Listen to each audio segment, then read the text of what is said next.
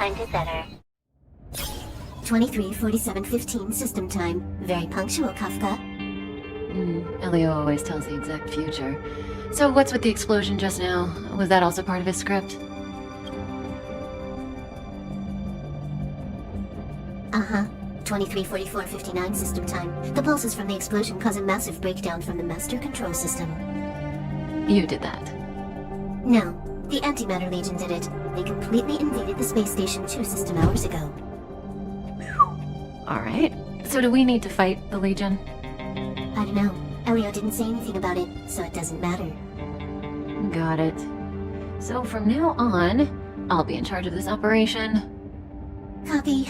Can you let me have some fun this time? Our last few operations turned out to be pretty dull. Sorry, I'm afraid there is not much I can do for you. Our task this time is just to place the target properly. But if you want to go look for some fun yourself, I won't stop you. I mean, after all.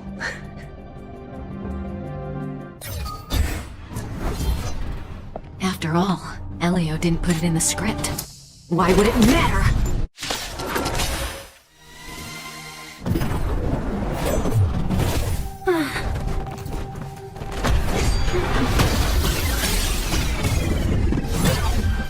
Cleaning up other people's mess isn't in my job description.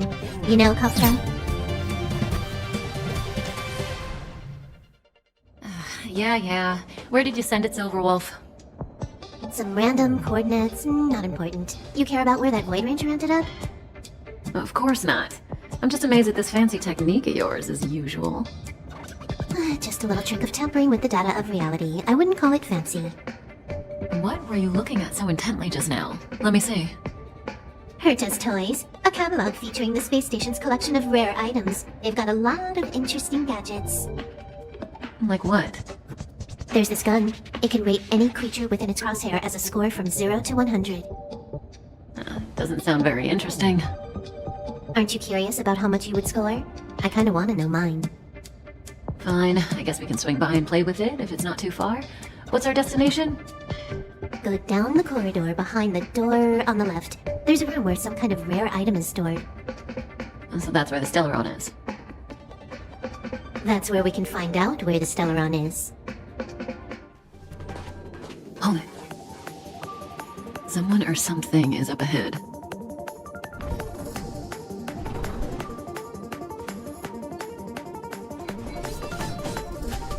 Looks like we're the ones getting ambushed. But they're the ones getting besieged. Not a single soul here. Impressive evacuation work. Did Herta organize it herself? According to the access history, she hasn't logged in here for over 6 months. The evacuation was directed by the acting lead researcher, a girl named Asta. It doesn't ring a bell. Oh, right. Elio said we wouldn't run into Herta. It seems she really isn't here. Where's the Stellaron? Elio's script doesn't include any info about the location of the Stellaron, which means in the future he foresees... We would find the Stellaron in a non-physical way.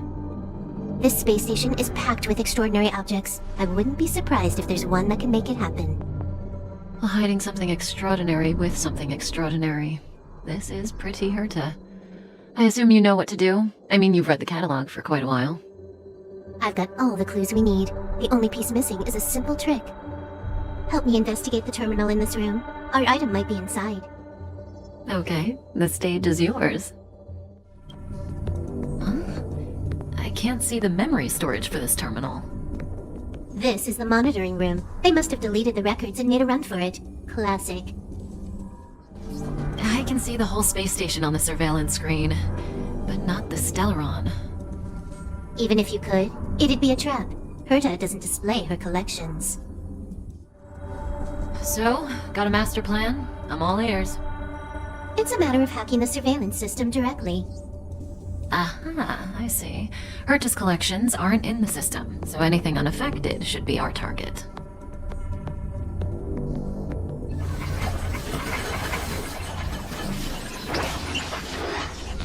Simple, crude, but effective. Look, found it. What's this? Item number 211, Line Spot. A simple light deflecting field. It allows an object in its field to pass unnoticed, but if a different item ceases to be obvious, the object gets revealed. So, Herta hides her collection with something as simple as this? The simplest method is the hardest to spot. Isn't that our motto?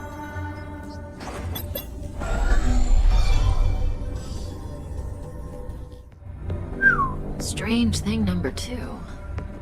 The data suggests it's just an ordinary hologram, but it has an added layer. Let's take a look. Don't worry, this place won't be our grave. It has its own security system. I guess even for Herta, Stellaron is no ordinary rarity. Can you get it? Of course. Even the genius Herta can't compete with me when it comes to hacking. Good. Then I'll also count on you with the preparation of the receptacle.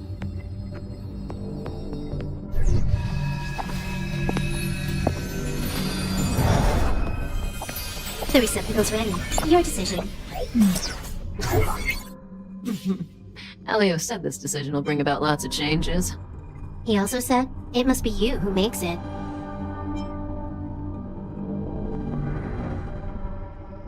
Want to give him a new name?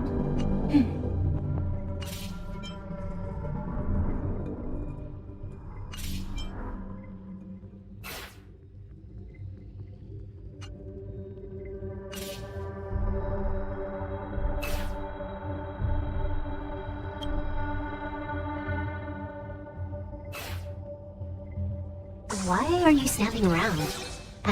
There we go.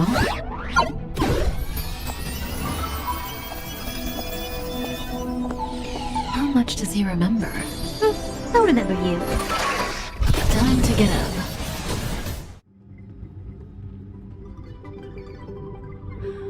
Oh.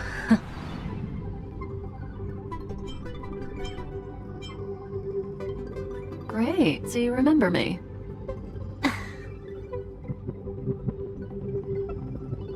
Listen, you are in a daze right now.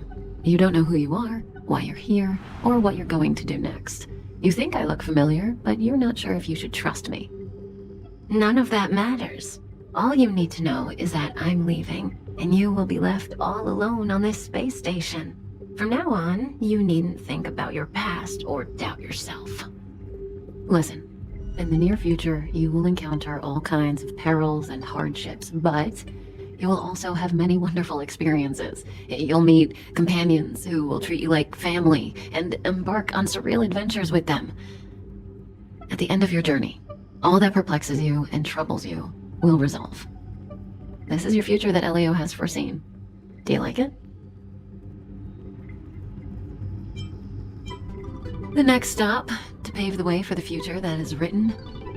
It's like weaving brocade. You and I can only add one gold thread each time, but eventually, we will make a gorgeous pattern. How long do you think you need? According to the script, the Astral Express crew is arriving soon. We should avoid being seen by them. I know, Silverwolf. Just give me another minute. I must leave now. Don't worry, someone will come and find you very soon. Just go with them. You won't remember a thing except me. When you have a chance to make a choice, make one that you know you won't regret.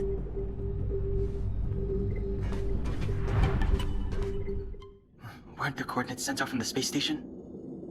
Who cares? They're here and alive. Do they look like a mannequin to you? Weak heartbeat and pulse. March, you better do CPR. Huh? I've never done it before. Don Hung, you do it. Wait, stop it! They're awake! Are you alright? Can you hear me? Do you remember your name? Aw, this isn't good. Can you try harder? I'm sure you can at least remember your name. Nice to meet you. My name's Don Hung, and this is March 7th. This space station was just attacked by the Antimatter Legion.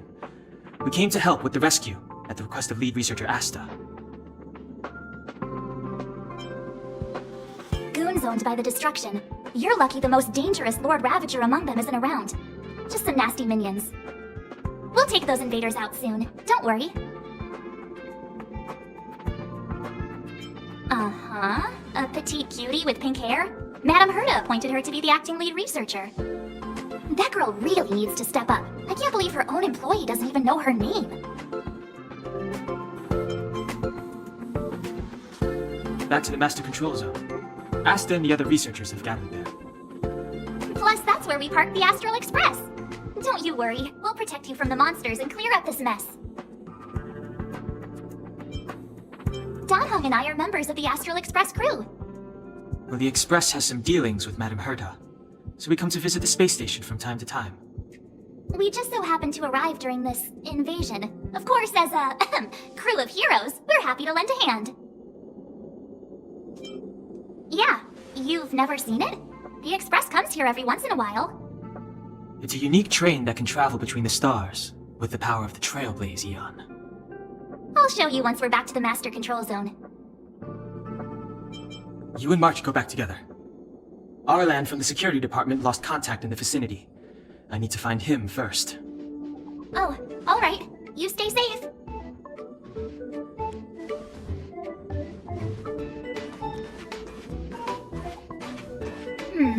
Maybe you should take this.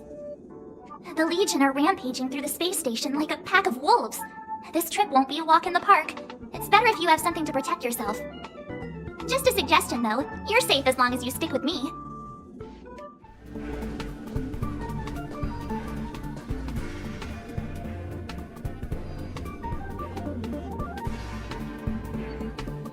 So we'll take that elevator on the central platform to go down to the Master Control Zone. Do you know the way? I noticed that you're not wearing the space station staff uniform. Do you really work here? Memory loss, huh? You must have been injured. Never mind. I won't ask if you don't want to talk about it. Let's go. I'll take you to the safe zone.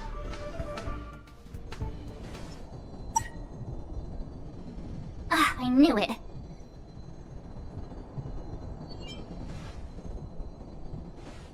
But it wasn't me. The Antimatter Legion must have broken it.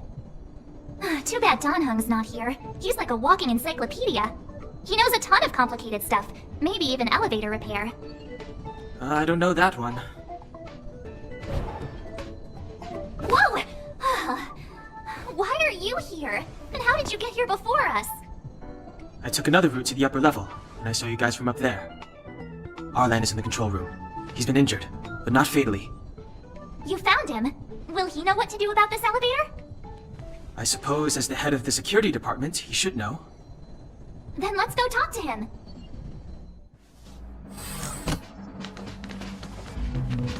Hey, you're all together?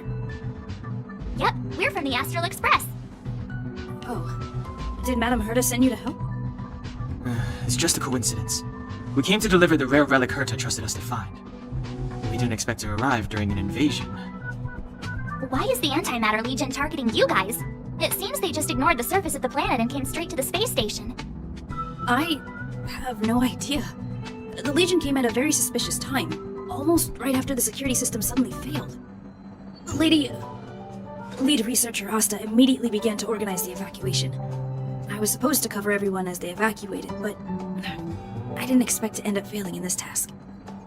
Don't be too hard on yourself.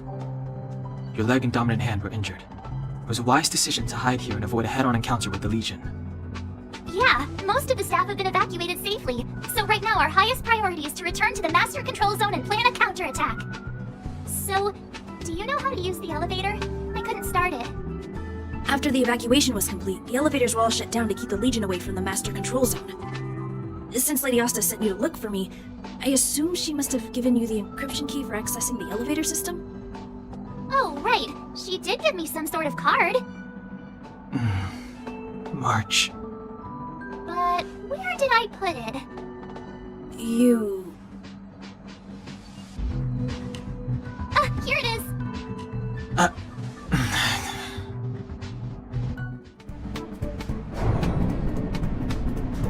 Let's go. Hold on! I only activated the elevator on the highest floor. We'll have to go there to use it. Because I mustn't give the Legion any chance to reach the Master Control Zone by the elevator. I must ensure the safety of the station staff. So I'll have to trouble you to take a bit of a detour. Apologies. Huh? You're not coming with us? My leg is injured. I'd only slow you down. I'll stay here and shut down the elevator once you've made it to the master control zone. You won't slow us down. And you should be able to shut down the elevators from the master control zone, right? Agreed. He and I made it here safely, and now we've also got Danhung. We're more than enough to protect you. Let us worry about the Antimatter Legion. You just follow us and keep yourself alive. Aren't you a nice kid? Thank you. Hey, these shiny things. Are these light cones? I thought only the Interastral Peace Corporation had rare stuff like this. No. Light cones are Garden of Recollection technology. They allow you to carry memories around. Very potent enhancement items.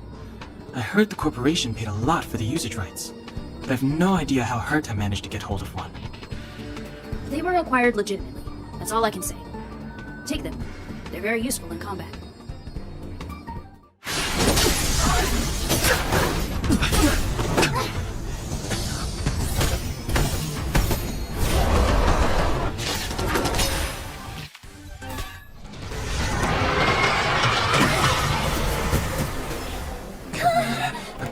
Hey, sore losers! You can't just gang up on us!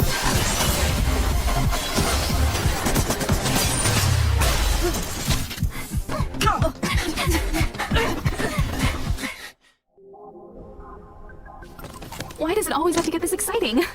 Anyway, at least you're back. March, Danhung, you've been through a lot. Oh, phew.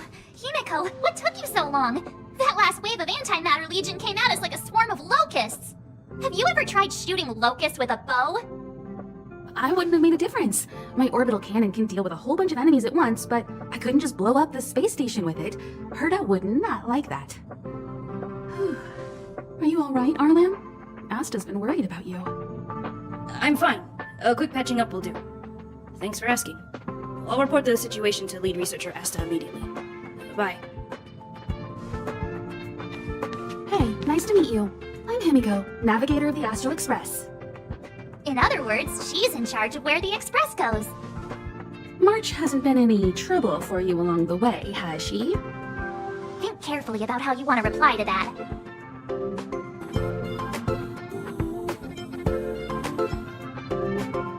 Well, that's the joy of youth. We should take every step forward full of energy.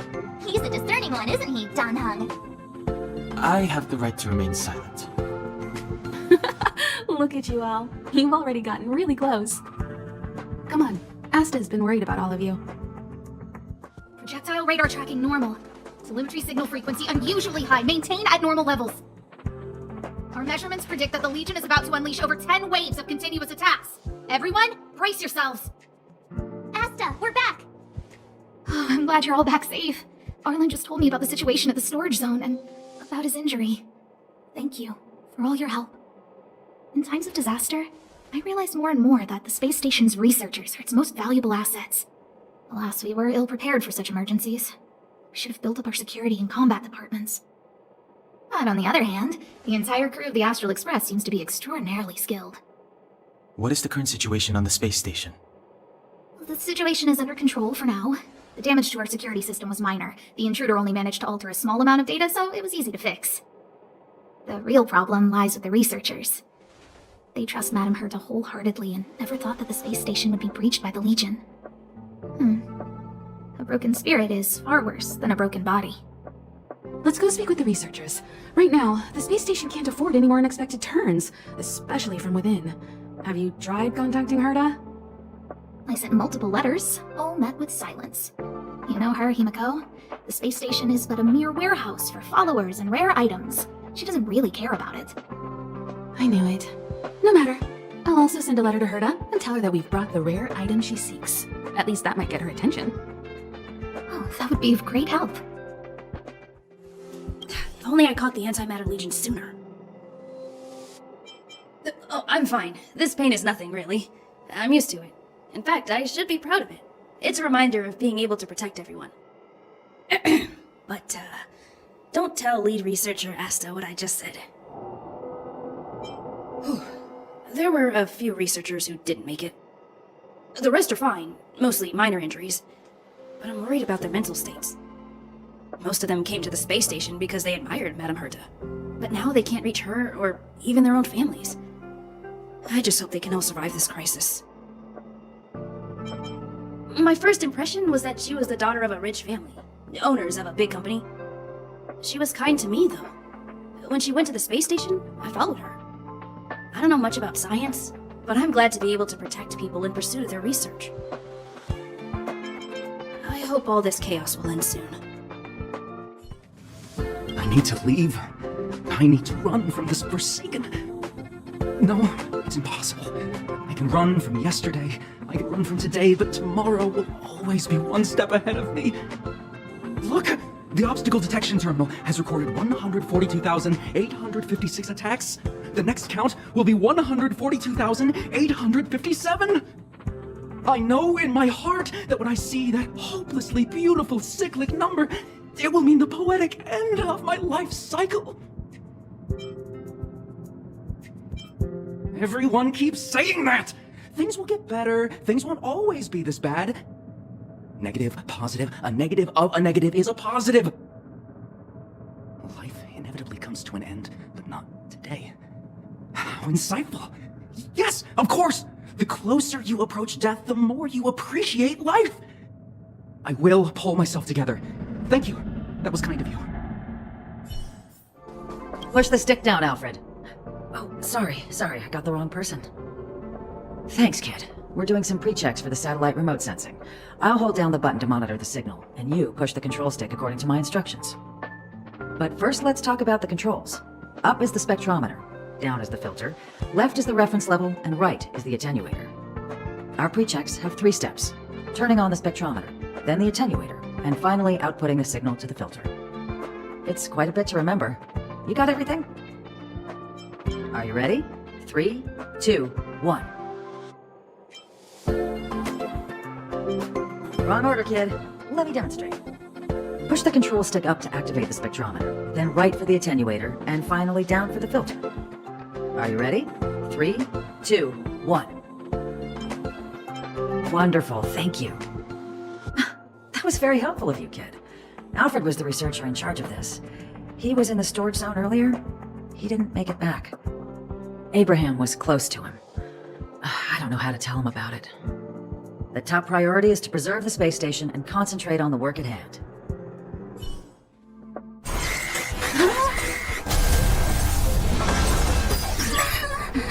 Take the express and leave. I'll stay. But Let's go. my zone's defense shield won't hold much longer. You all need to hurry. I'll be here. You've got to fend them off. You hurry. We lost communications. Are you thinking of going back? Well, let me remind you, that's the Doomsday Beast, the Legion's planet destroyer. The space station is Herda's creation. As long as the Lord Ravager doesn't intervene, there should be no problems. But we can't just run away like this, right? The Doomsday Beast can rip off the defense shield like tearing paper, and Herda's not here. The station's defenses are too weak to stand against the Antimatter Legion. Either way, the Legion has the blessing of the Aeon Nanook. They came prepared, and everyone here is not. That's why we have to leave and take him with us. He's that important? He's the one who can help us turn the tides. Of course, I may be wrong. As you say so. Alright, what should we do next? This is the supply zone where the maintenance crew works. There's a path here that leads to the railway platform. Let's head over there and meet up with Welt. Mr. Yang? Mr. Yang's here too? Didn't he stay on the express? The Astral Express tracks our coordinates in real time, and with such a huge change in the space station's movements, there's no way Mr. Yang wouldn't have noticed. I can almost guarantee that your Mr. Yang is already on his way. Right now, we might be able to handle things if it's just the Doomsday Beast, but if the Destruction's Emanator were to appear...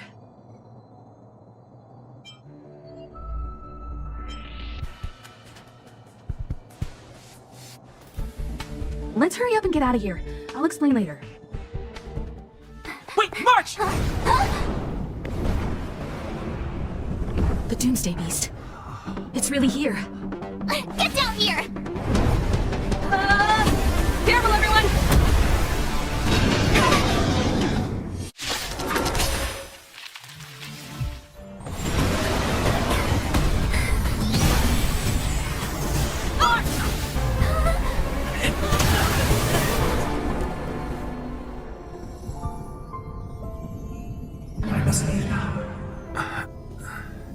What happened? Who is that?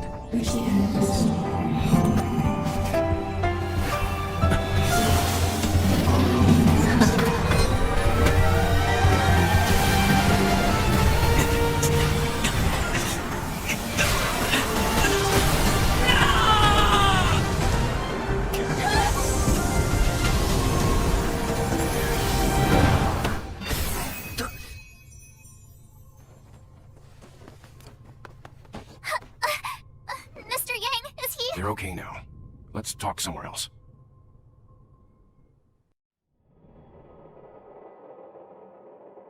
Is this the space station? Hello there. Not bad. It would have been even better if you didn't faint, but thanks to you, the Doomsday Beast was as tame as a kitten. It had no temper at all. Yes, and you are the hero. Get up when you feel better. Himeko wants you to go find her. I have something to do, so I won't go with you, alright? By the way, we should exchange beacons. If you get lost or something, feel free to text me. Okay, off I go. Bye! You're awake. I had March and Danhung stay by the express to keep an eye on things. It's almost time. She should be arriving any moment now. I've only been gone, what, a few months? And the space station is already in this state? Welcome back, Herta. This is the true master of the space station. Genius Society number 83, Herta. At least give me a proper introduction. Genius Society number 83? Of all my outstanding achievements, that's what you want to mention? Yeah, up to speed yet? That place you all turned upside down? That's my property. So, this little twerp has the Stellaron now? Huh. I'll have to take a good look. Truly amazing! I built a whole space station just to contain this unactivated Stellaron and keep the blue from disaster. Yet someone was able to achieve that with this little twerp's body? How did they do it? Moreover, the Stellaron is still very stable in his body. You're right! This little one's body truly is strange. Alright, I got it. But I'm still gonna call you Little Twerp. The space in my brain is too valuable to store people's names. Oh. Well, thanks for remembering my name then. That's different. We have business with each other. What was your name again? Forget it. Let's focus on the one who can store a Stellaron in their body. Can I bring him in for some research? That's not up to me to decide. You can ask him yourself. This little twerp's pretty financially motivated. Oh, I like it. All right, give the poor child a break, Herta. I'm very interested now. So there's almost nothing I won't accommodate. A Stellaron in your body? How interesting is that? Be grateful that I'm offering to help you out. This is a service even the IPC can't buy. You understand now? Herta wants you to stay in her space station. Well, I'm going to have to modify your wording here. This little twerp can only stay temporarily until the research is done. Or maybe I'll lose interest halfway through and they can just beat it. And after that? Not my problem. You also have another option. The Astral Express. If you want, you can leave with us.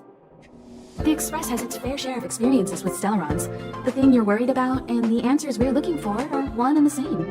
Besides, we can come back any time to let Herta conduct her research. She's absolutely fascinated now. Well, works for me. Keeps the subject fresh too. And that way, I won't need to keep worrying about this little twerp all the time. Perfect.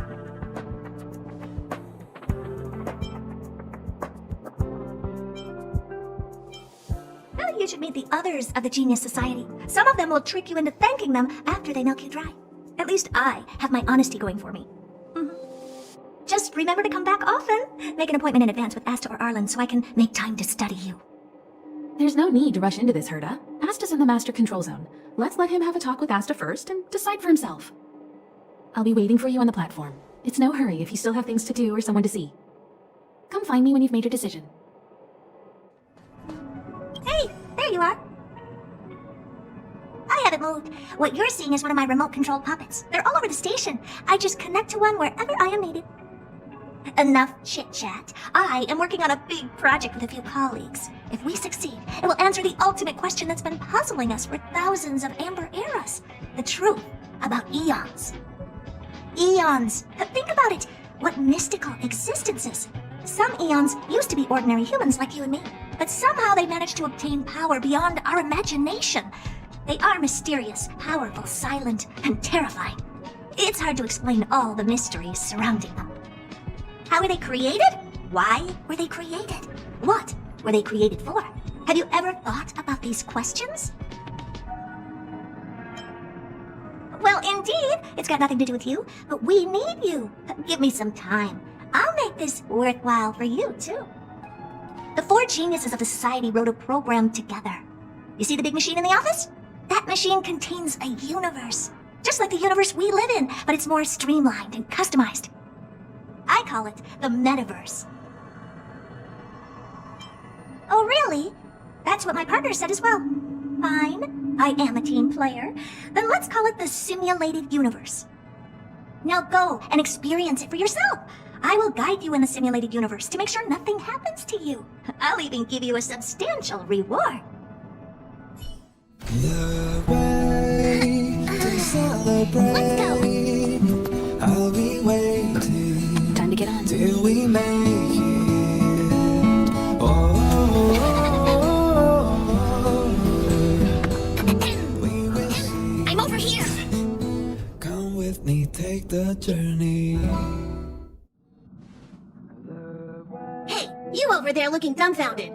Yes, Pom-Pom's talking to you. Himiko told Pom-Pom about your situation. Now listen up.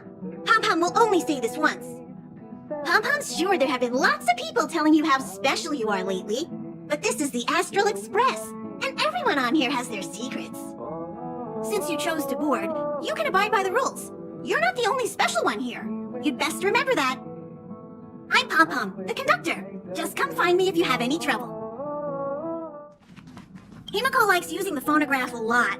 She says it can play melodies from the past. Welt likes collecting these jet black discs. It seems like they could be antiques. He'd be very happy if you could bring a few back. Hey! You don't have any questions to ask Pom-Pom? Is it because you think Pom-Pom talks too much?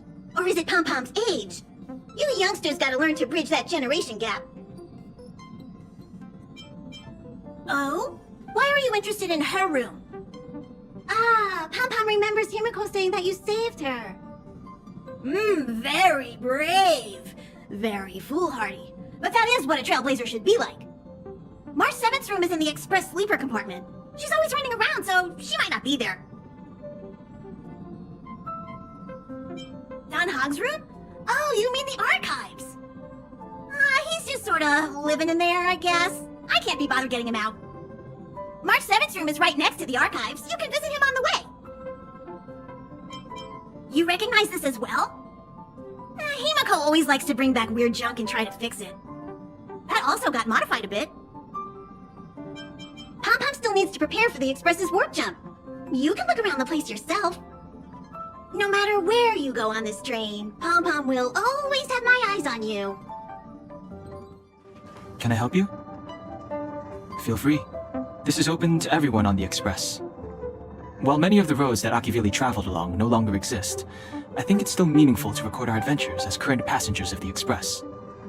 I enter the collected data into the Archives databank. I try to catalog the people and places the Express encounters, and compare and contrast them with the existing records. Do you see the terminal over there? It can be used to view information already stored in the databank. Do give it a go. You took long enough, but at least everyone's here now. He won't be here, so just leave him be. Oh yeah, take these. A tiny bonus from the conductor to the passenger. Think of it as an investment in your future growth. Okay, everyone, hurry up and find a place to sit down. Try not to be like March, always running around the Express like a headless chicken. Pom-Pom's going to start the final preparations for the jump. The universe. The Astral Express. Eons. Did I get dragged into a science fiction movie or something? This Stellaron thing in my body. Are you trying to shoot the stars? I've done stuff like that before. But it wasn't stars for me, though. It was lights. When I first woke up after being rescued from the ice, I could see clusters of stars in front of me. I reached out for them automatically, but they turned out to be the carriage ceiling lights. The whole crew was watching me. It was pretty embarrassing. Like I was some kind of weird alien. I don't really blame them for being curious, though. They had no idea where I came from. You might not believe it, but before all this, I was stuck in a huge block of ice drifting through space. Himeko and Mr. Yang and... who was it again? Anyway, they figured out a way to melt the ice and saved me. I don't remember a thing. Who I am, where I'm from, my name, it's like everything was erased from my mind. March 7th was the day they found me, so it stuck. Ever since then, I've been hanging out on this train and following it to whatever destination it decides to stop at. I'm hoping that one day, I can find my past. What am I talking about this for? A way to get everyone down, huh? It's fine. I was the one who brought it up. Cheer up! It's not every day someone gets to ride on the Astral Express. Ah, here comes the conductor. The Express has reached a safe distance from the space station. We'll be jumping in about 10 minutes. Return to your seats, please. Both of you! Things could get bumpy. Thanks, Pom-Pom. But did you really have to come and remind me? I'm not a newbie, you know. Well, it wouldn't be necessary, but Miss March 7th likes to challenge herself. And falls over every time. That's just called never giving up. Hello? Hello, Helen? All passengers, please return to your seats. The train is about to make the jump. Hold on, everyone. I won't fall over. I won't fall over. I won't fall over. 5, 4, 3, 2, 1.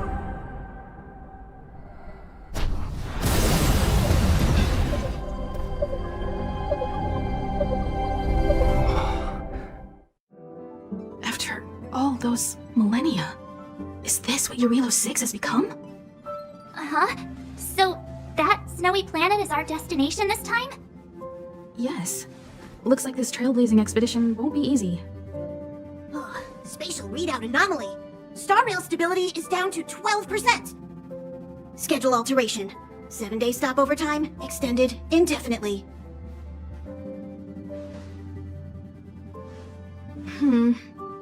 The complex locality of this world has been affected somehow. The star rail has been blocked off by something. Take an ordinary train as an example. It's like the tracks up ahead have suddenly snapped, and the way forward leads straight into a collapsing abyss. The only sensible thing to do would be to brake hard, right? If we try to force our way ahead, there could be a hefty price to pay. This again? Don't tell me. It's gotta be. The results of the preliminary analysis are here. The anomaly stems from a Stellaron, as always. Yes, just like the one that's been placed into your body. Don't worry, it's not the first time our route has been obstructed by a Stellaron. Stellarons are clouded in mystery. Even Herta isn't able to fully understand them, but at least we know how to neutralize their influences. The only thing we can say for sure is that their arrival causes massive changes to civilizations and ecosystems. They also generate distortions in space, such as fragmentums. There must be an inextricable connection between the Stellaron we're dealing with here and Urilo 6 becoming a frozen planet. Our current theory is that Stellarons are seeds of disaster, planted by a certain eon throughout the universe. We can't continue to trailblaze without removing the source of the disaster.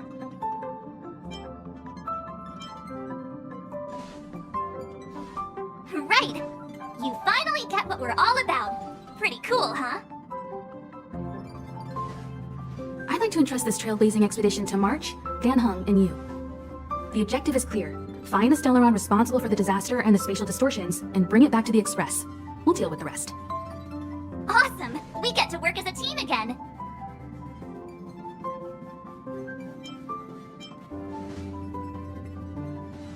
Someone has to stay on the train or Pom Pom will get lonely. Not to mention, Nanook threw us a glance just now. If we're targeted by the Antimatter Legion, then things could go south fast.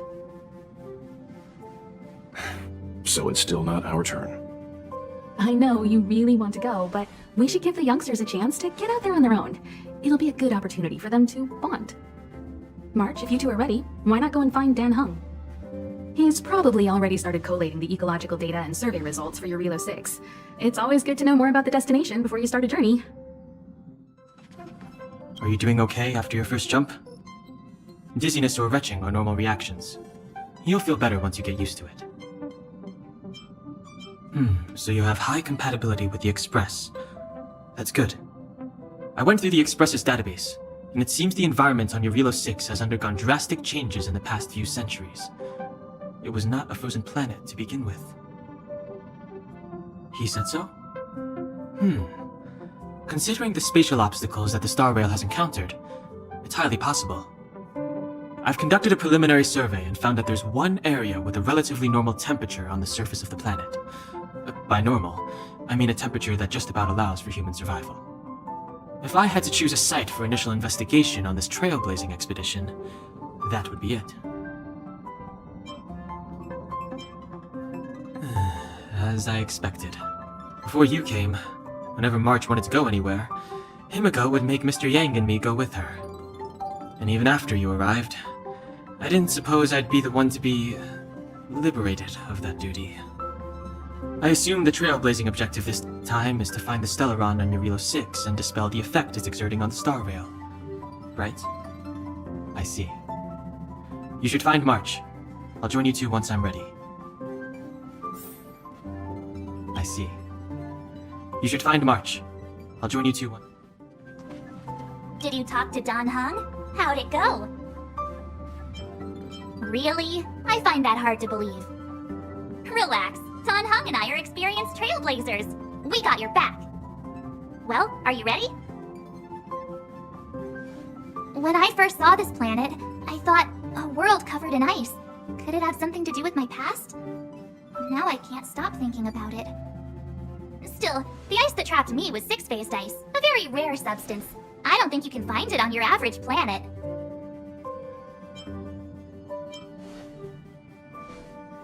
To be honest, I think I'd be kind of annoyed if I found out this was my home world.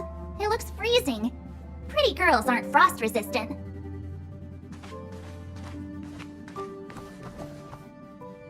What? Is there something on my face?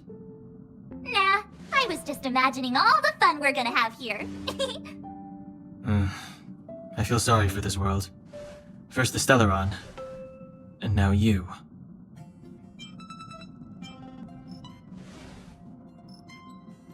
All right, here comes the Relo 6 Trailblaze team.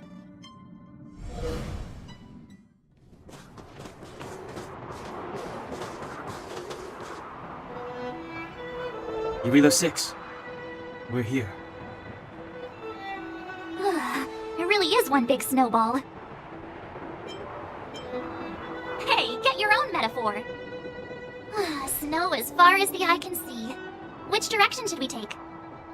Based on the coordinates, the target should be up ahead. Then what are we waiting for? Let's go! Me neither. If only we had a snowmobile. We never get to bring anything cool from the Express. Do you remember what you did to our last snowmobile? Anyway, moving on. Remember, we should stay vigilant. We know very little about this world. Calm down. Between the three of us, nothing will stand in our way. I mean, come on. You've got a Stellaron in your body. I have my special six-phased ice powers. And Dan Hung, he's got that mysterious past thing going for him. So if people start creating trouble for us, they're gonna regret it. Well, let's not get ahead of ourselves. Let's go. Braving the unknown? That's the real spirit of trailblazing. These buildings have been buried in the snowfall. Huh? So these are rooftops? How long would snow have to fall to get this thick? A long, long time. Hey, get out of there or you'll shiver to death. Holding your breath won't help. I got this, March.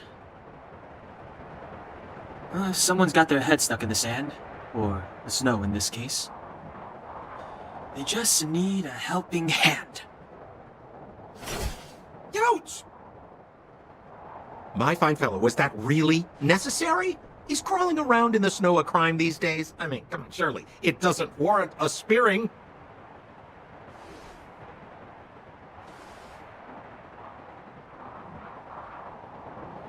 But then again, how can I blame you?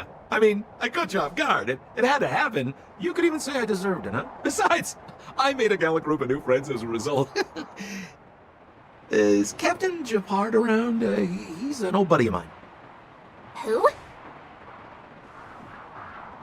Wait, you're not Silvermane guards? Well, why didn't you say so? Turns out we're on the same side after all. Pleasure to meet you. The name's Sampo Koski. Excellent, I'll remember the name. Never thought I'd run into friends from the same line of work out here in this frozen wasteland. Business is bad these days, but fear not, Sampo Koski isn't interested in hoarding. There's more than enough treasure to go around, so let's get rich together. Say, why don't we join forces?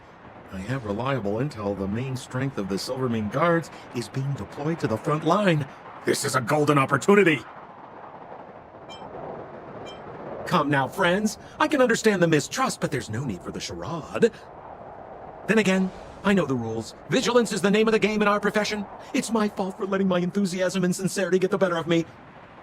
Anyway, a meeting like this has to have been written in the stars. Ask me anything you like. I won't skimp on the details. Still make it snappy. You're never more than 10 feet from a Silvermane guard. Settlement? What a literary turn of phrase. Why, there's only one place in this world where the living still reside. Our beloved Bellabog. The further away you get, the dicier things become. The city of preservation, the towering citadel, humanity's last bastion against the eternal freeze. It may sound a bit over the top, but those names are grounded in truth. The only place humans can eke out an existence is behind those impregnable walls. Me? You guys scared me to death. There I was, looking for relics to sell, when all of a sudden you came stomping over. I thought the Silvermane guards were paying me a visit. Seriously, though, try trading a little lighter next time, huh? If you run into the guards, they won't hide in a snowdrift, and you'll be in a cell before you know it. You really don't know? The Silvermane guards are Bellabog soldiers, enforcers, and police. Let's just say they're not the most flexible of people, and they like paying visits to folks in our line of work. Seems like you guys really are new to the business. To be young and naive again. How about this? As a senior in the field, which I'm sure you don't mind me saying, I'll give you some free guidance. There are ways of doing things in this profession, and you better get familiar with them. Moving in the shadows, finding the goods, pricing your stock, hiding from the guards. There's an art to all of it. No need. Why don't you just take us to the city? We don't really know the way. The city? Already? They haven't even started trading yet. Well, showing you the way is easy enough, Missy, but it would cost. But it would be my pleasure. Kindness is Sampo Koski's middle name. Follow me, friends, and keep quiet. We don't want to be spotted by the guards. Rule number 7, never leave a footprint. I have my own special technique called invisible snow walking. Helps me throw off pursuers in no time. Who are they?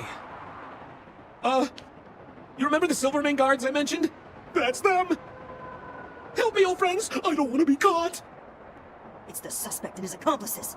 Arrest them!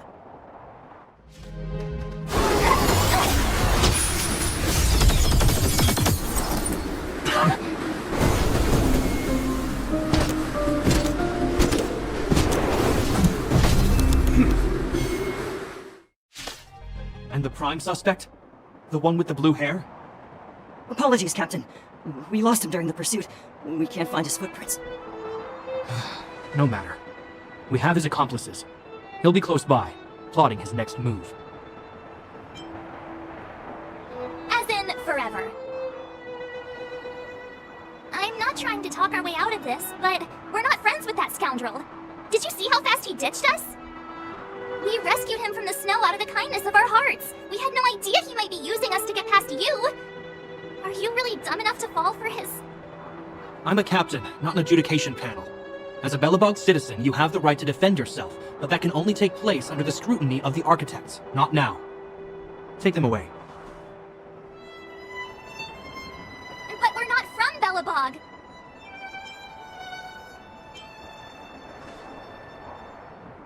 Photos?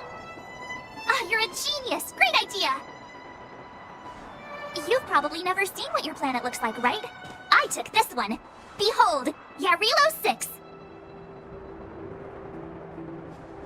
You mean to say that this white ball that's here, that's our home? How can that... It is said that a long time ago, strange visitors from beyond the sky would visit us here, but that after the eternal freeze, the blizzards made passage impossible. And Belobog would cease to witness such arrivals. But these people are... This decision is beyond us. If what they say is true, then only the Supreme Guardian may decide their fate. Our job is to present them before her, nothing more. Outsiders, follow me. Belobog lies beyond this blizzard.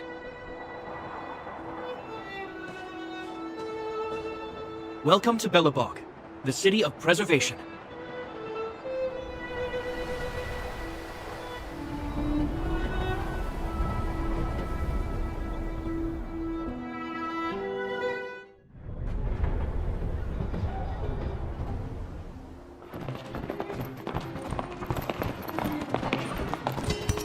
Hey, it feels like it got a bit warmer.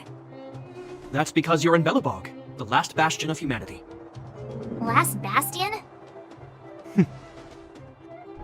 700 years ago, monsters from beyond the sky set the world ablaze. The land was turned to scorched earth, with raging infernos and billowing towers of smoke stretching beyond the horizon. In the midst of the conflict, the eternal freeze descended without warning. Suddenly, sweeping winds brought blizzards which buried the invading legion. Belobog was all that remained. The steadfast architects built this city. Under the protection of Klepoth, the preservation, Belobog remains forever warm in the face of unrelenting cold. He's sure saying some weird stuff. A marked change in tone. It sounds like he's quoting from a historical record. Uh-huh. So why is he telling us all this? You wanted to know.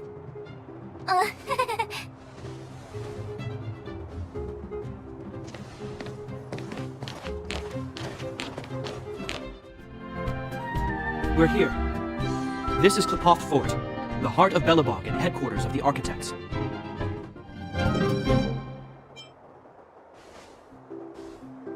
Klepoth is the symbol of preservation. Under Klepoth's impulsion, the architects constructed Belobog, thus protecting the spark of civilization from disaster and the eternal freeze. To show our reverence, we named this fortress after the Aeon themselves. The architects, under the protection of Klepoth, have continued to lead this city forward, repelling all manner of disasters. This fortress is also the residence of the Supreme Guardian. The Supreme Guardian? The leader of Belobog, elected and appointed by the architects. The Supreme Guardians have watched over this city for generations, sheltering the people from harm. The current Guardian is Madame Caelus Rand. Every major strategic decision is issued by her. Whoa, she sounds like a big deal. I will now bring you to see Madame Caelus. Please, have your words at the ready. Her time is precious, so she prefers concise communication. We're gonna see her right now? Can I at least find a place to freshen up first?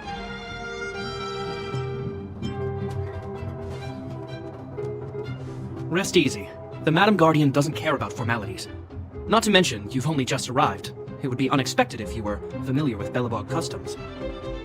I've dispatched a messenger to send word. Madame Caelus will be aware of your arrival. Come with me.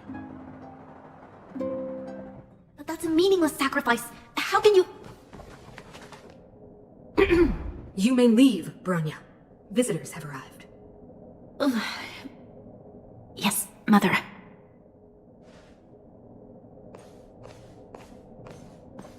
Madam Guardian, I have brought 3 outsiders to see you. The messenger informed me. Well done, Jacquard. You may leave.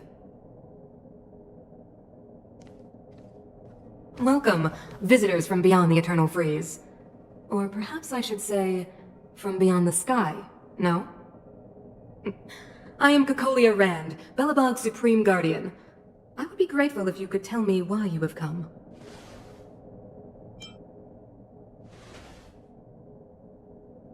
Do you wish me to doubt it? Or perhaps you're not confident in that identity yourself? No, I do not doubt it. I can see that you are not from this world. The architects remember the history well, else we should forget it. I know that in the distant past, before the Eternal Freeze descended or the Legion invaded, this world was once prosperous beyond measure. An eon connected our planet to other worlds, and we discovered the endless possibilities of the boundless universe. We also came to know of Klapoth, the Amber Lord. Under their attentive gaze, we built the city walls. So do not be surprised. For 700 years, the architects have received no further communication from the stars. But I knew of your existence. Tell me why you have come. Do you think anyone's gonna know what you're talking about? We came here for something known as a stellaron. A stellaron? Objects that fell from the blue on separate worlds. Their appearance spelled disaster. Many of the planets we visited have suffered their effects. You mentioned invasion by the Antimatter Legion. Soon after their arrival, this planet suffered the Eternal Freeze. At the same time, the phenomenon known as fragmentum space corrosion began to occur. Correct? Correct.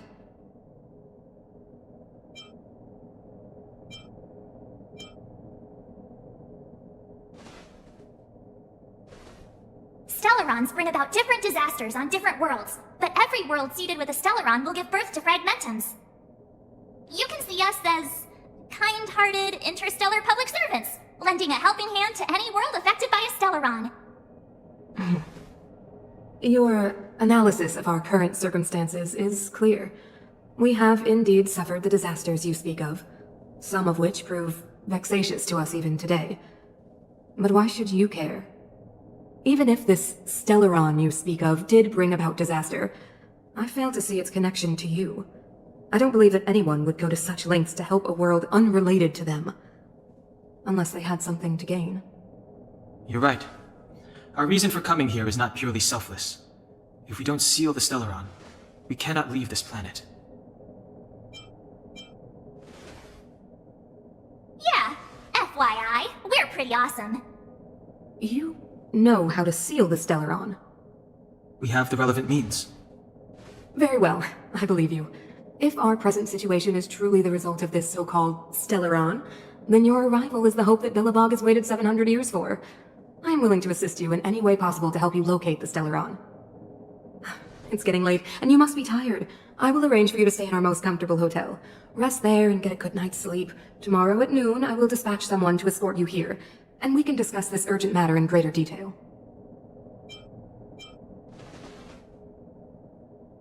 It should be me thanking you, visitors from beyond the sky. I too need some time. I will go over our records for anything that may be connected to stellarons.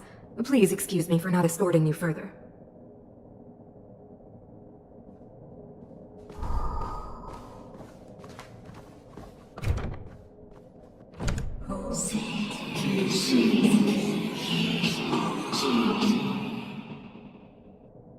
Of course, I understand. Do not worry. I have a way. It seems that the Supreme Guardian holds you in high regard. I have received orders that your movements are no longer to be restricted. She's the big shot. Definitely got that Queen of the Castle vibe going on. Oh, so cool. I'm afraid I still have duties to attend to. I must return to my post. I hope you enjoy your stay in Belobog. Wait, can you recommend some sites? It's not that late. We want to take a look around. Well, I'd say that Golden Theater and the History Museum are both worth a look. However, you'd need a pass to get into the museum. I recommend you visit Everwinter Monument first. It's Belobog's most symbolic landmark. And if you enjoy music, you could head to Neverwinter Workshop. You can sometimes catch an outdoor performance there. The artist is... you'll see. Oh, and if you're staying at Goethe Hotel, please avoid the alley that runs next to it. The one with Silvermane guards stationed there. It's started to be affected by corrosion recently, so it's been sealed off. So the corrosion is inside the city. That's a grave situation. Yes, we're mounting a resistance as we speak. I must leave now. I hope all goes well for you. Wow, carved ice. It feels perfect for this city somehow. Whatever it's made of, it can't be ice. I guess you're right. It's actually pretty warm in the city. Hey, what's with all the children over there? Should we go and take a look? So let me introduce myself. I'm the intelligence officer for the Silvermane Guards, and a temporary guide for the A Journey Through Belobog's history program. My name is Pelageya Sergeyevna, but you can call me Pela. Yes, Miss Taylor. And perhaps the grown-ups among us could refrain from acting like children? Okay, guys, take a look over here. This is Everwinter Monument. It was erected to commemorate the mighty architects. The architects are followers of the Aeon Klipod. It was they that foresaw crisis, built up our walls, and established Belobog, preserving the spark of human civilization. Even today, they are still tending to the city.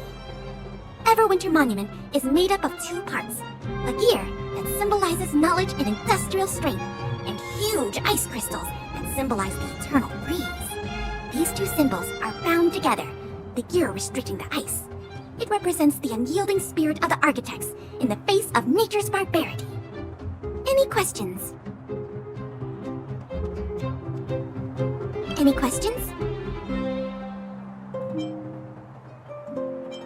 The monument is made up of two parts: a gear that symbolizes knowledge and industrial strength, and huge ice crystals that symbolize the eternal freeze.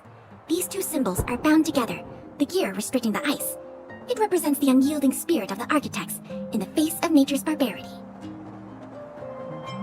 You mean, what are they made of? It's geomarrow that's undergone a change in color. The color of geomarrow is related to the environmental temperature during its refinement. The architects are followers of the Aeon Klipod. It was they that foresaw the crisis, built up our walls, and established Belobog, preserving the spark of human civilization. Or, to put it another way, the architects are Belobog's founders and saviors. Even today, they are still tending to the city. That's a question for the Scientific Research Division, though they may not be able to give you a definitive answer. The Eternal Freeze is no ordinary natural disaster. Meteorological records from hundreds of years ago cannot explain the cause. To put it simply, it's a problem that has plagued Belobog scientists for centuries. And what about you guys?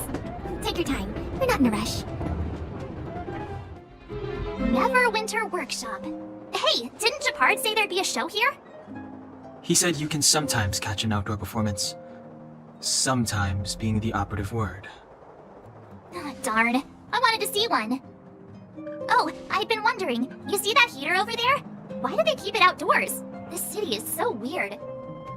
Normally you'd want a heater inside a building, right? If so, I'm not sure mighty is the right word for these architects. Tiny heaters are no use against the Stellaron disaster. You guys sure have a lot to say about that broken heater. Oh, wow, she's cool. Hi there. The name's Serval. I'm the owner of this workshop. If you got any broken equipment lying around, you can always come find me, though I can't guarantee I'll be interested in fixing it. Oh, we're okay. I was just curious about the heater. Curious? About the heater? It's just a standard geomarrow radiator. You can find them anywhere in the administrative district. Huh? What's wrong with that? Everyone around here knows the way I work. Ah! I figured it out! I heard a loudmouth guard say that a group of outsiders had met with Cocolia. You must be them? What an honor! Where are my manners? We can talk about heaters all day if you like. Let's have a chat. The heater you saw is just a standard geomarrow radiator. They may not look like much, but they're a real lifeline to the people. The blizzards here are brutal. If we didn't have a reliable way of keeping warm, Belobog would long since have become a dead city, both above and below the surface. It's an ore, a special energy resource. Whether it's keeping the city warm or keeping our counters ticking, everything runs on geomarrow. Geomarrow grows beneath the surface of the planet, and specialist underworld mining teams are there to extract it. Transport lines shuttle it up to the surface. In the overworld, we use the same lines to ship surface goods and aid down to the underworld. You didn't know? Belobog is structured like two big connected disks. The overworld is responsible for administration and trade, while the underworld is responsible for energy supply and resource extraction.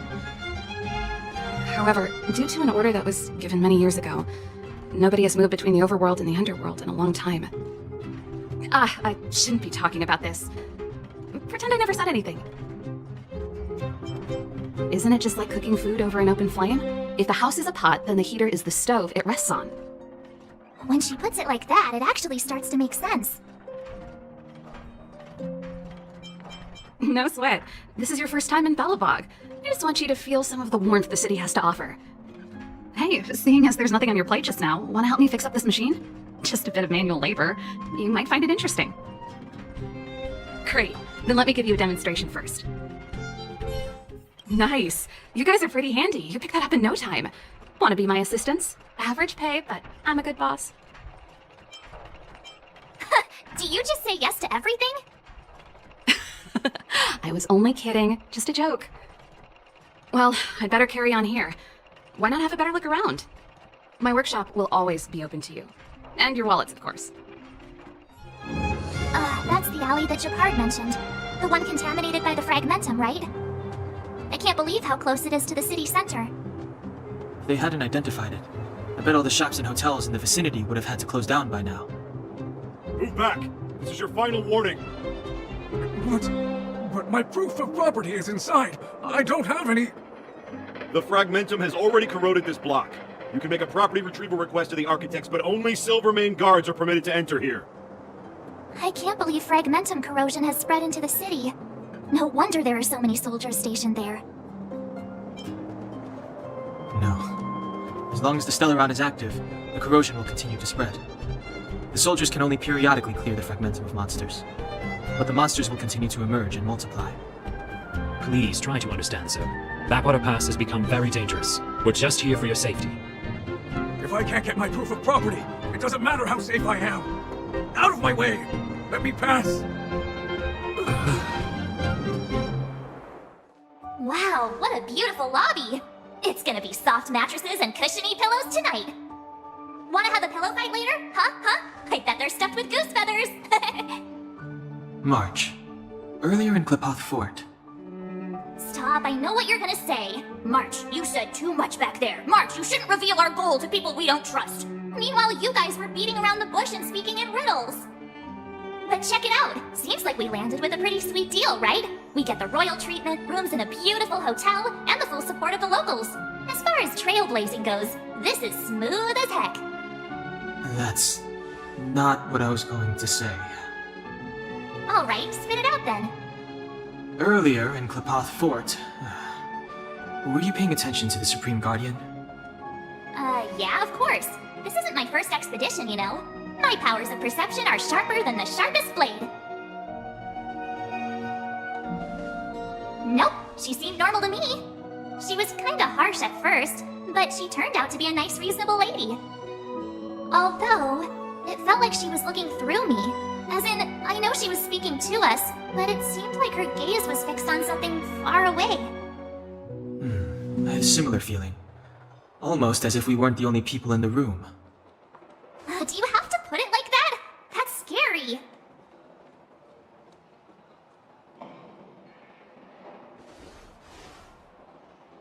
Well, there's no way he'd get past Dan Hung's sharp eyes. Perhaps I'm too sensitive. She did promise to help us. I just hope she keeps her word. Let's get some rest. We need to save our energy for the discussions tomorrow. Is there anything left to do? We're meeting the Guardian tomorrow. There won't be any time for sightseeing.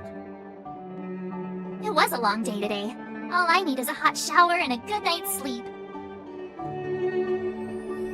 You too. Let's get to bed early and save our energy. I sense the next few days could be tiring. Well, I'm off to my room then.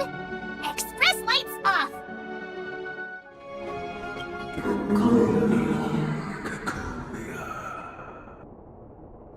Who are you? What are you? We are allies.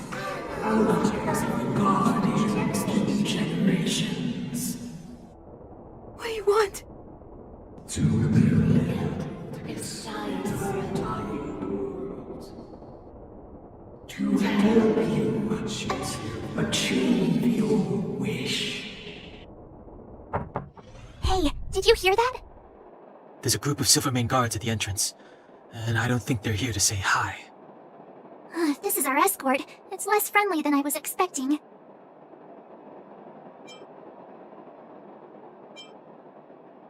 I just have a feeling. Let's go and meet them. We won't know until we're down there. Hey, Commander Branya is waiting for you all down below. Hurry up and go see her. And no tricks. Are we in a lot of trouble? Huh? It's you. You were there at the ford. I am Branya Rand, acting commander of the Silvermane Guards. In the name of the Amber Lord in the Highest, and under order of Supreme Guardian Caelus Rand, I hereby arrest the suspected infiltrators under the charge of plotting to incite rebellion. As agent of the Supreme Guardian, I herewith temporarily strip you of your freedom of action and speech. When you are tried by the adjudication panel, you will be given the opportunity to defend yourselves against the accusations. Resistance will prove futile. You must come with me. Wait a minute! This isn't what we agreed! She said we were gonna be escorted to discuss an urgent matter! This is an orchestrated betrayal, obviously. Looks like we've been downgraded to accomplices. Again. It seems like it's every third planet this happens. That's because you always act without thinking. You never have a plan. Hey, I'm improving. I'm coming up with a plan right now. And... got one! Donna, the alley. The one that's been sealed off. It's possible. March. Be ready to make an escape. Huh? Really? I just wanted to say something. 3 of a kind. Shh! It's an old Astral Express escape signal. Do you play cards? 2 pair. Hey, what are you whispering? Let's get going. Ace!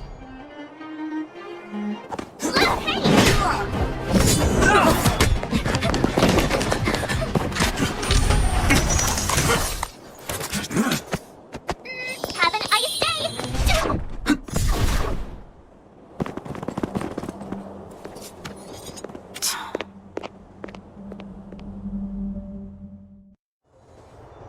They charged straight in!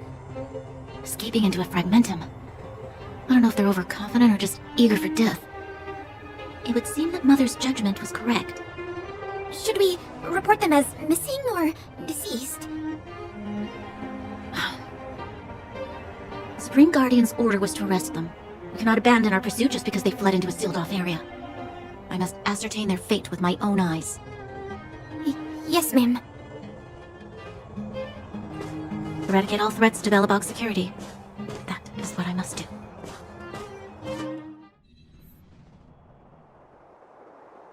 Ha! See? They weren't brave enough to follow us! Freedom! Serves them right. Better luck next time, slowpokes! Well, you can get good at getting lucky. We caught them by surprise. Nothing more. They'll be in pursuit soon enough. Let's follow the path. We need to guarantee our own safety before making any further plans. Wait! There are Silvermane guards here. Careful not to alert them. They must have entered from another direction to cut us off. We should avoid an open conflict. Let's find another path. It doesn't seem like there's any way to open this gate. Ooh, check this mechanism out! Look familiar? Yes, we saw one in Serval's workshop. We need to solve it before we run out of time. The guards are right on our heels. I don't see a switch for the gate. Over there! There's a monster in the area. We'll need to deal with it first.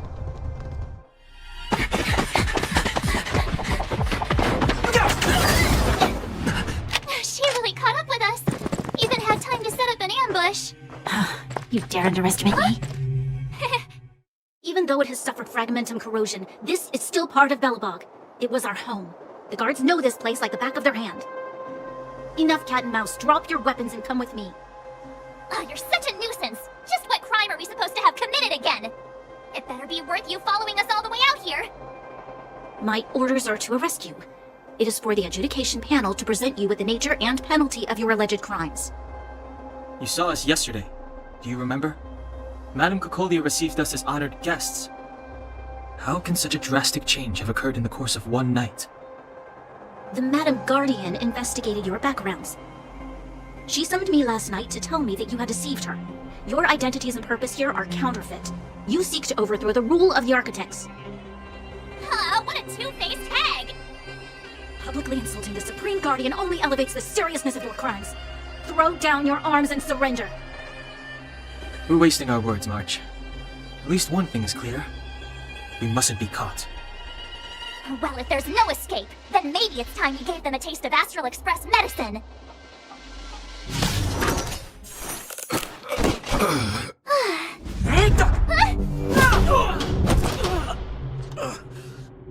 Lady Bronya! I'll handle these evildoers myself.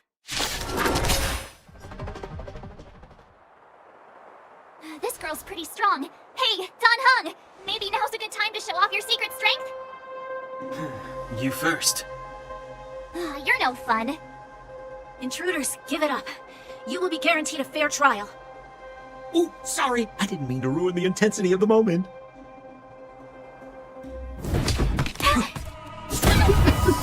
What is this? I can't breathe! I have one thing to say. Sampo never lets friends who've helped him come to harm. I say what I mean, and I mean what I say. They will suffer, sacrifice, and die because of my order. It is not death which creates them. They will be swept into the infancy of a new world. What about the Underworlders? They will lose the protection of the Architects. They will see me as a tyrant. You have witnessed the world we have promised. A temporary misunderstanding for an eternity of prosperity.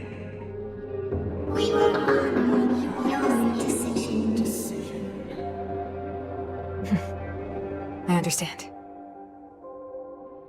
Come on, those toys of yours aren't that dangerous. Then why hasn't he woken up yet? Because he's sound asleep. Didn't you hear him sleep talking? Poor child. Sounded like a bad nightmare. Tell me the truth, Sampo. What are you gonna do about the Overworld girl? What am I gonna do about her? Why, wait for the opportunity and send her back, together with the rest of them, of course. Hey, come on, what's with the... You're a bad liar, Sampo Koski. What?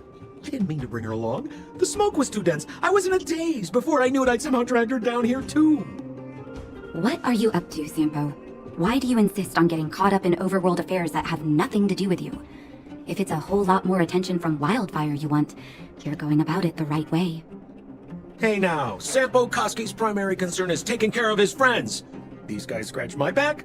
How could I live with myself if I didn't scratch theirs? And another thing, where does Wildfire get off, assuming that these fine folks won't come in useful to them, huh? I mean, you never know. Which is why you've set them loose in the underground? Come on, accidents happen. I'll have them rounded up in no time.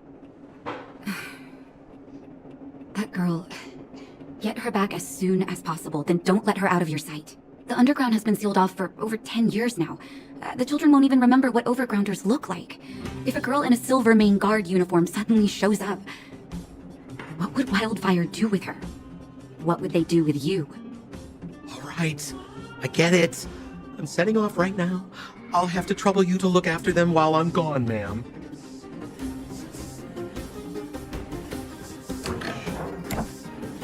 Hey, sleepyhead. Looks like you're awake. How are you feeling? Any aches or pains? I bet. You were mumbling something about stellarons and wishes. I couldn't make sense of it. Well, now that you're awake, you should probably try moving your limbs. I'm Natasha, a doctor in the underground. You've already spent a day in my clinic. Nice to meet you too. You're very polite. Sampo's gone to clear up a mess of his own making, so I'm looking after you in the meantime. Based on your current state, I don't think there's any cause for alarm. You seem perfectly healthy. So if you don't mind, I'll go and take a look at the other patients. Sampo just told me that you lost consciousness. He didn't say why. Still, I'll wager it had something to do with him. He's always tinkering with his devices. Anyway, the opinion of the clinic is that none of you have come to harm. Sampo told me. Don't worry, the Silvermane guards won't follow you below ground. We've been cut off from the surface for many years. Even when things were at their worst down here, they never showed. Of course, I don't know the whole story behind why the architects ordered the lockdown. Who knows? Thanks to you, they might finally be about to lift it. Something that Wildfire's wanted to achieve for a long time now. Oh, please, you needn't worry. You've just been asleep for a while. I barely had to lift a finger. I might have exaggerated your condition for Sampo's years, but that guy owes me. You better bring me back some medicine. They've been up for a while already. The young guy with the dark hair left first. He went with Sampo. Your rowdier friend took off soon after waking up. I imagine she's taking a stroll nearby. As for the girl in the Silvermane guard uniform, I told Sampo to watch her, but it seems that he left his post, and she made a run for it. Good question. He's a man of mystery. He claims to be a simple cross-border businessman. Not that there's much to interest an overworlder down here. Either way, he's got a surprising number of connections. I've managed to secure more than a few urgent medical supplies through him, and he's been a big help to Wildfire. In any case, I don't think his intentions are sinister. It's a grassroots organization. Think of it as the Silvermane Guards of the Underground, but less stone-hearted. No need to thank me. It's a doctor's duty to heal.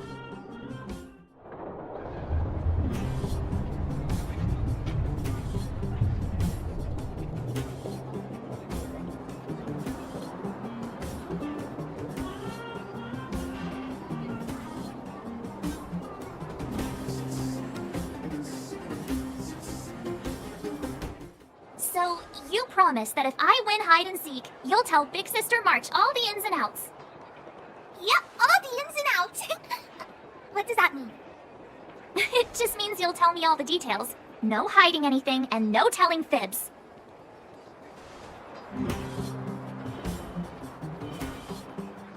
Hook isn't an overgrounder, you know. Hook never tells fibs.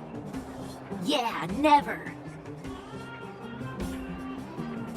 Well, that's settled then. Okay, let's play. Huh? You, when did you get here? Quit acting like a child. It's like this. After I woke up, that doctor said Sampo had taken Dan Heng with him. I went around in circles trying to find the blue-haired scoundrel and bumped into these kids. They say they know where he is. But they said I had to join the moles or something if I wanted to find out. And to do that, I had to prove my strength by winning a game of hide and seek. Do you get it?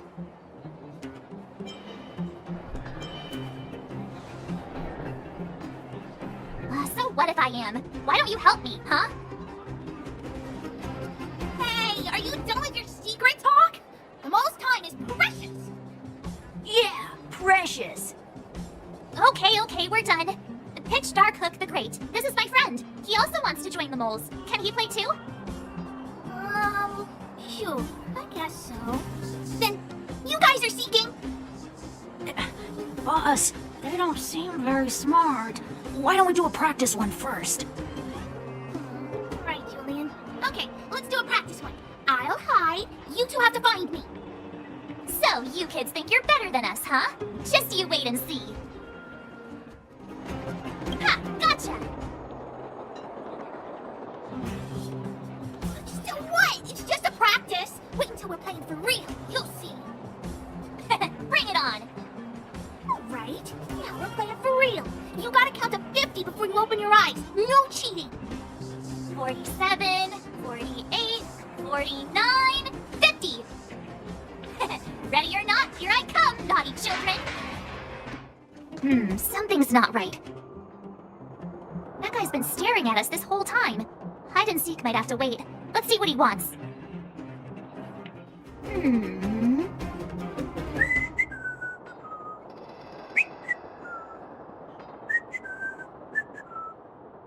My instincts are telling me something's not right with this guy, but...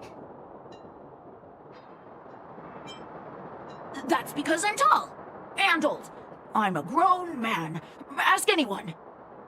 All right, the jig is up. Your voice gave it away. But I'm Julian of 1,000 Faces.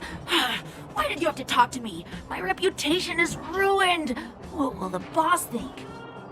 No need for the melodrama. That was still a magical performance. Haha, I caught you. Doesn't count unless you can answer this question. What? But we caught you. What's with the Q&A? I thought I had you there. Don't run. I got you, Hook. Not fair. I'm the boss of the moles. How can I lose to a bunch of villains? Do your worst. I'm not afraid. What are they feeding you kids down here?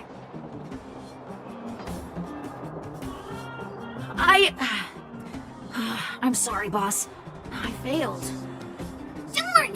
How did you see through Julian's disguise? What villainy is this? Those with keen eyes see the dust between the stars. I came up with that, by the way. Hey, I read books, you know. So, Pitch Dark Hook the Great. You can tell us now, right? Yes. The boss of the moles is true to her word.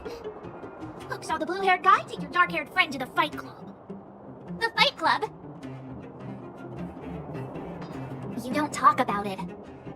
Is this more secret talk? Pitch Dark Hook the Great, where is the Fight Club? Can you show us the way? But it's an obvious building. Grown-ups are just useless. Come with Hook, I'll take you over. Thanks, oh great one. That's Pitch Dark Hook the Great to you. Who said you could shorten my title? We're here. This is it. Hook's gonna go fight. See you later.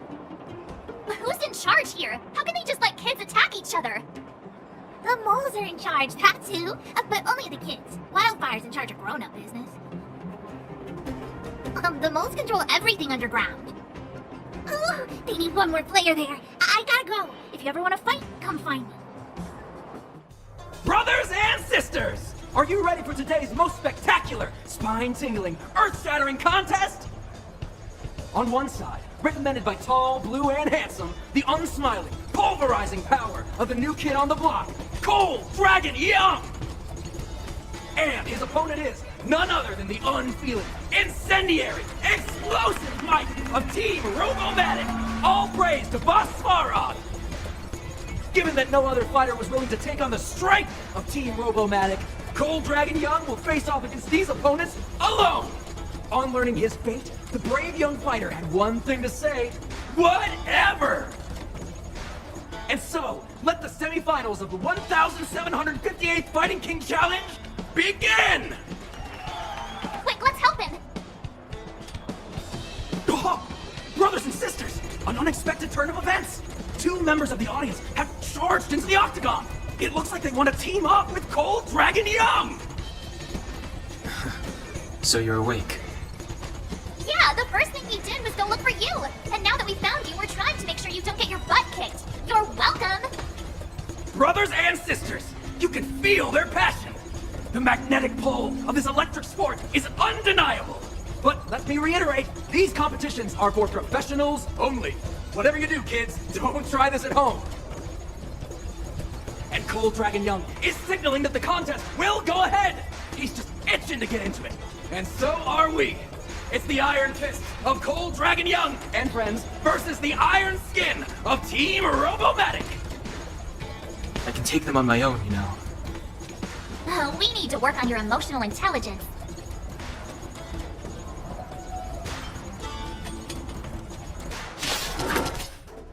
Oh, what a beautiful performance! Cold Dragon Young and his last-minute admirers emerge victorious! Admirers? How come we don't pick cool nicknames? Forget it. I think our taste in nicknames is different. Hey, look! It's Sambo!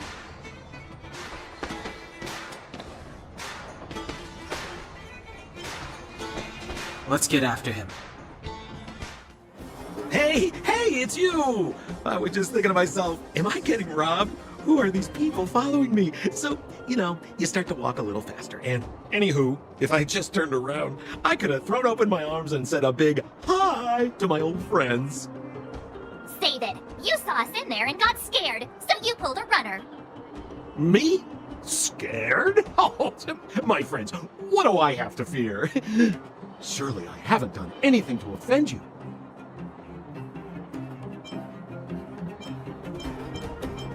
Set him up? Yeah, with a job. You guys are new here, and let me tell you, you're gonna need some cash. And Sampo Koski stops at nothing to help his friends. Saving you was just the beginning. I have to consider your finances too. With me, you get the full service, folks. That's friendship. I had no choice but to take you guys down here. It was too dangerous for us on the surface. We're wanted criminals. Sure, the underworld has its drawbacks, but at least the guards would never follow us. We're safe here. Be that as it may, did you really have to poison us? Maybe you've forgotten, but we were in a tight spot, my friend. There was no time to think. I had to use whatever I could. So, it wasn't to cover anything up? A secret that you didn't want anyone, including us, to find out?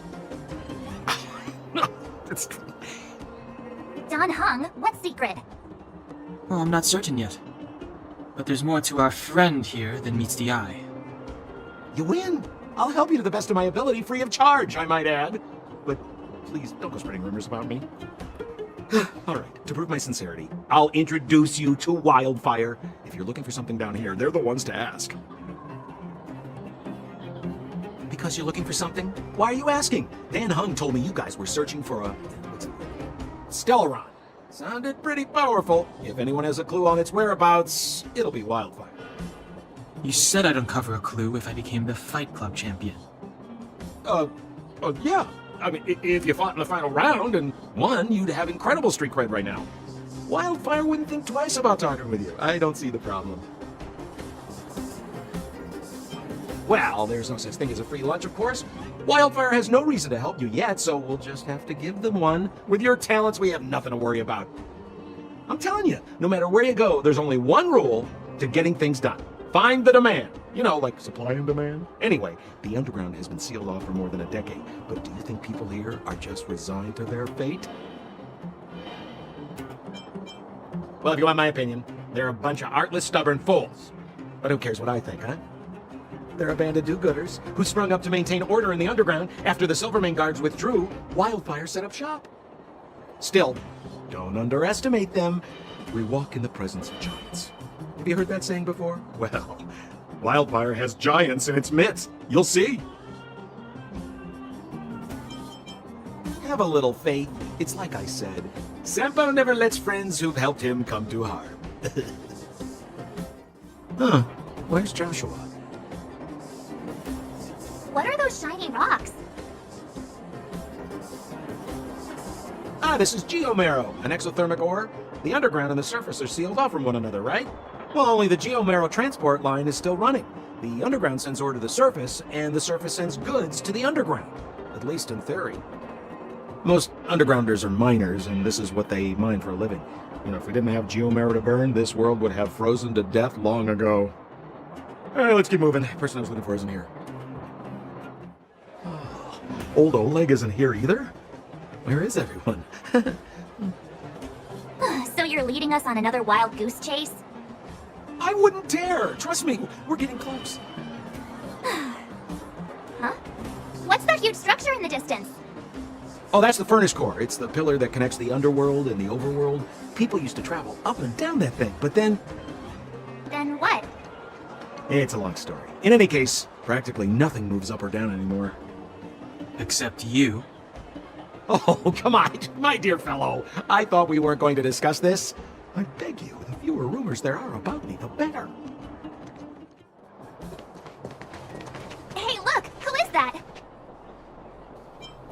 It looks like she's in trouble. My friends, don't just stand there. This drama doesn't need any more bystanders. Oh? You know, it might be interesting to see you get in trouble. We should avoid attracting too much attention. We can't just leave her.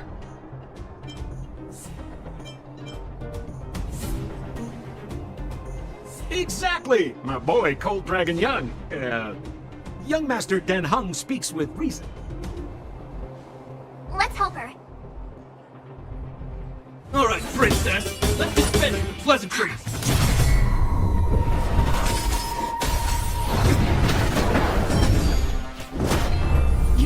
Someone on our turf? Well, how about a few rounds of me? Darn it! Quick, disperse! Spineless thugs! Miss Zila, phew, it's a good thing you showed up when you did. My heartfelt thanks.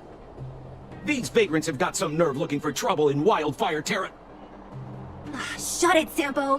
This is you written all over it. Wildfire has countless issues on its plate right now. We don't need a side order of Koski.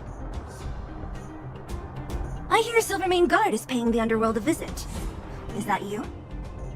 You kidnapped me and brought me to the underground. What is the meaning of this?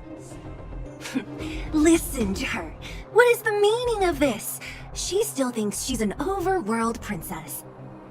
Do you know what's become of us down here while you live the easy life? Did you even consider the fate of the Underworlders? The Silvermane Guards aren't living the easy life. We are constantly engaged with the enemy, defending Belobog from the scourge of attacking monsters and protecting all those above and below the surface. Do you even hear yourself? You protect the underground? Redeploying every guard to the surface? Sealing off the only passageway? Protecting the so-called architects, more like it. The Madam Guardian has her reasons. Enough talk. You're coming with me. Chief Oleg wants to see you, and he's got more than a few questions.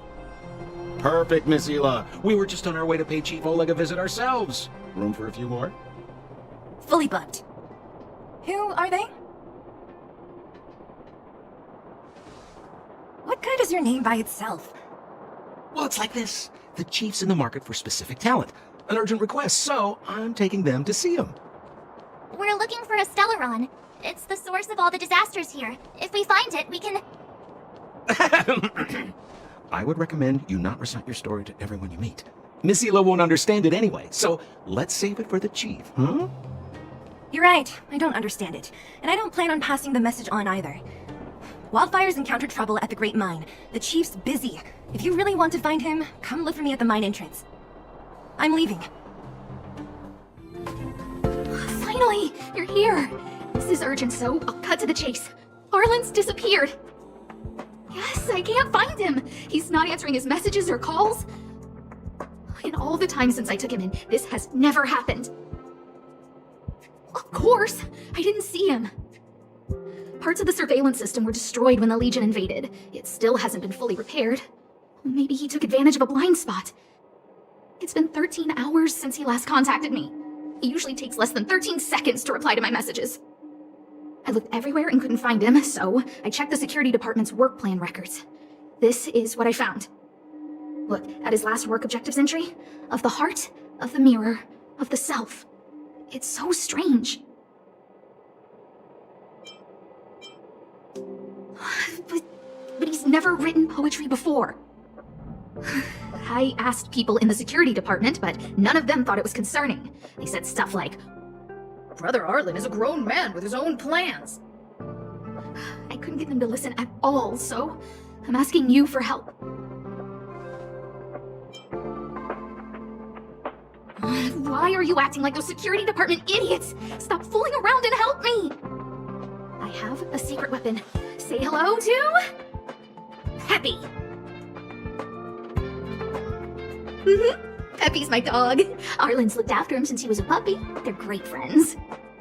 Peppy knows Arlen's scent. Maybe he can track him down. Yes! Think about it. If people see me, the acting lead researcher searching for Arlen, wouldn't that make Arlen look incompetent as head of the security department? Oh, let's go together! Relax. Peppy doesn't bite.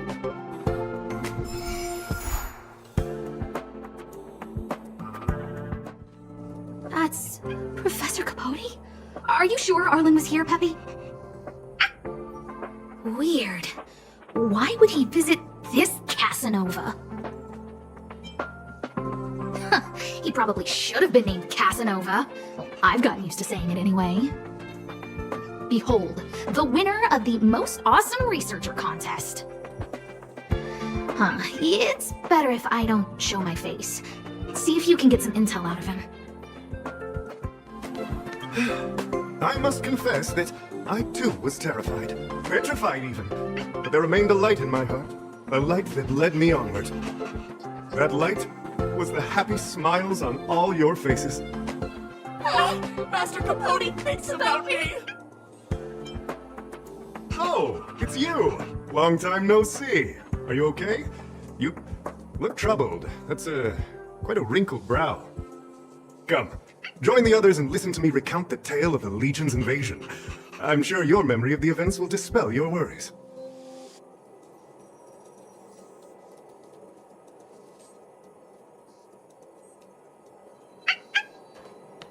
The Antimatter Legion barely missed me, and that's when I saw your faces.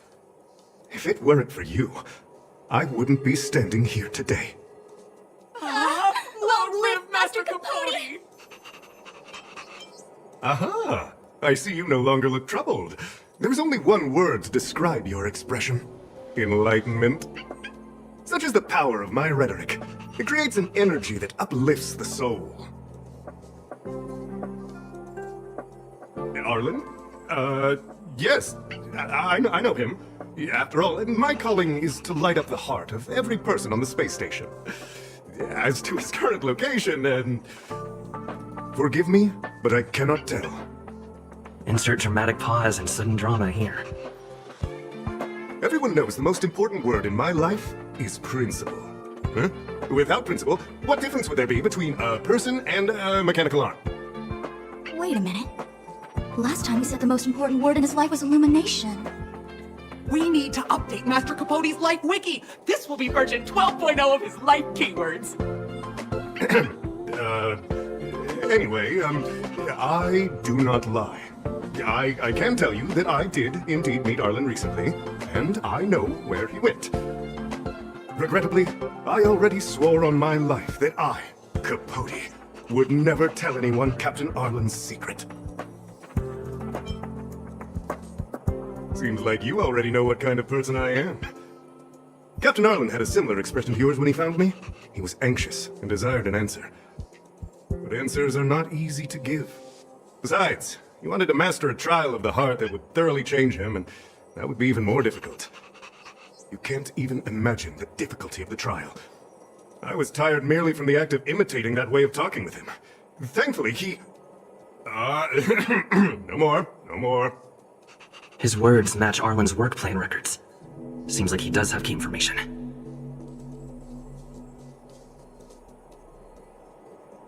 I didn't say that. Did you mishear it?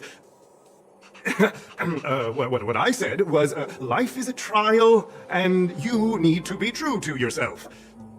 So, I know nothing about anything you said about Captain Arlen. I need to head to a meeting now. Can we talk later? I can't let him get away like this. If he doesn't want to tell me, then... Don't joke about that. Promotions have a strict assessment process. I did hear that the space station gives special benefits to morally upstanding researchers, but those are just rumors. Even the oldest staff have never witnessed it. Stop looking down on Master Capote! He's not the kind of person you think he is! Master Capote's Life Wiki, version 4.0. Master Capote doesn't care about rank. Everyone knows that! Even if you promoted Master Capote to acting lead researcher, he wouldn't tell you about the trial! Indeed. I won't forsake my precious morality for something so base. How could you think up something so terrible? You're not just lost, my friend, you've completely strayed from the narrow path. I need to give you a thorough education on human ethics. We'll need to sit down and go over it slowly. No need to bother Master Capote. We'll fix this injustice for you ourselves.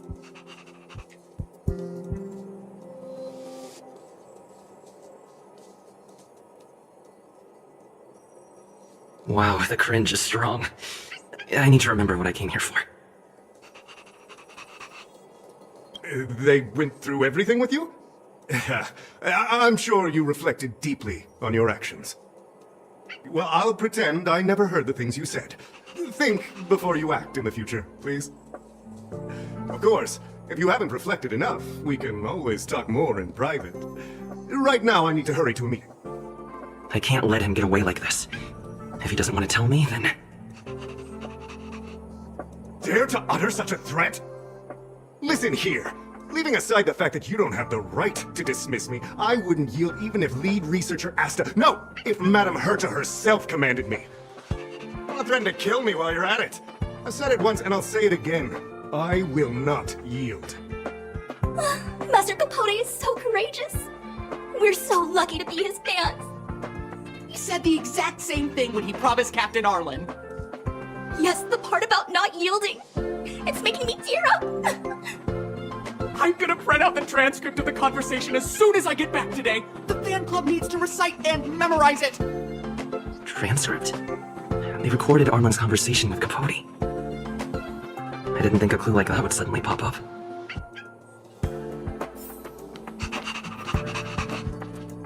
This is the one who mentioned the transcript just now.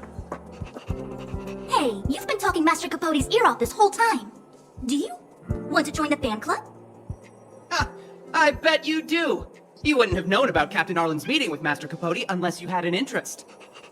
You even memorized the internal testing content for version 12.0 of Master Capote's Life Wiki. You must be one of those super fans that stayed under the radar. We've been careless. You're on the same side after all. Here, this is our latest welcome bundle for new members of the fan club. And I'll toss in an updated version of Master Capote's Life Wiki. He looks really cool in the new limited edition snapshots.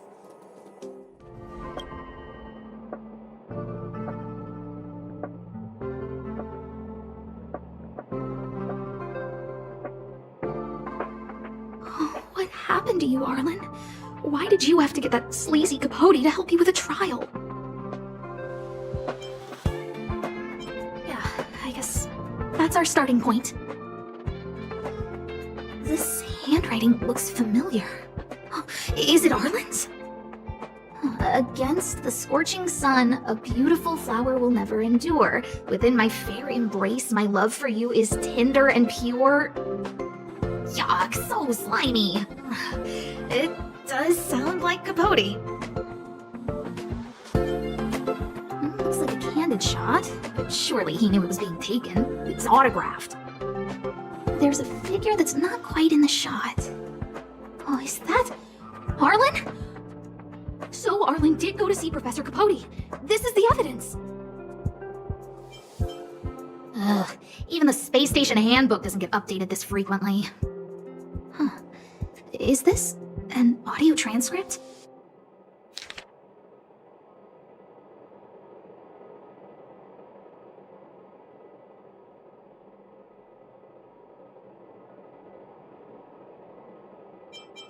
So, trial of the heart means knowing how to deal with an overbearing boss.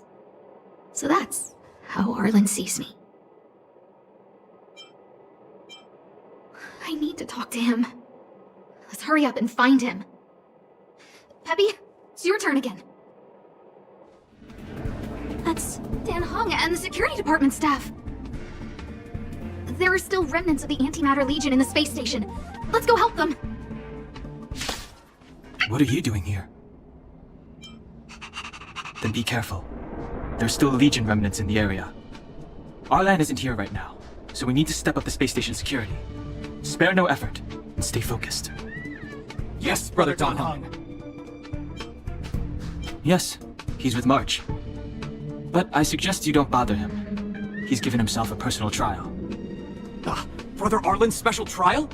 He's a man among men, a lion among tigers. He's already reached great heights, but still he wants to improve. That trial, I bet it's even more intense than physical training. And Brother Arlen already challenges himself to the limit in that department. He runs 21,358 meters around the space station every day. An eagle among wolves. Always so hard on himself. I think it must have something to do with the mind. He probably found a waterfall and asked Ms. March to lower the temperature to freezing point. No way. Brother Arlen's trial wouldn't be as simple as just standing under a waterfall. I think he wants to learn fighting skills from Miss March. They're not correct, but not wrong either. Arlan came to me to learn how to manage pressure from his boss. So I sent him to March. If he can manage her, then he has nothing to fear.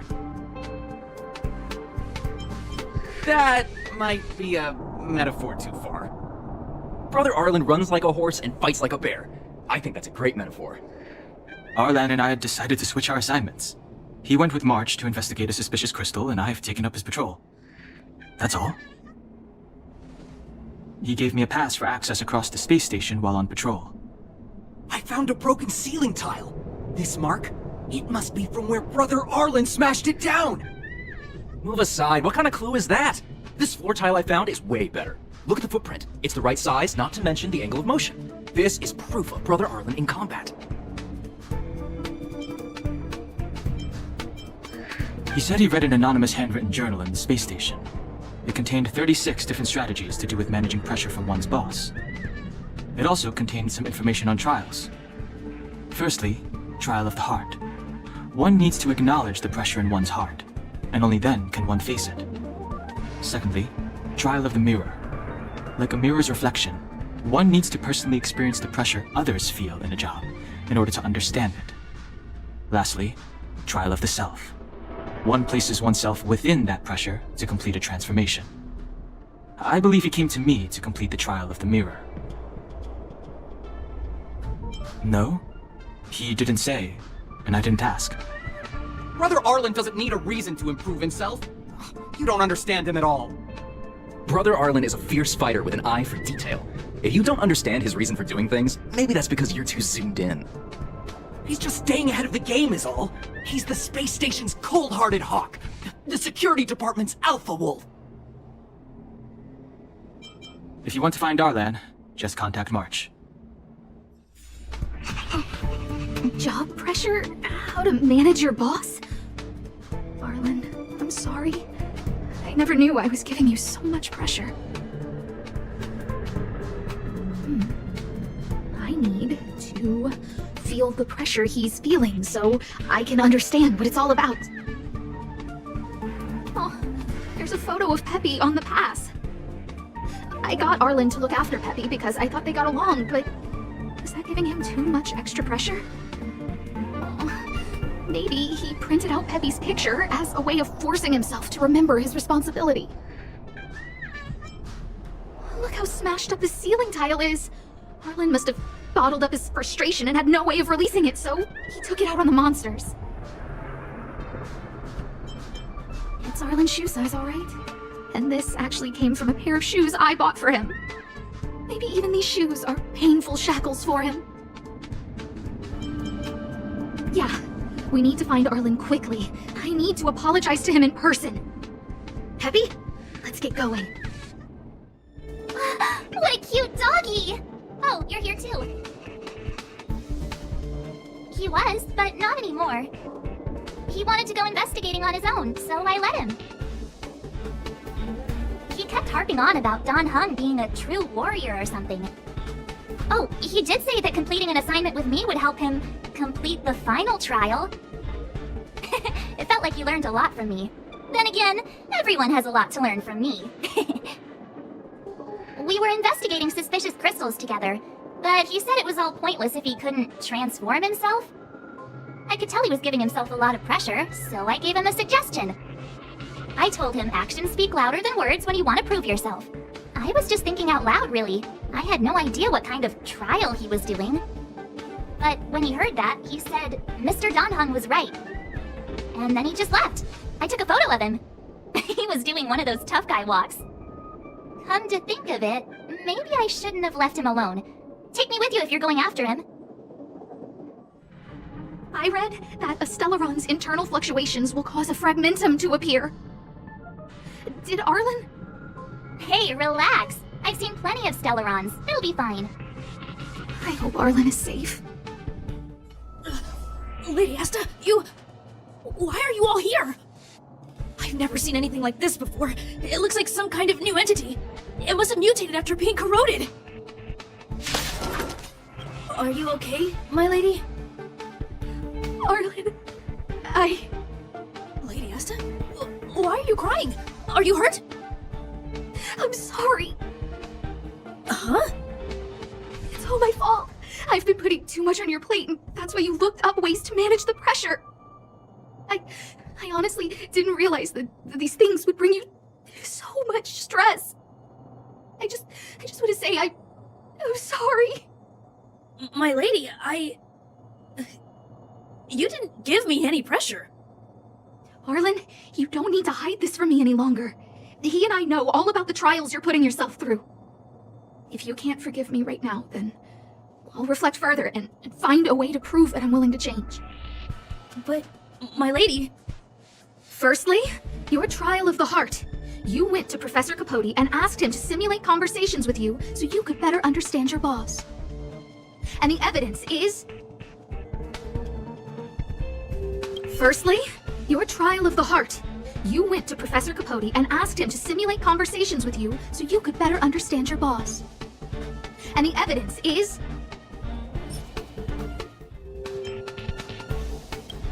Master Capote's Life Wiki version 12.0. This transcript records what you asked Capote to help you with. Here, we can see a bossy manager and you being asked to do things outside of your job description. Clearly, Professor Capote is unlikely to master my speech or mannerisms anytime soon. Oh, but the content is the key here. I am the source of your pressure! My lady, I did speak to Professor Capote, and I did ask him some things. But they had nothing to do with you. I've never experienced any pressure with you.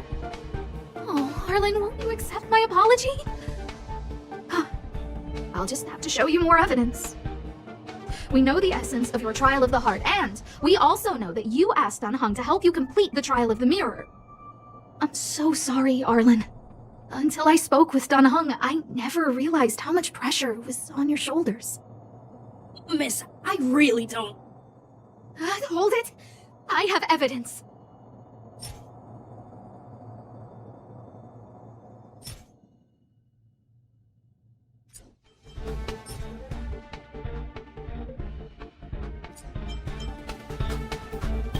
Your ID pass! This isn't just any old station pass, is it, huh? There's a very important photo on it. A photo of Peppy! Lady Asta, I like Peppy a lot, so I, No, Arlen. You don't need to find excuses for your actions. Oh, maybe you've actually convinced yourself. The combination of your simulated conversations with Capote and the entry in your work log about playing a holodisc with Peppy, it points to one thing. Me getting you to look after Peppy is the greatest source of your stress. You even printed out a photo of Peppy to constantly remind yourself to look after him. I know exactly what message you're trying to drill into yourself by sticking this photo under your pass. Arlen, taking Peppy out to play is an assignment from lead researcher Asta. You better throw that holodisc like it's a full-on discus. If you spare any effort, Lady Asta will find out and punish you terribly for all eternity. My lady, don't you think that's a long thought to think? Lady Asta, please! I didn't do any of these trials because of you. I always try to complete every assignment you give me, regardless of whether it's within my job description. I really like taking Peppy out to play. Asta, I don't think Arlan is upset with you. But Arlen doesn't have any other bosses. Who else would it be? March, he asked to accompany you so he could learn how to manage his stress, right? What? Arlan wanted to go on assignments just to experience stress? Phew. Good thing I let him go alone. My calming influence would have ruined his training. Guess I made the right decision after all. What did he say? That I'm good at solving people's problems? Arlen, all I want you to understand is how sincerely I'm reflecting on my actions. Please, accept my apology. But, my lady... Stop! Arlen, I understood the level of stress you're dealing with as soon as I saw this photo.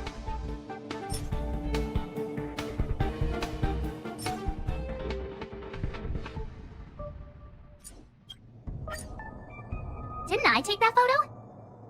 I'm always giving you tasks and assignments, but I never actually see how you take to the battlefield. When I saw this photo, when I saw you fighting alone just now, I'm just sorry that I gave you the stress of all my private affairs on top of an already stressful job. Please, forgive me, Arlen. My lady, I'm very touched, but I started this trial because of Madame Herta. What? Whenever she's back on the space station, Madame Herta assigns me things outside the security department remit. Even if I dared to refuse, I wouldn't know how. She's just too overbearing. Whether it's helping her test some new specimen, or looking for ancient documents I've never even heard of. Assignments like those were okay before the invasion. But now, I need to focus on clearing out any last traces of the Legion. Aha! So you're trying to learn how to reject Herta and then put it into practice. Yes. I found an anonymous handwritten journal while I was cleaning up. It mentioned 36 different strategies for relieving pressure. That's where I read about the trials. Yes, there were detailed notes, so I wanted to give them a try.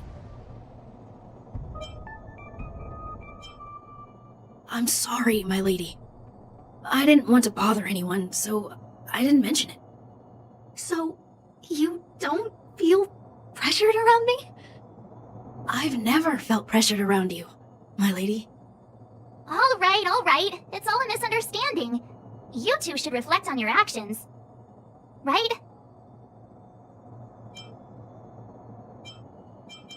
Yeah. See, the two of us would never have misunderstandings like this. You keep saying that. What did Don Hung even say? Thank you for helping Lady Asta. And for coming to find me.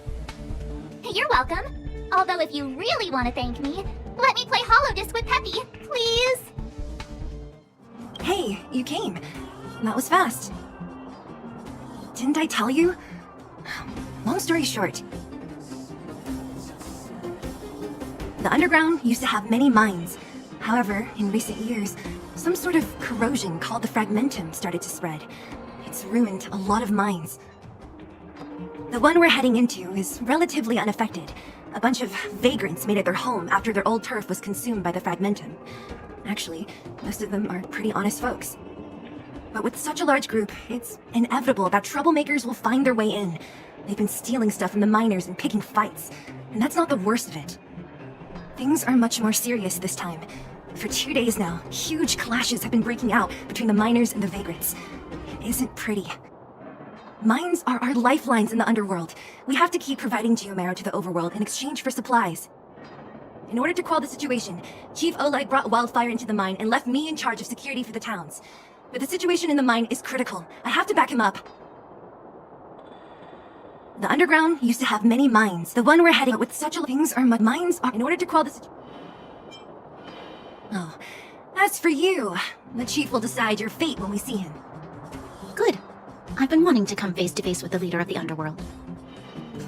You're about to come face to face with reality.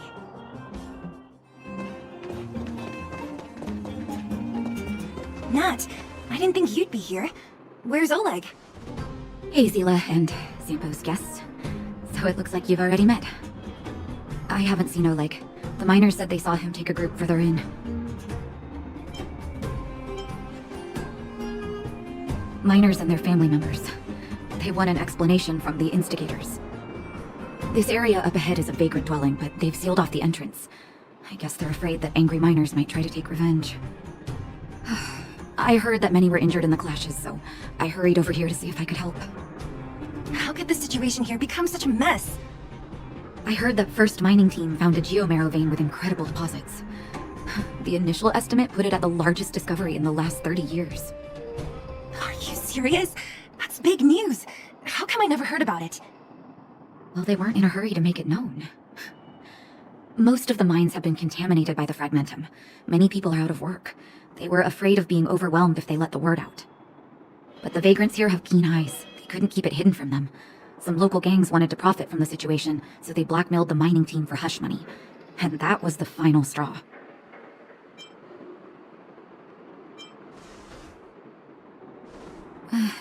I can understand your thinking. It's just that the underground is in difficult straits. And that's how the clash started. Now both sides are dealing with heavy losses. So, are you guys here to help resolve the conflict? They're here because they need a favor from Chief Oleg. I'm escorting them. And seeing as you need that helping hand, it wouldn't be too much to ask you to lend one here first, right? Of course we want to help. We care about other people too, you know.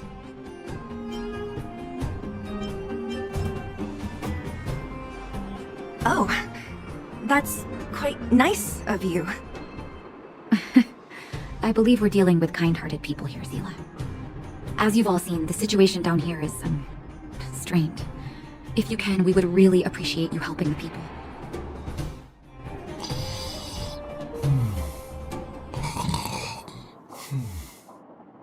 Falling asleep in a place like this. Impressive. Hey, wakey wakey! You'll get mushrooms growing on your head! What? Mushroom bread? I can't see it on the menu. My sealer! Have you got a death wish or something? How can you sleep here? Get back to safety and take shelter. Take shelter? I remember now. These guys came out of nowhere and got into a fight with the mining team. At the time, I was exhausted.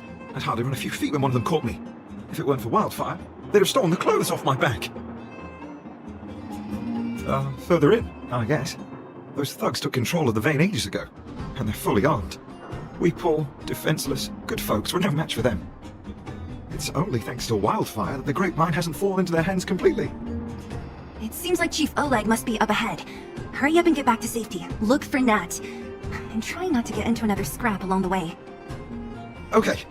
Thank you for, getting me on my feet. If I get back soon enough, I'll have time for a nap. Elaine! Are you okay? Are you hurt? Zila, thank goodness. I'm fine. Just a couple of sprains. You've got good timing. Those vagrants were asking me about the robots, but I don't know anything. Oh, don't you know? The intersection of the Great Mine has been seized by a band of robots. Neither the mining team nor the vagrants can get anywhere near. New challengers enter! About time! Human-only conflicts are so boring. Does anyone know where the robots come from? At first, we thought that a collective fault had occurred in the excavation machines, but then we found out that those machines didn't even belong to the mining team. They came out of nowhere and pushed the vagrants and us back. Then they blocked off the only tunnels into the intersection. There's no way anyone in the mining team is behind this. Operating a single unit is tiring enough, but a whole group? Impossible. Then there's only one possibility. Boss Svarog. Svarog? That name sounds familiar. You remember the robots we defeated in the boxing gym? Oh, Boss Svarog's robots! What's his deal? Let's just say he's not to be trifled with. Let's go and find some other people. Elaine, can you make it back to safety? No problem. Zila and the rest of you, be careful. Is this elevator broken? Why isn't it responding? Why are you worried about this piece of junk? Do you really want to go down there and be a live target for the robots? But if we evacuate, then haven't we lost out? You idiots. We'll just steal off the miners. Look, I saw with my own eyes. They managed to bag some geomarrow. This is a perfect opportunity. Oh, good idea. Shameless. Still after the miners, are you? Time to teach you a lesson. Fleeing at the first sign of danger. That's all they're good for. Huh? What's this? Did those guys leave it behind? Whoa! What the heck? Beep, beep, beep! Searching for potential user. Beep, beep, beep! Voice print detected. Looking up corresponding identity information. Oh my, it's an alien! Hey, it talks! And it knows that we aren't from this planet? It doesn't seem to be technology from here. Look, it even has an International Peace Corporation logo on it. Perhaps it's an antiquity, left behind by some past interstellar traveler. Beep, beep, beep. Your mom's an antiquity. Beep, beep, beep! Whatever. So you aliens know about the Interastral Peace Corporation? That's great! Beep, beep, beep! Self-introduction. I am Richard, the Home Use Object Finder. Little information. Version 0.63, professional model, annual deluxe package. Nickname, Findy. A Home Use Object Finder? Who knew the IPC made these kinds of products? Beep, beep, beep. My brainwave scanner module is damaged. Please send me to an Interastral Peace Appliances retail store near you for free repair within the warranty period of 232 years, 84 days. Beep, beep, beep. Alien, please take me to an Interastral Peace Appliances retail store to conduct repairs. What? This fella's already broken. What should we do? Take it with us? Beep, beep, beep!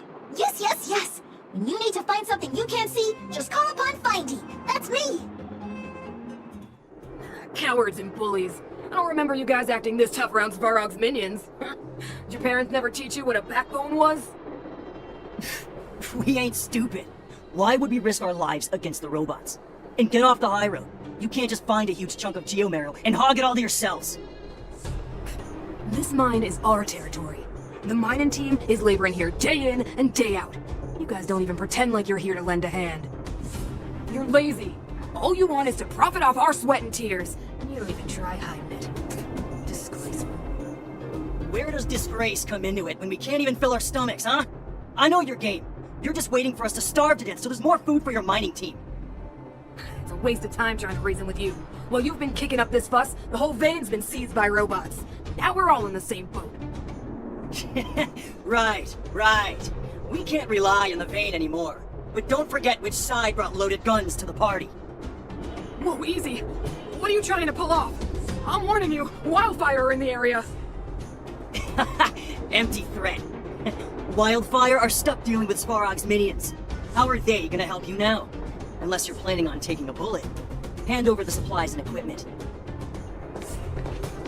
They're getting ready to attack. Those miners are unarmed. You shameless scoundrels! I'm going to.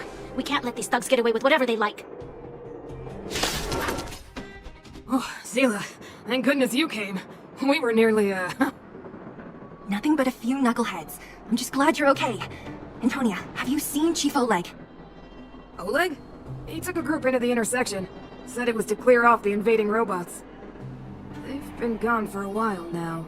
If Wildfire was around, those thugs wouldn't have dared. Seems like the core of this problem is Svarog's robots. Your run-of-the-mill robots don't have a will of their own. Their aim is merely Svarog's aim. The boss, he appeared suddenly after the guards were redeployed and became a major player in the underworld. Svarog claims to be a guardian of humanity, while the ownerless robots obey his commands. They've occupied the Furnace Core hub, and they're not letting anyone get close. Nobody knows why Svarog did any of this. He usually doesn't leave the Furnace Core and interfere unless some kind of disorder breaks out in the underworld. Wait, a guardian of humanity? That can command robots? I've never heard of anything like. Looks like your mighty architects weren't as all-knowing as you thought.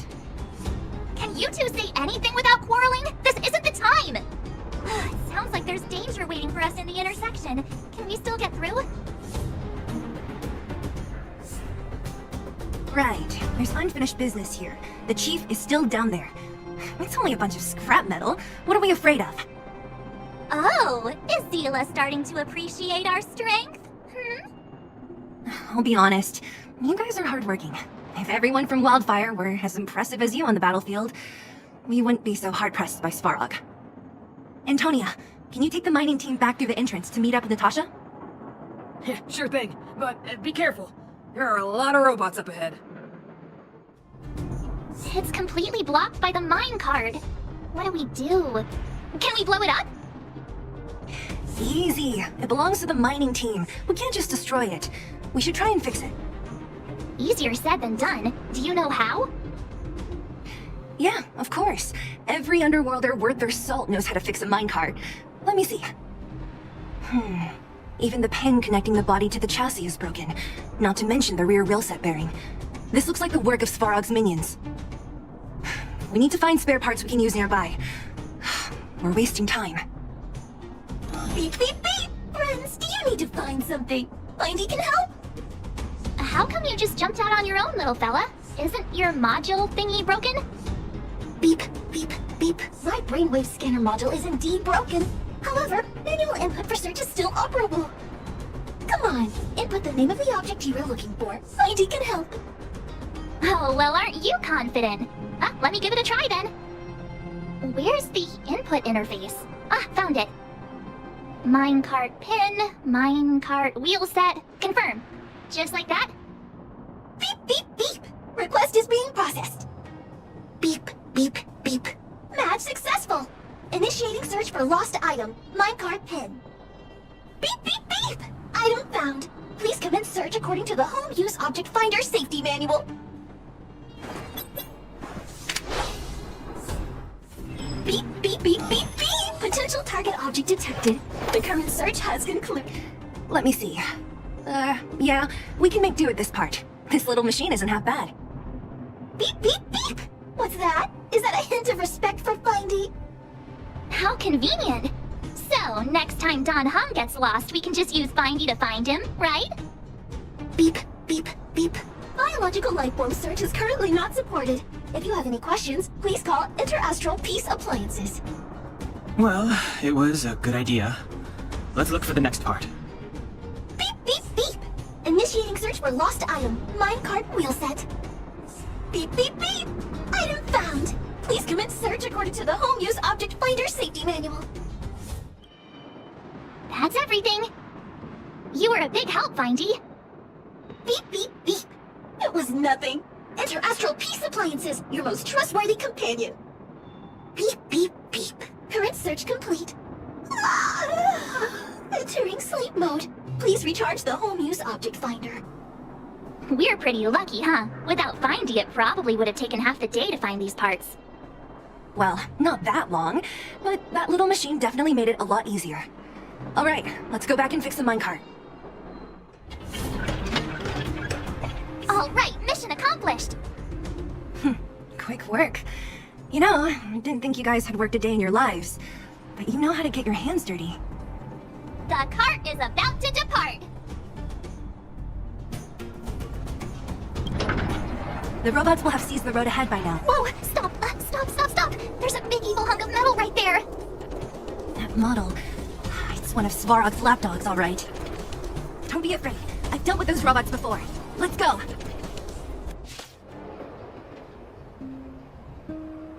This vein. So this is what everyone is fighting over. Mr. Svarog, it's such a massive vein. I've never seen so much geomarrow before. Calculating. Based on the average rate of excavation, this vein is enough to supply Belobog with 231 days of energy, with a margin of error of 7 days. I sense that your reason for summoning me is not the boring question. State your true intention, Clara. Right. I wanted Mr. Svarog to see that many miners and vagrants have gotten hurt because of the vein. Can you help them? I have already prevented the dispute and taken temporary control of the excavation zone. Evaluation result. In the event of no further variables, there will be no large-scale armed conflict within the next 30 days. I know why you did it, Mr. Svarog. It's just, I don't think it'll be enough. The mining team and Wildfire, they don't understand your actions. If only we could do more for them. My mission is the protection of the underworld. The trust of the minority sample is redundant to my calculations. Human behavior will always deviate from rational calculation, Clara. As evidenced by their presence here. Svarog! We haven't settled our final score. Sela, subordinate to Wildfire. Your resistance is futile. The result of my calculation is unequivocal. Remaining in the underworld is the optimal strategy for survival. This again. Calculation results, survival strategies. I haven't got time for your thesis. Withdraw your forces, or I'll lose my temper. Observe, Clara. Even under abject conditions, humans are unable to avoid division and conflict. But Mr. Svarog... Human failure to accept the calculation result is a significant threat to the survival strategy of the underworld. Calculation complete. Result unequivocal. Armed suppression of Wildfire and their allies is the optimal course of action. What about the girl in red? That robot is gonna take her away. We must leave, Clara. External variables have triggered a calculation reset. The furnace core hub requires protection. Please, Mills, don't hit them too hard. I was getting bored of those minions. Time for a real fight. Come at me! Phew. Not bad. How many of these big guys is Svarog hiding? A lot, which is why Wildfire has never been able to take him down. Svarog's forces are too strong. We don't have enough firepower.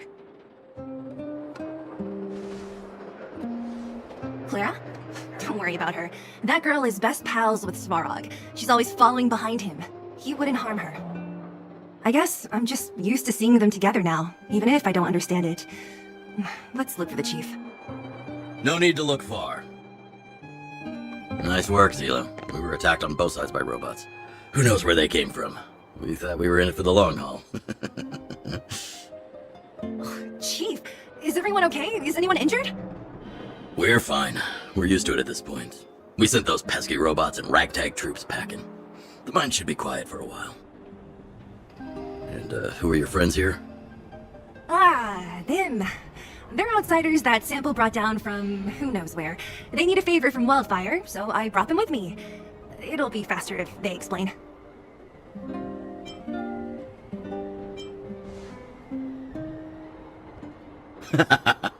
That's quite the tone to take on our first meeting. I won't forget you in a hurry. So, you went to all this trouble to find Wildfire. What help is it you need?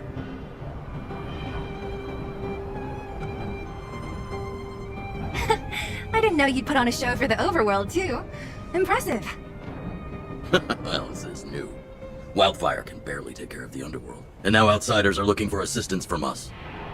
This Stellaron you speak of. Never heard of it. But if it's a secret that even we locals don't know about, then one name does come to mind.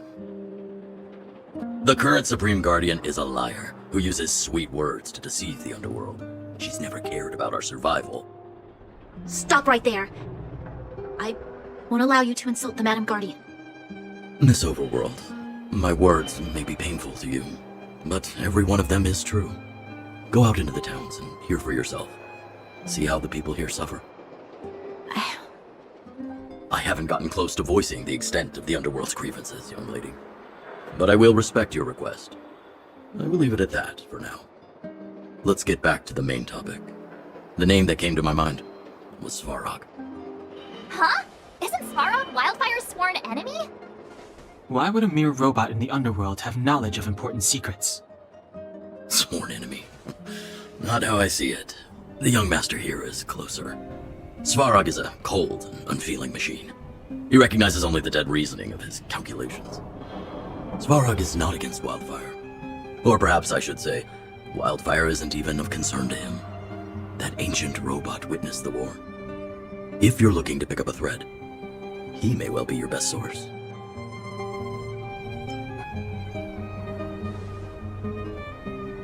Yeah, I remember hearing this world was invaded by the Legion hundreds of years ago.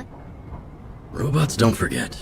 If Svarog hasn't heard of your Stellaron, then I'm afraid perhaps no one has.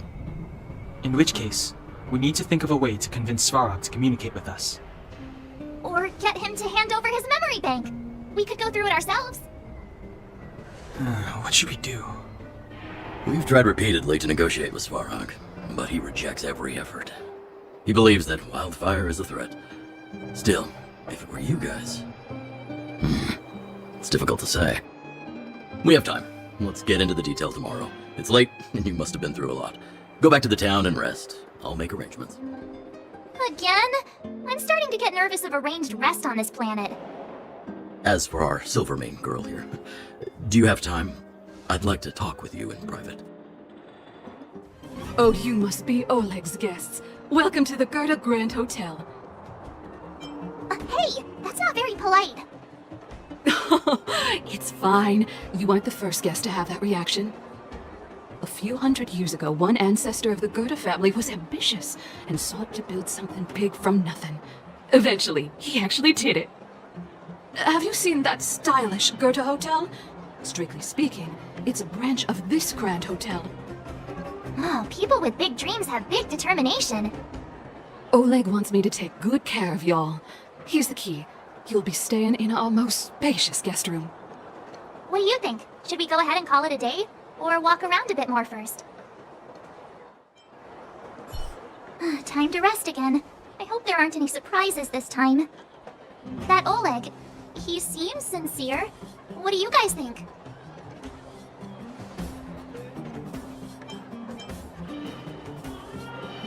Would you look at him, blurting out something so irresponsible?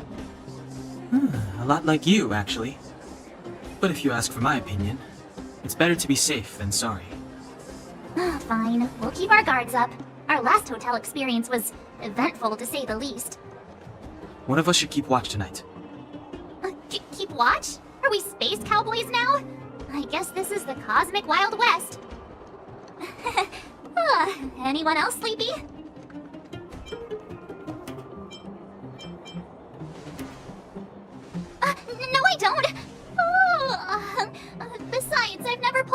here before.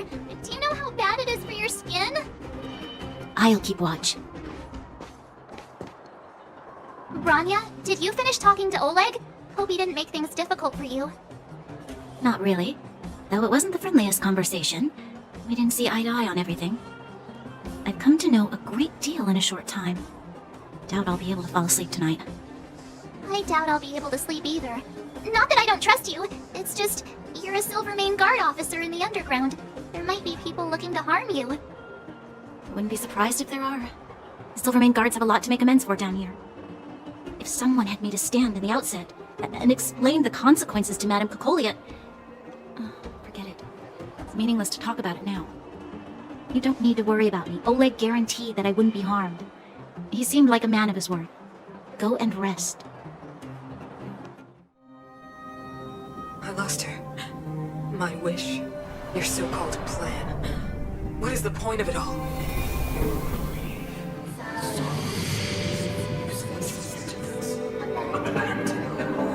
Silence! She is my daughter. My only... You soulless thing. How could you begin to fathom? You will never understand. Never!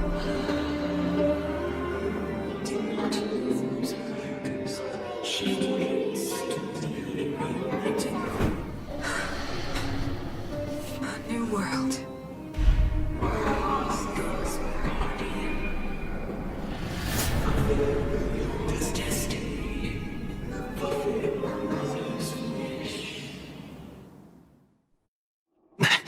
That voice again. Such a strange dream. May as well go for a walk if I can't sleep. Who goes there? Show yourself! Oh, it's you. Don't sneak up behind me next time. Lucky for you, I wasn't armed. No sleep for you either, huh?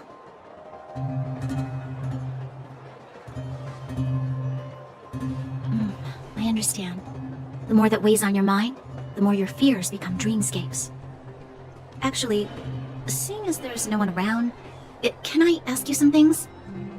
This Stellaron you speak of, if you were to find it, how sure are you that you could stop the eternal freeze? Your confidence actually makes me even more worried. This isn't like helping a child make a snowball. You know, it was difficult for me to believe you. Some of the words you use are too alien for those that have lived their entire life in Belobog.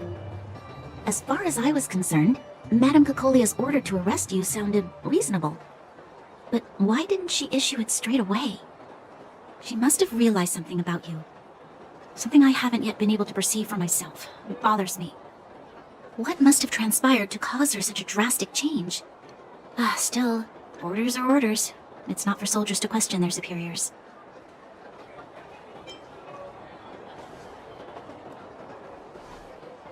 I don't need you to remind me. And I didn't have every confidence that I was doing the right thing. But the sense of duty to carry out an order is bound to prevail with me. In the past, overworld soldiers on the front line would lose their lives in droves. And yet, the Fragmentum's advance would remain unaffected. Nevertheless, that was her reason for deploying all the Silvermane Guards to the front line. The transport line for supplies in Geomarrow remained open, but the passage between the surface and the underground ceased. I approved of that decision. I never thought that the underworld would sink into such ruin without the Silvermane Guards. Perhaps Mother was wrong. But how can I change her mind? I've tried, but she won't listen. I don't know how to get through to her.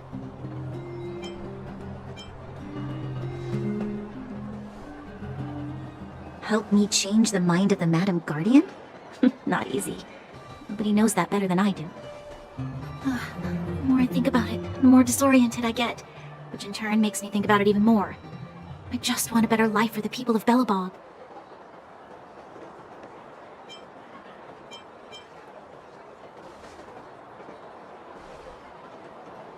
Maybe you're right. Or not. Right now, I just need more time to think. Walk with me. Let's forget our problems for a while.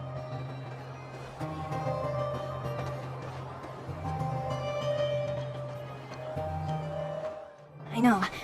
I'll go to Rivet Town and bring them back for you. It's too dangerous to go alone. Get Oleg to send someone with you.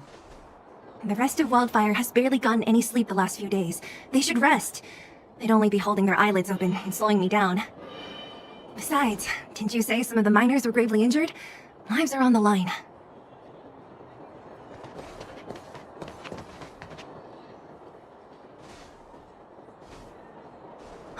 Aren't you supposed to be sleeping?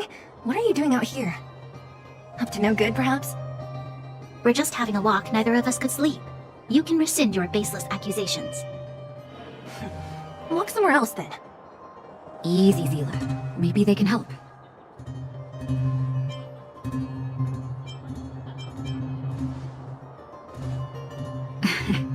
I'm grateful. Here's the situation. The clinic is packed full of people injured in the mines incident. Since you helped us resolve things, Zila and I have been busy caring for them. As you know, the underground is lacking resources to begin with. Add on the sudden nature of the incident, and it's no surprise that the clinic is almost out of medical supplies. We need to acquire more, somehow.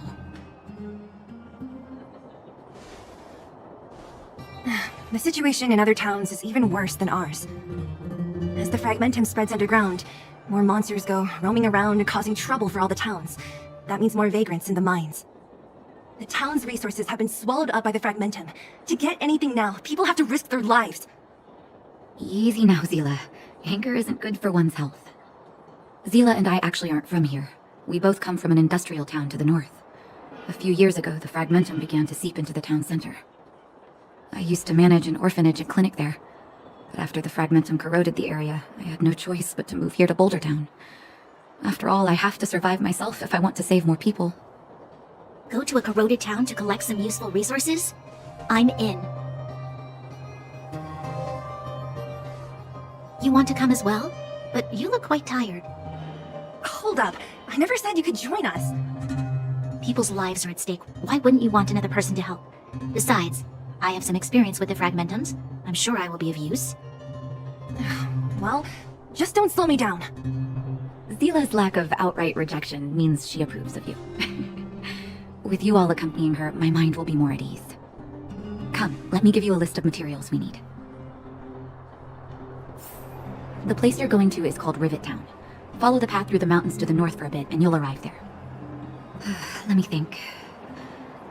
I'm almost out of metal plates and bandages used for immobilizing broken bones. There's a market in the center of Rivet Town. Residents left behind piles of materials there when they evacuated. Please look for some there. Oh, also rubbing alcohol. I kept a bunch at the orphanage, since the kids often got into tussles. I didn't bring it with me when I left. Oh, I hope it's still intact. Lastly, painkillers. There should be a bunch stored in the old lab. Hopefully they haven't been destroyed by monsters. These should be enough to get by for a bit longer. Be careful, don't push yourselves too hard.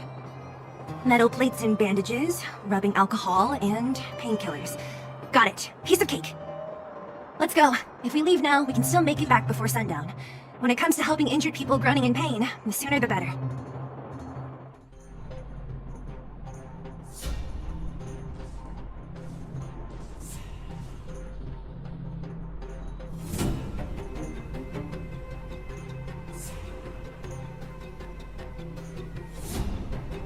Way over there.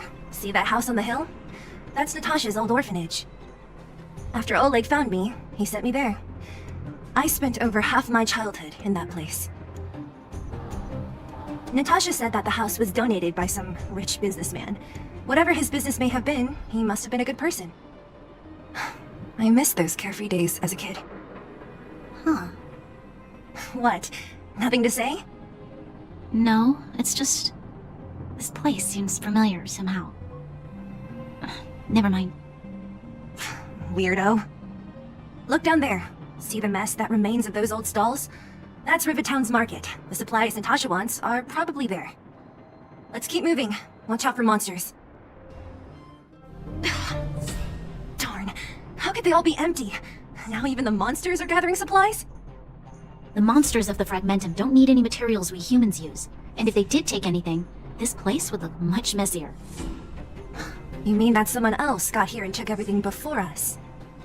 It's just a guess, but there are also some footprints on the ground here. The scent of dirt is still fresh. They can't have come too long before us. Let's go then. We need to find something, even if we have to search every corner of this market. Eric? Hey, Brat! How could you come here by yourself? Don't you know how dangerous this place is? Zila! You aren't the boss of me. I can go wherever I want. It's none of your beeswax. You took the materials and hid them all here. Not bad, kid. But if we didn't take care of those monsters, what were you planning to do? Just stay here, shaking in your boots? Who asked you to do anything? I was just about to escape. I didn't need your help at all. Still stubborn, huh? Then tell me, how exactly were you gonna get those big metal plates out of here past those monsters? There's always a way. Don't be so polite to him. Everyone in the underworld knows this brat is a no-good thief. If I remember correctly, even the clothes you're wearing came off another kid's back. About that. Tell us, what do you even want metal plates and gauze bandages for? We need them to save people. 200. What? 200 shield. Are you kidding me? You want to negotiate?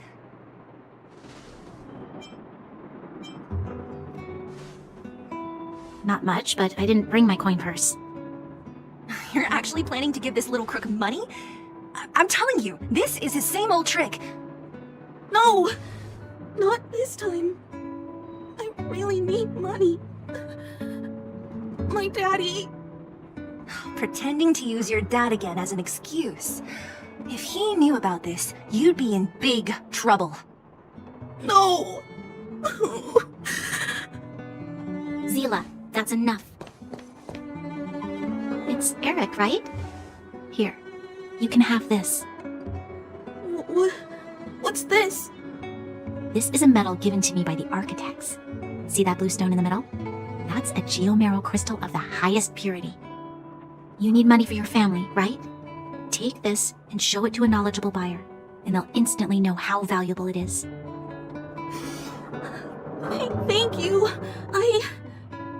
But you'll have to promise me one thing. You'll never steal other people's things again. Promise? I promise. I'll never steal things again. Then it's a deal. If you go back on your promise, I'm going to bring my Silvermane guards with me and catch you myself. Here, take the medal and go back to the town. We already took care of any threat on the way. You'll be safe. Thank you. Whoever you are, you guys can take all of these things. You guys need to be careful too. There seems to be something real scary in that house up on the hill.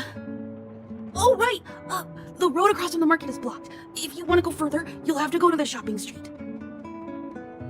Got it. Thanks for the tip. That object was pretty important to you, right?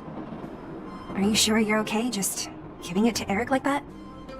If it will make him change his ways, it's more than worth it. What if he doesn't? From a young age, my mother taught me to be forgiving and to preserve the goodwill in people's hearts.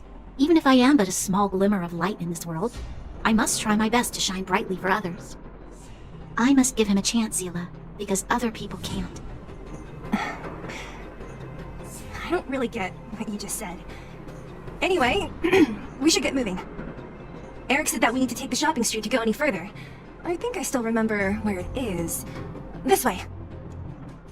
These crates have been sitting here for many years, right? Even if they have materials in them, are you sure they are still usable? Do you think undergrounders care about expiration dates? Even having any supplies is a miracle in itself. No.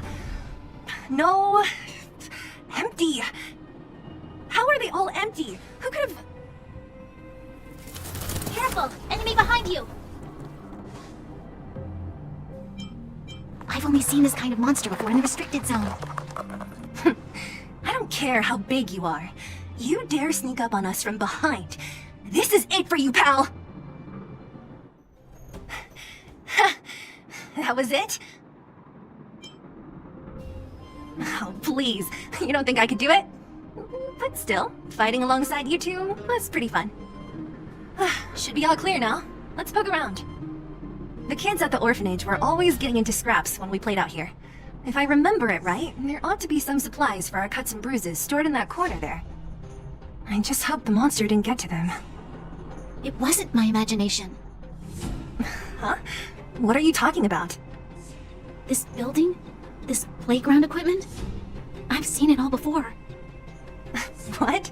Come on, the overground and underground have been sealed off from each other for over 10 years.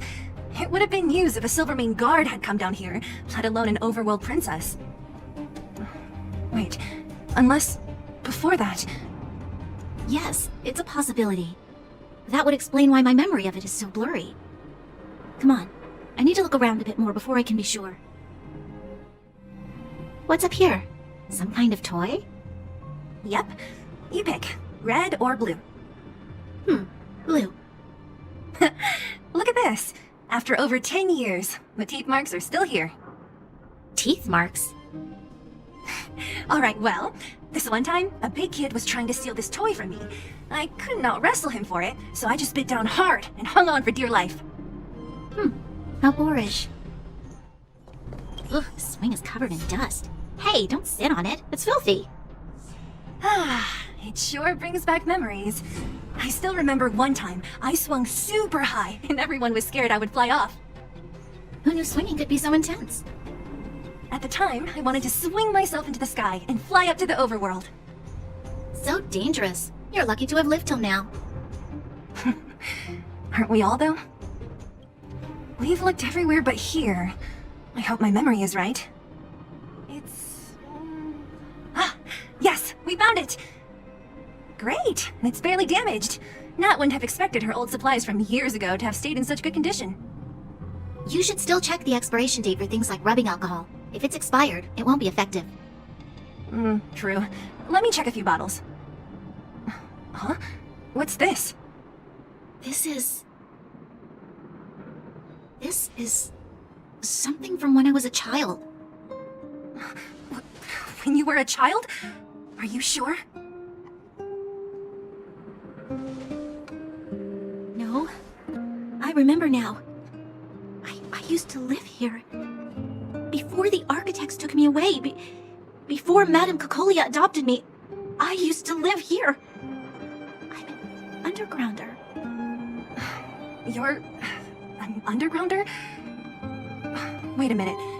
You're saying that Caelia, the Supreme Guardian, adopted you?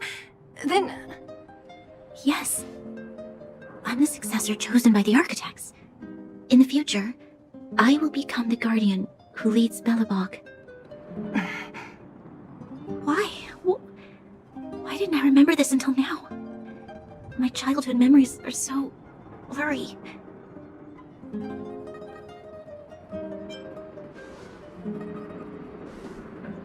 No, Mother would never do that to me. There's no way she would. The architect said that the guardian successor is selected from among all people in Belobog. The selection process can take anywhere from a few years to a few decades. During that time, all children of the appropriate age in both the overworld and the underworld will be tested.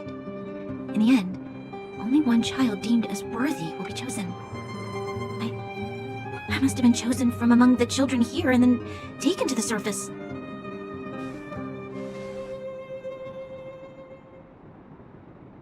The kids at the orphanage are always coming and going. I never thought that there would have been a future Supreme Guardian among us. Does Nat know about this? Could she have been keeping it a secret? I don't think she knows. The selection of the successor is done with utmost secrecy. And the child chosen must completely say goodbye to their past. And thus, I became the daughter of Madame Caelia. My only identity is that of guardian successor. But I'm not good enough. Every day I see Silvermane guards sacrifice their lives in the Fragmentum, but I've never had the resolve to try to change Mother's mind. The underworld has been struggling, but I never tried to help.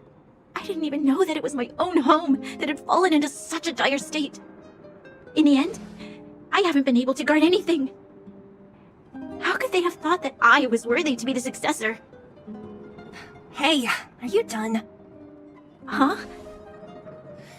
Wow. So annoying. What? What? You thought I should feel sorry for you after your little speech? You can hide in your palace while you fuss over your overworld problems. And on the front line, it's not even you who's putting their life in danger. But in the underworld, what do we worry about? If we'll have food for our next meal, or survive to the next week? Even if I am but a small glimmer of light in this world, I must try my best to shine brightly for others. Didn't you say that?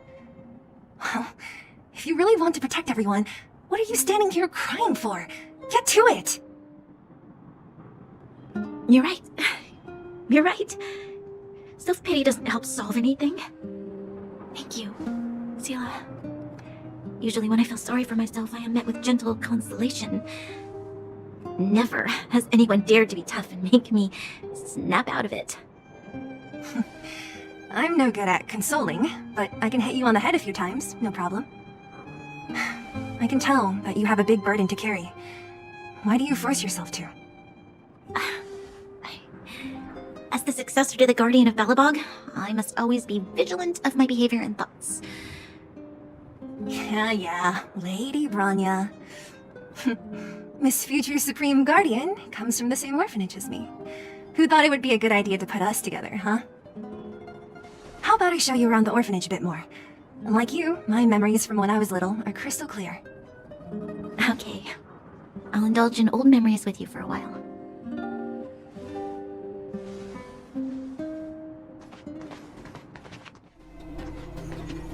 Warning, warning, danger detected.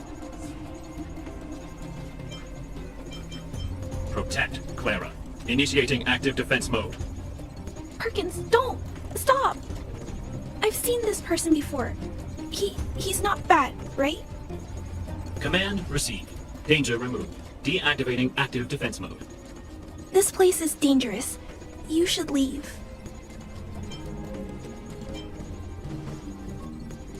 Oh, I came here for these painkillers too. There are a lot of people hurt at the Vagrant camp. I guess the miners are no different?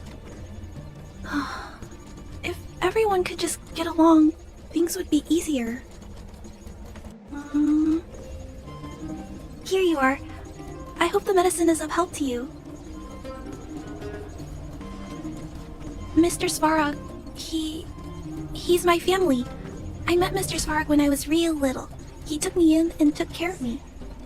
I'm really sorry about what happened back in the Great Mine. Mr. Svarog doesn't trust any humans besides me, especially everyone from Wildfire.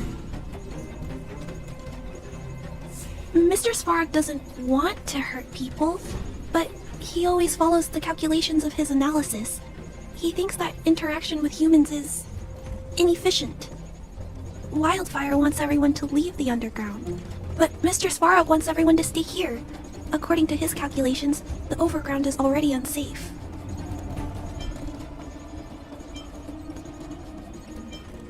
No, there can't be. Mr. Svarog is healthy. His system is always being maintained. He says that his responsibility is preservation. To do that, he must make decisions that best protect humanity.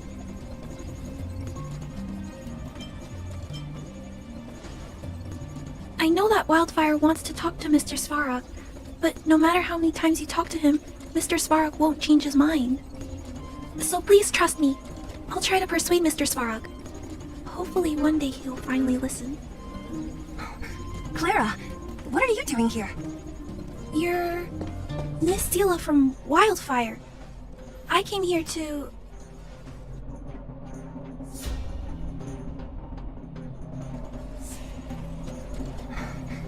Why are you helping the vagrants look for medicine? If they're so great, how could they make a little girl go around running errands for them? No, it's not like that. I wasn't made to do anything. It's just that the living conditions for the vagrants aren't great. There's not even a clinic in their camp, so I wanted to help them out. Also, not all of them are bad people. Everyone just wants to survive. Miss Sela, did this medicine belong to Miss Natasha? Then, can you give me some? The vagrants' injuries are quite serious. I see. Let's split these painkillers then. Really? We don't need to ask Miss Natasha first? If I know Nat, she won't mind. Although this will make it more difficult for us. She'll understand. She always does. Great. Thank you, Miss Zila. Are you leaving? This old town is too dangerous. We'll accompany you part of the way. It's fine. I have Perkins for company. And I have some more things I need to look for here first. Understood. Be careful, though. Metal plates and bandages, rubbing alcohol, painkillers. Great, that's everything. Let's go report to Natasha in Boulder Town. It won't take long to get back. Nat, we're back. That's our Zila. Nothing if not punctual. So, did you find any usable supplies? Oh, let me see. Metal plates, gauze bandages, painkillers, rubbing alcohol. Ah, perfect. That's everything I needed. Huh. It's just, there are less painkillers than I'd expected. Did someone break into the storage room? Clara? Huh. If she was there too, then I understand. She wants to look after the injured vagrants, right? Clara's always been a kind-hearted girl. I think you made the right decision. Still, means I'm going to have to draw up a detailed dosage plan. Hey, don't worry. I'll help you. No need. I'll handle the clinic. I assume you three have more important things to be getting on with, right? Oleg will be waiting, not to mention your two companions. I'm sure they won't mind. They seemed in good spirits. That old Oleg wants to talk about Svarog. We should get going. Sorry, Nat. We'll have to leave the wounded to you. Oh, no worries. I hope things go smoothly. Hey, they're finally back! That's nothing. The unannounced disappearance record holder is right here.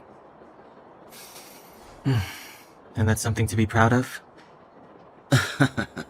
It's good to have everyone back together. Let me get straight to it. Regarding the Stellaron and your predicament in the overworld, your friends have gone over both with me again. The last time I saw Caelus, she was an impressive young lady. I never thought that after becoming the Guardian. All I can say is that I sympathize with your situation. Rest easy. Wildfire won't go behind your back on this. Your plan sounds a bit like the ravings of a drunken miner, but at least you're offering a road forwards. We Underworlders haven't had a road to anywhere for a long time now, and you can see how things have become. I'm willing to give you guys a shot. Don't worry, Mr. Oleg. We'll make sure you don't regret it. Ravings of a drunken miner is a little harsh. Maybe it is, but I think we need to set our sights on something a bit more realistic. You guys want to know the whereabouts of the Stellaron. Wildfire wants to remove the restrictions on the Underworld. In other words, Svarog is the target of both our efforts. If we can't deal with the boss, we can't deal with anything.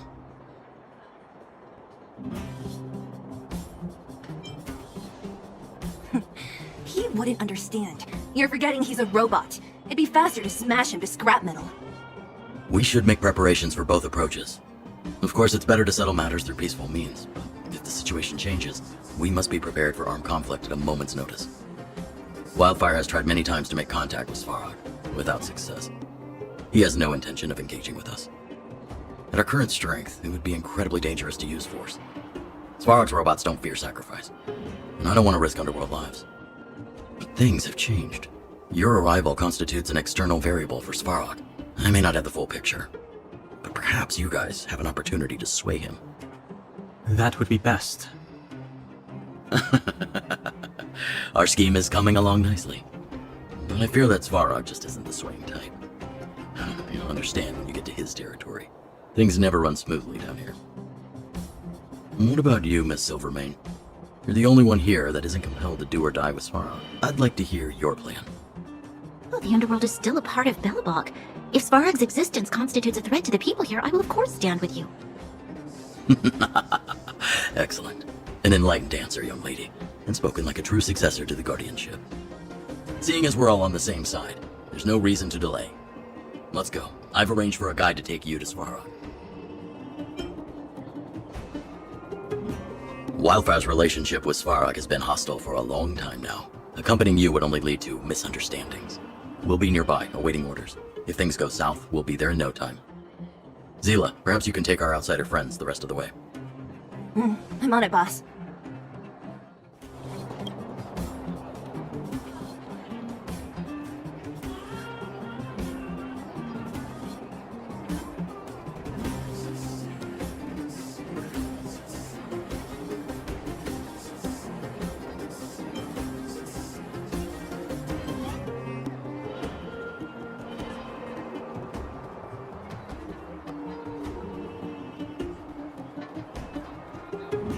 You! Hey, you! Stop!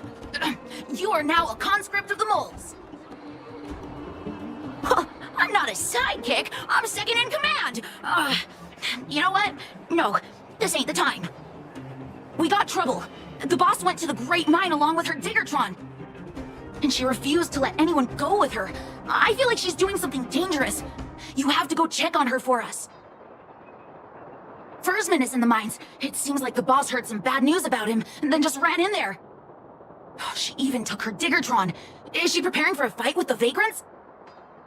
There's lots of bad guys in the mines. Miss Natasha said kids ain't allowed to go in. Go check on her for us now. He's Hook's daddy, and he's like a daddy to everyone in the moles. He's like a great person. Thank you. Please hurry.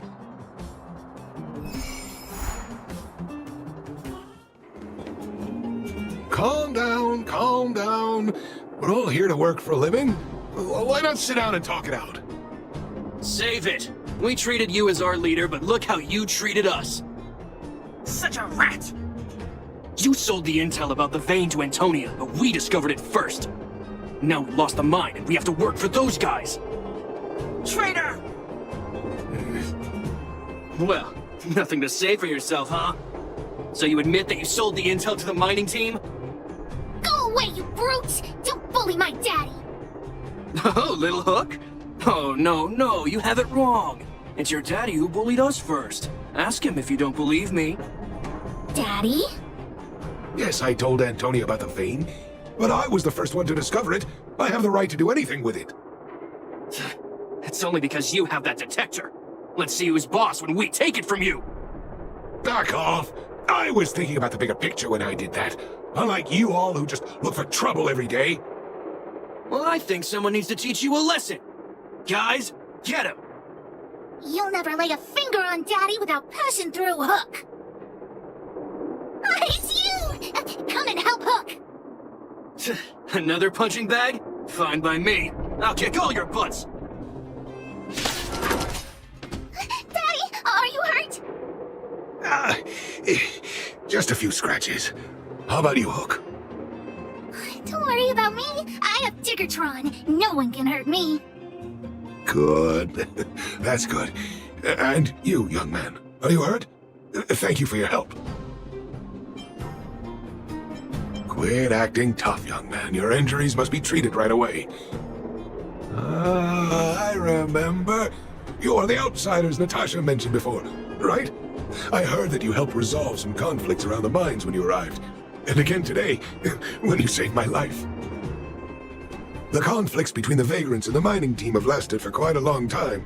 Even if you have just temporarily mitigated our rather tense relationship, it is greatly appreciated. Daddy, let's go to the old witch's clinic. You're seriously hurt. But the vein detector that rapscallion was after, somebody already stole it from me. I need to keep searching, otherwise I might never see it again. It's just a tool. I guess I should let it go. Let's head to the clinic. I've taken care of your wounds. I'm running short on medical supplies these days, though, so behave yourselves and stay away from trouble. You hear me? Don't pretend you didn't hear that, Hook. I'm talking to you. Hook wasn't the one that caused trouble. It was those bad guys. We were just defending ourselves. Ask him. See? You are gonna spoil that kid. That's enough for now. I'll say this one last time, Hook. If you cause any trouble again, I'll take Diggertron away. Do you understand? Hook understands. The boss of the moles should stick to her word.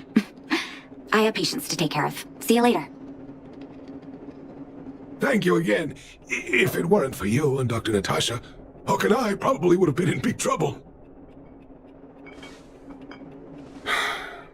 Well, a few days ago, I found a geomarrow vein using a vein detector, and I sold this info to Antonia, a supervisor of the mining team. Then, those vagrants heard about it and accused me of being a traitor. We believe that since I'm also a vagrant who came from another mine and ended up in here for a living, I should naturally be on their side.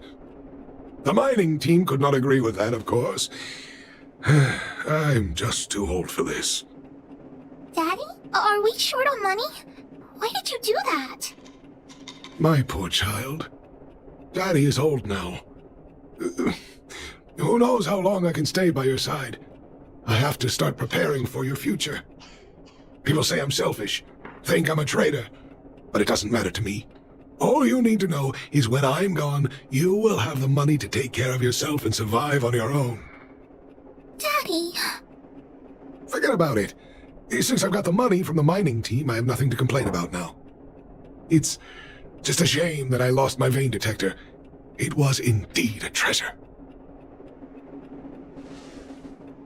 I guess so. It's an ancient relic that can detect geomarrow veins. It's very rare. I haven't seen a second one in my life. I often carried it around looking for a new claim. I suppose some villains must have taken notice. Anyway, I guess I don't need the detector anymore. The less trouble, the better. I shouldn't care who stole my device. Whoever it was, I hope they get good use out of it. Hook seems to be giving me a look like, I want to talk to you outside the clinic now. So that's why people call eyes the windows to the soul. Wait! Hook needs you to help with something. Yes! We can't just stand by and do nothing! That detector is Daddy's treasure, so I gotta get it back! You'll help me, won't you? Alright then, I'll be waiting for you at the shelter in the mine, big brother. See ya! Too slow, honorary member of the moles. You should have gotten here before Hook. Let me introduce you to Sweta. She is Daddy's most trusted miner. Not at all. Mr. Fursman trusts every vagrant, and every one of us trusts Mr. Fursman. But after what happened over at that geomarrow vein, the atmosphere at the shelter became a bit tense. I'm here to find Daddy's treasure, his vein detector. I heard that someone stole it. Is that true? Well, I would guess that's probably true.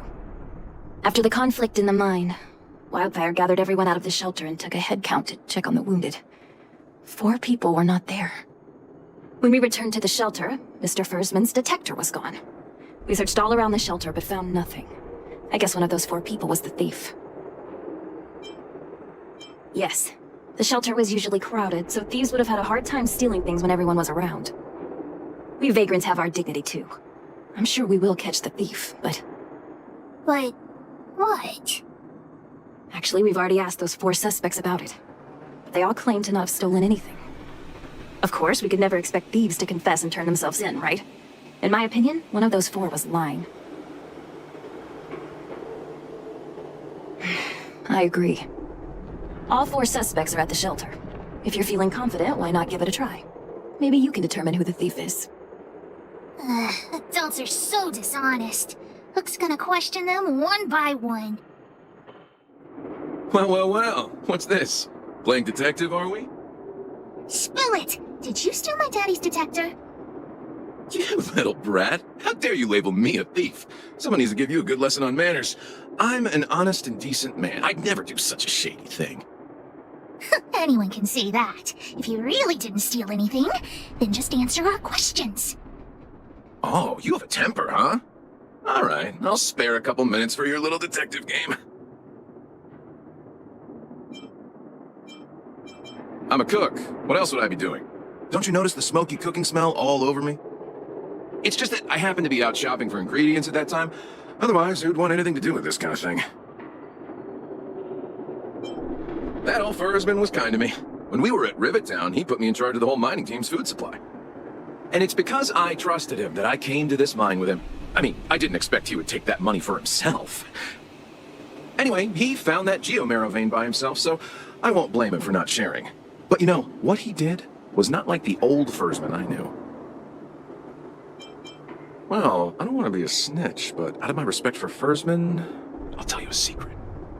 The helper over there, I saw him sneak into Fursman's tent and come out holding a box. See? Isn't he the most suspicious one?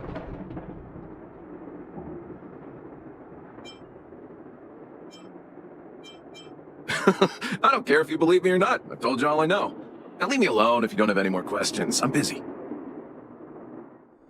Did you steal Daddy's detector? Nope. I'm no thief. Really? Then you better answer our questions honestly. Ask away. Let's not waste time. Spacing out. Didn't notice anything. Good man. But a bit of a cheapskate. Nope. What detector? Hey, would you mind talking more nicely? What? I always talk like this. I don't feel like she's the thief. I know.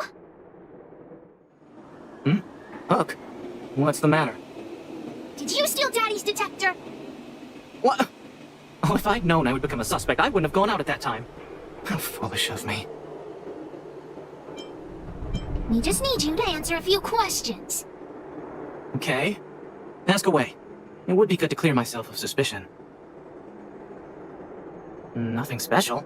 I just went out to get some fresh air. Oh dear, oh dear. I know that's a lame alibi, but I swear it's the truth. Mr. Firstman, he's a good person. Though... Oh, never mind. Oh, no. I must sound very suspicious, but I really didn't do anything. You have to believe me. Detector? No, I haven't seen anything, and I don't know anything. Is that all the questions you have? Have I proven my innocence? Oh dear. All this waiting around is enough to make me even more anxious. Did you steal Daddy's detector? What? How could you say that? You're gonna make me angry. You know what a businessman values the most? Reputation. If your slander ruins my reputation and harms my business, you'll pay for that.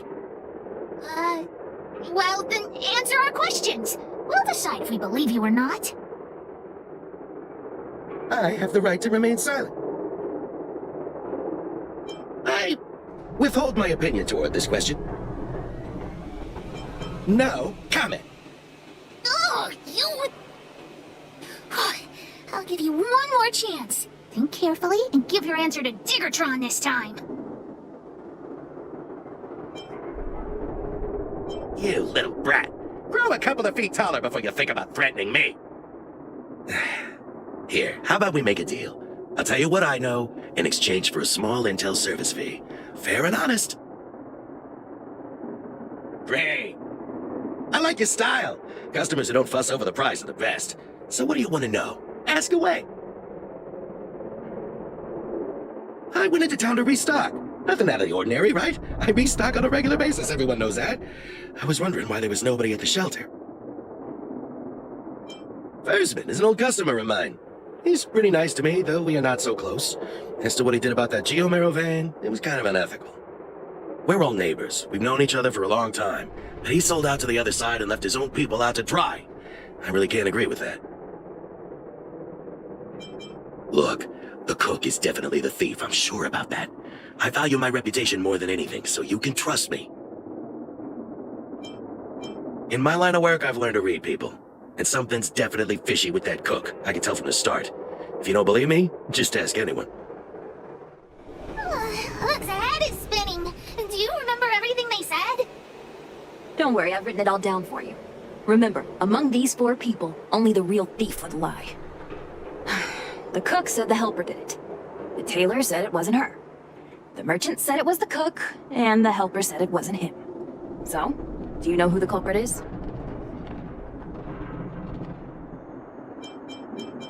I think the cook and merchant are the most suspicious. My gut tells me that one of them is the culprit. But don't worry, even if you choose the wrong one, Pitch Dark Hook the Great has other ways to uncover the true culprit. Right. We have other methods besides deductive reasoning to find out who the true thief is. Let's just examine what they've said first to decide. The cook said the helper did it. The tailor said it wasn't. I don't know why, but I'll trust your judgment. Come on, let's go accuse the culprit. Huh? Where's the cook? Where did he go? Beats me. I saw him running out in quite a panic. That guy has to be guilty! Where is he running off to? Oh yeah, I saw Mr. Sampo on the way to the mine when I came here. Could he be involved in this? Follow, Huck! Mr. Sampo should be that way! My friend, are you serious? This device is quite rare. Are you really willing to sell it to me at such a low price? No, why are you making this so complicated? Do you want it or not? Just tell me. You two stop right there! Pitch Dark Hook the Great has arrived!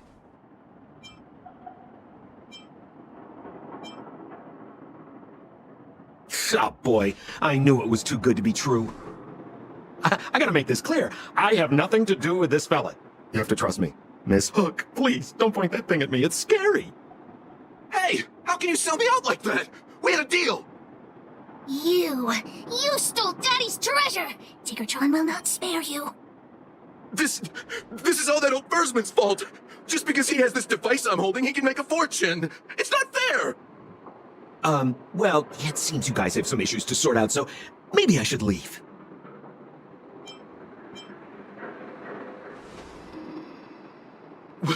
What kind of a reason are you looking for? With the underworld in such a sad state, how are we supposed to survive if we don't resort to robbing and stealing?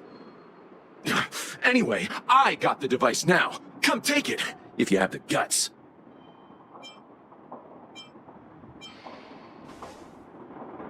Tiggertron, get ready. You sure talk tough for someone who can't fight. Come on, hand the detector over to Hook. Huh? No, Daddy's treasure! It's broken! Hey, now this is Sampo's time to shine. Of course. I wouldn't want to miss out on seeing you and Miss Hook's acts of heroism, would I? Listen here. There's a fellow in Bouldertown they call Balloway the Miner's Lamp.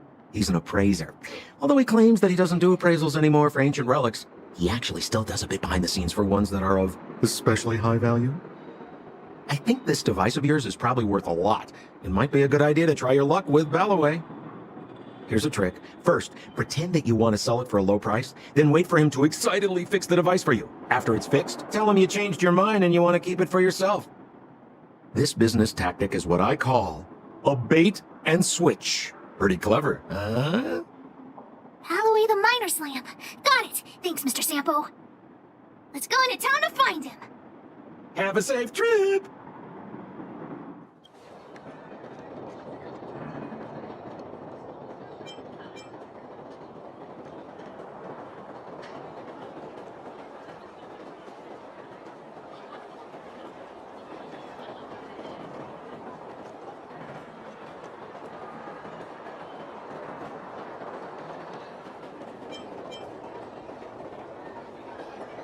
I'm already retired from appraising ancient relics, so unless this detector is some kind of precious treasure... Look at this! The detector's probe broke off. Can you fix it? Ho ho, this certainly is a rare relic. Let me take a closer look. Yes, look extra close. You have to help Hook fix it. This device... I've been in the business for a long time, but never have I seen an ancient relic like this one before. I think this is probably beyond repair. But still, it is a rare treasure. Even broken, I'd be willing to pay a high price for it. What do you say?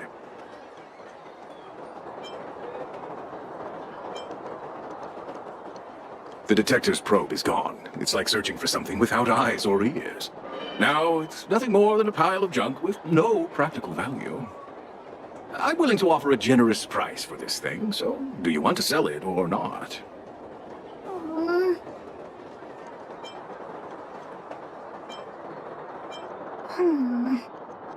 Alright then, let's go find Daddy. Where have you been, Hook? I was just about to go looking for you. Come on, let's go home. I'll cook some salt-baked rock crabs for you. What's wrong with this kid? Why? What happened?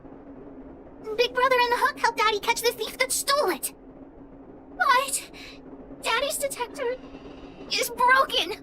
It's all my fault. If only I could have found it sooner. So it was stolen. You're not hurt, are you, Hook?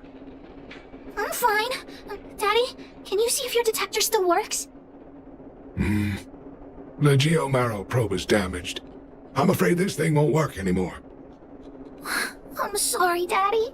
I didn't help one bit. What are you apologizing for? Thank you so much for looking out for me, Hook. But Daddy's treasure...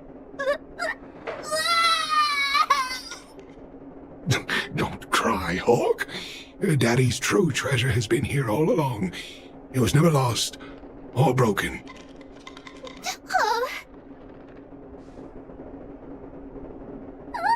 Even you know what it is? The detector helped me find lots of geomarrow veins, and it saved the mining team a lot of money. In that respect, it was a very good thing.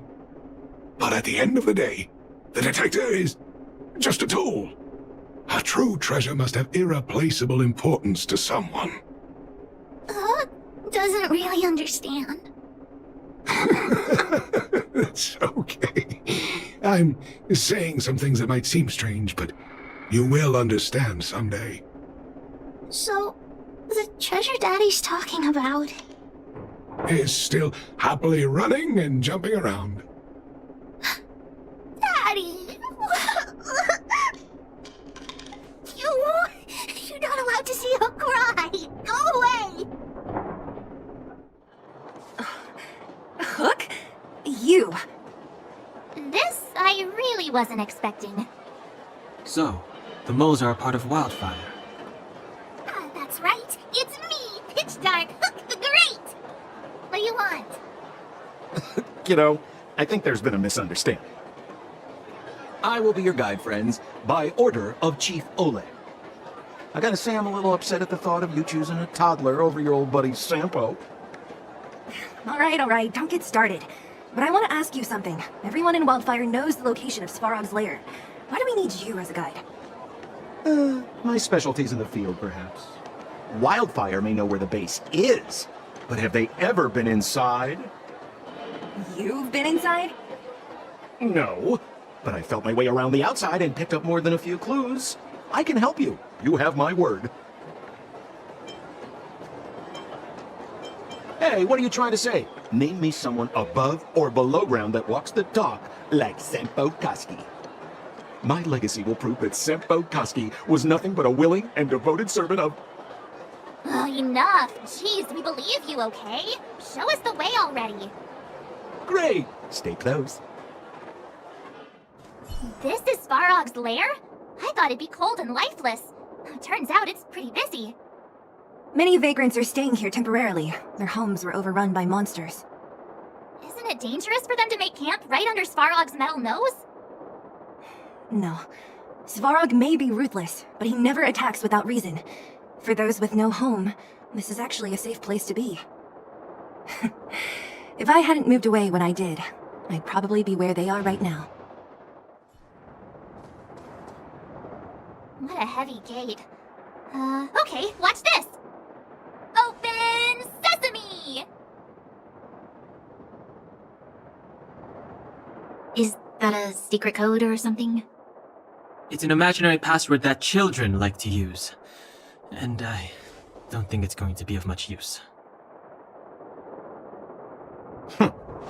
I was just about to get into those before Miss March's colorful attempt. Luckily for us, I've already figured out the mechanism for this gate. They don't just let any Joe Schmo in and out of Boss Svarog's territory. I mean, if you want to see the big cheese himself, you need certification. Certification? Correct. Only prospectors with the right certification can get in or out. These prospectors collect mechanical remnants from all over the underground and then bring them to Svarog for him to repair. Honestly, it's a very profitable little venture. If only I'd beaten them to it. They'd be calling me Sempo Bosky by now. Time out. Where do we get this certification? Oh, that's simple. You see the robots over by the vagrants? They're all Svarog scouts. Every one of them is commanded to maintain order here. Apart from them keeping a watchful eye on these hooligans, another one of their duties is processing. Anyone who wants to become a prospector has to pass a test from these walk-in stoplights first. Not a clue. I never had the urge to go on a Svarog suicide mission before. You guys are the ones that want in. Why not go and ask the robots? This has to be one of them, right? It looks so lame. Is it even awake in there? Maybe it's broken down. That scared me. Protocol. Initiating. Scanning. Verifying. Certification failure. Subject has yet to obtain access permissions. Launching processing. Huh? Are we starting now? Launching stage 1 processing. Please listen to the following question. Who is the reigning champion of the internal combustion engine ramp tournament? Infernal construction what now? How would we know anything about that? Sampo, do you know the answer? Sampo Gusky always knows that. Wait, what did it say again? Aren't you supposed to be dependable? Well, I don't know everything. Sometimes you gotta ask around if you want to know the answer. Don't panic. Let's listen in to what the vagrants are talking about. You might just hit the jackpot. Please answer the following question. Who is the reigning champion of the internal combustion engine ramp tournament? Correct answer. Whoa! Was that a lucky guess? Did you go to a music festival without us? Certification result. Success. Requisite certifications remaining. 2. Please extend your right hand. My right hand? Here you go. Why is this part of the... hey, ow, ow, ow! So this is the certification mark? Great. Only 2 more steps to go. Let's move. Protocol. Initiating. Scanning. I'm so sick of repeating this. Huh? What did this bucket of bolts just say? Seems like this one's got a temper. Let's get this over with. Did you get your first certification? If not, then you're wasting your time. You mean this? Here, look. Yeah, whatever. Here comes your question. Listen up. Riddle me this. A microcrystalline unit should be connected to which component? Huh? Lucky guess. Now I have to do this again. Put your hand out. What are you doing? I meant her. Give me your hand. Huh? Me again? It hurts, you know. Ow. There, 1 step left.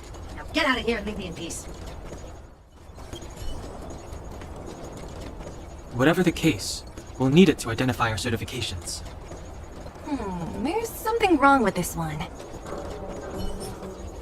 Protocol. Initialization failure. Attempting system restoration.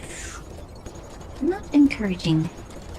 System restoration failure. Core module damaged. External threat detected. Threat elimination activated. Initializing combat module. Finally, no more racking our brains. This rust bucket's about to meet its maker. Learn how to behave now. Let me try and reset its system. Certification system online. Please extend your right hand. Why is it always me? How come it hurt even more than the other 2? At least that's the final step. We can get in now, right? Svarog's certification system is no match for us. This better work. Let's get back to the gate and give it a go. Open sesame! See? Not so bad having Sampo on the team after all, huh? Right? Chief Oleg knew all along that I... Yeah, thank you very much. I'll commend you to the chief. No need to waste your time. All right. Well, let me issue a warning now. Everything from here on out is uncharted territory. We must proceed with the utmost caution. Now to set the record straight with Svarog. Let's get in there! Ooh, did anyone hear what I just said? It looks like this gate has a more complicated structure than the last one. Sampo, what is this? Huh? Sampo? Oh, where is he? Where did he run off to? He was just here a second ago. This isn't the first time. It's that same type of robot again. Oh, please don't tell me there's another round of processing. Visitors for Svarog detected. Protocol initiating. Scanning. Verifying.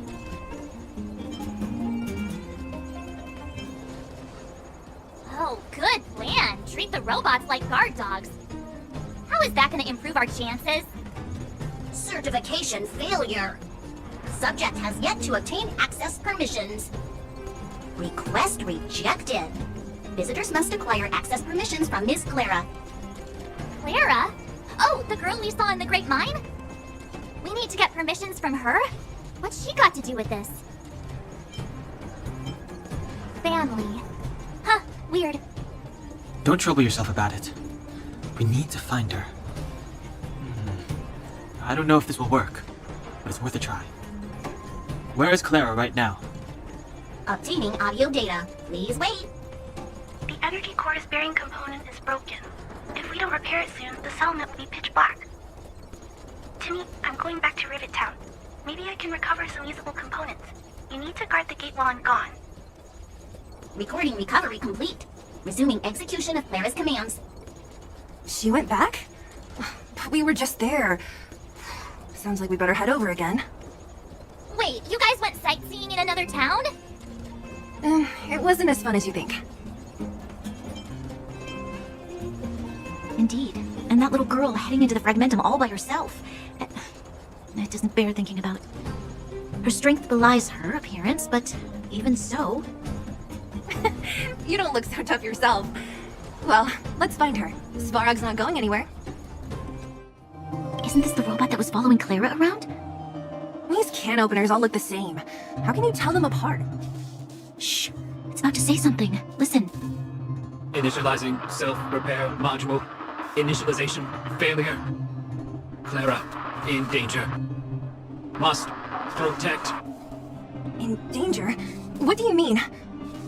Workshop. Target must be Wait, does it mean that a monster appeared over at the workshop? Clara, she... Not good. She's in danger. Quick, let's head over to the workshop and check it out. I know the way. Just as we feared, there's something big over there. And there's Clara! We have to save her! Let's go. No need to fear. We have the numerical advantage. Are you okay, Clara? Are you hurt? Thanks, everyone. I'm fine. Just a few scratches. You shouldn't be running around by yourself. It's too dangerous. What are you looking for here? There is a fault with one of the energy supply units at the base. If I don't repair it soon, everyone at the settlement will be affected. I knew there was a workshop in this town, so I wanted to try my luck here. I found all the components I need, but then I ran into a monster. You guys saved me. I'll tell Mr. Svarog about it. Huh? What do you need to see him for? I can pass him a message. No, this time we need to set things straight with him face to face. Can you take us to meet him? But Mr. Svarog doesn't like talking to others, especially Wildfire. Don't I know it? But he's evaded communication with us for too long. This time, we have to see him. I know you're working hard for the people down here, but Mr. Svarog doesn't trust human emotions.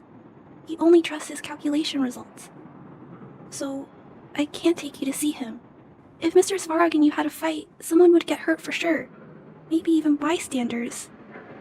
Listen, kid, you... Clara, you said it yourself before, right? Svarog's duty is to protect the underworld and preserve the civilization here. We have the same wish. Why would he refuse to cooperate with us?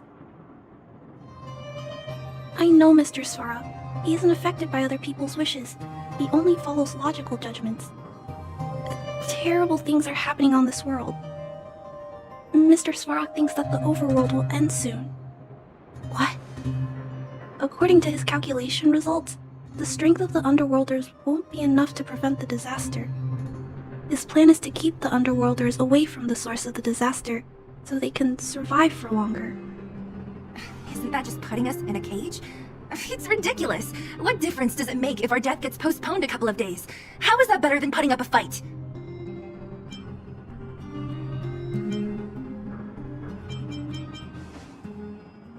I'm always trying to convince Mr. Svarog. Please give me more time. If you don't mind, I still have important things to do. I'll go back now. Clara! It's no use, Zila. She's made up her mind. I could tell from her expression.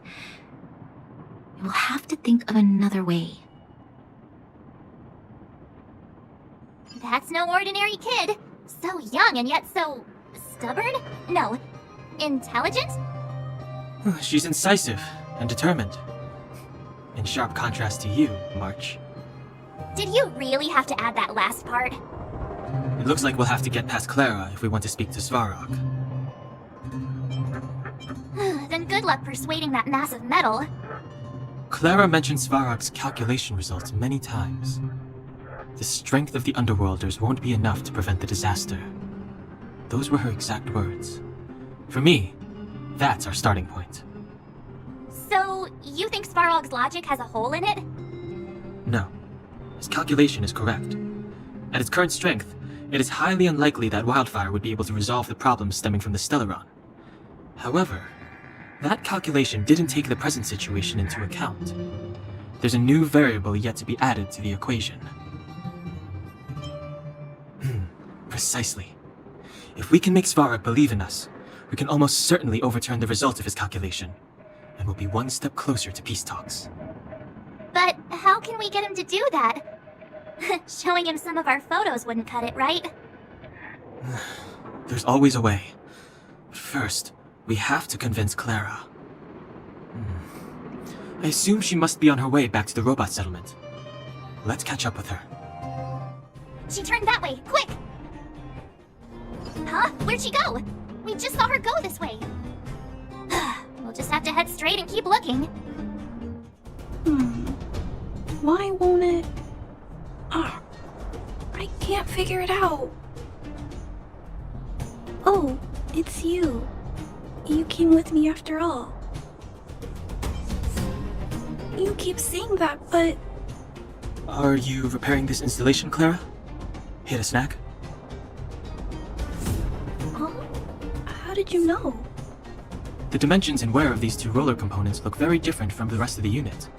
You must have only just replaced them. You replaced the damaged components, but the unit isn't starting up as normal. That's what you're trying to figure out, right? Yeah, I fixed a lot of things before, but I never had to repair one as complicated as this. Why isn't Svarog helping you? I don't want to disturb him. This installation was accidentally damaged by two of the vagrants. If Mr. Svarog finds out, they'll get in big trouble. You know, Clara, if you're too kind, people can take advantage of you. I think I found the source of the problem. You replaced the rollers, but the bearing is causing a jam. And there's a misalignment. You two, give me a hand. We should be able to fix it between us. More fixing? I'm getting good at this. Can we really fix this? Relax, we got this. Right, Dan-hun? Less asking, more helping. Pat on the back Whoa, for that it one. lit up! Thanks, guys. No need. We hardly lifted a finger. So, the settlement's energy supply problem is solved for the time being? Yes. The people on the outskirts don't need to worry about heat or light now.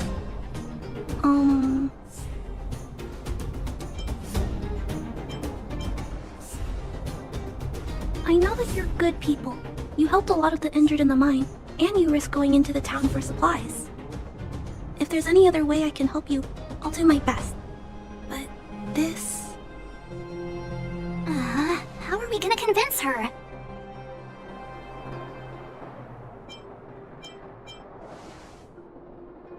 The variable is... our arrival! No outsiders set foot in the underground for over a decade. Clara, you're observant, right? Take a look at us. Do we look like Underworlders? Well, you do look very different from other people. Right! That's because we're not from here. We've never been a factor in Svarog's calculations. And if those calculations are based solely on the strength of the Underworlders, then the results don't apply to the present situation. When did Svarog start doing his calculations, Clara? It was a long time ago. The same time the underworld was sealed off, I think. Circumstances have changed since then. There's a Silvermane guard down here now. Is that part of Svarog's calculation? Not to mention we're...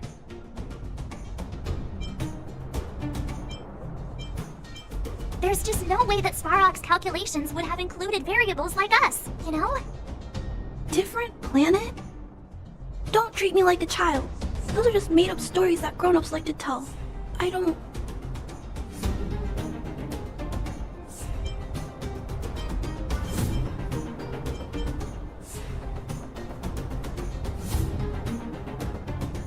Hey, he and Marge aren't lying, Clara.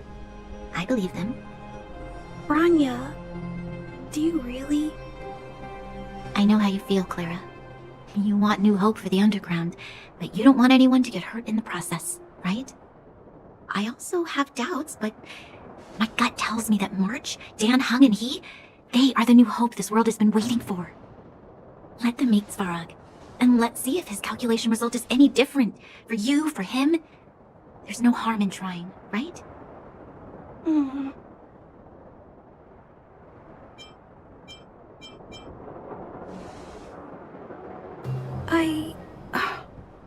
Okay, I'll take you to see Mr. Svarog. Really? Awesome! I understand now. Trying to change Mr. Svarog's mind on my own would take forever. Even if I kept trying until I was all grown up, I don't think I could do it. And all the while, people would be getting sick, losing their homes, and fighting. Just like in the mine. I don't want that to happen. If you guys really believe that you can convince Mr. Svarog, then I need to be brave too. Everyone, follow me. I'm back, Timmy. Welcome back, Miss Clara. Timmy, open the gate, please. I want to see Mr. Svarog. Outsiders detected. Do you wish to permit access? It's okay. They're all my guests. Command received. Access restriction terminal unlocked. Welcome back, Miss Clara and guests. If you can, please try not to upset Mr. Svarog. It's okay, Clara. We're here to reason with him. I'll leave negotiations to you guys. They're not my strong point. Negotiating with robots. I can't say I've tried it before. Are you ready?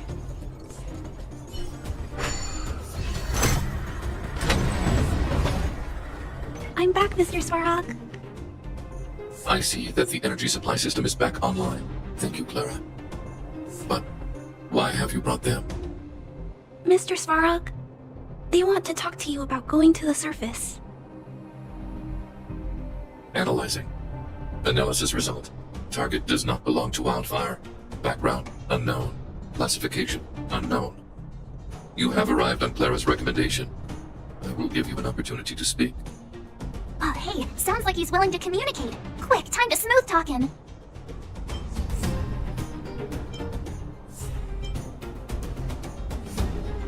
An inadequate pretext. You are not from the underground. You have no right to represent underworld humanity. Proceed with your central point. Do not waste this world's valuable time. He cut you off completely. This guy. Stay focused. Remember, we have to make him see that we're a variable in the calculation.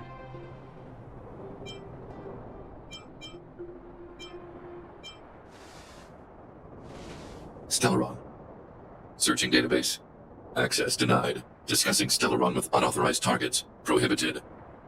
You are broaching a secret that lies at the heart of this world. A secret that should remain unknown to humanity. Reassessing targets. Threat index raised. I demand that you reveal your true intention. As expected. He knows of the Stellaron, but it's a restricted topic. We've come this far. Out with it already. Just be straight with him. Everything depends on it.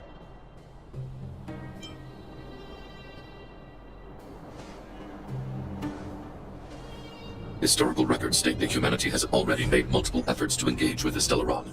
Without exception, these efforts have been motivated by human greed, attempts to secure the article for a selfish end. As instructed by the architects, any attempt to engage with the Stellaron will result in grave consequences. Reassessing.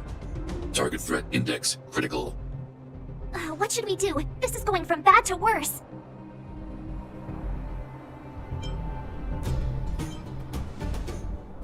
There is no evidence to suggest you are an exception.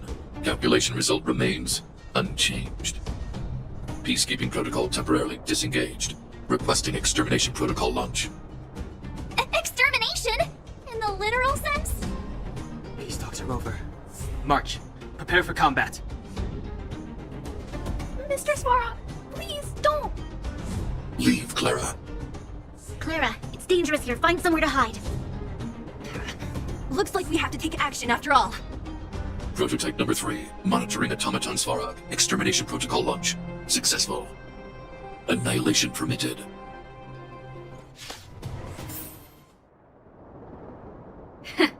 How can you put up your best fight without a doctor on the battlefield?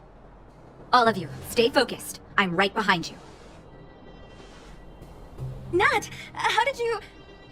Guess you guys had a bad talk, huh? Luckily, Sampo's got your back. Sampo! I knew you'd be involved somehow. Base breached. Armed wildfire personnel detected. Assessing. All subjects are high-risk individuals. Commencing complete annihilation.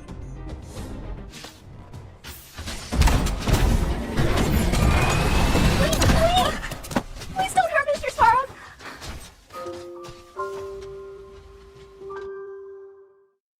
Clara, you... Mr. Svarog can't fight anymore. Please don't hurt him. Claire. Ra. Mr. Svarog, don't push yourself any further. Can you tell them what you know? Mr. Svarog, you said you were willing to make all my wishes come true, right? My biggest wish right now is for everyone to work together. Like family. Recently, I learned something new. Calculation results can't always bring people happiness. Even if the world outside the cage isn't beautiful, people still want to know what it's like. Assessment system reset. Successful. Processing variables. Variable 1. Clara's request. Variable 2. Outsider's intentions. Updated assessment result. Transference of decision-making authority to outsiders. Outsiders are granted access to Stellaron intelligence. So we did it?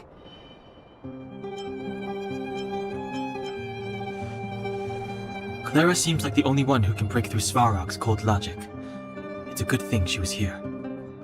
I hope his memory bank really does contain data on the Stellaron. Is this it, Nat? Us? Wildfire? The Underworld? Did we win?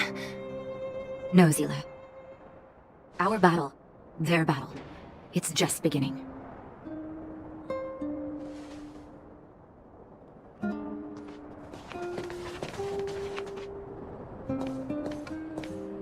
Finally. We finally made it to this point. What's up? Nervous? No. But... I do have an aching feeling in my chest.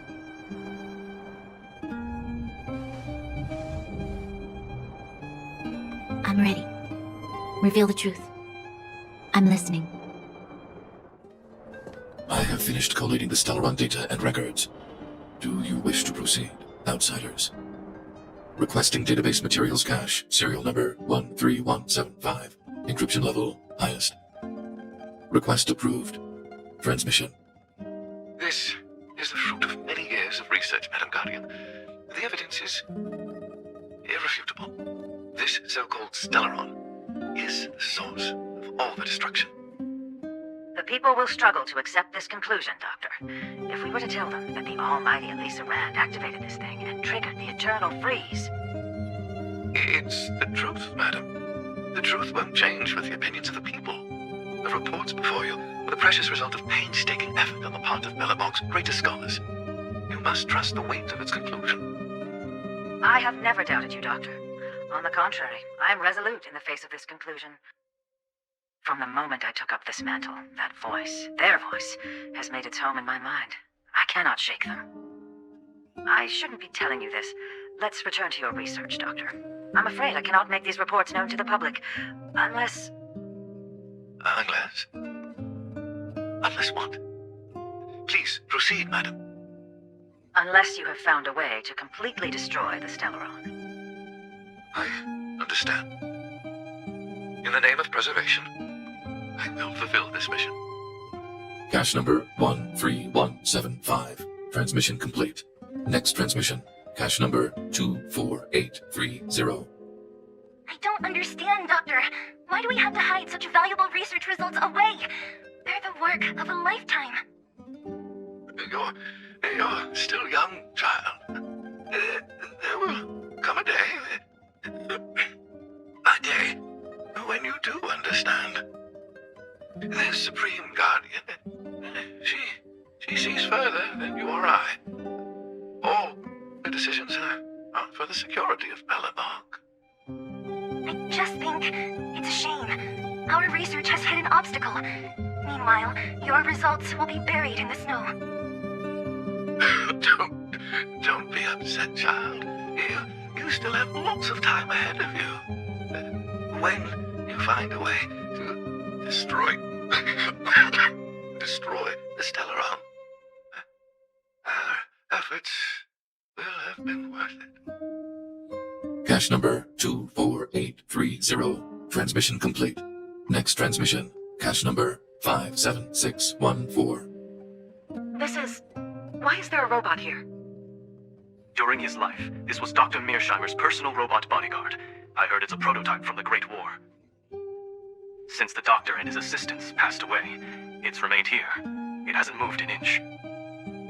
Oh, I see. Let's start. We must unearth the doctor's research conclusions. All of them. Madam Guardian, I've found them. All the documents are here. Good. That'll do. Madam Guardian, what should we do with the robot? It would seem a great waste to destroy it. Find someone to reset its system, and then arrange for it to be sent to the underworld. I hear that the development group is in need of a robot with defense capabilities. Yes, madam. I'm sorry, Doctor, but these results must be taken care of by the architects.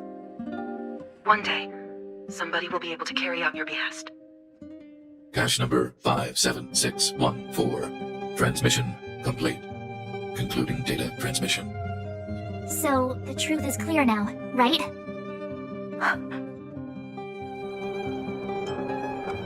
And it would appear that they never succeeded. Now only one question remains. Why would Caelus exhibit such a sudden change in her attitude towards us? Rania, are you okay? I'm fine. I feel a little faint. Why? Why, Mother? Maybe she wasn't aware. Maybe she... I'm sorry. It's no use lying to yourself, Branya. It's time for you to make a decision. Hey, can I have a word with you? I know that we'll need time to process this new information, but we have to decide on our next plan as soon as possible. The furnace core. The path to the surface is close at hand now. Thank you. What you've done has brought new hope to the underworld. Now, we have to wait and see. But maybe this will lead to a new lease on life.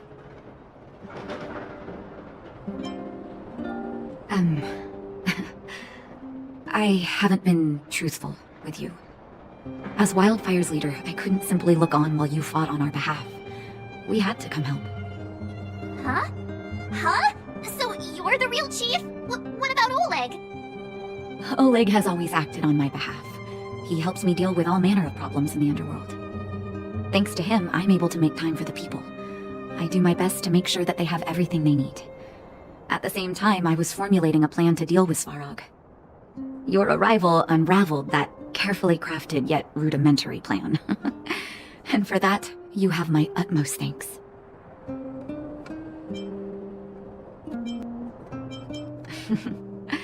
When the underworld recovers its freedom, the people will indeed extol you as heroes. However, even though Svarog is no longer sealing off the furnace core, there's no way that we undergrounders could go pouring onto the surface.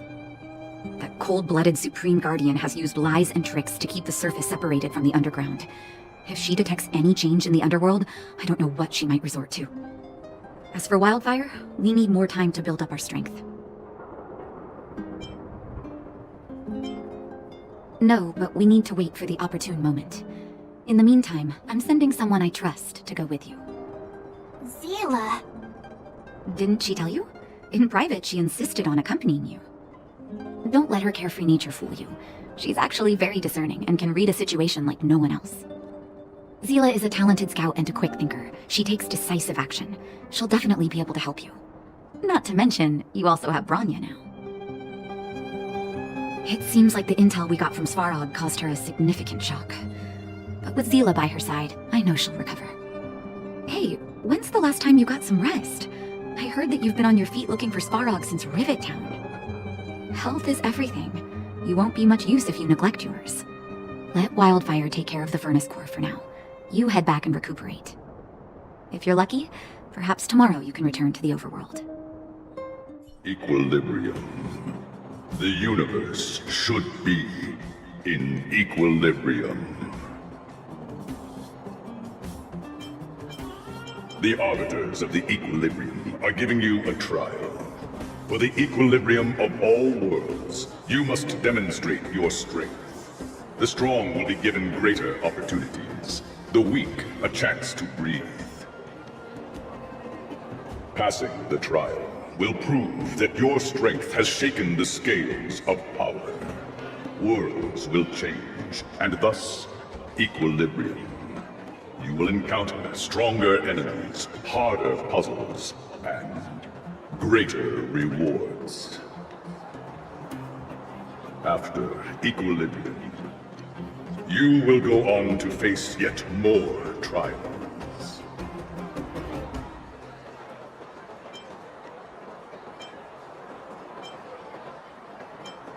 Equilibrium. It is for this that all worlds change. Equilibrium. The worlds are already changing. For equilibrium reigns supreme. Rest assured, the trial of the equilibrium will find you. Oh good, you're here. Pom-Pom doesn't know, but it's in the Express! No one knows Akivili's Express better than Pom-Pom! There is something strange in here. Pom-Pom can feel it. Help Pom-Pom look for it. We have to find it!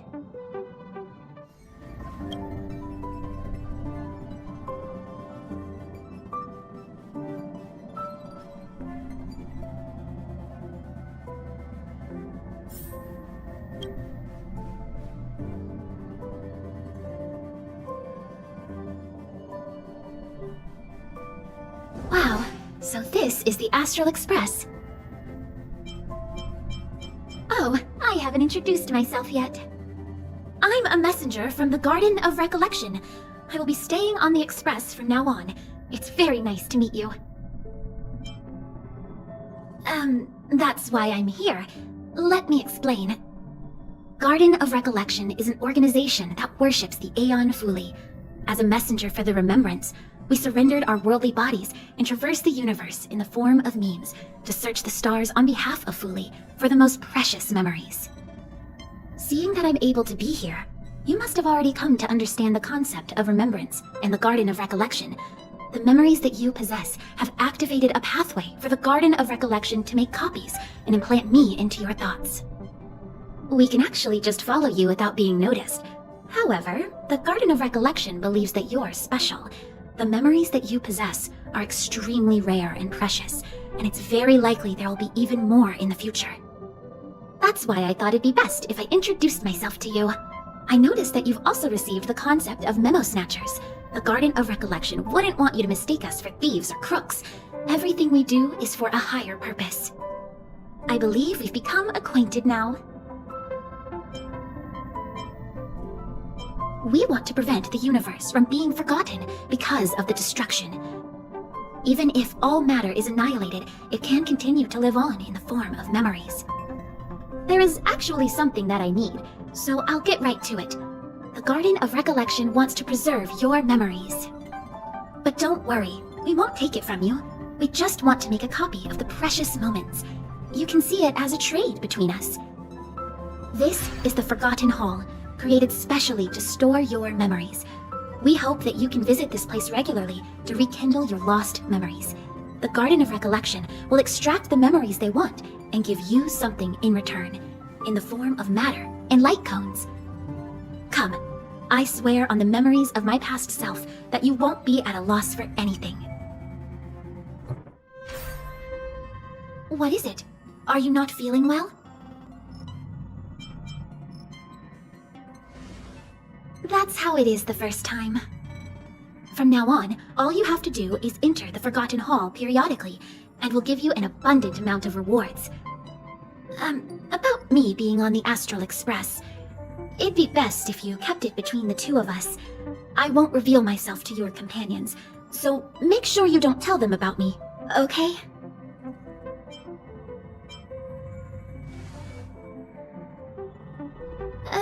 You can say that it's just a phase flame, or an Inquisition spirit.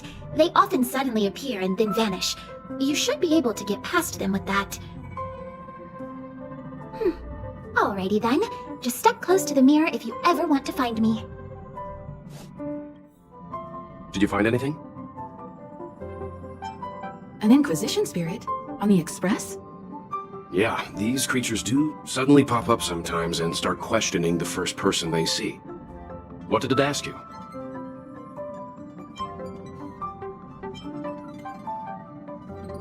This actually confirms a theory that I've always had. It seems like Inquisition spirits are a creation of the Elation. Pom-Pom doesn't care whose creation it is. It has to go! Indeed.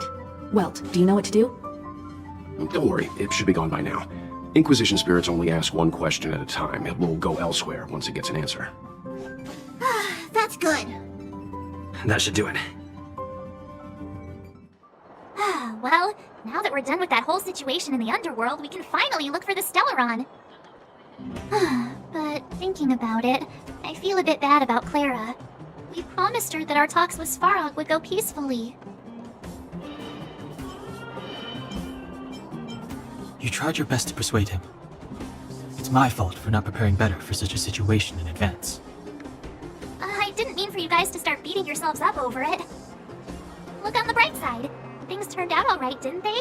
Now everyone knows that the real problem here is the Stellaron, and they're willing to help us out. All in all, the mission is going super smoothly. But we still have a lot left to figure out. For instance... Exactly. We don't even have the Stellaron's coordinates and location. Caecilius' sudden change in attitude is also very curious. We still haven't put all of the pieces together. Dreams? Oh, I remember you mentioned something about strange dreams before.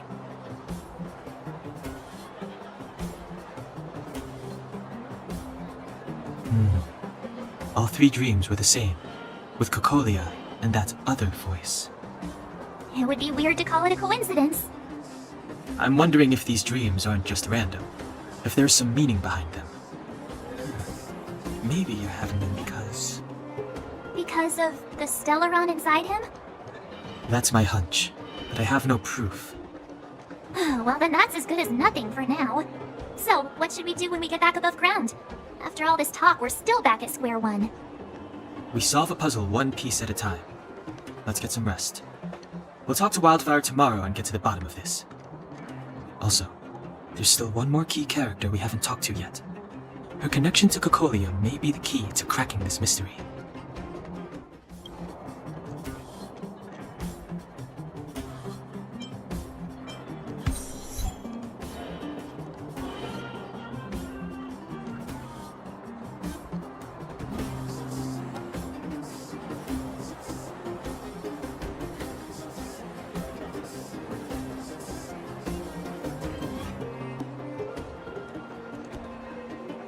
You're back! I've heard from Wildfire that you helped resolve that whole situation with Svarog. Amazing. It must have been exhausting. Please have some food and get a good night's rest. Over there. See that? That used to be the worst street in Rivet Town, and it's also where I grew up.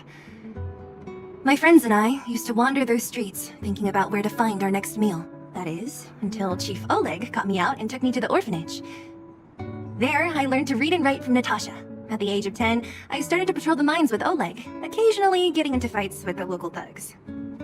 That sounds nice. Nice? Are you being sarcastic with me? Oh, no, sorry. Life in the underworld is difficult. I shouldn't be speaking about it so lightly. You're always so serious. It really gets on people's nerves sometimes, you know? What I meant was... I kind of envy you, Zila. For as long as I can remember, my days have been an endless cycle of studying, etiquette lessons, and training. Every day, all I hear is, remember who you are, Branya. This is against the Architect's admonishments, Branya. Ladies shouldn't use such foul language, Branya. Some may envy this kind of life, but I have felt trapped when every choice and every goal has already been made for you. You probably can't imagine how that feels. No, I can't. But more importantly, what kind of foul language are you using? In the name of the Architects, I shall stick this spear into your nostril. That's it? Oh, that's nothing. Looks like I'll have to teach you some underworld slang before you go back. No, that won't be necessary. It'll be better than poking people's nostrils, at least. I never thought that I'd be here having a heart-to-heart with the future Guardian. As a kid, I didn't meet many people who lived in the overworld. I only heard stories from the grown-ups and figured you were all just a bunch of cold snobs. I've heard from some Silvermane veterans that before the orders were made to seal off the underworld from the overworld, there was no difference between the two places. Everybody ate the same food, chatted about the same topics, celebrated the same festivals. Even though times are different now, things like the joys and sorrows of life, the ties between people, these precious things must certainly still connect us all. If there is a way to bridge the gap between the two worlds, we can definitely go back to the time when you and I were not divided, when we could stand side by side against the Eternal Freeze and the Fragmentum. I'm not like you. I don't have that many grand plans for the future. But if that's the future you want, I'm willing to build this bridge with you. Thank you, Zila. Your trust is very important to me. Speaking of which, what are you going to do next? What Svarog revealed must have made quite an impact, huh? Yes. I thought I was prepared for anything, but... as long as I am the Guardian's successor, those truths will come out sooner or later. But why does my mother hide it from me? And why does she want me to hunt down the outsiders who know about the nature of the Stellaron? It doesn't make sense. I thought it over. There's only one thing I can do. Go ask her directly. Hold on. You're not really going, are you? Alone? You can't. This plan is... I've already thought it through, Zila. I am Madame Caecilia's daughter. That will never change. Be it my duties as her heir or as a Silvermane guard, I must face my problems head-on. Even if... Branya. This is for you, Zila. Please help me pass it on to the outsiders. If I am unable to see you again, they'll know what to do. Okay, I understand. You've made up your mind, and there's nothing I can say that will change it. But remember this. If you run into trouble, I will come to save you, no matter what. Then I'll be waiting for you. So, did you come to this spot when you were a child? Of course. I just didn't appreciate how nice it was at the time. Very nice.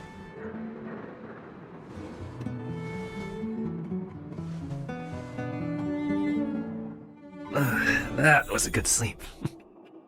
I should go meet up with March and Danhong. Took you long enough, sleepyhead. We've been waiting all day. I've noticed that our sleep routines don't match up. You either keep getting up in the middle of the night or snoozing away until the day's almost out. Unacceptable. You gotta work on your teamwork. Did you have a dream again last night? So that's why you slept for so long. Well then, let's go find Wildfire to discuss our next move, and see if they have any new discoveries. Let's go! I can't wait to finally get back above ground! Oh, look who's here. It's the Vedant Svarog, the big hero of the underworld.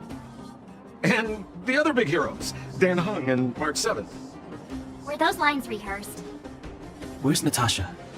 Is she here? She has a bunch of other things to attend to, so I hope you don't mind talking to this old man instead. I speak on behalf of Natasha. By the way, sorry for keeping that whole thing about her being the actual leader of Wildfire a secret.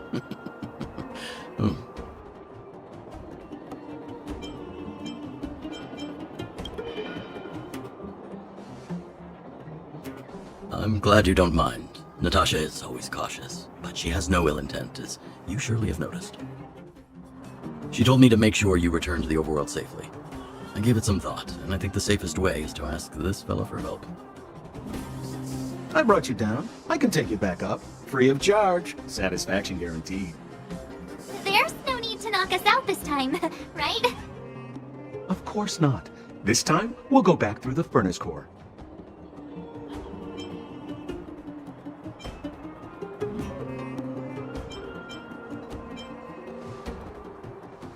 That would be problematic and dangerous. Trust me, we should go through the furnace core. Ugh, enough chatter. Just be a good guide. Hold on. What about Bronya? Why isn't she here? She already went back.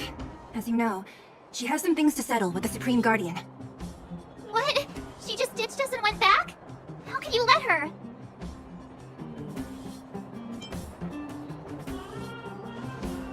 Exactly. She has a lot of responsibilities.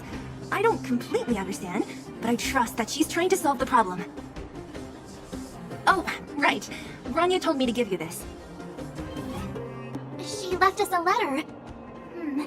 Could this be one of those open in case of emergency letters? I've never gotten one of those before. Should we wait until we run into something dangerous? Stop overthinking and just open it.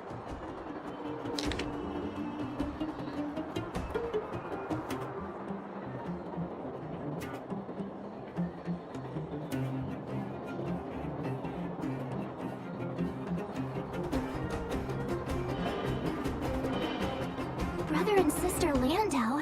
I know the brother must refer to Japard, but who could the sister be? Oh, Serval! So she's Japard's older sister. She gave it some good thought. But whatever's going on in that Supreme Guardian's head, even Bronya might have trouble understanding. Sampo, do you know the Landau siblings? Landau? Yeah, we're all friends. I've mostly dealt with the younger brother in the past, but the sister, she's much scarier. Today's supposed to be a day of celebration, so let's not talk about it right now. We can set out at any time. Just come find me when you're ready. Well, my friends, are you ready to head out? Wonderful. Remember to bring enough food and drink to refuel on the way. We have a lot of steps to climb. Mother, I have returned. Bronya, I thought I'd lost you. Where were you? Are you hurt? I'll fetch the butler right away. No, there's no need. I don't want to see Sebas right now. Sorry, Mother. I'm fine, really. I just got into a few skirmishes down in the underworld, but nothing I couldn't handle. The underworld? Oh, I see. In that case, report everything you saw. Commander, Bronya. After the failed pursuit at Backwater Pass, the wanted outsiders and I were somehow taken to the underworld. Because of the difficult situation we were in, we formed a temporary alliance to help the residents of the underworld resolve a few issues of survival. We also defeated an ancient robot known as Svarog and learned some truths about the Stellaron. I'm listening. Go on. Madam Cacolia, it is my firm belief that the visitors from beyond the sky are not the villains we had imagined before. I witnessed them take up arms in the name of justice and risk their lives for the sake of others. I can also ascertain that they did come for the Stellaron, but only to relieve the disaster it has brought upon Belobog. Mother, you've always known the truth about the Stellaron, haven't you? Well, the responsibility of bearing that truth will fall upon me one day. Such is the burden of being Guardian, to carry these secrets for eternity. So, I ask you to forgive my defiance, Mother. I believe that the order to dispatch the outsiders was a mistake. to solve the problems brought on by the Stellaron. The architects waited hundreds of years. And those outsiders may be the... Enough! What? Arrogant. Ignorant. Oh, you disappoint me, Bronya. You merely glimpsed the tip of the iceberg, and now you think you know everything. You spend a short time with that underworld scum, and suddenly you have the audacity to question my orders? Guards! Take Bronya. They are not scum. My entire life, everything you ever kept from me. I remember it clearly now. This time I am standing my ground, Madam Guardian. And please, stop dismissing me with vague excuses. Tell me what you have seen. What exactly it is you are hiding. Why do you send the Silvermane guards to die in the Fragmentum? Why have you abandoned the people of the underworld? And why? Why did you have that sudden change of mind? I see. I knew this moment would come sooner or later. I just didn't expect it would be so soon. You want to know why I gave those orders? Is that right? Do you believe you're ready to learn the truth? Yes. I am ready, Mother. Then come with me, Bronya. It is time you heard it. The voice of this dying world.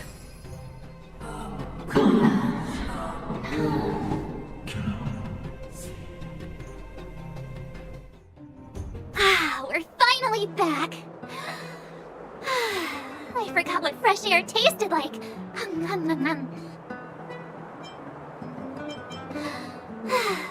Freedom. Cold. Mainly cold, actually. Let's go. Where's our next stop? We should find somewhere to put our feet up. As long as it's not Goethe Hotel again. Classic unreliable Sampo. He probably guessed we'd ask where his hiding place was. No sooner are we back in the administrative district than he sneaks off. The bro or the sis? If you're talking about Japard, we should be careful. He's a top Silvermane guard. He'd probably get a medal for every one of us he brought in. Dan Hung, what do you think? I think it'd be best to pay a visit to Serval Landau. So you think we should avoid Japard for the time being, right? He's an elite officer of the Silvermane Guards. It wouldn't be easy to get to him. Besides, if he hasn't been persuaded by Branya's letter, we'd be walking right into the Lion's Den. Makes sense. Guess we better head over to Serval's workshop then? But we must keep a low profile. We're still wanted fugitives. What's wrong, Zila? Nothing. It's just a little... new. The last time I was on the surface, I was still a child. I have no memory of any of this. The overworld and the underworld. We've been cut off for so long. I'm okay. Let's go. Who is it? The shop's closed today. You'll have to come back tomorrow. Huh? Ah, I remember. The three outsiders. Wait, why are you still strolling around the city? Do you know the Silvermane guards are looking all over for you? Quick, act natural and get inside. Don't get spotted. Alright, you'll be safe here. My workshop has pretty good soundproofing and barely anyone comes in. Just what crime did you commit, exactly? They recalled a bunch of guards from the front line to track you down. It's unprecedented. Now they're patrolling the whole city and everyone's in a panic. Oh, we just... Not yet, March. Branya said we could trust you completely. You mean to say you don't trust me completely? Good, that's smart of you. But you needn't worry, Caelus and I aren't even on speaking terms. It was her that ejected me from the Architects. I refuse to stand with her. I don't believe you guys would do anything bad, and the Architects are going to need conclusive and publicly available evidence for me to think otherwise. Besides, I know the Architects, and if they did have any evidence, they would have released it by now. I know Caecilia's style. Get everyone into a frenzy first. Most people in a frenzy don't stop to ponder the details.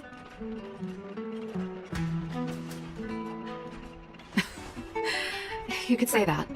We were like sisters once, inseparable. Of course, that was all before she became the Supreme Guardian. These days, I just spend my time fixing things in this workshop, and playing music. It's a pretty carefree existence. If I'm not careful, I'll start boring you all with sob stories from the past. Let's get back to you guys. If long-lost Branya told you to come here, you must have something important to tell me. You can trust me. I know our passive only crossed once before, but my intuition tells me you guys are good people. And I've got good intuition, by the way.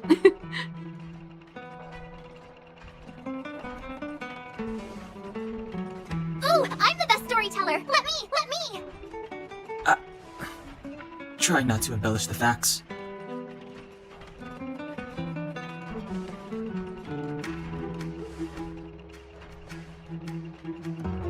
So that's what's been happening. No wonder we hadn't heard from Branya recently. After all these years in isolation, and without a single word from below, this is what's become of the underworld? I believe you. There's no way you could have invented all those twists and turns. What's more, we have Miss Seela here as living proof. As for the Stellaron, I know why Branya got you to find me. When I was still one of the architects working in the scientific research division, I was researching the Stellaron. I never thought I'd hear that word again after being expelled by the architects.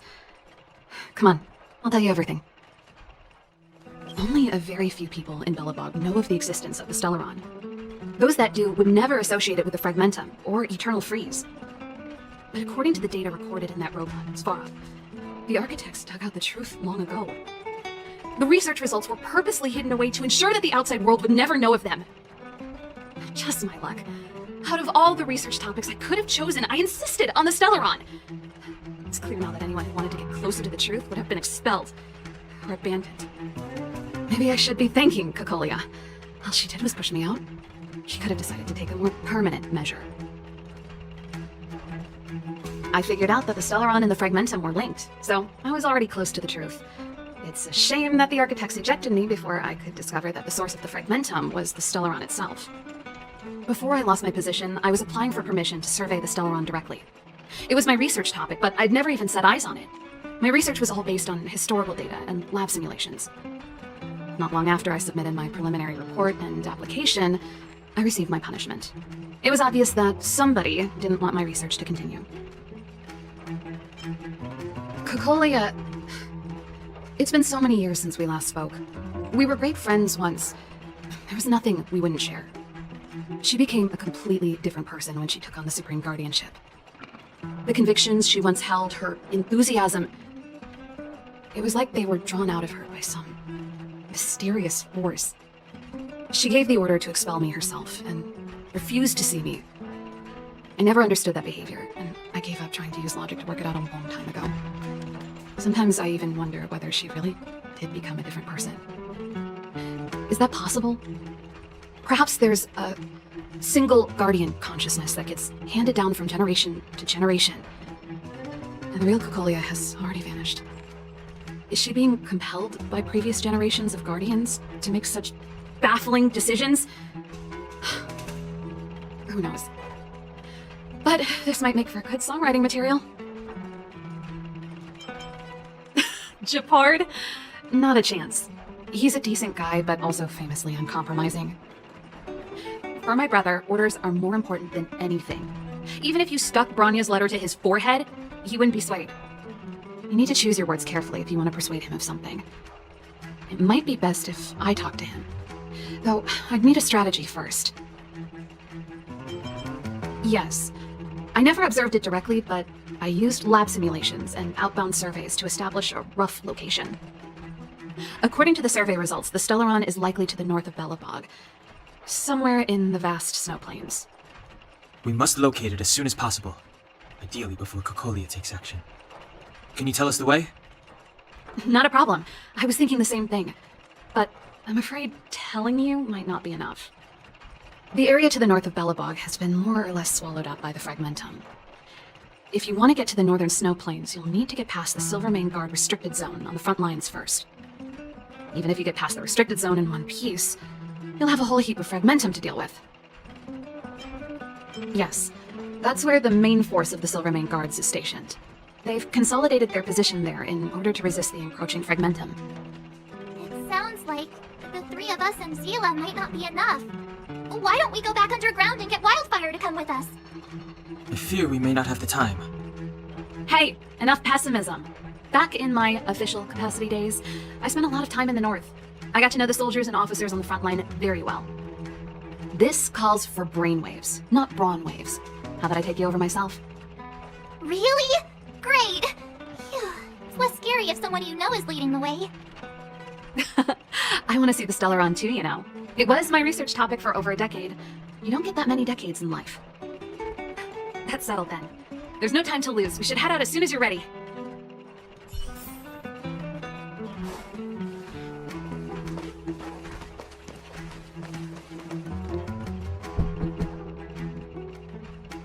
Darn it! I forgot my brother said he'd be around today. Find somewhere to hide, quick! I'll handle him. Japard! It's you! I didn't think you'd have the time to visit with things so tense on the front line. Things are manageable. The latest wave of monster attacks has slowed. I'm back in the city to take care of a few matters, but I'll be back on the front line later. I thought I told you. Ah! Oh, yes. That's right. Sis, you look a bit pale. Did something happen? No. Why would anything have happened? You don't normally use my full name. You said you hate it when I call you bro in public. Well, I agree. It'd sound better if I started using your full name. Right, Brosif? You can call me whatever you like. Look, Serval, I'm here on official business today. There's something wrong with the barrier generator device, and the engineers in our unit don't know how to fix it. I need you to take a look. Those guys can't think outside the box. Of course they can't wrap their heads around my design. I thought it was something big. Leave it here. I'll take a look. Sorry to trouble you. Why are you being so polite? Oh, and why is the city under curfew all of a sudden? Has something happened? I've been instructed to keep it quiet. Lil Jeppy. So grown up now, looking down on his civilian sister. Don't say that. Forget it. If I don't tell you, Pela will. Last night, Lady Bronya suddenly appeared. She entered Klepoth Fort without saying anything to anyone. The Supreme Guardian is worried that the 3 intruders may have followed Bronya out of the Fragmentum and back into the administrative district. She issued a curfew for the entire city and ordered us to pursue and capture any suspicious individuals. Ah, so that's how it is. No wonder I haven't heard from Bronya. Is she alright? I'm not sure. She hasn't left Klepoth Fort. The Supreme Guardian just said she'd returned. Nothing more. Well, I was sure worried about her. After she disappeared, Pela's workload doubled. She said she barely had time to go out. She really does tell you everything. Oh, by the way, I left my Goethe Hotel limited edition flask behind last time I was here. Let me have a look for it. I think I left it over... Wait! What is it? You seem pretty off today, Serval.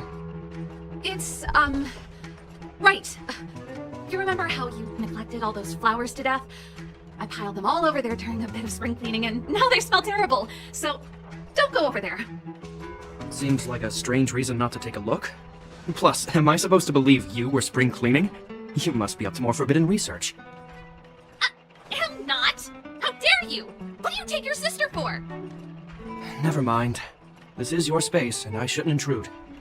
I've got business to take care of. Bye for now. Hey, wait a sec.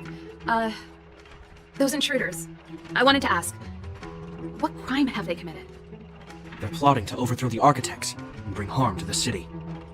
Huh. Reminds me of the accusations against me. Caecilia's methods haven't changed. Don't say that, Serval. I know that you're still nursing a grievance against the Supreme Guardian, but this isn't a joking matter. You're telling me off again? Fine. Whatever, bro. You better be going. Come listen to Pela in my next rehearsal. I will, if I have the time.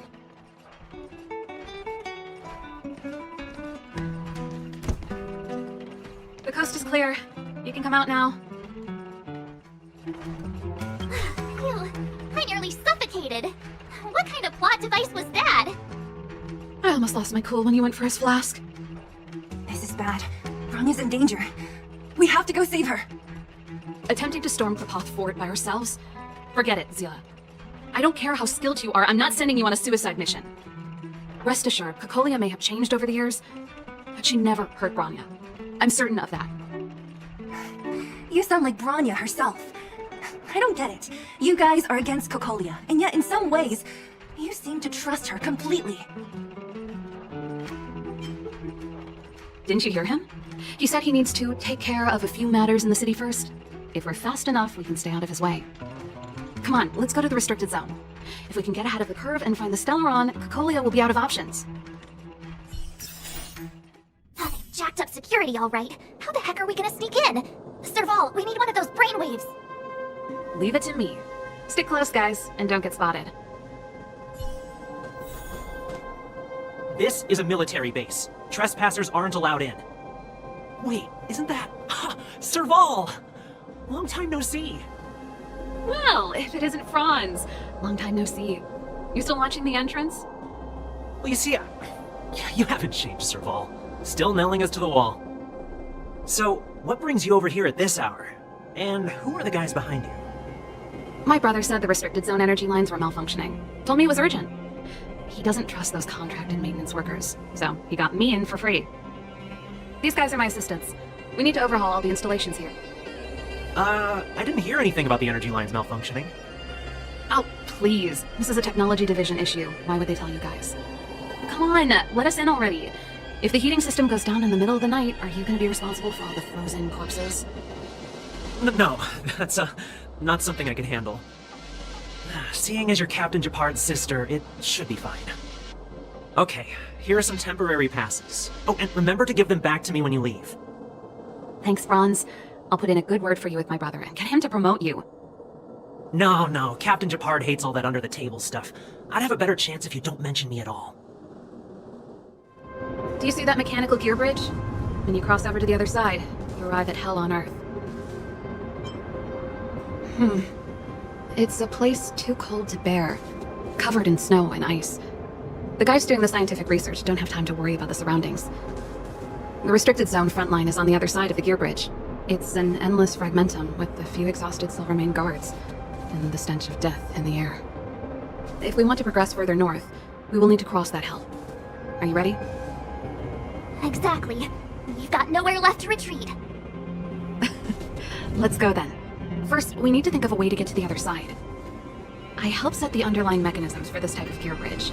It's controlled via different terminals in combination. Let's go find them. Nope, this terminal's offline. We can't control it from here. So what's the plan? Look for another. Every platform linked to the gear bridge should have a similar terminal. Darn, can't activate it. It seems like someone severed the energy supply to the terminals.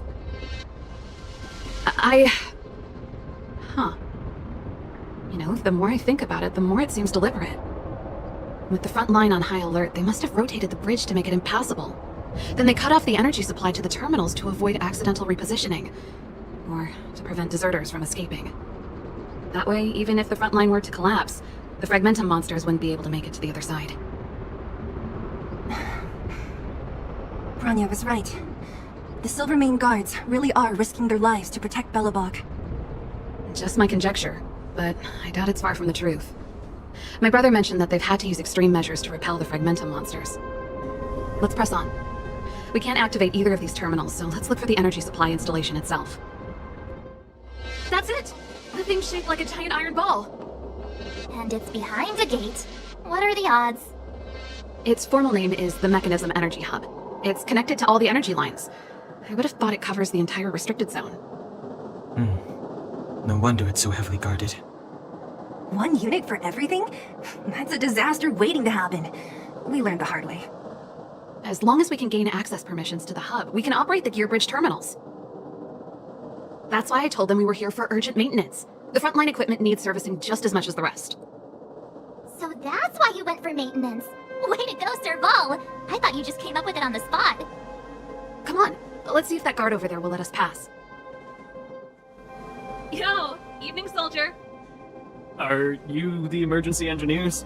I saw you guys hanging around. Did you find the problem? Not yet. Everything looks normal so far. I think the problem is stemming from the energy hub. If you let us in, we can do a routine service inspection. I've worked on various iterations of this type of installation. No. No can do. No one gets near the energy hub without the security captain's encryption key. Not even the Supreme Guardian? The Supreme Guardian? Hey, no gamesy here. No dice without the encryption key. Darn, this guy's not stupid. You need the encryption key, right? Which captain should I bother then? Captain Dunn's resting up ahead. Go and find him. If he grants you permission, I won't stand in your way. Done? Why didn't you say so? No problem, we'll be back in a bit. Hey, Dunn! It's been a while. I didn't know you made security captain. Serval, it's been a long time. You're still so... you look good. Allow me to introduce my assistants to you. They help me take care of business at the workshop. Everyone, this is Captain Dunn, an old friend of mine. He used to be an ace on the keys in the band. Oh, you play rock and roll too? Cool! Pleased to meet you. Oh, hello. Oh, what's that weird smell? Zachary, how many days has it been since you showered? I showered right before my shift. What did you say? I haven't showered in 2 days, sir. Unacceptable, especially in front of visitors. Apologies for the embarrassment, all. It's not a big deal, Dunn. You know, if you get a chance, would you want to get on stage with us again? My keyboard guy is pretty good, but I still miss our military days playing in the band. That was a long time ago, Serval. I haven't touched a keyboard in ages. Besides, I'm stationed here all year round. I'm afraid I don't get many chances to return to the city. Though I don't stand on ceremony. How may I assist you? If everything's in order, you'd better head back to the city. It's not safe here. I've checked the lines. There don't seem to be any major problems. All that's left is the energy hub. The guard over there said that I needed an encryption key to open the gate. Can you help me out?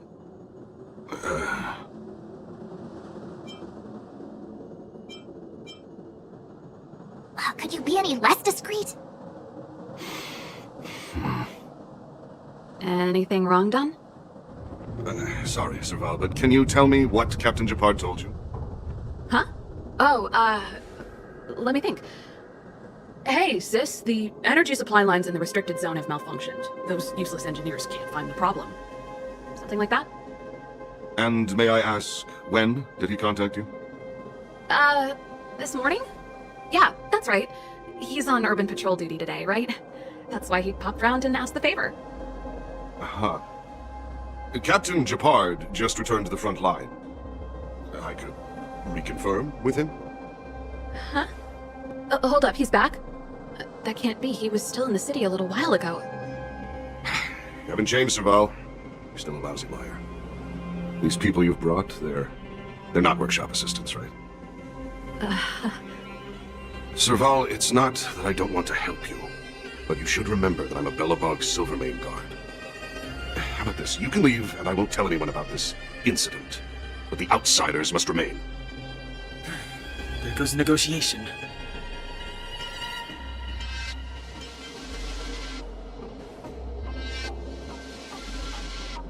I brought you guys here, and I'm standing with you till the end. Dunn, this concerns the fate of Belobog. No, the fate of our whole world. Please, don't stand in our way. Serval! We used to rehearse together every day, you must understand. My rock and roll soul is to uphold the dignity of a soldier. Serval? Why? I'm sorry, Dunn. Time for a little nap. He's just unconscious. Don't worry. Stubborn fool. Strong, though. Wildfire lacks people like him. Got it! The encryption key! Quick, before we attract attention, let's...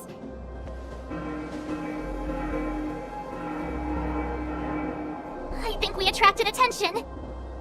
That's the enemy attack alarm. Every Silvermane guard in the reserve zone just became our enemy. We've made it up till now. I could lose an arm and a leg for all I care. I have to lay eyes on the Stellaron.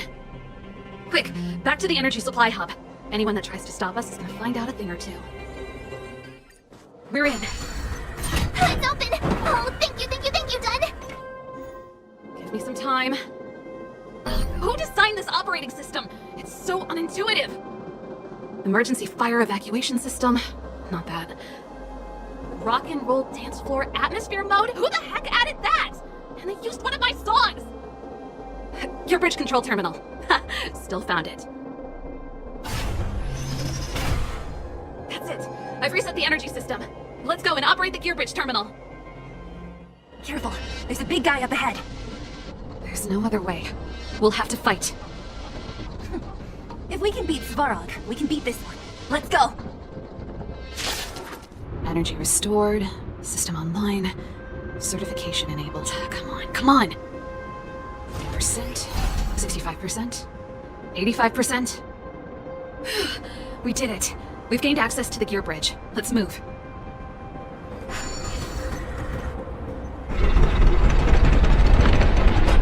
Perfect. Okay, we need to get to the front line. We could have a problem. Your brother may be there. He probably is. Hopefully we don't bump into him, but if we do, we'll just have to try and talk to him. Are you sure you can convince him? I've probably got a 30% chance, or less. Meaning it could end in a fight. Haven't you noticed yet? Most of our convincing ends in a fight. We need to be sure, Saval. If we can't reach a common understanding with your brother, will you stand with us? Of course. My word is my bond. I said that I'd stand with you to the end, and I won't go back on that promise.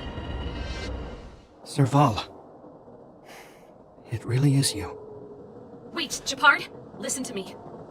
When the sentry reported to me, I thought there must have been a misunderstanding. The enemy alarm had to be unrelated to your entry into the restricted zone. Perhaps the intruders had taken you hostage. And yet... Step away from the intruders, Serval.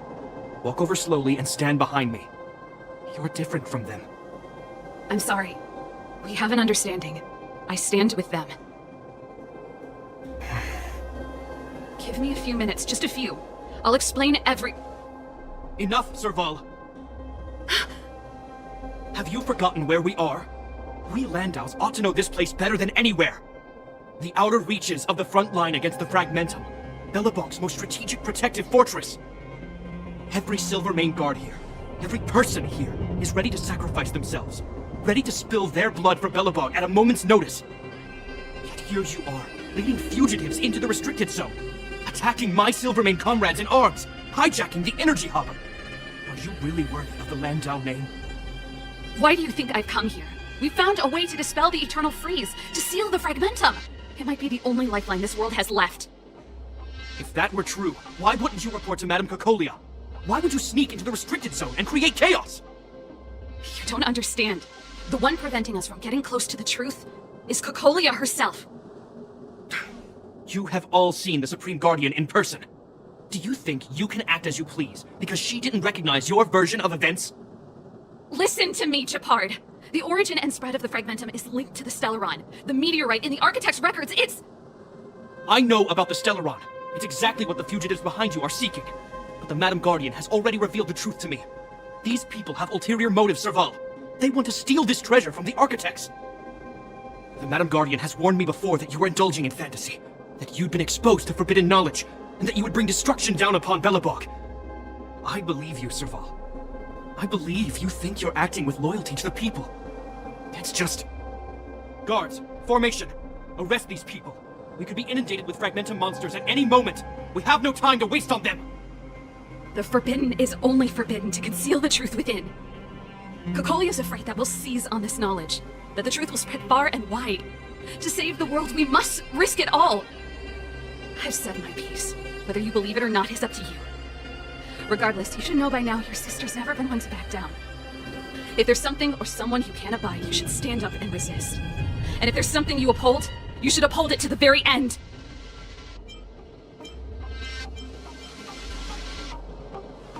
Save your explanation for the judge. You are charged with sabotaging the Silvermane Guard restricted zone.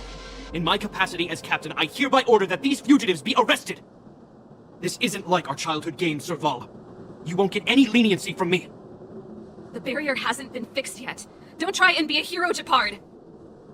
Didn't I tell you? All our negotiations end in combat.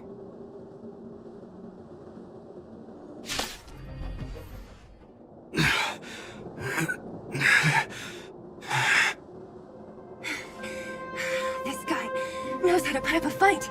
I've never come up against anyone this relentless. He just won't go down. He's as stubborn as I am. It could be an argument or a fight. He'll do both to the death. That's why he bugs the heck out of me. That's enough, Japard. Take a look around you. You're the last man standing. Even if I am, I won't yield.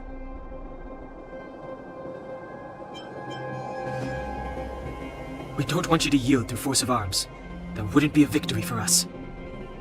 Yeah, our goal is the same as yours, Serval's and Branya's. We just want to preserve this world. There's no reason to turn against each other. Japard, brother, surely now you can see the need for pragmatism. Even if you don't believe my outsider friends, you should believe me. Maybe I've wasted your trust. In which case, believe Branya. Lady Branya?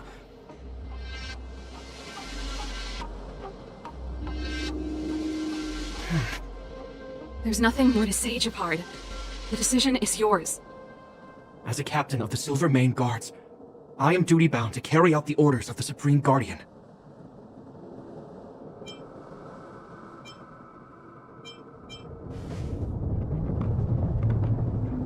But Lady Branya is the commanding officer for the front lines. According to military protocol, if the frontline directives of the commanding officer clash with those of the architects behind the lines, a soldier must remain at their post and await further directives.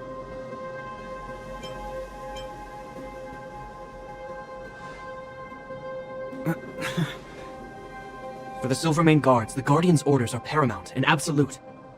But there is something of equal importance in the oath we take. The people of Belobog. If we lose the people, we lose the reason for our existence. Our fight with the Fragmentum monsters is for the sake of preservation. But our fight with you, I fail to see the purpose. If you are truly able to prevent our endlessly unfolding misfortunes, then the people of Belobog are indebted to you. But if you are using lies to mask your true intentions, using my sister and Branya for your own ends, I swear by Klapoth that I will carry out your punishment without an ounce of mercy. They're not lying. I promise you. You must be Zila. You are a skilled fighter. Your combat style is nothing like that of the guards. Regardless of what you believe, these guys have been a great help to the underworld. Many people would vouch for them. I'm sure. If you want to advance further northward, you must traverse an area entirely corroded by the Fragmentum. It's the only way to get to the snow plains on the other side. The guards can give you some time before the next wave of attacks is upon us. As soon as the restricted zone gate is open, the monsters on the other side will turn out in full force. The guards will do their best to stall them and buy you some time. Once you've broken through the front line, there's nothing more we can do for you. You'll have to find out for yourselves what lies within the northern Fragmentum. So, have you made up your minds? Understood. Keep your weapons close. This will be a fierce fight. Guards, open the gate!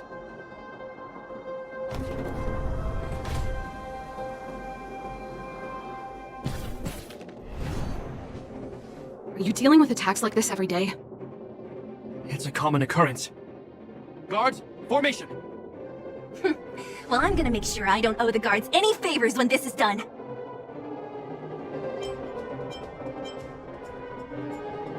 Here they come! Steel yourselves!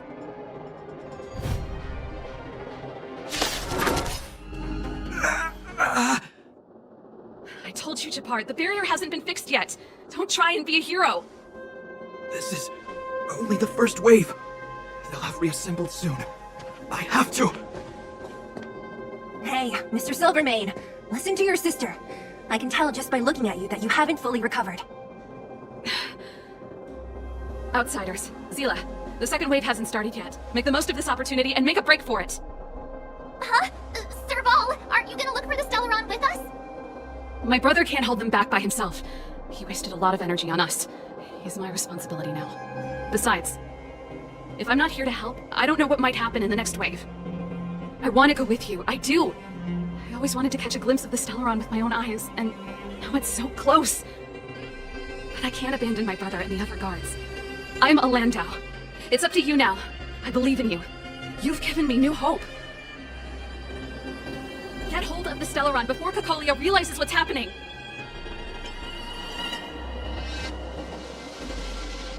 Serval's right. Let's go. The guards have opened up a way through for us. We can't let them down. Hey, March.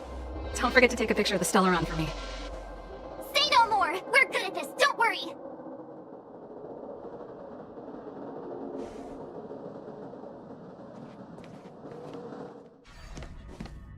Fragmentum activity is intensifying. Something's happening on Urilo 6. Shouldn't we go down there, Himiko? Have faith in them. Besides, this is his first trailblazing expedition. How will he be able to look back fondly without a few twists and turns? Are you bored, Welt? I understand. But we have lots of opportunities ahead of us. Let's leave the memories of this expedition for them. So you think they'll be safe, right? Yes, we haven't seen any Eon or Emanator level imaginary reactions. Relax. This is a young person's adventure. We shouldn't interfere. At most, we could offer a little off-site assistance. Is this the fragmentum Japard was talking about? Compared to this, the corrosion we saw in Backwater Pass pales into insignificance. Oh yeah, it feels like there are loads of eyes staring at us. Srival said that the Stellaron was very likely hidden in the snow plains north of Belobog. If we want to get there, I'm afraid we'll have to find the exit to this Fragmentum maze first. This place makes my flesh crawl. Like there are insects under my skin. We have no guide and no way of detecting the Stellaron. We'll just have to advance gradually and cautiously. Don't be disheartened. The stronger the Fragmentum contamination, the closer we are to the source. Oh look! Up ahead on the ground! What is that? This is... Bronya's! Right, she must be. This can't be a coincidence. Whoa! Quick, look! That's Bronya! Huh? Is that Cacolia too? No, it isn't them. It must be a kind of echo? Some type of residual energy replicated by the Fragmentum. Which means they were definitely here, right? And it looks like they went that way. Just in time. We had no idea which direction to take. Let's go. You still haven't told me what this place is, Mother. 700 years ago, this was Belobog's northern border, and the site of an ancient battle.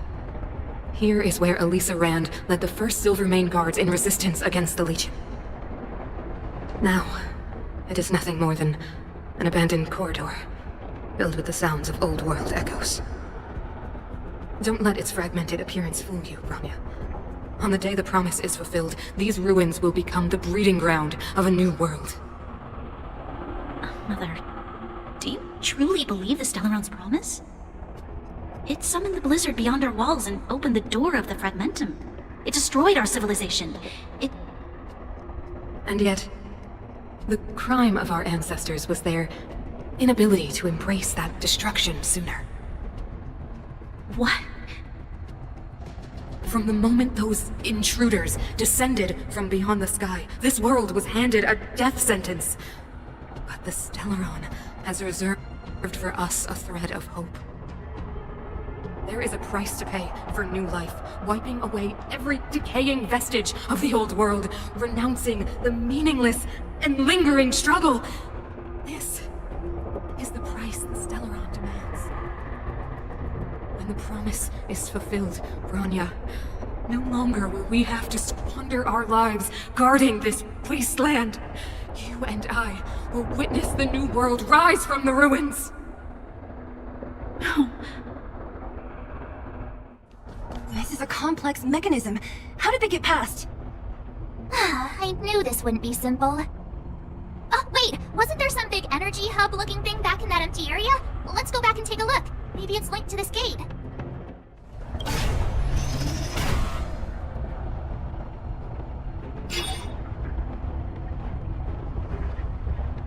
It worked, right? But the gate didn't move an inch. Are there other units around? It's clear that whoever designed these mechanisms didn't want outsiders to get through too easily. Let's keep looking for the energy hub. Look, over there! I think I can see the next unit. Oh, I see it too. Let's go.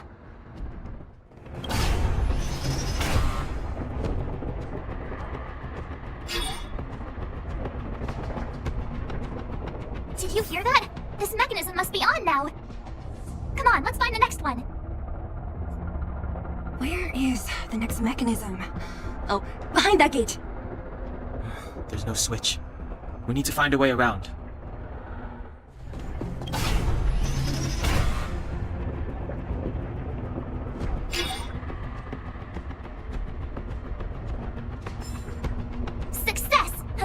mechanism shut down.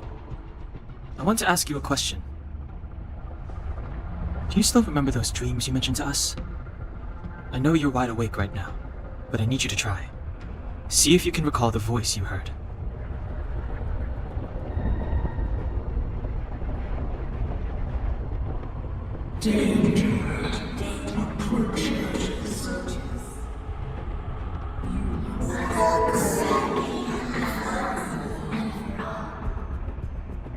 Well,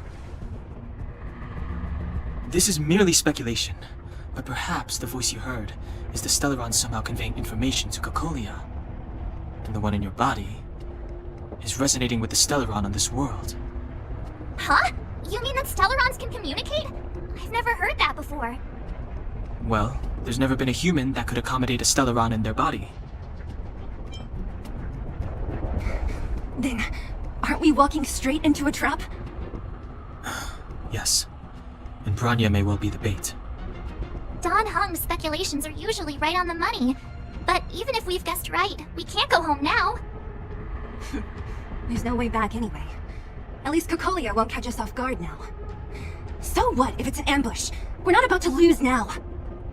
I have to save Bronya, beat Caelus, and crush this Stellaron thing to dust.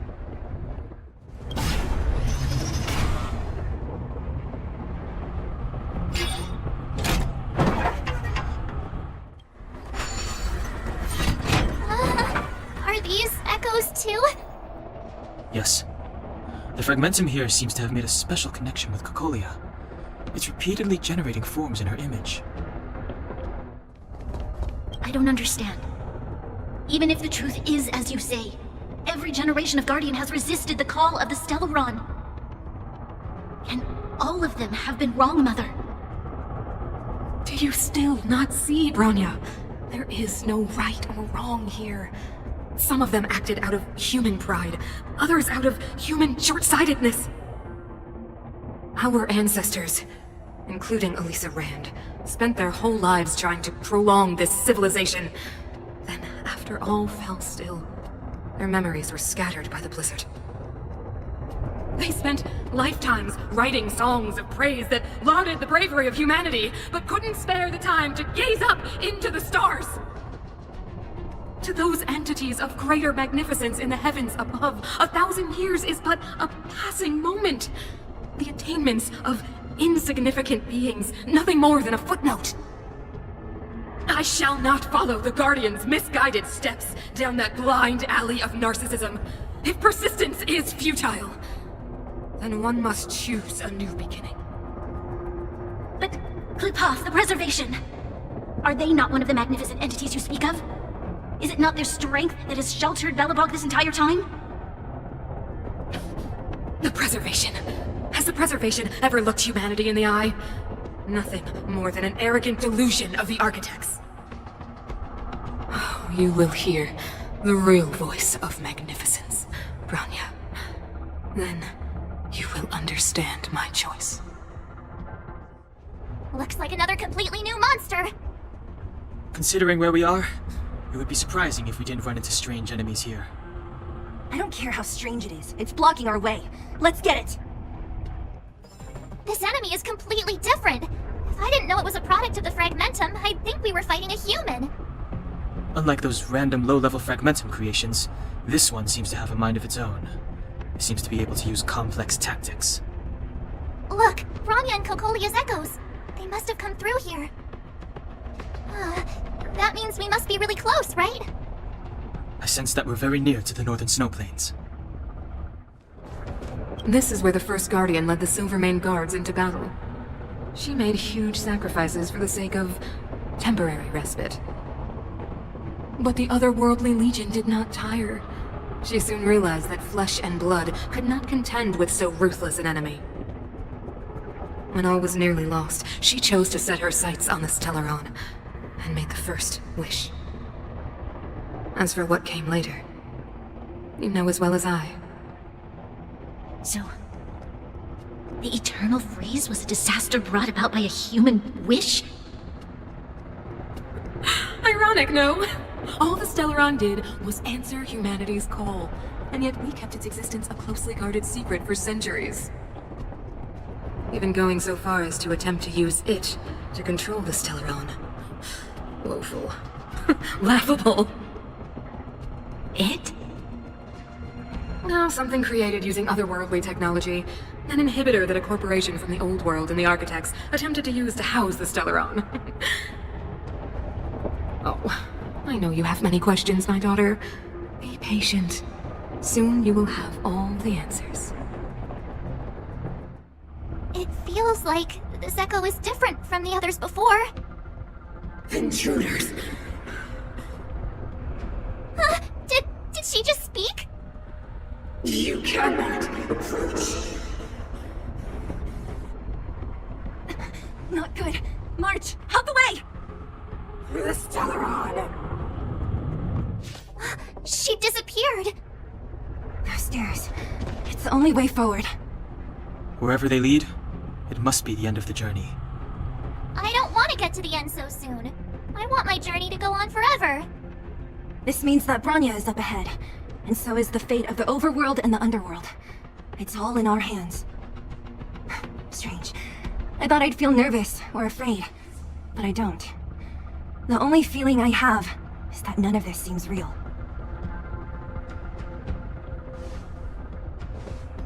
Not always. Sometimes it's a happier conclusion. The Express has traveled world after world. We are merely passing travelers, witnesses to part of a grander story. We invariably avoid getting drawn into turbulence that can decide the fate of a world, but there are always times when we have no choice but to act. Or to put it another way, this is one heck of a first trailblazing expedition. You hit the jackpot. I was about to bore you all with my gloomy reflections, but on second thought, not today. Adventuring with you guys by my side has made me feel like no obstacle is too big. Right on. But you can say whatever you like. A good adventure shouldn't be full of rules and regulations. Helping those in need, befriending those worth counting on, and saving the world a few times along the way.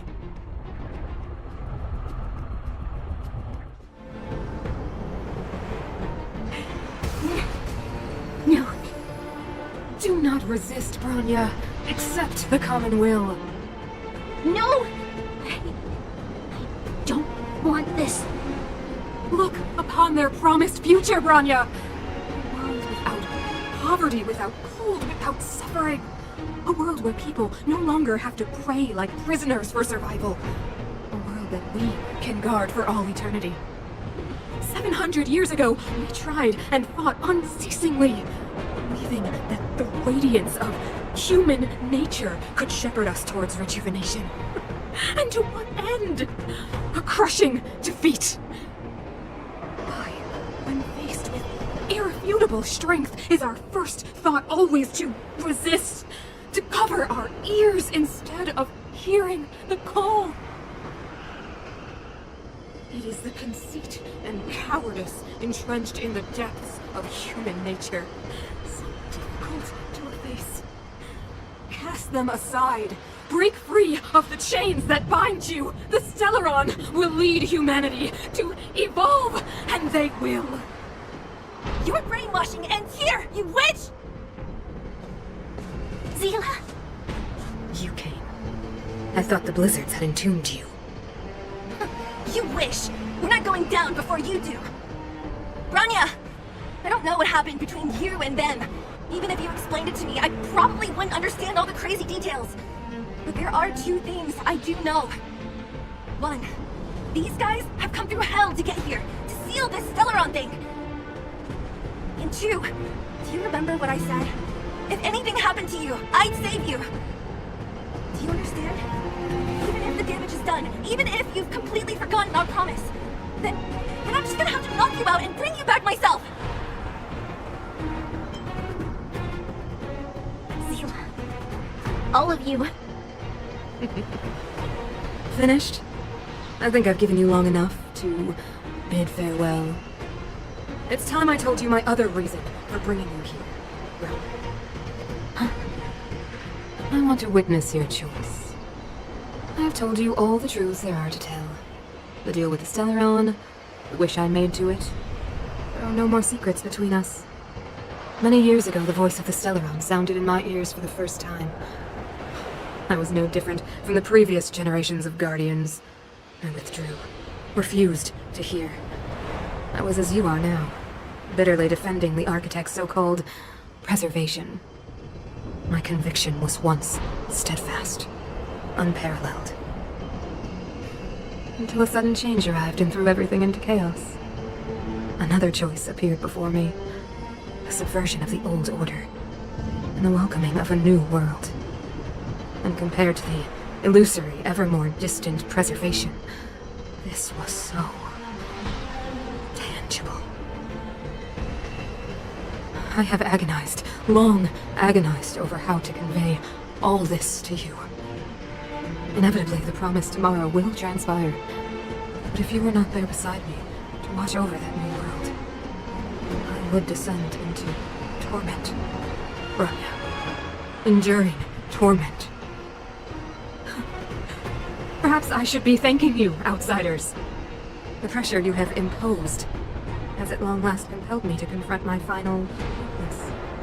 Bronya, throughout your life, I have never forced you to submit to my will. You have always, will always have a choice. As then, so now. Choose, my daughter. Madame Cacolia, I am grateful to you for raising me and for allowing me the privilege of choice. But I am sorry, Mother. On this, our final occasion, I cannot stand with you. You say that conceit and cowardice lie in the depths of human nature. Perhaps you're right. Desperation sheds a light on the darkest recesses of the heart.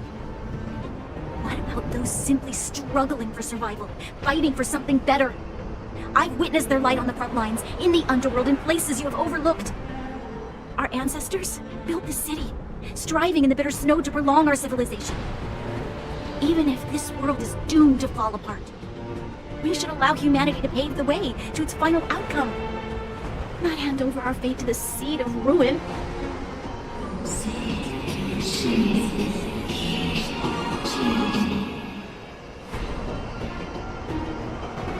We are Guardians, Mother, chosen from among the masses. Our duty is to preserve the world built by humanity. We are not gods. We are not arbiters. You seek to crush human nature underfoot while masquerading as an arbiter and a god. I cannot let you... So, this is your choice.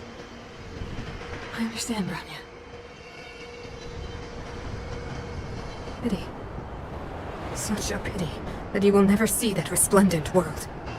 Unable to free yourself from the shackles of your mind. You know what? You were supposed to be the mother of the new world. The ground! It's shaking! What's happening? That sign! The fate of this city, of Belobog, is sealed. Its future will unfold in our hands. And you will become the foundation of the new world! You must break the old to build the new. The Supreme Guardian commands you! Rise, engine of creation! It's one of the Architect's engine machines! Watch out, all of you!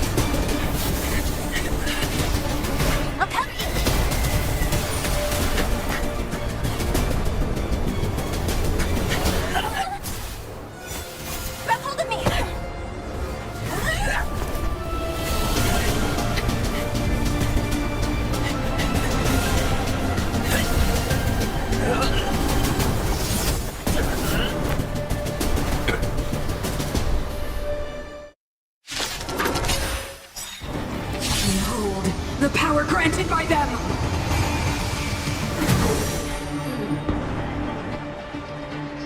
Listen to the power surge! Sing! The Stellaron's promise is the only hope for this world. Just as it dispelled the Antimatter Legion 700 years ago, so too will it wipe you from the face of this world! Humanity, so weak and foolish, always overestimating their abilities. Let me bestow upon you despair!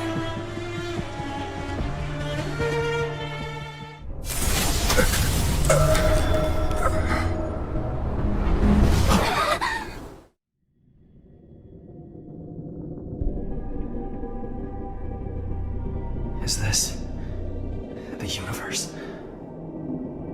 But I was fighting Caelus. Why am I here? The last time I came here, I drew Nanook's gaze. Could it be?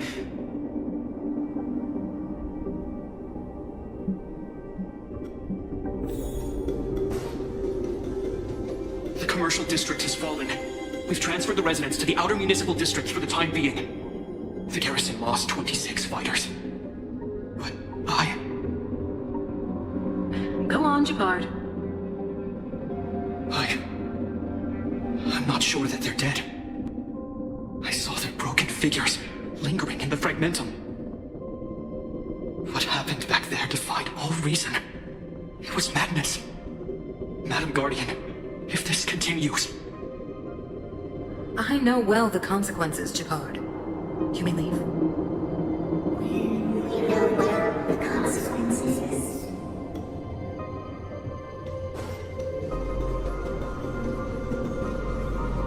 Why do you hesitate, Caelus? Isn't this what you've always been hoping for?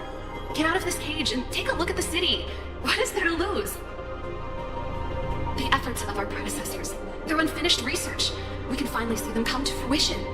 Give me some soldiers and I'll locate the Stellaron and find out how to save our world. You need to come to your senses, Serval. Come to my senses? What are you...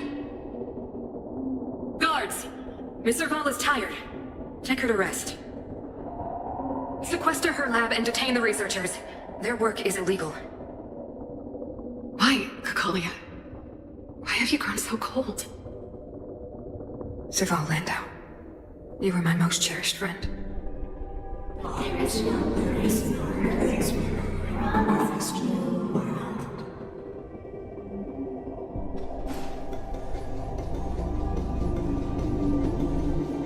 Madam Caelus, the monsters are surging this way. It's too dangerous here. Foolish. Weak. What? Madam, what are you saying?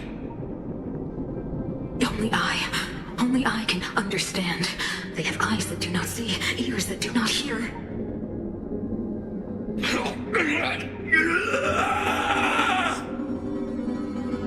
Feast on their willful ignorance! Absolve them of their stupidity and fear!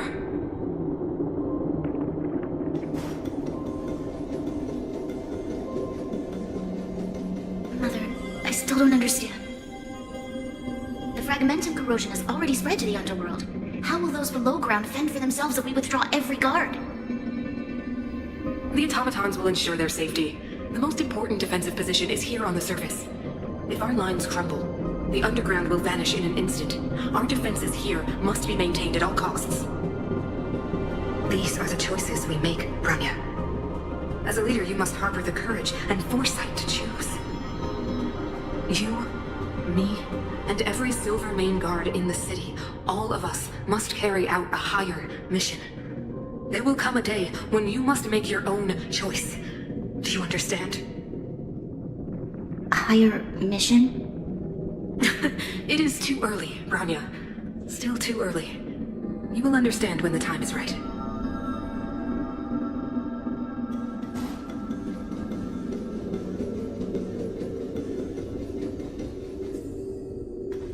The city is drowning in tears. The power of preservation is fading. We could not defy the will of the the Stellaron after all.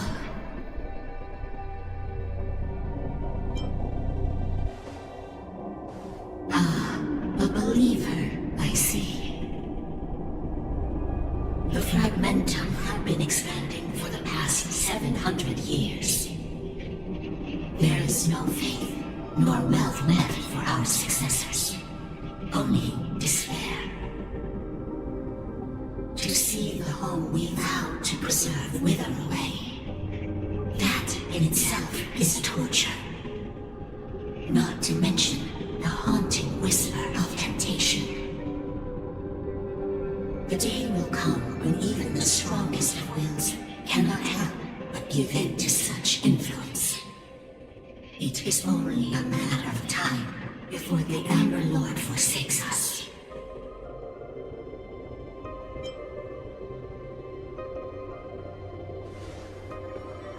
You are but a stranger to us. And yet you seek to bond your destiny to ours. So be it. What is there to lose when so much has already been lost?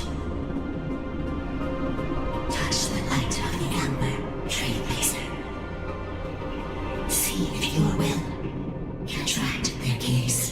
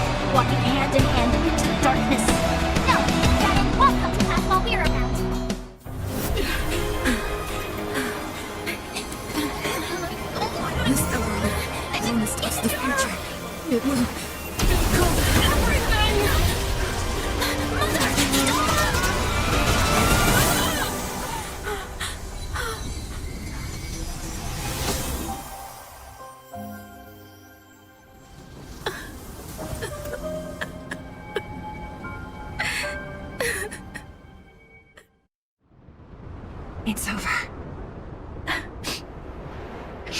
Mother, did you wake up from that dream? Wow, that was a tough trailblazing expedition. We made it! But, what are we gonna do with the Stellaron? It's usually Mr. Yang who handles it. I've informed Himiko and Mr. Yang already. They'll seal the Stellaron. Nice! The crisis on this world is basically over, right? The storm still rages on. Now that the Stellaron is sealed, the eternal freeze will slowly recede.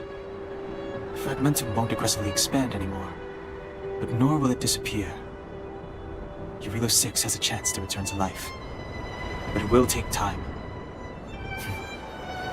It will depend on the efforts of the people here. Thank you. All of you.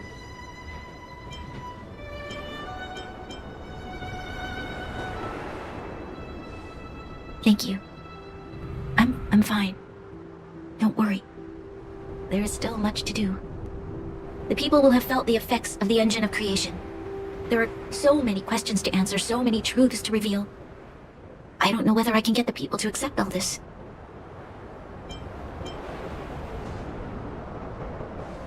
Can I really do that? Tell everyone about Mother's true motives? About a lie perpetrated for 700 years? No. No. No way. Selah?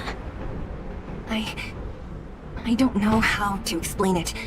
I don't think there's any other way. in the underworld. We tell the kids, things will be better tomorrow. Everyone knows it's a lie, but it gets them to sleep with some hope.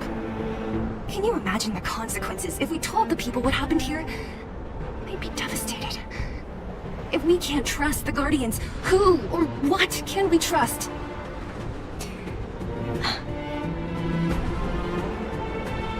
Mother died to preserve Belobog. What? The visitors from beyond the sky told her the secret of the Stellaron. She knew that Alyssa Rand, the first Supreme Guardian, had failed to destroy it.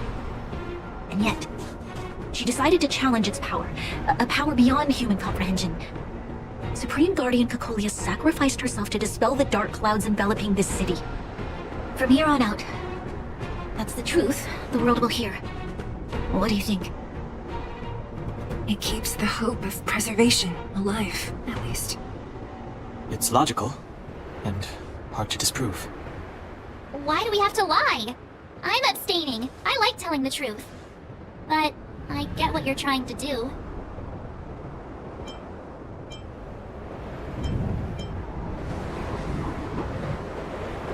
Sorry.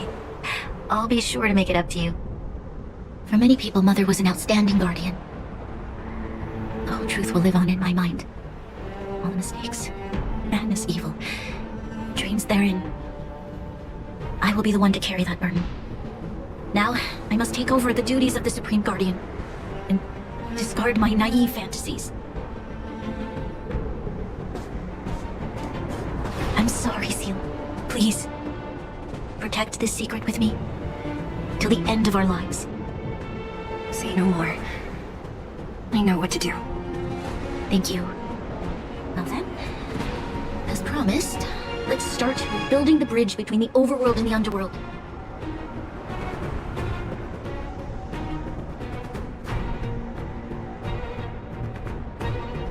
Zila, can you tell everyone in the underworld that the Stellaron has been sealed? And tell them the blockade will soon be over, and they will breathe freely again soon. Of course. Leave it to me. Nat's probably getting anxious about the delay. While you do that, I'll head back to the administrative district. I need to tell Jabbar to serve. Are you okay? What's wrong, Branya? Do you feel sick? I'm fine. I need to hurry. She's exhausted. Quick, we need to think of something. You, help me out here. Right. I almost forgot. You're still wanted by the guards. I might be an underworlder, but at least I don't stand out as much as you guys. That's settled then. I'll leave Nat to you. Remember to keep the secret. For Brun... No. For Belobog's sake. So, wanna tell us what happened back there? Don't think you can just reappear on the battlefield with a cool weapon in your hands and skip the story.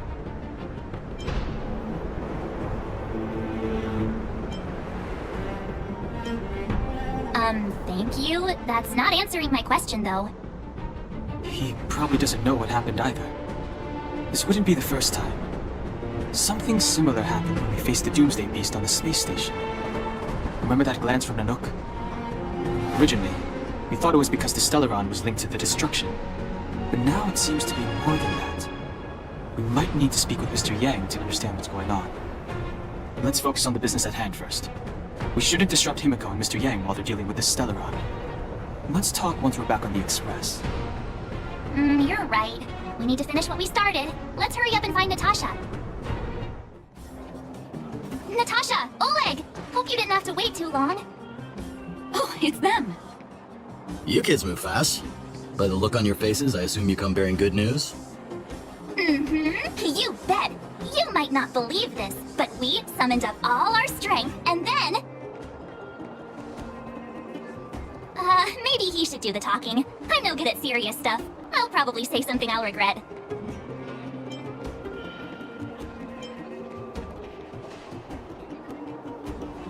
We were there at the fight. We witnessed everything. Sacrificed herself, huh? Sure, yeah, that's the whole story. Cacolia, in order to save Belobog, she... I see. So the massive tremors we felt earlier were a result of the battle, right?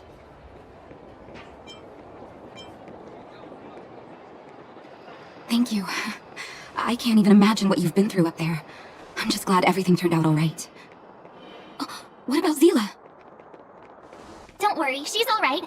It took a big toll on Branya, so Zila took her over to the guards. Good. I'm so glad you're all okay. Now that Cocolia's no more, I guess our Silvermane girl is about to become the next Supreme Guardian?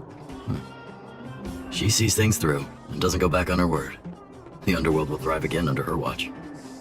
Mm-hmm. Oh, we brought you a message from Branya.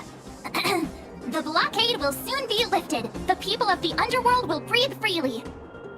Breathe freely. That's been our wish all along. March, Danheng, and you, can I ask for your help again? I want to get this news out to everyone. It'll lift their spirits and bring them hope.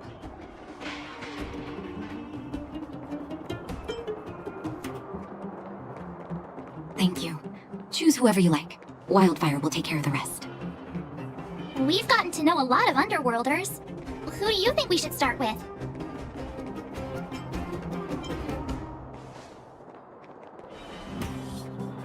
Roger that. You can leave the rest to us. If everything goes smoothly, this should be Wildfire's final mission. Here, take it. I'm afraid we're short on goods and materials right now. Oh, well, we actually have enough for the moment. You hang on to it. Hey, are you guys causing trouble again? It's you! Oh, no, you misunderstand. There was a huge quake at the mine just now. Part of it collapsed. The vagrants here hadn't stopped to help. I doubt we'd have gotten everyone out in one piece. I was just discussing how to repay them. It's a shame the mining team's hard up right now. Oh, to do with us? Yeah, I'm listening. Whoa, you mean to say that we're about to be reunited with the overworld? Are you serious? This has gotta be a dream. Good things don't happen to us. Today they do. And you're not dreaming. If you don't believe us, pinch yourself. If things go back to the way they were 10 years ago, then the mining team can finally escape this poverty. And you won't have to rely on the charity of others. We'll finally be living with the dignity we deserve. Thank you, outsiders, from the bottom of my heart. The mining team will remember you as heroes, as will the rest of the underworld. Please tell Natasha that we're ready to get back to work. If the cable car station can start operating again, we'll dispatch a mining representative to negotiate with the architects. Mr. Yang put it nicely, but the reality is this. We sealed the Stellaron, but that's not gonna solve the problems on this planet.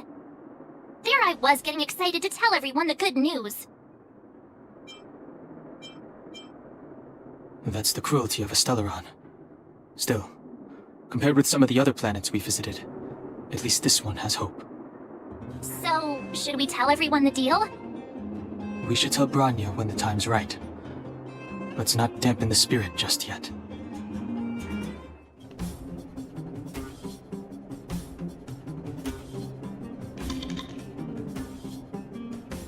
Oh, is everyone all right? Thanks for your help. Sometimes face-to-face communication is more meaningful, don't you think? Now we just have to wait for the official news. I hope Branya doesn't keep us too long. Do you think Svarog and Clara felt the effects of our battle with the Guardian? I think they'll be fine. Plus, Svarog's devotion to Clara is even greater than his hostility to Wildfire. If you're worried, you could look for them over at the robot settlement. Outsiders. Friends of Clara. How did you know that was Perkins? Thank you for rescuing Clara. Seems like Perkins picked up a stammer. Its language module must have malfunctioned. Can you take us to Clara? Outsiders are friends of Clara. Follow me. You have visitors, Clara. Oh, it's the variables. There was a huge shaking just now coming up through the ground. Mr. Svarog said it must have been... Recalculating. Conclusion. Engine of creation. 97.66% probability. The engine of creation was an immense construction machine created by the architects. It was not built to fight. Whatever, we won. Thanks to that giant robot, we were finally able to take care of the Stellaron. And Bronya made a promise. The underworld and the overworld will soon be reunited. Which means that you, Svarog, you won't have to worry about preserving the underworld for the time being. March, everyone, thank you so much. I wasn't sure you guys would be able to do it, but now, Mr. Svarog, what do you say? You guys said you were travelers from other worlds, right? I want to be just like you. One day, I'm gonna go traveling to faraway places and make new friends.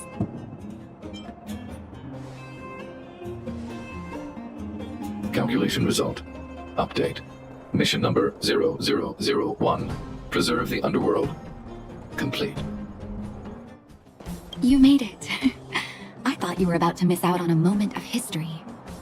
No way! After all our hard work, how could we miss out on the final celebration, right? I don't know how much of a celebration we'll be having, but I know Hook and Clara will be pleased to sit with you.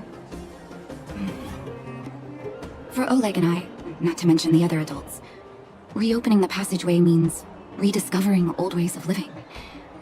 Return to normality. Survival is no longer the top of the agenda. But for the children who were born into this era, who grew up in this isolation, this will be a new life altogether. Once you've tasted freedom, it's difficult to accept a life of separation and isolation. Those of us whose childhoods were marred by tragedy, we must strive to do better for the next generation. I'm sorry. Here I am talking your ear off again. This is a day to remember. We should welcome it with smiles. If you have time, talk to the folks here. Every one of them will tell you about their excitement. And when you're ready, let's go home. Finally, I can get back to supervising the cable cars. I thought I'd spend the rest of my life in those mines. It's you, the liberators of the underworld. You're the first passengers we've had since being sealed off. It'll be my honor to get you to the surface in one piece. Relax. In all my 20 years on the job, there were only ever... Anyway, none of them were serious. So, ready to climb aboard? Brothers, sisters, ladies, gentlemen, boys and girls of all ages, gather round. The cable car passenger service is about to restart. Whoa! Look at the big blue ceiling! That's not a ceiling, Hook. That's the sky. So this is the overworld? The air here smells different. Less rust and geomarrow particles floating around. Take a deep breath, children. This is what freedom tastes like. I never thought I'd live to see the administrative district again. All those years. We've been through a lot, Natasha. You're right, Oleg. It's funny. The moment I boarded the cable car, my mind was filled with everything I wanted to do on the surface. But now, I just want to sit down, zone out, and watch the people coming and going. And let the day just pass me by. Enjoy the peace and quiet, Natasha. We earned it. Welcome back to the administrative district, Trailblazers. Trailblazers! First time anyone's called us that on this planet! The architects think it's only right that we should address you properly. Outsiders is hardly fitting anymore. Please allow me to apologize again for what happened in the restricted zone. You were only trying to help. I should have trusted Serval's judgment. I'll keep that in mind. Thanks. Lady Bronya's inaugural address will begin soon. She asked me to pass on her invitation to you. Uh-huh. That's sooner than I expected. Is she well enough to... Not really. But Lady Bronya insisted on delivering the speech as soon as possible. She wants the people to understand what happened. The address will be held at Everwinter Monument. I hope the three of you can find time to attend. Look, there's a crowd gathering over there. Is the address starting soon? Looks like it. Bronya hasn't arrived yet, though. Let's find somewhere to wait. Guards, formation! Whoa, this must be it! Citizens of Belobog, I kindly ask for your attention. Lady Bronya Rand's inaugural address will begin shortly. Please remain orderly. People of Belobog, hear me! Today we gather here to celebrate our victory, but it was a sacrifice made by a mighty guardian that delivered us this opportunity. She dispelled an evil that cost us 700 years of suffering, and in the process, she paid the ultimate price. The sacrifice of Cacolia Rand ushers in a new chapter. The blizzard beyond the walls will die away, and the offensives of our Silvermane guards will begin to contain the Fragmentum's advance. In the far north, I witnessed with my own eyes the struggle between the late Supreme Guardian and the evil power that sought to destroy us. In her last moments, the Supreme Guardian told me her greatest regret. The order to seal off the underworld from the overworld. With the passage of time, she gradually came to realize the consequences of that decision. Although tortured with guilt, she could not undo the damage. In her final moments, she wanted us to mark the Stellaron's end by reuniting Belobog. Overworlders and Underworlders must embrace the dawn of a new age. Together. People of the Underworld, I dare not ask for your forgiveness. I now know the reality of your decade of suffering. But I want us to work together. We know that without your perseverance and hard work, Belobog will not recover its former glory. And the seed of civilization will not be preserved. And on that note, I'd like to extend my heartfelt gratitude to a few guests of the city. Most of you were not aware of their arrival. But it is thanks to them that our world now flourishes with hope. They made me realize that while we remain focused on preserving the ground beneath our feet, we should not forget to look up into the sky. I firmly believe that with the determination of everyone, our world, the world the Trailblazers call Yarilo 6, will no longer be alone among the stars. But before we accomplish that goal, I humbly ask you to follow me into the future. I, Bronya Rand, the 19th Guardian of Belobog, hereby take my oath. Lady Bronya! Lady Bronya! Long live Belobog! Bronya, we're back! March, Dan Heng, and you. It's wonderful you made it to the address. Sorry, I know the invitation was very last minute, but I needed to get the news out as soon as possible. The longer people waited, the more rumors started to swirl. The situation risked spinning out of control. Yes, I'm fine now, don't worry. My mother, she tried to force the voice of the Stellaron into my head. It was a terrible feeling. I don't know what would have happened if you hadn't shown up. That was some speech, Bronya. If I had to talk like that in front of a huge crowd, I'd be shaking head to toe. It was all just a bunch of palatable lies. I hope you never have a similar experience, March.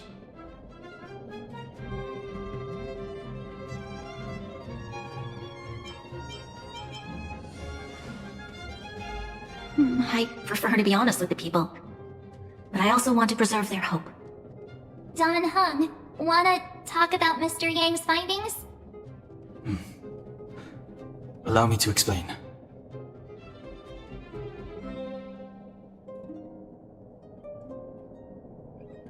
Which means the Fragmentum has already taken root by this point.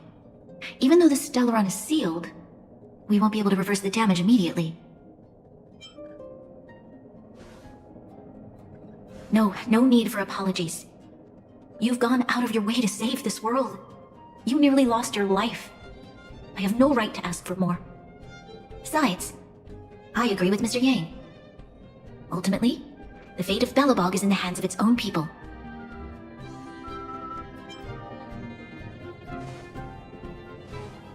In that case, as a leader, I must give you a promise of the same weight. We will hold out with everything we have until the day you Trailblazers return. Even if it takes another 700 years, the children of Yarilo 6 will look up to the sky with hope in their hearts. So long, my friends. May the preservation bless your journey. Congrats! That was one heck of a first trailblazing expedition! Worth celebrating, I'd say. 2.5? What? That run-of-the-mill, huh? My scoring criteria are different from yours. Anyway, we should be asking you. Any thoughts you want to share? Equally unforgettable, I'm sure. Anyway, don't worry about the future. Live in the moment. Let's go for one more round in the administrative district. I want to take more photos. Here we are, Everwinter Monument. Photo time! Oh, Payla and Hook are here too. Let's make sure we get them in the background.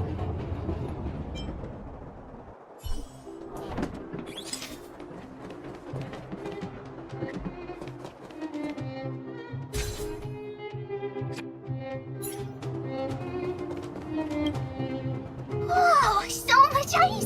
But it's warm here. Aren't you overworlders worried it'll melt? Not at all. It may look like ice, but it's actually a monument carved out of geomarrow crystal. Ah, Geomarrow! It's a shame Daddy isn't here. He'd find a buyer for it and sell it for big bucks. How do I explain? This particular piece of geomarrow is definitely not for sale. A photo? What's that? Hook wants to see it! I must remind you that taking photos of others without gaining their permission violates Belobog Public Security Ordinance number... Wait, that's a nice picture! And it's crystal clear! Wow, photos are awesome! Can Hook have it? You like it? It's yours. A farewell gift from us. Who's there? Didn't your parents tell you to knock before... It's you three! Come on in! I was just talking to Clara about you. How have you been, big brother? Miss Serval's workshop is amazing. There are all kinds of things. I like it here a lot. Miss Serval? Clara is such a well-mannered kid. Meanwhile, the architect's children are still calling me auntie and making me feel old. Photo? This feels like one of my fan meetups. Anyway, for you guys, I do autographs for free. Photo. Oh, I remember. When I was little, Mr. Svarog took a photo for me. Over here, Clara. Want to learn some cool poses?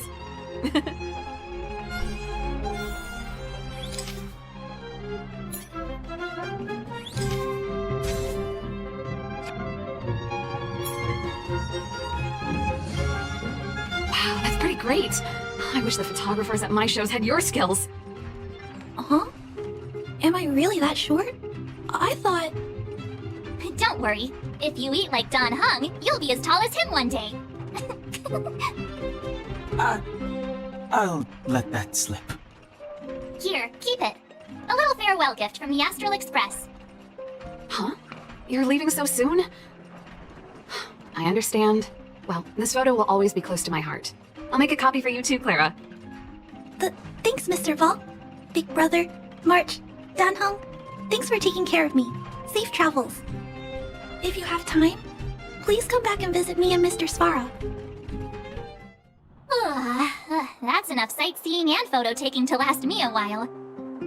Time to head back to the Goethe Hotel for a good night's sleep. We can sleep when we're back on the Express. Not so fast! Last time we were here, that evil Madam Guardian interrupted us before we'd gotten the most out of our luxury suites. Don't you think we should make up for it? Come on! Himiko and Mr. Yang are grown-ups. I'm sure they'll cope without us for one night. Besides, don't you want to chit-chat with the locals now that Belobog is full of life again? I know I do.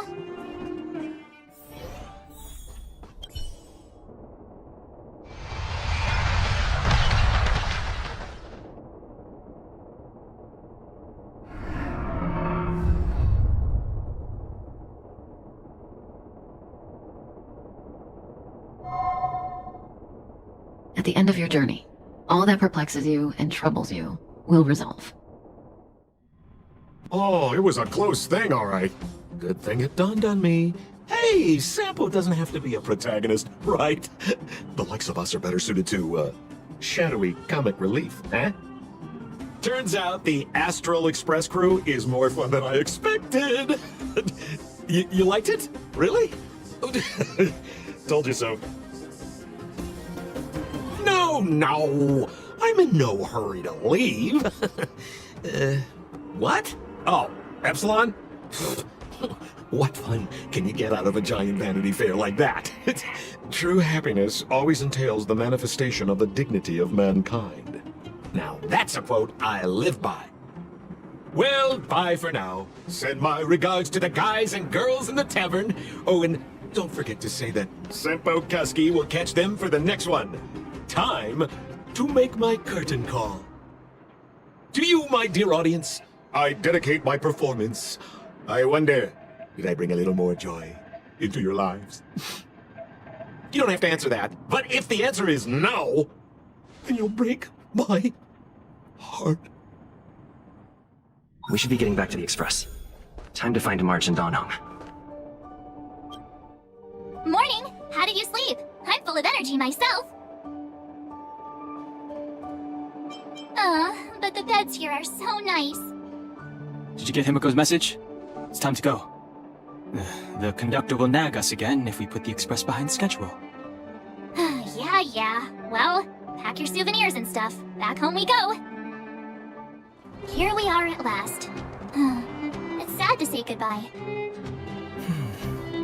Nothing lasts forever. You'll stop feeling sad the moment you set foot on the express. Hey, I'm not that heartless, you know. Priorities? What do you mean? Are you saying rebuilding the underworld isn't one of your priorities? Of course not. I'm just saying we have limited assets and we need new parameters. Assets, parameters. You sure love your fancy words. Forget it. Leave it to me. I'll go down myself. Come on, Seela. I won't leave you. Look, Bronya! There'll be plenty of difficulties waiting for them, right? Yes. Their future is filled with even more uncertainty than ours. But we will prevail here, even if it means arguments like this go on forever. They won't go on forever if I win them.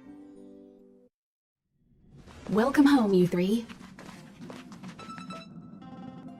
Himiko, Mr. Yang! Team Trailblaze back from duty. Mission 1 accomplished. Although Welt and I didn't get the chance to go with you, I can tell you worked hard to bring things back to normal. Well done, everybody. And especially you. I heard a lot of good things about you.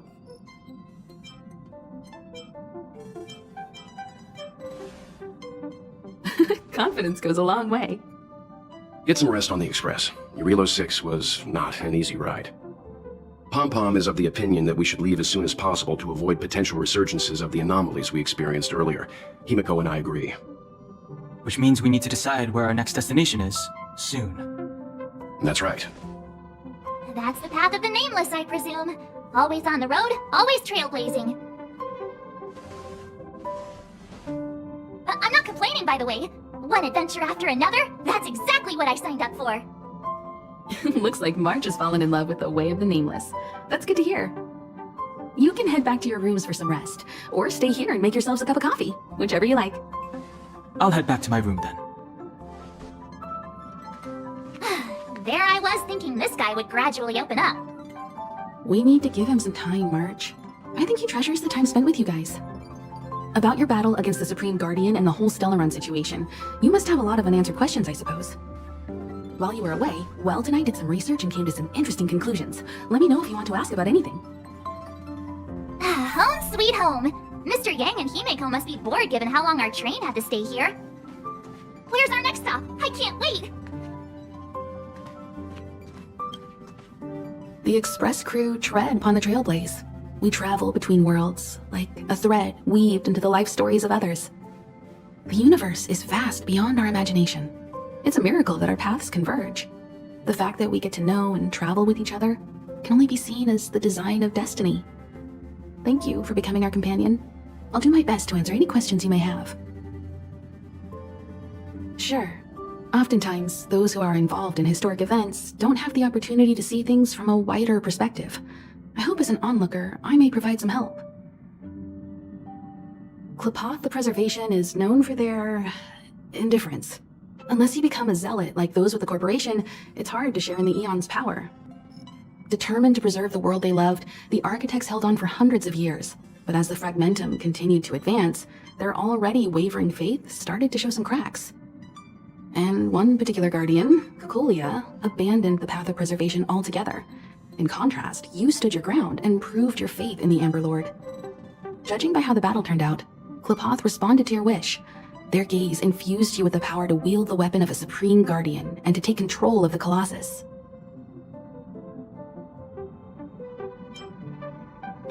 Don't mention it. Welt and I may have stayed on the Express this whole time, but we've been watching over you from the moment you set foot on Eurilo 6. Friends look after each other. The same goes for us Nameless. Please remember, no matter where you are in the universe, the Express will always be behind you. Is a Stellaron, there's no doubt about that. What I've gathered so far suggests it's likely that the Supreme Guardian was corrupted by the Stellaron at a very young age. All the tragedies that came after can be traced to that point. On the flip side, we can't judge Cacolia too harshly. Imagine if it were you or me who had to sit on the throne and watch the city slowly being brought to its knees. Would we not question what we believed in? Sure, ask away. We've got plenty of time. Welt may be better equipped to answer that, but if you want my 2 cents, I'd say it's unlikely. I guess it's possible, but it would take a long time. I can tell from your report that the new Supreme Guardian of Belobog is a smart young lady with leadership qualities. What's more important is that she now understands her people after the journey with you. The firm and honest support she gets from people around her will also prove immensely useful. But fate likes to play tricks on people. Even if during their lifetime they manage to make Eurilo 6 prosper again to a certain degree, they will remain vulnerable and helpless to countless threats lurking in the recesses of the universe. We can only give them our best wishes from afar. It's virtually impossible to destroy a Stellaron. No one, not even Herda, has found a way to break its structure. The best we can do at this stage is to prevent its energy from overflowing. When the Supreme Guardian was defeated, the Stellaron that had been transmitting energy to her exposed its weakness to us for a brief period of time, allowing Welt and I to contain its power. That's about all we can do about a Stellaron. It may be suppressed for now, but it's only a matter of time before it regains power. But this brief window should allow the people on this planet to heal and rebuild. You're most welcome. Have some rest. You've earned it. So, your first trailblazing expedition has concluded. How do you feel? Be it joy or pain, success or regret, it's all part of the journey. Those feelings will accompany you as long as you tread on the trailblaze, and one day you'll grow used to them. It seems you have something on your mind. Let's hear it. I'd like to hear a fresh perspective myself. As talkative as Himiko is, we've pretty much run out of topics. I'm afraid not. As I've mentioned before, the Stellaron's influence on Eurilo 6 is more profound than we might think. I don't think Belobog's fight against the lingering effects of the Stellaron will end anytime soon. But the balance of power is tilting ever so slightly towards humanity, the crucial factor being the hope you brought about. As intangible as it may sound, don't underestimate hope, because the power it inspires has no limit. Like the Stellaron, it's a seed that may grow into something much bigger. But, in my opinion, the fruit that hope bears will have a much bigger impact than that of the Stellaron. Is that so? Well, I think you did the right thing. It's better to move forward with the burden of knowledge than to tread a perilous road with blind optimism. I remember a distant world where the people were faced with unimaginable danger every single day. But they saved their planet time after time with wisdom and courage. This goes to show how much of a difference ordinary people can make. I hope Eurilo 6 sees that too. I too wish to go with you, but Himiko insisted on letting you and your friends rise to the challenge. I'd been observing what's happening on the ground from the Express, and I have to admit that I got sweaty palms a couple times. I was glad to see you three meet friends you could trust and overcome hardships. Well done. Himiko was calm from the very beginning. She kept telling me to trust you youngsters' decisions. And she was right. I really need to stop worrying so much. Likewise. Get some sleep. We'll be heading off again soon. Pom-Pom, we're back! Shh! Checking star rail stability! Pom-Pom needs to focus! Good to see you too. Spatial readout! Back to the normal bracket! Star rail stability keeps rising! 56%! 57%! The numbers have stabilized! Dispatch the Express! Oh! Welcome back to the Express! You've accomplished your Trailblaze mission! The Express appreciates your help! Thanks to you, the space fissure is healing up, and the star rail has become stable enough for us to dispatch the Express. As for the coaches, Pom-Pom's checked every nook and cranny and made sure everything's in good order. Don't worry about it. Your Rillo 6 probably doesn't have anything worth buying anyway. Plus, it's your first time on a Trailblaze mission, so Pom-Pom will let it slide this time. But don't forget, next time! The destination will be announced at the navigation meeting. For now, get some rest and stay tuned. Oh, Pom-Pom almost forgot. There you go. Careful not to spill it. Thank you, conductor. Right away. To avoid encountering the anomalies again, the Express will dispatch shortly and head to a more stable area. For your safety, please don't leave your seat until the Express has reached cruising speed. Hello? Hello? It's about time we hit the road, passengers. Thanks to the 3 Trailblazers, the activity of the Fragmentum has reached the lowest level, and the readings regarding the status of the Star Rail have returned to normal. Pom-Pom will dispatch the Express shortly, and we'll be leaving Rillo 6. Please be seated and say your goodbyes to this planet.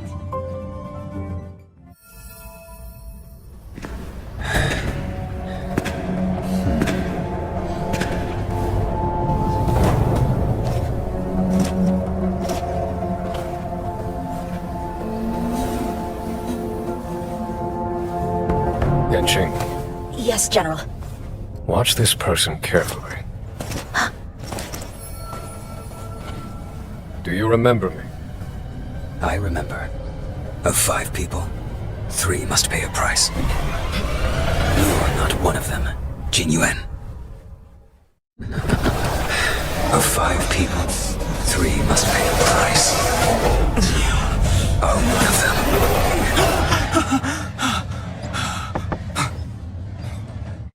Hold on. I'll be there soon. What did I tell you? He's definitely sleeping in. We Trailblazers can go days without sleep, but when we do hit the hay, we have to make up for it. Anyway, no point wasting our time in the corridor. The conductor wants us to attend a warp navigation meeting. Same old location, apparently, and we can't be late. Let's head over. Oh, by the way, you drew the short straw. It's your turn to wash the coffee cups this week. See, it's like I said. If you wake up and Don Hung's not around, then you probably won't see him the rest of the day either. Shocking. I guess you're still new. You'll find out how strange everyone is around here sooner or later. What's with the funny look? Am I not strange enough for you? Name me an amnesiac that didn't have some crazy backstory. I already made up a few dozen for myself. Morning. You're very punctual. Oh, I can't remember the last time I got such a polite response. The trailblazing of Rillo 6 is drawn to a close, and the Astral Express must depart for the next planet. Not telling yet. We'll make an official announcement in the meeting, but I'm keeping you in suspense for now. The meeting will start soon. Passengers, the warp navigation meeting has officially begun. Firstly, Pom-Pom wants to congratulate you, the Nameless, for successfully resolving the problems at this stop. The Express is now able to continue along the Star Rail. The 3 of us actually pulled it off, huh? It's time for your conductor, that's me, to reveal the name of our next stop. Long time no see, Astral Express crew. It's Kafka. I came at a good time. You're all here. Every single one. No need for the mysterious introduction, Stellaron Hunter. Himiko, correct? Apologies for interrupting your little get-together, but I'm sure once you've heard my request, you'll forgive me. I'd like you to make a destination alteration. I've seen your face before, Stellaron Hunter. Even if it was only on a corporation wanted poster. They were offering quite the bounty. Dead or alive. Do you know the figure? Doesn't concern me. Then again, a corporation bounty is a compliment, not an insult, don't you think? The higher the figure, the bigger the compliment. You wanted criminals sure know how to look on the bright side of things. I will say, Herta certainly pays you all a compliment. A maniac that claims he can see destiny, leading a bunch of wild lunatics in pursuit of the most dangerous objects in the universe. And Herta doesn't give out compliments very often. In pursuit of the most dangerous objects in the universe, huh? Well, in that sense, you astral expressors and I are cut from the same cloth. You're in the wrong place, Kafka. We're not about to accept your request, and we're not about to get into bed with a Stellaron hunter. It was nice talking with you. Perhaps next time you'll be willing to pay us a visit in person, and we can continue our little discussion. Have you guys heard of the Law Fu? The Xianzhou Lawfu? It belongs to the Hexafleet of the Xianzhou Alliance. We've heard of it. But what you haven't heard is that it's currently very close to you. A couple of warp jumps away, in fact. Not to mention, 45 system hours ago, a Stellaron burst occurred on the Lawfu. An unexpected calamity, don't you think? What exactly are you Stellaron hunters trying to do? The Xianzhou Alliance aren't us. They won't give you time to explain. Once you draw the attention of the hunt, you become their prey. The Alliance will hunt you to the end of the universe. Stop speaking in riddles, Kafka. Say what you have to say. It's simple. That Stellaron has nothing to do with us, but the Xianzhou is convinced that we're responsible. My companion, Blade, has been taken away by the Cloud Knights. I want to bring him back, resolve this Stellaron crisis, and clear our names. Nothing to do with you? Yeah, right. Sounds like a weird coincidence to me. You just happened to show up after the Stellaron burst? Also, we're not your friends. Why should we care if a Stellaron hunter is innocent,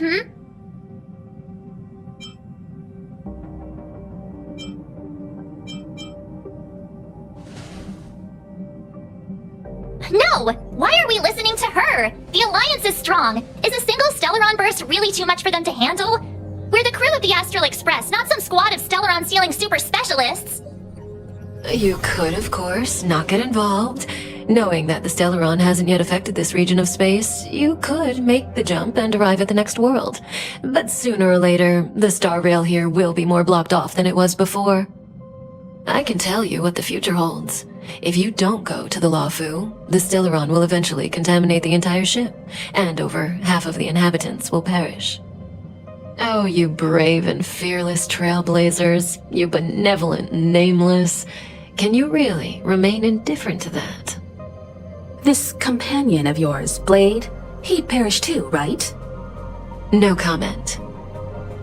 Here are the coordinates. It's up to you how to proceed.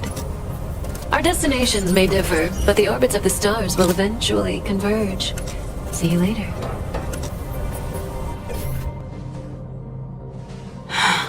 March, get Dan Heng. Whoa, what are you doing here? I gave him the lowdown. Hey, remember what I said, okay? We're gonna vote against it. I'm not gonna take orders from that woman. Are you okay, Dan Heng? March brought you up to speed, I assume? I'm fine. And yes, I'm up to speed. Good. In that case, with regard to the matter at hand, let's vote to decide our next move. Our Stellaron hunter claims that a Stellaron burst has occurred on the Xianzhou Lawfu, and that we're in the vicinity. If we head for the Lawfu, we may have the chance to save many innocent lives. However, it's also possible that our Stellaron hunter is lying and using us for her own ends. Neither Welt nor I believe that she's telling us the truth, but we can't just ignore the intel she's given us.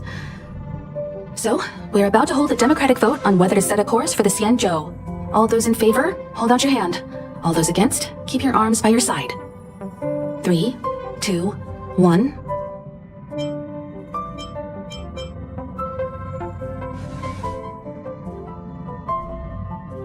Four against 1. Well, it looks like the Astral Express crew has a majority vote to head for the Xianzhou.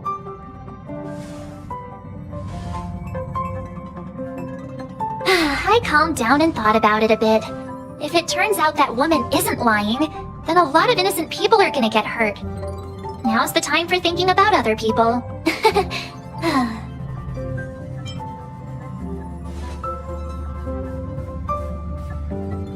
All right.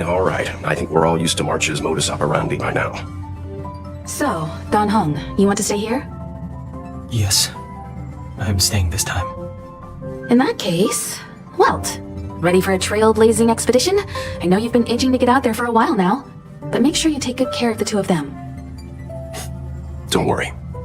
Destination Xianzhou, here we come! The train is about to make the jump. 5, 4, 3, 2, 1.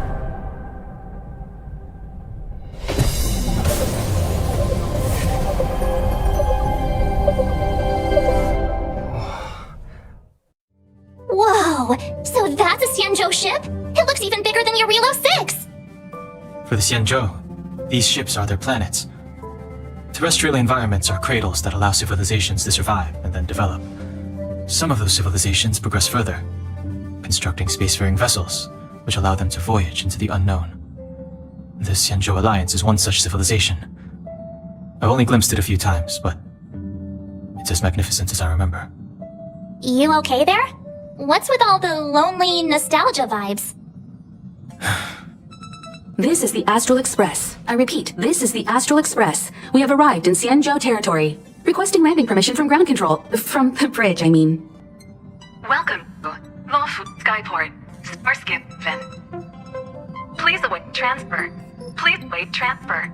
Please wait transfer.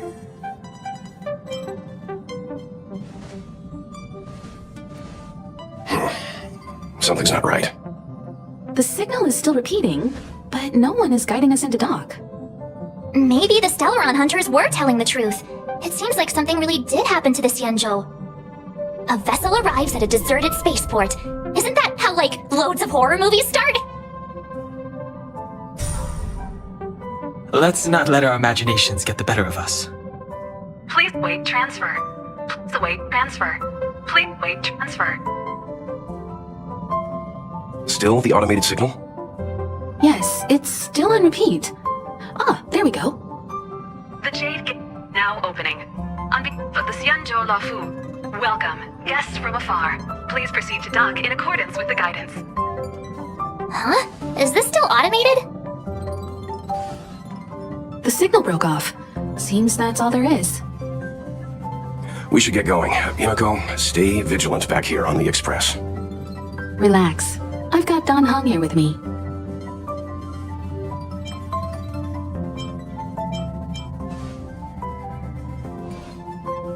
Yes, but I won't be putting my feet up. There's a lot to take care of here on the train. Make sure you're properly prepared before you set off. Before we set off, I need to clarify the aim of this journey with you. The Stellaron hunters have given us a lot to consider, and a lot to doubt. But the most important part of this expedition is precisely. The Stellaron hunters clearly have ulterior motives. However, knowing what they're all about, and given the focus of Kafka's words, I have no doubt that the Xianzhou is dealing with a Stellaron. The Alliance and the Express haven't had any previous dealings, so our arrival might not receive the warmest welcome. But as trailblazers, we're not in this for fame or gain. We just need to do everything in our power to assist the Xianzhou and eliminate the source of disaster. Always keep that in mind, and don't forget the way of the Trailblaze. Explore, understand, establish, and connect. Yeah! Let's go.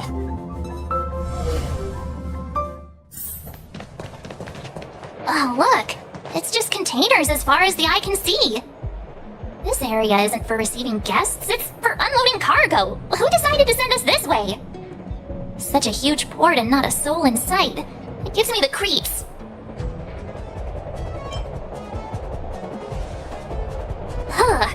Stop talking. If there is someone here, they're in my bad books already.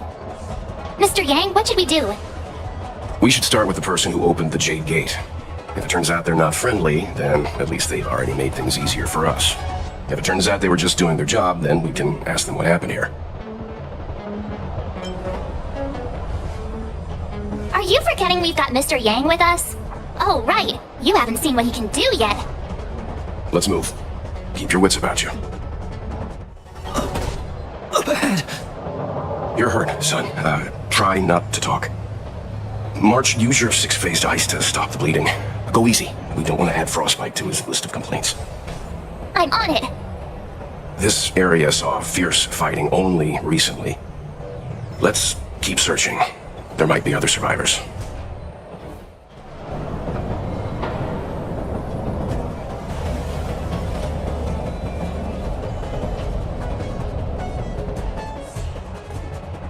There are wounded everywhere.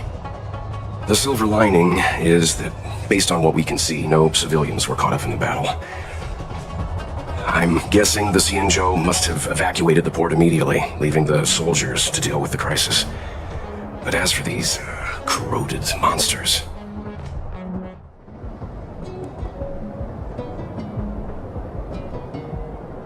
Hey, you there? We need your help!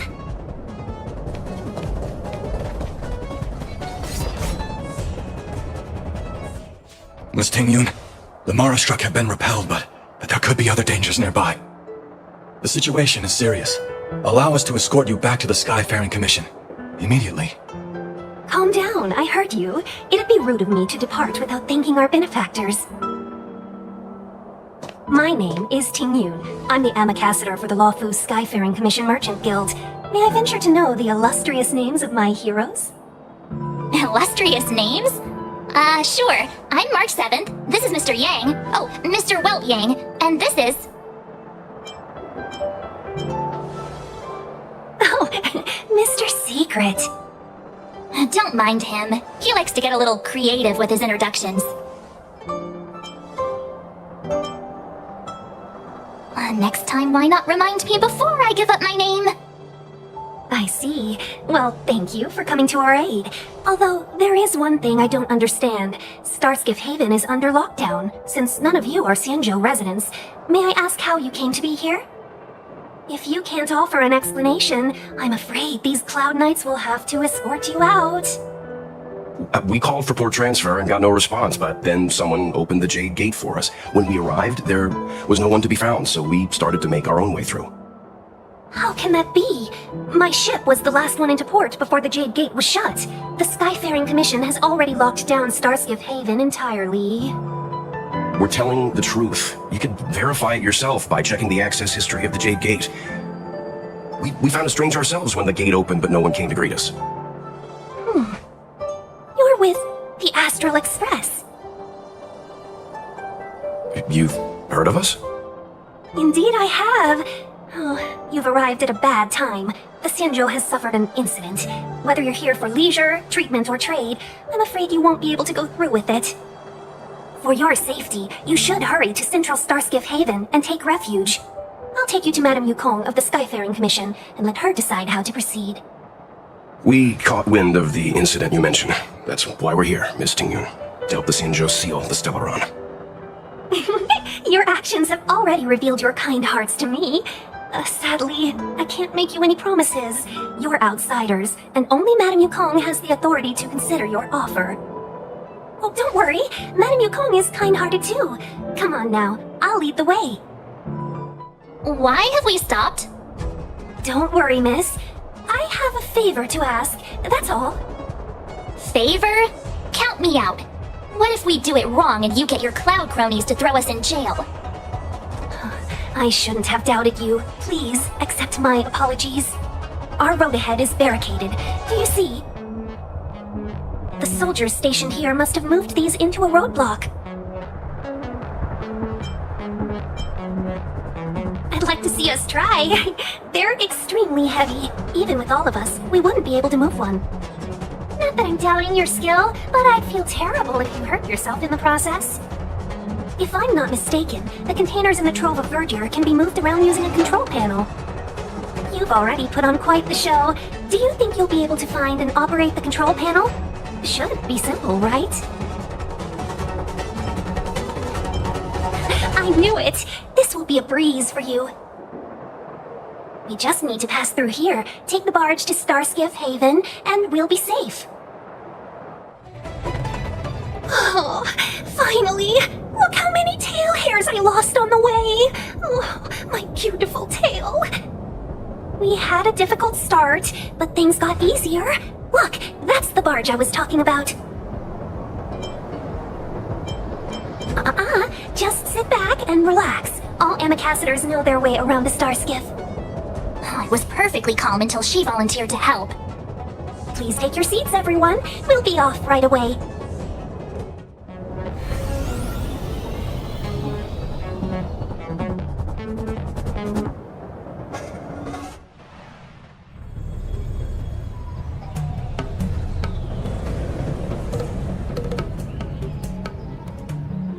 On behalf of the Skyfaring Commission, allow me to welcome you to Starskiff Haven.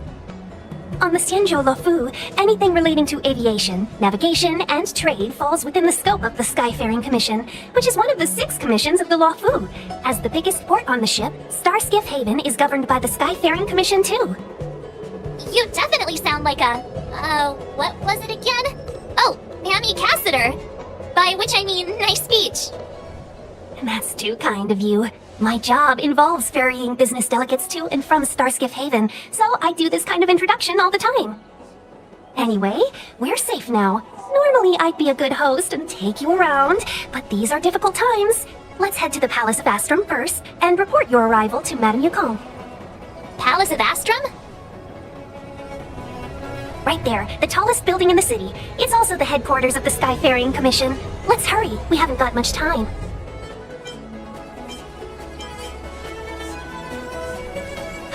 I don't mean to rush you, but if Madame Yukong holds me accountable for not getting you over soon enough, I wouldn't want to be around for the consequences.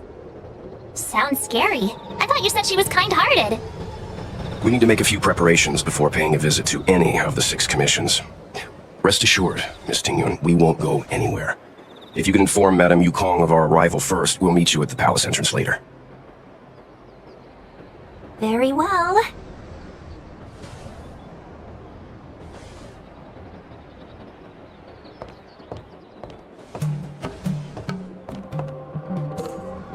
Little Miss Fox moves at quite the pace.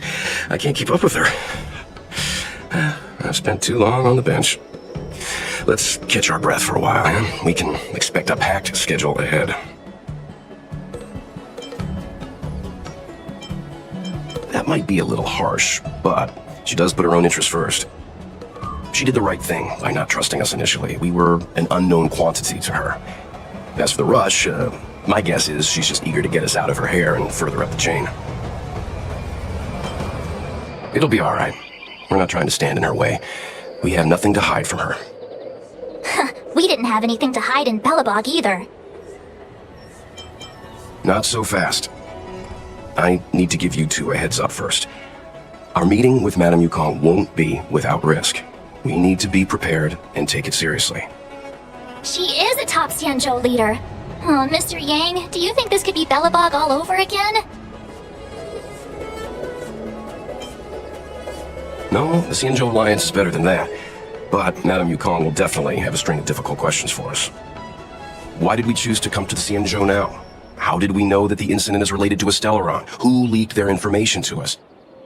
Careless answers mean distrust and potential hostility, which would make things much harder for us. Ah, crud. One of us is gonna blurt something out, or get something wrong, I just know it.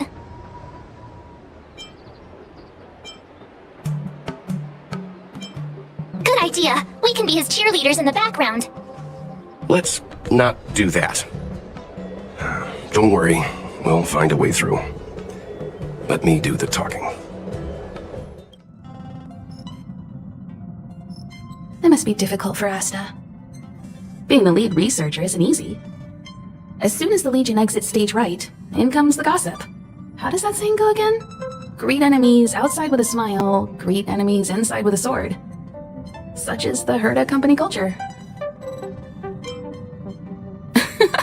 Herda doesn't really have anything to do with it. I'm afraid wherever you find people, you find gossip of some variety. Are you thinking of getting involved? Well, while these rumors have nothing to do with us, they do concern the reputation of young Asta, and turning a blind eye is not the way of the nameless. Solving a matter like this won't be difficult. Predictably, the crowd cares more about the drama than the facts. Stopping the rumors from brewing is more important right now than laying out the truth, and it's better to unearth the source of the rumors directly than to painstakingly try to refute them one by one. You're a smooth talker. I have a friend. They say there isn't a single piece of station gossip she doesn't know about. First of all, it's not me. Secondly, I don't make friends just for the sake of gossip. It's just that my friend is pretty amazing, and I think you might be able to extract some information from her. Let's see. Right now, she's probably slacking off somewhere outside the department. I don't know her real name, but she calls herself Gossipmonger. Have you heard anything from Gossipmonger? Is the lead researcher really that corrupt? Who exactly is this whistleblower? Hey, aren't you off work today? I couldn't not come in after checking my phone. Days off aren't as juicy as gossip. Ah, well, too bad. I haven't seen Gossipmonger this morning. You should rest up and wait for more news. You're right. Gossipmonger only concerns herself with gossip, not the secrets within. There aren't many members in the Heritage group, but news is still traveling so fast. This must be the work of something bigger. Given the number of people in the group and its content, could this all stem from a few alt accounts? But why kick up a storm like this? Why are you still here? Didn't your department call you to prepare for the emergency operation? No. I just sneaked out for a little while. What are the odds? I got a group message 2 minutes ago saying that something's happened in the special purpose lab. Somebody's trapped. The security department's blocked off the area around the entrance. The special purpose lab? Then wouldn't Pamela, I mean Gossipmonger, be... Most likely. No wonder she's not here right now. The walkways around the special purpose lab have been temporarily closed off. Please keep your distance. I'm afraid this is a live situation. It's too dangerous. Wait. Brother Arlen told me about you. If you insist on going, then I wish you the best of luck. Be safe. You're Brother Arlen's friend. The security department received information about sightings of Legion remnants in the vicinity. However, we just confirmed that there are monsters here that have never been seen before. The security department sectioned off the area immediately, but we lost contact with some people. Did Arlen ask you to investigate? Great, I've made some new discoveries. Did you see it? Look, it seems like the rumors about the station are true. There are Stellaron traces here. Good luck figuring that out. All I know is that monsters have destroyed the power supply installations here. The elevator is out of commission, so the people stuck on the floor below can't make it up. Maybe you can help us restart the central elevator? There are plenty of backup power sources in the storage zone. Right opposite, if I remember right. As soon as we can restart the power supply, we can get this elevator working and rescue everyone. Well, did you find the backup power source? Thank goodness you're here. Give me a moment. I'll give the elevator a little shake-up. All right, you can use it now. Be safe. Help! Somebody help! Wait, the elevator's here. We lost sight of Pamela. There's a terrifying monster over there. We didn't dare to go over on our own. Please save her. We'll take the elevator up. Please! Oh, holy mackerel, you scared the stars out of me. You took your time.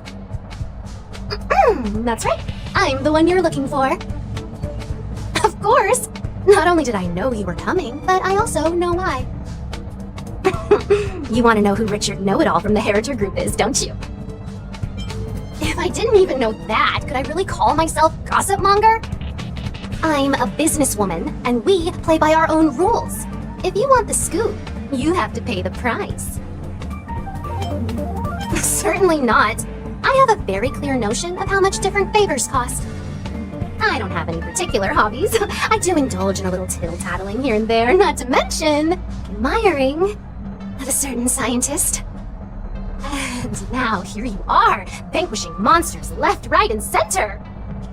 I heard you're with the Astral Express. How fortunate. As it happens, I'm a huge fan of Himiko. An amalgamation of beauty and brains. The epitome of a graceful and gentle scientist.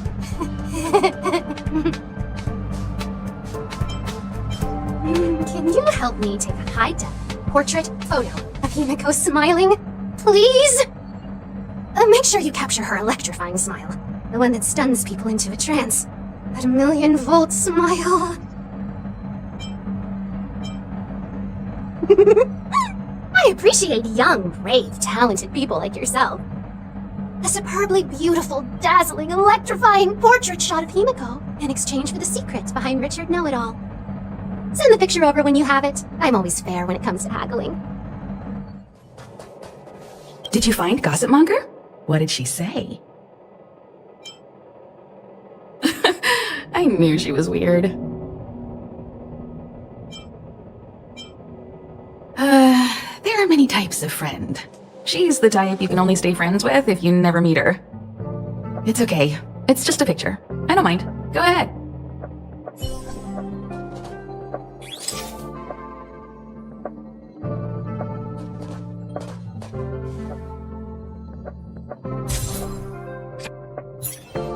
Let me see.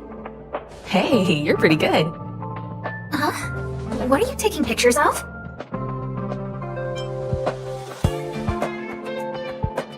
Why do you sound so nervous all of a sudden? Suspicious. I didn't expect to see you here. Didn't you say you were really busy? I am. The Legion has only just retreated. The station is in absolute shambles. Now any progress in rebuilding things has been ruined by the reappearance of the Fragmentum. Oh, an active Stellaron is rarely a cause for celebration. What did Herta say about the Fragmentum's appearance? You know what she's like. It's like nothing's happened. She's just sitting back and giving orders. If there's time later, I want to talk to you both in more detail about this. You're the Fragmentum experts, after all. Anytime. I need to go. Someone's taken my family encryption key. You know, the one I used to withdraw my allowance? I need to get to the bottom of it.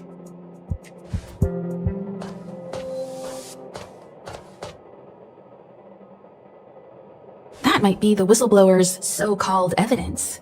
Looks like you don't have much time to lose. And you are? Rumors? More like a formal complaint. So, you're here about the lead researcher's corruption. Anything for a good story, huh? I don't get it. You people live your lives for gossip. Wouldn't it be better to apply that drive to your research? Madame Herta would be delighted to see everyone working so hard. What encryption key? Have you been reading too many novels? You think there's some hidden heir on this space station with keys to the family coffers? Less fantasizing, more researching. Got it?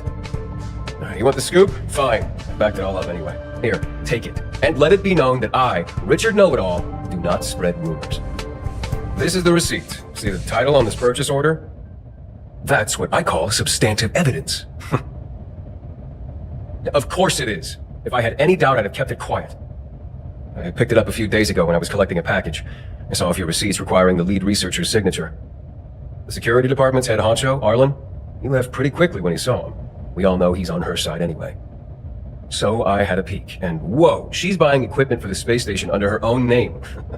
I've got her now. Jeez, do I really have to break it down for you? The space station has its own financial procedures. As long as the purchase is for the space station, no matter how big or small, it has to go through the organizational account using the station's allocated funds. The payer here is her private account. She's totally embezzling station funds for herself. I'm so disappointed, so hurt. She looks like a sweet enough girl, but not only did she fail to repay Madame Herta for promoting her, she even stooped to this. I was so angry, I was shaking. I broke out in a cold sweat. That amount of money? Herself? Who do you think she is? Fleming's daughter? Anyway, now you know everything, so leave me alone. I still need to write a report about this for Madame Herta. Seems like it's all just a scare. But it's easy to make rumors and hard to dispel them. I better let Asta know. You can't waste money like this! This isn't wasting money! The IPC's budget is so stringent and, the process takes so long. By the time my application would have gone through, too much time would have been wasted. Do you know how much hardware was destroyed when the Legion attacked? And how many cables are currently out of order on the station? How is it my fault when I'm spending my own money to solve everyone else's problems? Give my encryption key back! I won't! Who gave you the right to tell me what to do with my money? You did! I might have done that, but this doesn't count as wasting money. How is it not wasting money? We lost that finding device you bought during the Legion's invasion. All you had to do was check the inventory, and we could have replaced it. Why did you make a new order? And that Star Knot fleet from the last time? I did make an order, but it didn't go through. I was just trying to improve security measures to make sure attacks like this don't happen again. If the money wasn't spent, then it doesn't count. Anyway, are you here for something? Please, tell me why you're here.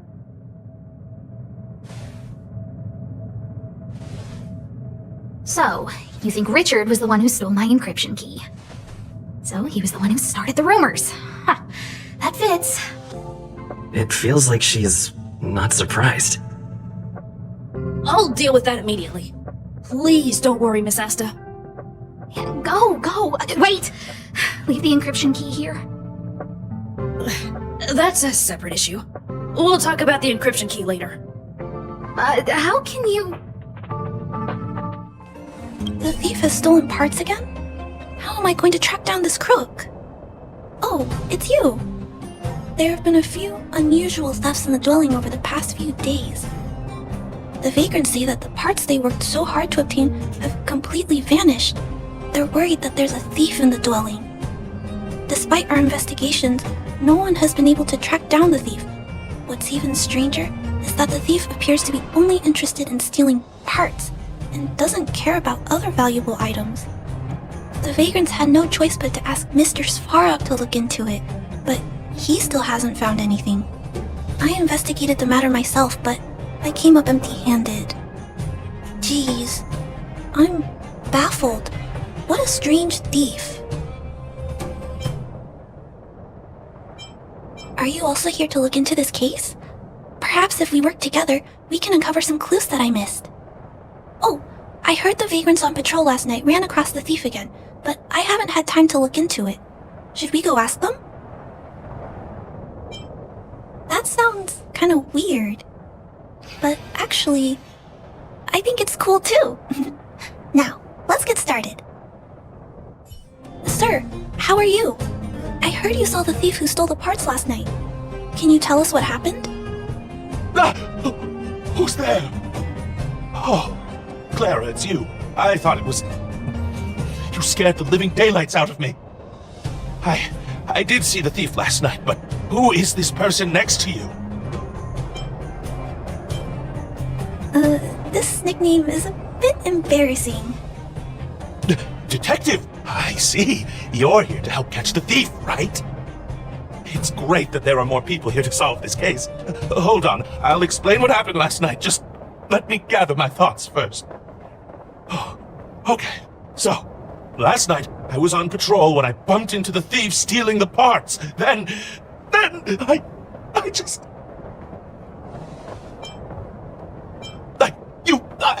I'm sorry.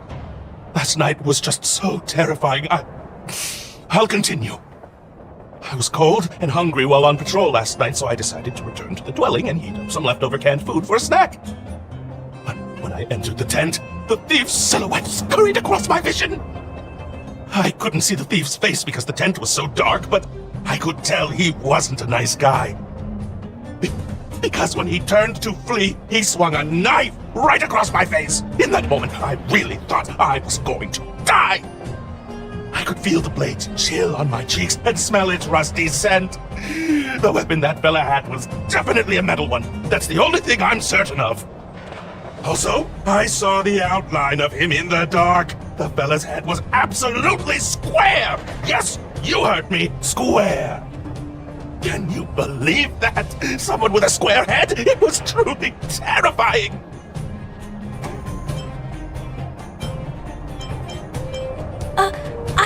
I'm also terrified, but I still have to jot down the important clues. Sir, please take a deep breath. So, the thief was armed with a metal weapon and had a, square head, correct? Yes, that's correct. I'm struggling to make sense of these clues. Do you have any thoughts?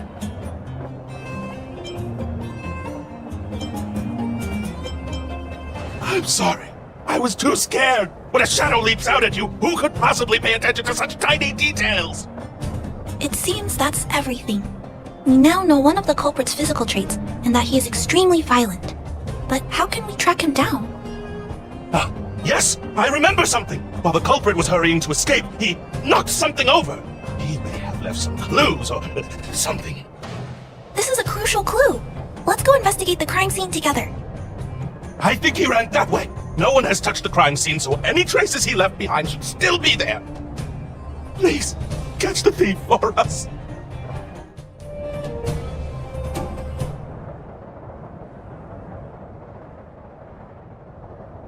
Take a look at these marks. These are very suspicious. Could they have been left by the culprit? They point in that direction. Let's go take a look.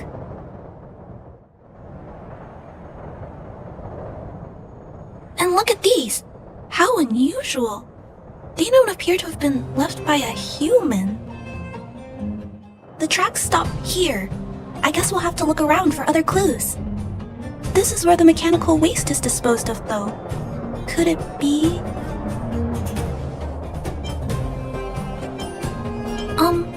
I don't think the culprit actually likes waste heaps. He probably uses them as a hiding spot. Oh, maybe he hid the stolen parts here too. Let's split up. Wait, what's that noise? It's a tiny robot? Is it searching for something? But I don't remember Mr. Svarog issuing an order like this recently. It looks like it's carrying the vagrant's missing parts. And those tracks and metal scratches we noticed earlier.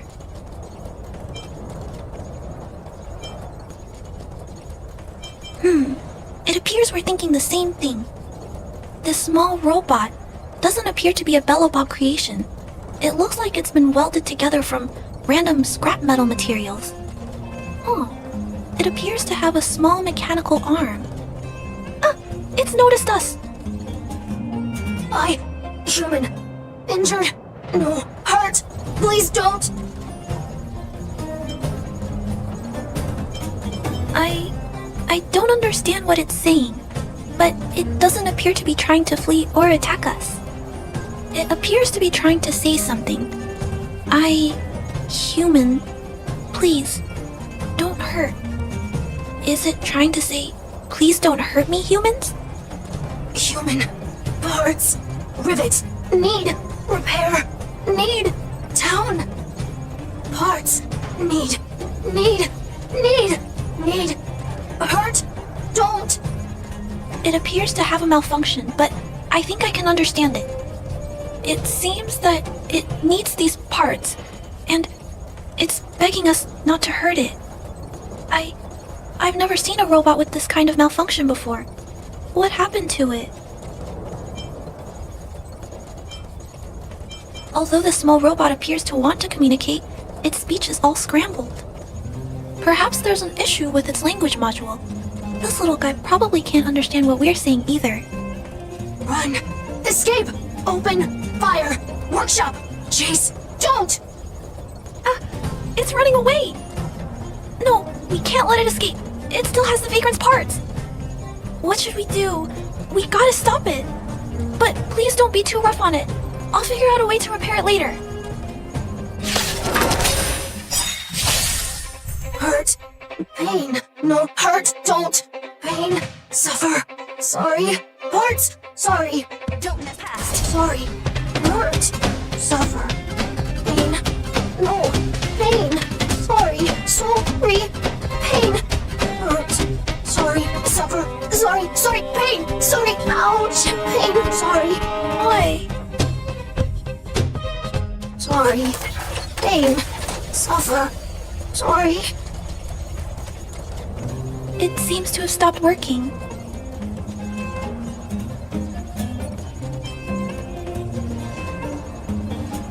Yes, but why? I feel bad about this. I guess we should return this little fella and the parts. I think I'll repair it. And if I can't, I'll ask Mr. Svarog for help. He always knows what to do. Initiating assessment of the robot's condition. Please wait, Clara. While Mr. Svarog is assessing this little fella, let's give it a quick checkup ourselves. This paint job and these custom parts, and the way the parts are attached. It's all quite strange. But one thing is for certain. This little fella is not under remote control. He's operating entirely of his own accord. Its design is, well, unique. I've never seen a robot with a design like this before. It really seems like something that was thrown together rather quickly. Its creator most likely didn't consider whether the system would function properly or not. Is it a failed robot pet creation that has been abandoned? But if it's a pet, then why would it gather parts itself?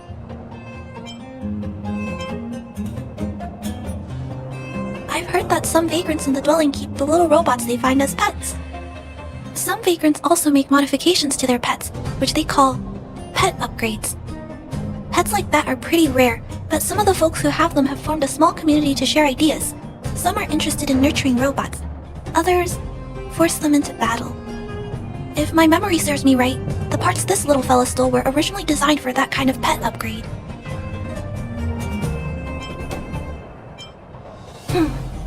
This robot pet phenomenon really gets to me.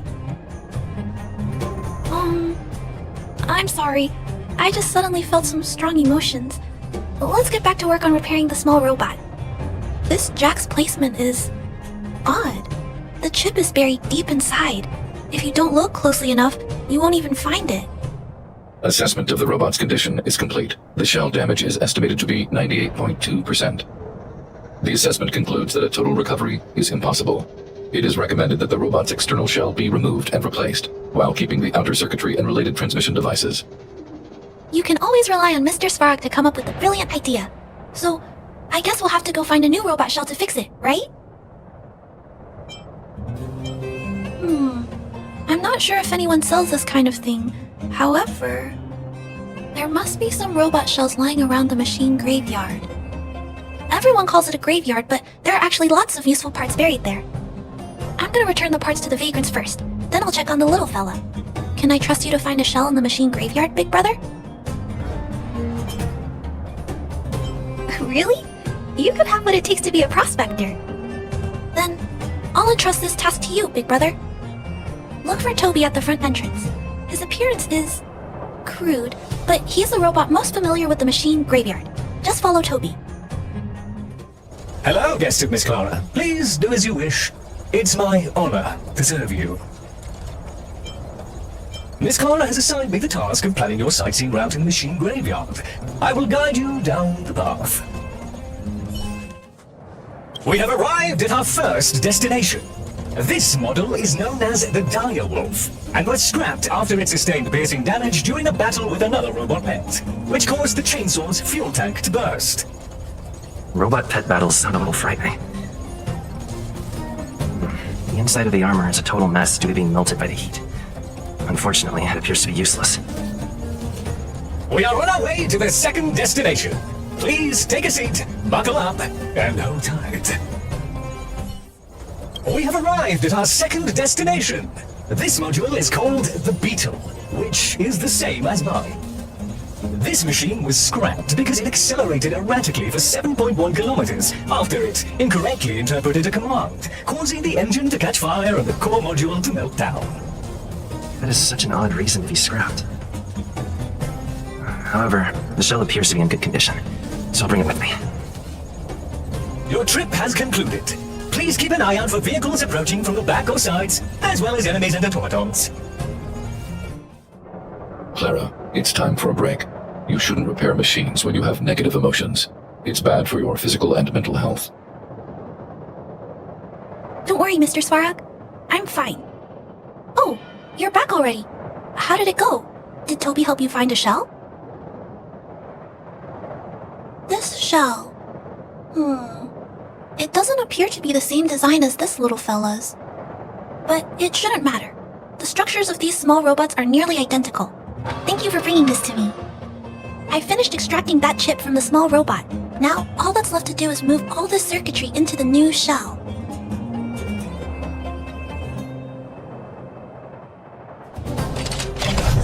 Although its appearance has changed a lot, I think we did a good job. But what I just did, is it any different from those pet upgrades that the vagrants perform? Not compatible. Incompatible. Huh? It's making a strange sound. Incompatible. What's going on? Is it malfunctioning? Incompatible. Incompatible. Incompatible. Risk level high. Clara, get away now. Big brother, watch out! It's out of control!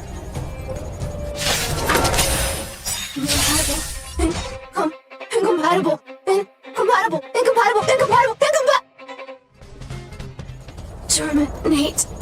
Terminate. Phew. That was close. Fortunately, Mr. Svarog and Big Brother acted fast. Why did the little fella... Was there a compatibility issue? Troubleshooting. Assessment. The system on the chip and the new hardware are incompatible, causing the robot to behave erratically. The current issue has been resolved. Risk level low. Alert lifted. It appears to have adjusted to its new shell after the battle. That's great! But I'd like to keep a closer eye on it for a while. Compatibility tests should take a few days. Hopefully, it'll be all back to normal by then. I'm also curious about where this little fella came from. Could you please come back later, Big Brother? I need to look into something. I may require your assistance. Thank you, Big Brother. I'll text you when this little fella is fixed. Mr. Svarog, I'd like to give this little fella a name. Any ideas for a good name? Accessing name database. Search results. Abby, Abigail, Ada, Addison. I should come back to Clara later.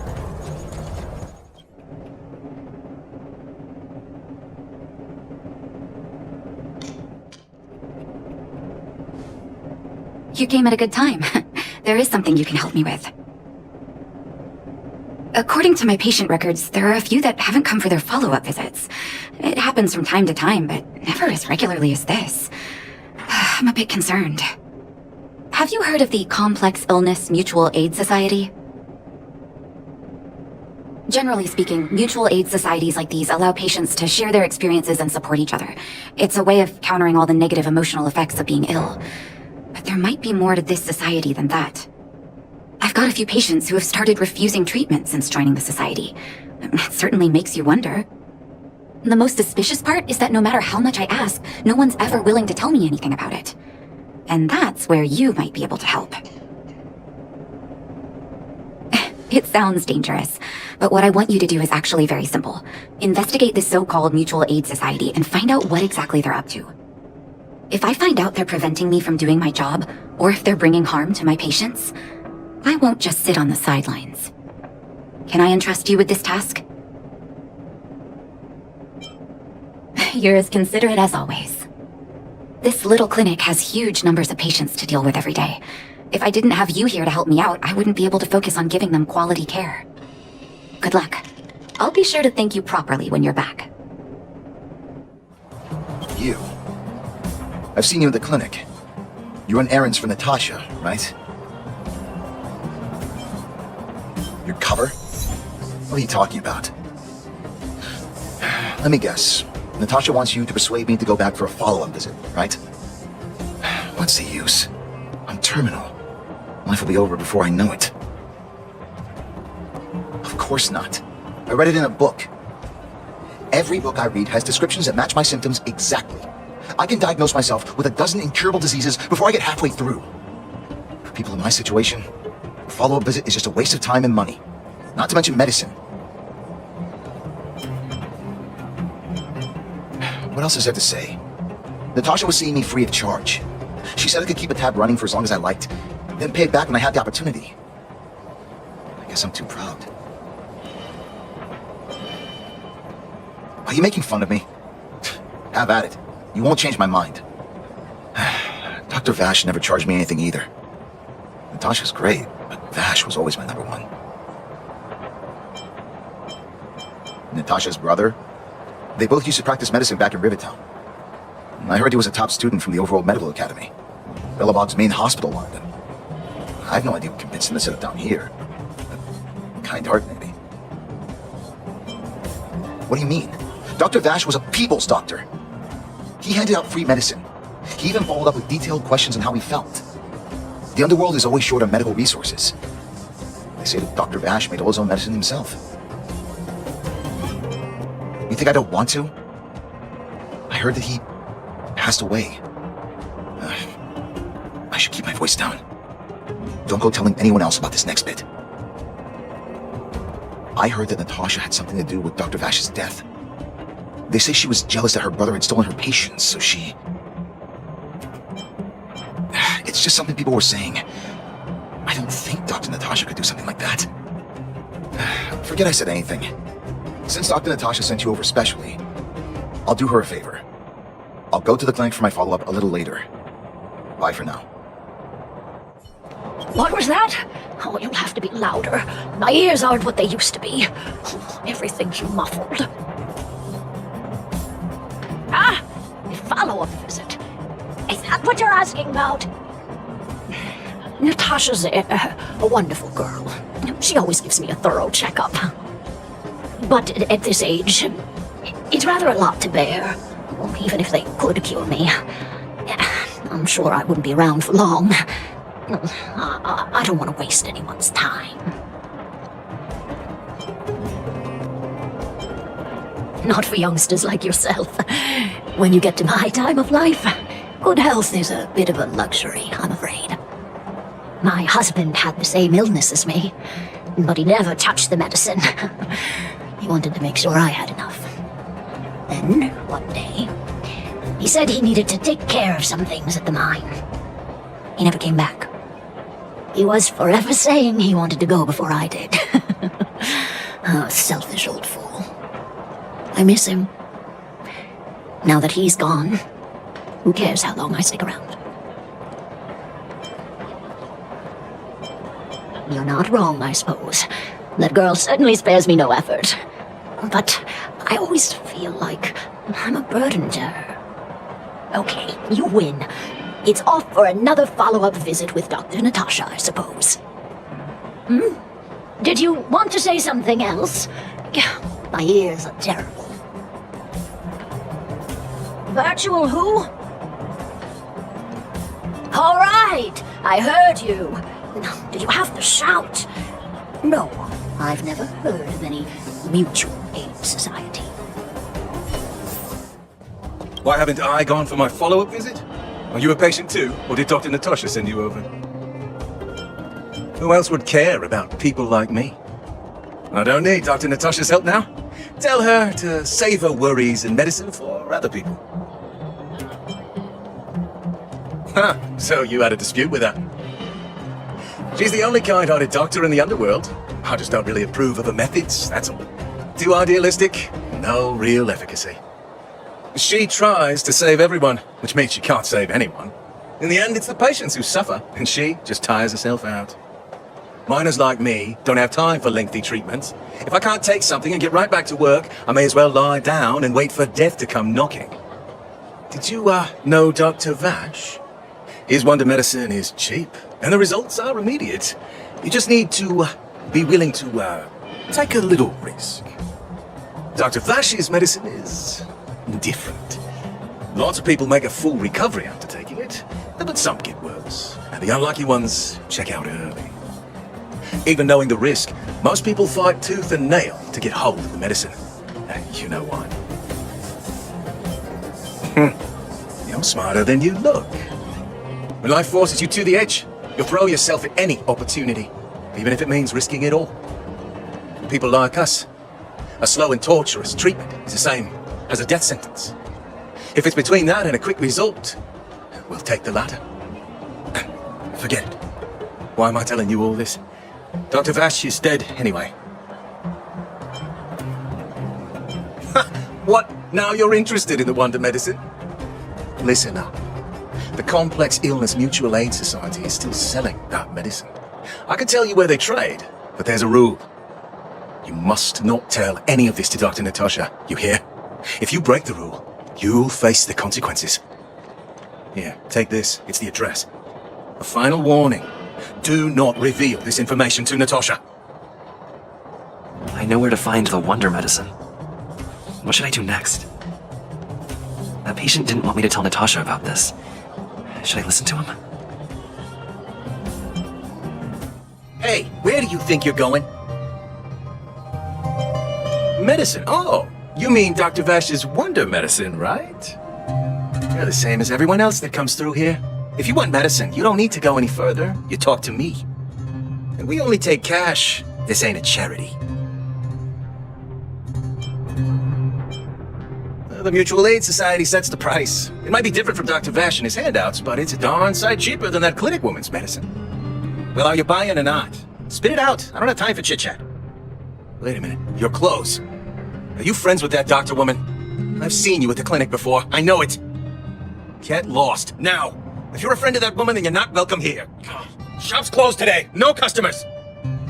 Wait, what about our medicine? We've been waiting for ages. Get lost, all of you. Save your breath and come back some other time.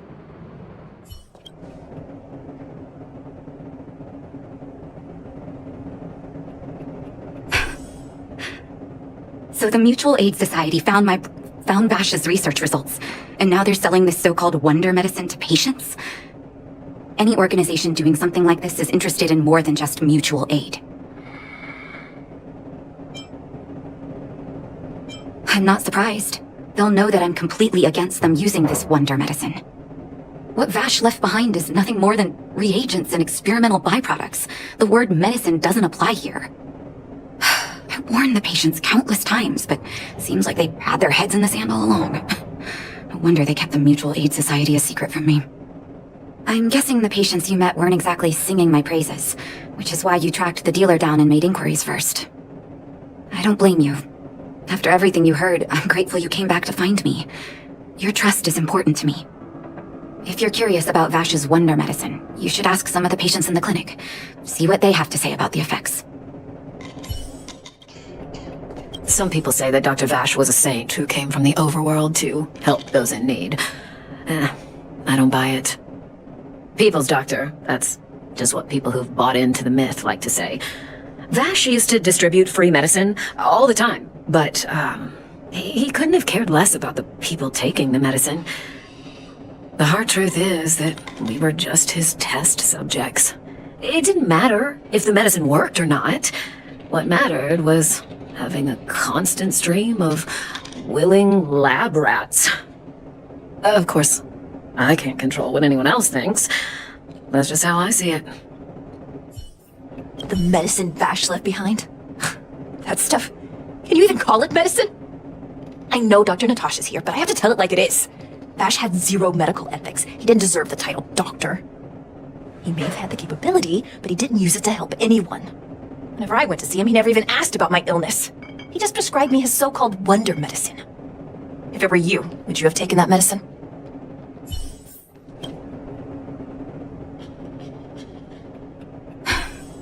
I still haven't worked out how to convey it to you. The issues surrounding Vash. My relationship with him. The things he's done in the underworld. It's a long story. I'm guessing you've heard a lot of different opinions on Vash. What do you make of him? I want you to go and visit another patient, a victim of the wonder medicine. I want you to see the real consequences of abusing that medicine. Once you've understood her situation, come back and tell me what you think. After that, I want to ask for your help again. Who are you? Who? And who am I? Where's my husband? And where's my child? Where are they? You know where they are, right? You don't know. They don't know. Nobody knows.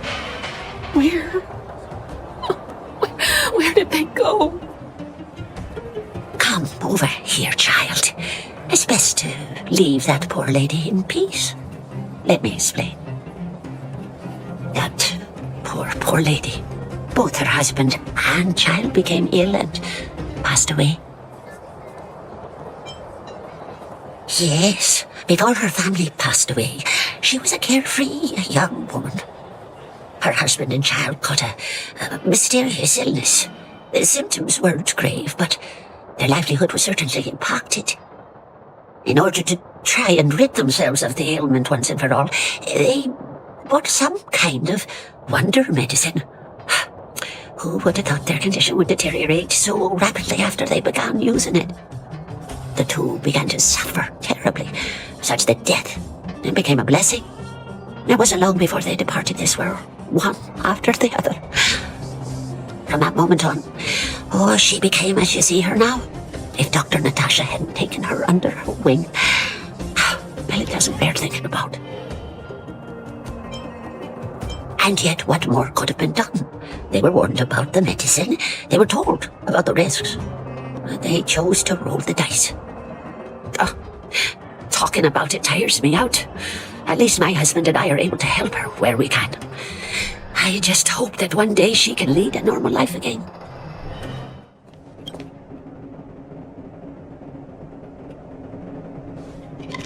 Did you speak to her?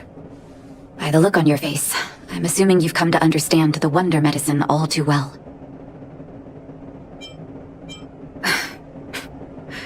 Yeah. Be it Vash or the Mutual Aid Society, forces like that can take full advantage of the typical underworld state of mind. Let me tell you a story. There was once a brilliant overworld doctor with unmatched pharmaceutical skill. The doctor was set on developing a medicine that would steel the human body against the cold. He named his research project Blizzard Immunity. But his research met with obstruction time and time again, the biggest factor being a lack of test subjects. Tampering with the human immune system carries huge risk, and nobody in the overworld was willing to submit themselves to such experiments. As such, the doctor got in touch with his sister in the underworld, claiming that he wanted to support the medical effort below ground. Naturally, his sister was overjoyed. After all, as far as medicine was concerned, her brother had always been the standard she'd strive to attain. She brought her brother underground and entrusted him with her clinic and laboratory. I think you know what comes next. Issuing free medicine to the needy was just Vash's way of conducting experiments on his test subjects. On some level, his reagents were able to alleviate the patient's suffering, but nothing more. They would forget their pain for a while and neglect their regular treatment plans. The result? Patients with mild illness would attribute their recovery to the so-called wonder medicine, while patients with serious illness would quickly deteriorate, and sometimes die. I cannot accept that their fate was simply the result of misfortune or risk. No true doctor would accept that. That's why I want you to help me recover all the wonder medicine. Are you willing to take on this assignment? Thank you. This will be hard for the people that have come to rely on the wonder medicine, but it's up to us to remove this false hope. You mustn't hesitate. Recover every last reagent that Vash left behind. I'll take responsibility for the consequences. Don't worry about that. Go. I'll be waiting for the good news. Stop right there. No one's allowed up ahead. Oh, playing the hero, are we? Is this a stick-up? Wait a minute, you're that clinic woman's lackey, aren't you? Did you think the Mutual Aid Society didn't have its own intel? She's after our medicine and sent you here to smash the place, right? Men, look lively and send this idiot packing already.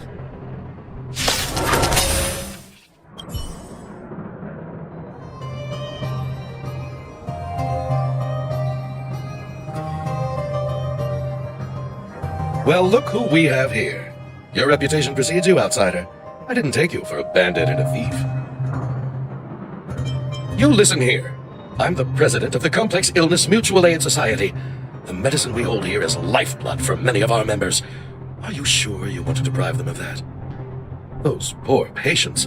Along comes a life-saving wonder medicine only to be snatched away by a shameless bandit like you. The underworld is full of sickness. What would happen if we left it all to that clinic to treat?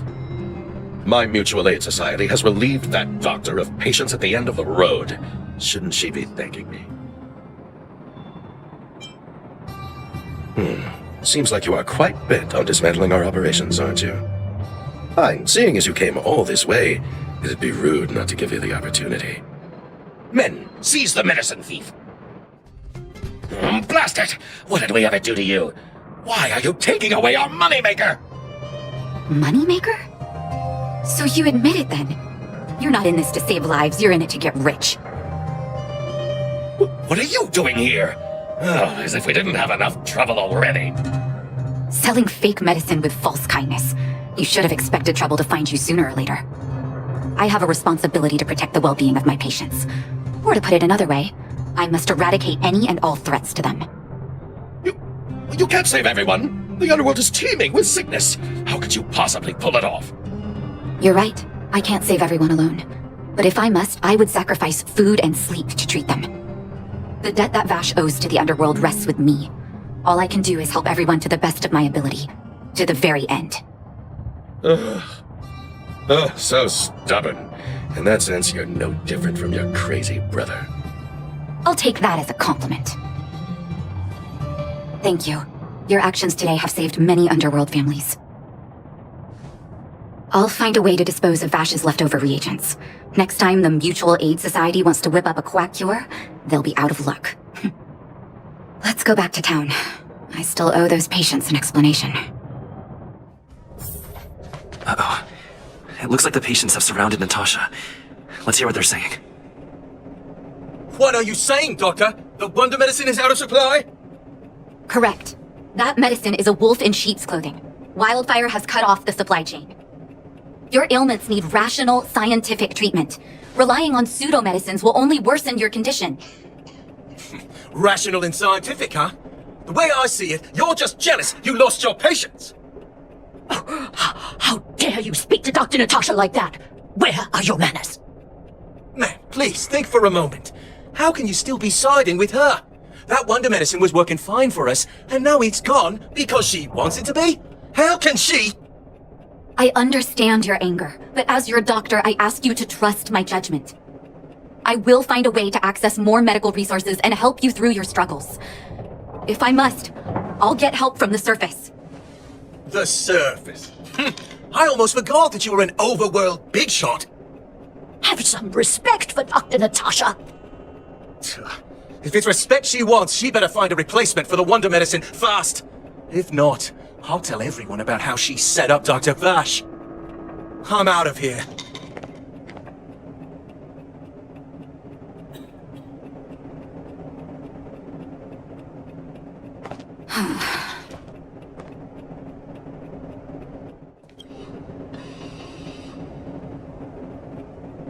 Oh, you're here.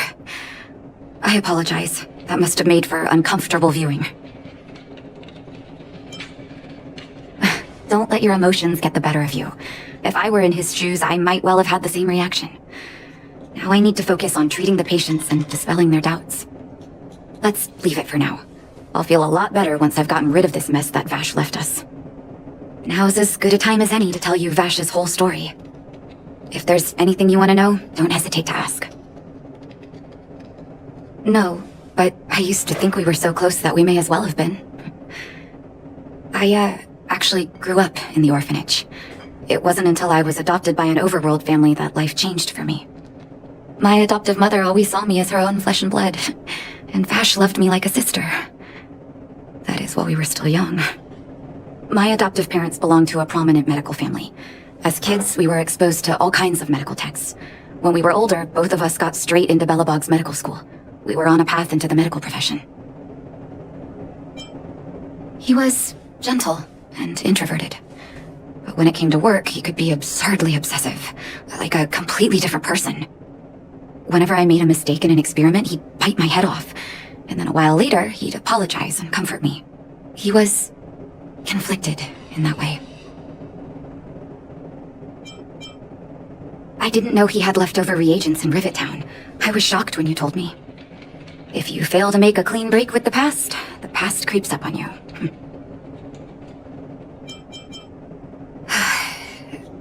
That's a long story. Ever since he was little, Vash had always wanted to develop a medicine called blizzard immunity. He saw the human body's vulnerability to cold as a disease, and wanted to cure it so that humanity could survive the eternal freeze. If he succeeded, people would be able to leave Belobog and rebuild their homes in the snow plains.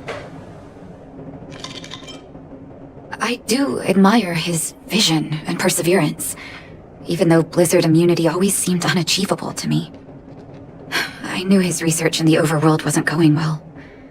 I used to write to him and ask him to come down and stay with the kids in the orphanage for a while. I thought it might help take his mind off his research. But I was too young to know what long-term frustration could do to a person. It changed him in a terrible way. During his stay in the underworld, he met patients affected by fragmentum corrosion with mild symptoms. Compared with non-patients, their bodies reacted differently to hot and cold. And that fascinated Vash. He began to simulate mild fragmentum corrosion, thinking that it could lead to breakthroughs in developing blizzard immunity. Those reagents of his aren't cure-alls for critical illness. That doesn't exist. Vash made the reagents to mitigate the suffering of his patients in the short term, a convenient way for him to observe changes in his test subjects. But behind my back, he had been doling out the reagents to residents who were kept in the dark. When it finally struck me that something was wrong, his terrible research had already turned him into a madman. I trusted Vash with all my heart. Funny, isn't it? And pathetic. When his experiments were exposed, I spent a long time with Oleg discussing how to handle the aftermath. This was shortly before the underworld was sealed off. There were hardly any Silvermane guards remaining. We spent ages trying to find a way to handle Vash. In the end, Oleg suggested that we banish him and permanently deny him access to the underworld. Had his victims found out the truth, Vash would have been torn to pieces by furious underworlders. I was young and weak at the time. Oleg must have worried about how I'd react to such a scenario, or he wouldn't have suggested banishment. I hope so. The day I learned the truth was the day I no longer recognized my brother. Oleg and I took Vash to the overworld. He made his final request to us, to take him outside the city to the snow plains he'd always wanted to conquer. His figure gradually disappeared into the snow curtain. I've been telling myself that Vash is dead ever since. Forgive me. I'm not good at telling stories. Vash was a terrible brother and a worse doctor. That's all you need to know. Let's call it a day. Thank you for cleaning up the mess my brother left behind. Here, for your trouble. Oh, you're here already. Sorry to keep you waiting. Madame Yukong is expecting you. Are you not coming? I've brought the Madame Helmmaster up to speed. It's over to you now. Yes, madam. Report the losses to General Jing Yuan and find someone from the Divination Commission. I can't just stand there watching while we deal with this mess. Greetings, guests from the Astral Express. Ting Yun has informed me of the purpose of your visit. Receiving guests isn't normally one of my responsibilities. But since you know about the Stellaron and have stated that you want to help the Luofu, I thought I should at least meet you in person and politely decline your proposal.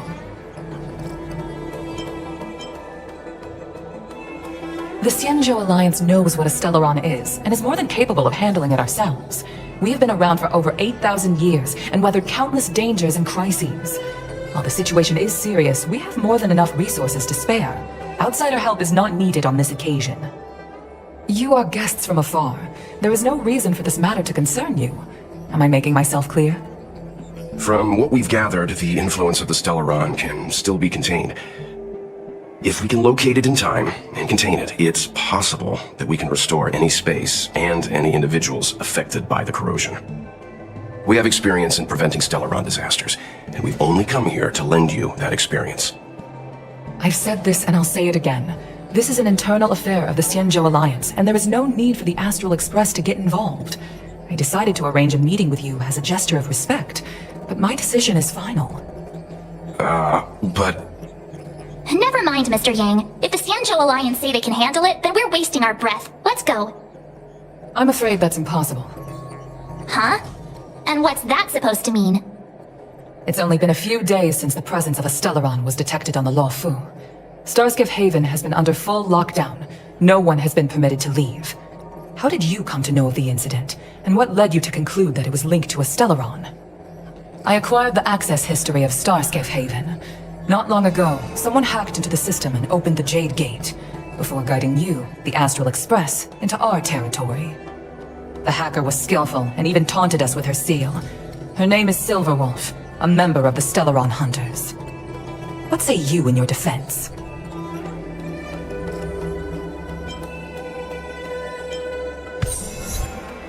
You are forbidden from leaving the Skyfaring Commission until the aforementioned questions have been investigated. Don't be too harsh, Yukong. If this gets out, the whole galaxy will think the Alliance has forgotten how to treat our guests. General Jing Yuan. It's very unlikely that the Express has joined forces with the Stellaron Hunters. They are mortal enemies, after all. Apologies for interrupting your meeting. My name is Jing Yuan. I'm the General of the Cloud Knights here on the Luofu. General, this is an internal affair for the Luofu. I fully agree with you, Helmmaster Yukong. This is indeed an internal affair. I am sorry, guest of the Astral Express. It is true that there is a Stellaron on the Luofu, but I'm afraid I cannot accept your kind offer to help resolve the issue. This is a Xianzhou matter, and it is our responsibility to handle it. Of course, it would be inappropriate of me to let you return without something to show for it. While I cannot accept your help with regard to the Stellaron, I do have a favor to ask. Please, after you.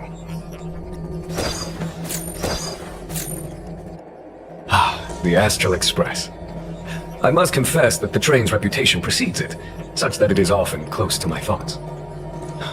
How delightful to come face to face with its passengers.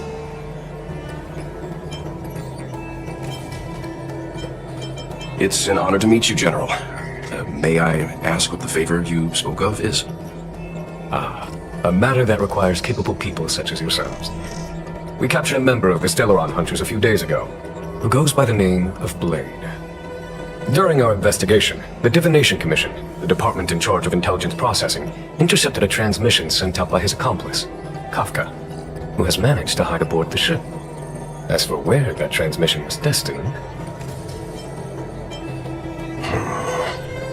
I have some knowledge of your relationship with the Stellaron Hunters. The Divination Commission is convinced that you made an alliance with them. I say that's impossible. The crew of the Astral Express are honorable people whose valiant deeds are lauded across the universe. There must have been a misunderstanding.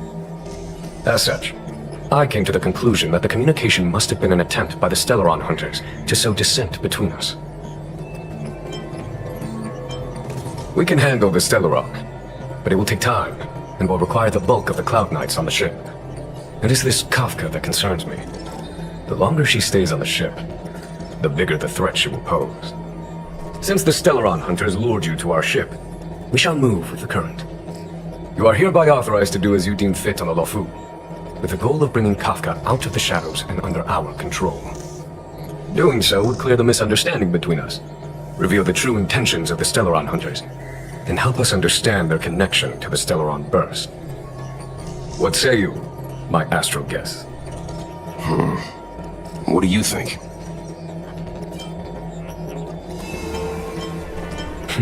Of course you do. You can be strangers and simply walk away. But I feel you wish to help the Xianzhou. The Luofu never fails to reward that which is given. Okay. Wonderful. It's a deal then. I shall notify Yukong that all intel is to be shared with you, and that our best personnel are to aid you in your search. If there is anything the Skyfaring Commission or the Cloud Knights can do for you during your stay, don't hesitate to make it known.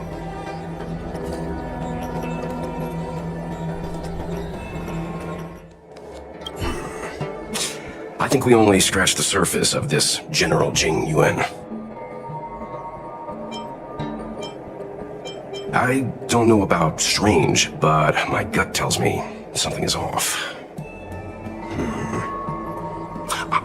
That's it. A minor detail, but curious. He avoided talking about Blade. Since the Cloud Knights have already captured a Stellaron Hunter, why not use him to get to Kafka? Why rely on us? The Xianzhou is reluctant to involve outsiders in the Stellaron disaster, so why is it so keen on letting us capture a Stellaron Hunter? Yes. The only sensible conclusion I can draw is that Blade had already escaped when Jing Yuan spoke to us, provided they even captured him in the first place. Therefore, given our connection to Kafka, we represent the only way of luring the Stellaron Hunters in. That's why he asked for our help. He didn't want to let anyone else find out that Blade had already escaped. Now that we've figured that out, perhaps we can get closer to the core of what's happening here. Master Diviner, you heard our discussion. What do you make of it? What do I make of it? The way of heaven is apparent, but the heart of humanity is often deceptive. Are you asking me to divine their true intentions? That won't be necessary. The crew has nothing to do with the incident, of that I am almost certain. It isn't their intentions that trouble me. All I want is for them to lure out the one we're after. Wasn't that my idea, General? Indeed. Your counsel has always been a great help to me. You may use your discretion on the matters ahead of us. Why don't you retire early and I use my discretion full time? It is still too soon, unfortunately. If something goes wrong, you'll need a general to take the blame. How could I simply walk away and put you at such risk? If you'd brought me that blade earlier, none of this would have been necessary. Wait, what are you up to exactly? Jingyuan, did you let him escape on purpose? Me? I had no idea he might escape. Unlike you, my gaze never travels beyond the horizon. I take full responsibility. The Cloud Knights failed in their duty. I can understand. There's a lot to take care of on the Xinzhou. You were bound to miss something. Thank goodness I'm here. On that note, perhaps it's about time you finally nominate me as your successor when the Six Charioteers next convene. Yes. I have to go now. I'll leave this in your overwhelmingly capable hands, Fushen. There are 3 things in the world that I can't seem to rid myself of. The troubles of the Xianzhou, the papers on my desk, and the weeds in my garden. General, Diviner Fu wants the General's position for herself. Everyone knows that. She is very capable, but her intellect is burdened by a quick temper. I'll retire when she's achieved a better balance. This Stellaron thing is easy. Blade escaped. Now we gotta go get him. Just say the word, and I'll solve this in a flash. I can understand your impatience, and I know you want to prove yourself. Now is not the time. If you truly wish to become sword champion, you shouldn't be running around brandishing your sword at people, especially not a major criminal. You think I'd lose to Blade? I'm saying you need to have patience, Yanqing. Governing Xianzhou is different from a sword fight. The only way to build momentum is to work slowly. Besides, we still don't know who's really moving the chess pieces. There is something we must take care of before making our next move. As long as it remains unresolved, we're at a stalemate. That something is the Stellaron. How did it manage to bypass the Skyfaring Commission's inspections and the Divination Commission's predictions? Where is it now? I say we bring those 2 Stellaron hunters before Diviner Fu. She'll get an answer out of them in no time. I've asked our friends from the Express to take care of that for us. Worry not, you'll have your moment when the current stalemate is broken. You are my most trusted aide, and there are some things that I would only assign to you. Speaking of which, Yanqing... that boy. I suppose it is my fault. I should have given him an opportunity already. A sharp sword can't stay sheathed forever. My fear is that this might prove too big a setback. Bigger than his exuberance. Madame Yukong has asked me to look after you. Seems like we were destined to be in each other's company. The Skyfaring Commission has reserved rooms for you at the Petrichor Inn. When you finish your business here, how about some tea together? No. Though I'd appreciate it if you mentioned to Madame Yukong that you got a warm reception from me when you next see her. Better to be busy than idle, I suppose.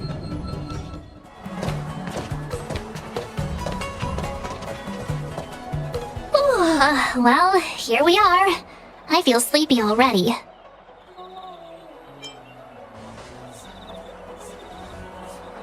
Hey, that's not fair. My eyes are peeled this time. I'll make a run for it the second things go wrong. Jokes aside, did you see Madame Yukong frown at us? I thought her guards were about to jump out of nowhere and throw us in jail. I'd rather deal with monsters than these big shots. I mean, not that Madame Yukong doesn't have her merits. Don't worry, my lips are sealed. But as her subordinate, I have to say that it's Madame Yukong's duty to keep her guard up. The Law Fu is facing a crisis, and as head of the Skyfaring Commission, she is responsible for the security of the Xianzhou's customs and borders. She's actually a very reasonable old girl in private.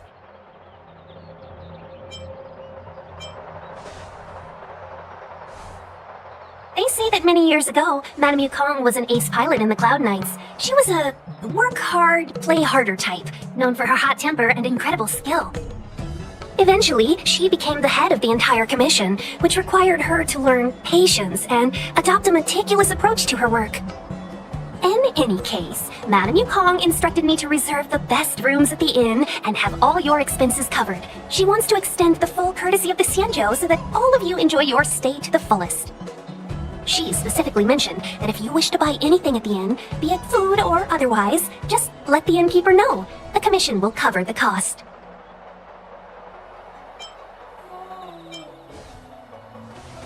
Why don't you go back yourself? Seeing as our hosts are so thoughtful, I guess we should help ourselves, right, Mr. Yang? We should focus on our objective first, seeing as Helmmaster Yukong was extremely reluctant to get us involved. Am I right to speculate that the Skyfaring Commission has some leads on the whereabouts of Kafka? Exactly right. The suspect is extremely cunning. She encrypted her transmission and timed her communication. We couldn't pinpoint her exact location. But as cunning as she is, the Divination Commission has managed to find something. Here are the coordinates. It's up to you how to proceed. Our destinations may differ, but the orbits of the stars will eventually converge. See you later.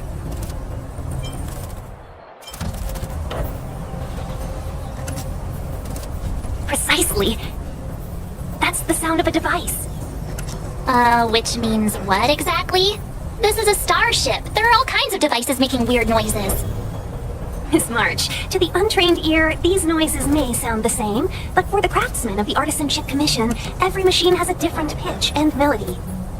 The General sent for craftsmen, and they concluded that the sound came from the shipyard facilities in Stargazer Navalia. Now, get some rest and prepare yourselves for the operation ahead. I look forward to seeing you in action. Let's take advantage of the rest. It won't be easy to track down Kafka the Stellaron Hunter. Oh, let's let the Express know how we're doing. More importantly, let's see how Don Hung's doing. Ask him what he's up to. Then tell him we're having loads of fun.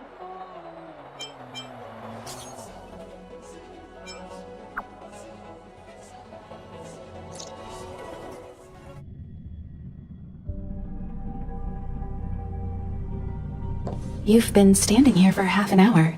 It's rare to see you like this. Are you worried about those two? Weld is with them. They should be fine.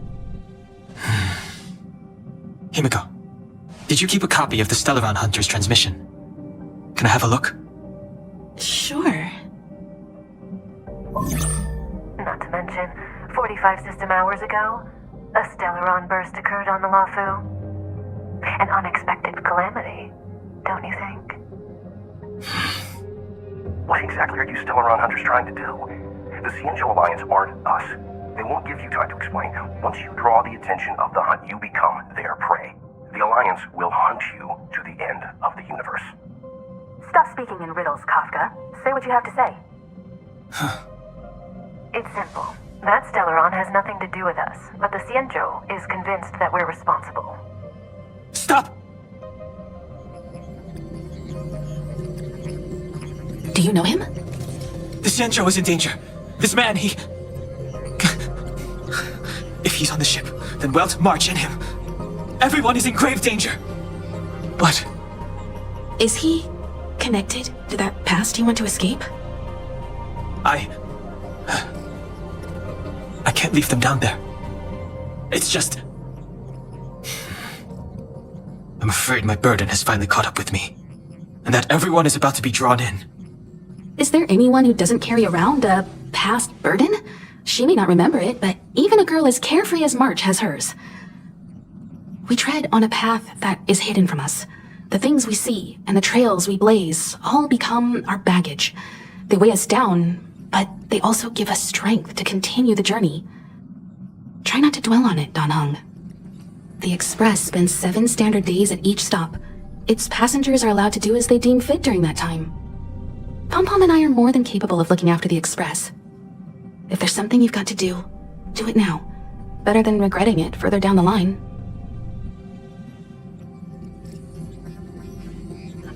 And you'll come back and travel with us once this is all over, right?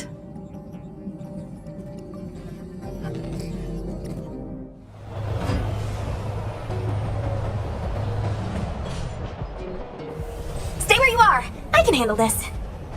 Emergencies should be dealt with by professionals.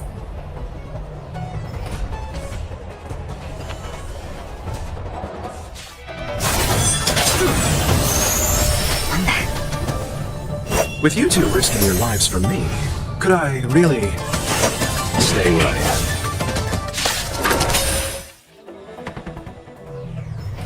Are you two okay? Good. I'm Sushang of the Cloud Knights. I was just transferred here from the Yaoqing. I did tell you to let me handle it. I don't have eyes in the back of my head. What if I accidentally hit you? Forgive me, miss, but you were too busy being hit yourself. It's a good thing I joined the fray. I was protecting you, more like. It's a Cloud Knight's job to protect others. And this area is under martial law. I'm escorting all civilians to safety. Follow me. That was some impressive Cloud Knight spearmanship. Which unit are you from? Huh, okay. You're a civilian then. Come with me. Miss Sushang, what exactly has transpired here? In all my trade visits, I've never seen Starskiff Haven in such a state. I can't comment on that. I was just ordered to rescue the civilians. Actually, I have no idea either. Anyway, you two just need to come with me. Hey, you're pretty quiet. What's your name? I've got forms to fill out. Can't put your name down as blank.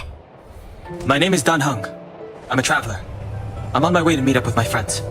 I appreciate the help, but I can leave the port on my own. No can do, mister. It's way too late. You won't find anyone at Starskiff Haven. If your friends made it out, then they'll already be in the safe zone. No need to worry. You'll see them when we get there. Aren't you going to take my name too, miss? You already said it when we were busy fighting. Something. Locha! Is that right? I remember it. Let's go. Stay close, you two. Cloud Knight Sushang will guarantee your safety.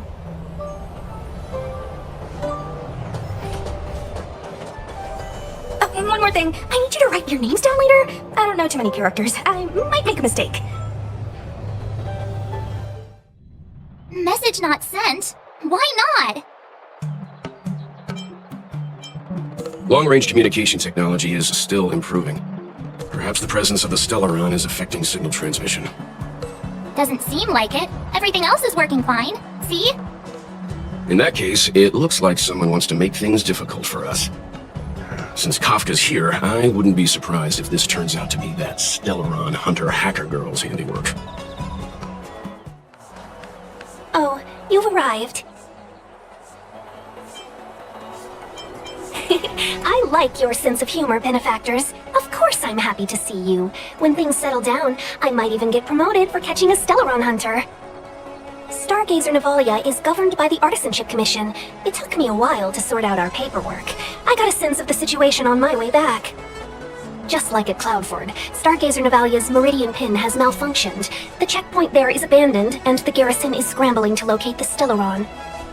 With monsters wreaking havoc and the night scattered, Stargazer Navalia has become a perfect place for the suspect to hide out. So we've got a bunch of monsters to deal with, an IPC Most Wanted Stellaron hunter to catch, and we have to do all that on our own without reinforcements? Fair enough. This isn't our first rodeo. I was just making small talk. Never mind the details. I wouldn't say you're entirely on your own. When you're ready, let's get going. Shall we, my benefactors? Now what's a hunt without a hound? Kafka is still at large, and the Skyfaring Commission wants this problem to go away. I made a few calls and managed to procure this from the Artisanship Commission. Perfect for hunting down suspects.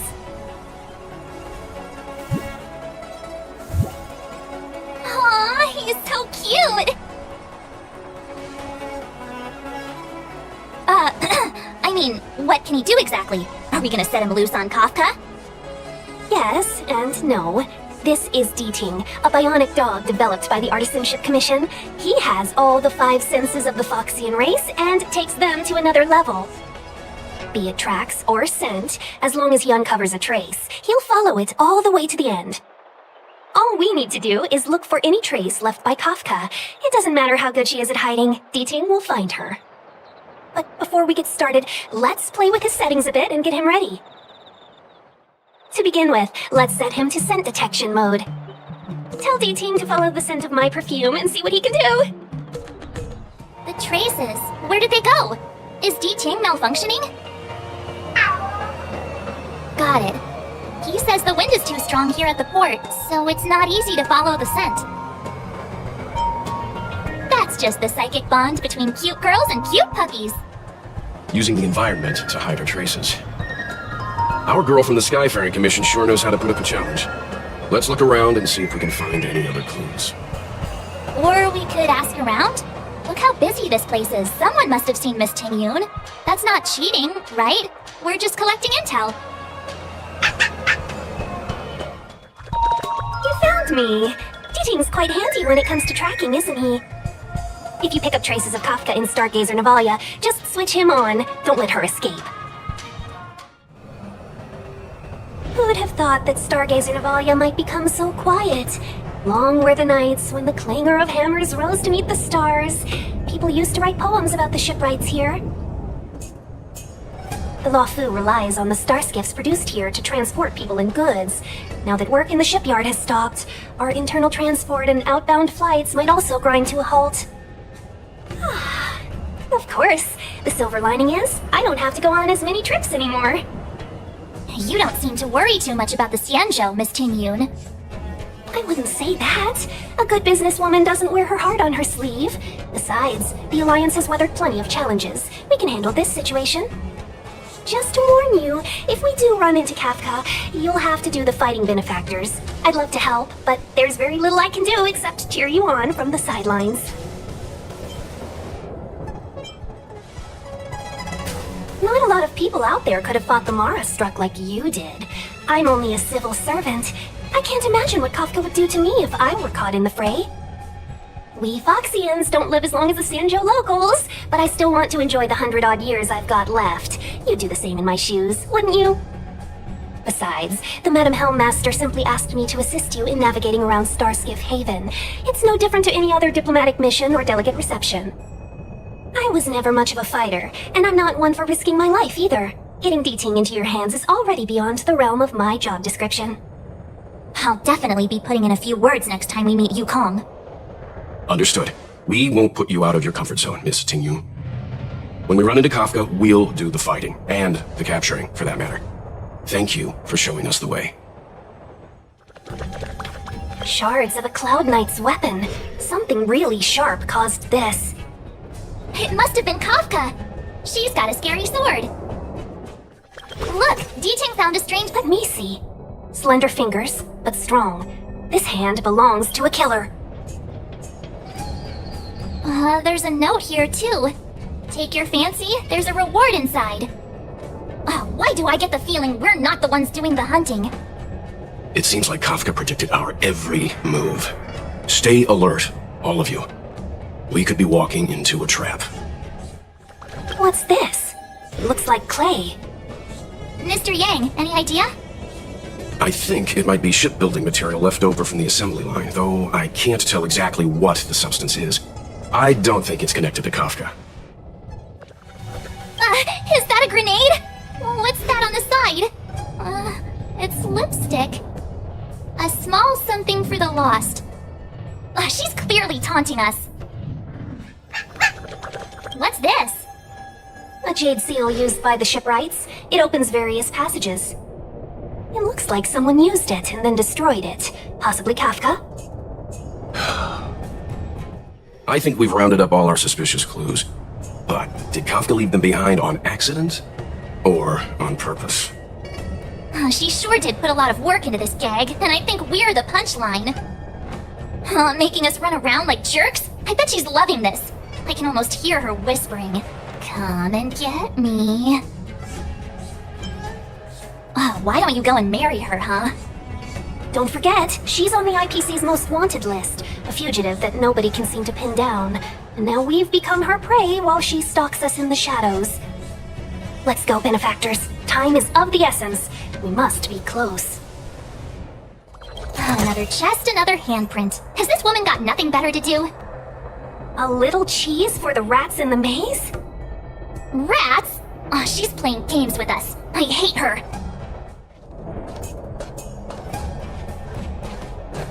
The scent. Where did it go? When the trace of the hunted disappears, the hunter better think twice. It might mean the tables have turned. Kafka! These Cloud Knights aren't Mara-struck. What did you do to them? Just a little persuasion to get them to listen to me. But you know all about that already, don't you?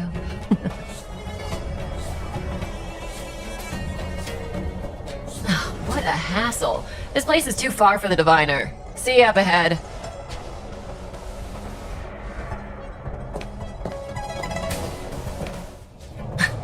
So close and yet so far. You'll have to pick up the pace.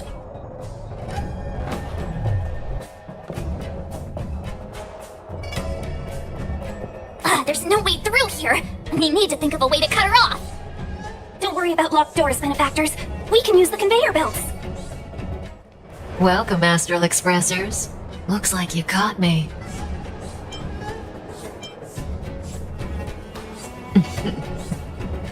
Admit it, Kafka.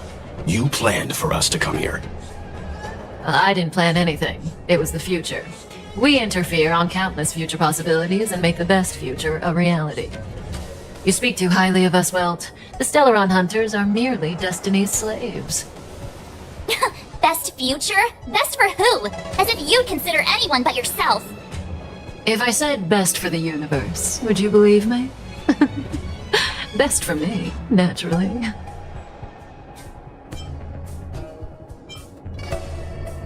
We're taking you to see the General of the Lawful. You can profess your innocence all you like, but the General will decide your fate. Oh, thanks, but no thanks. I can't stand moving at someone else's pace. We don't have much time. If I were you, I'd make a move before it's too late.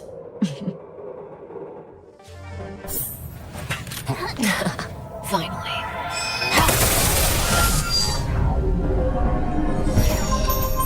Rudimentary. Your every move has been foreseen by the Omniscient.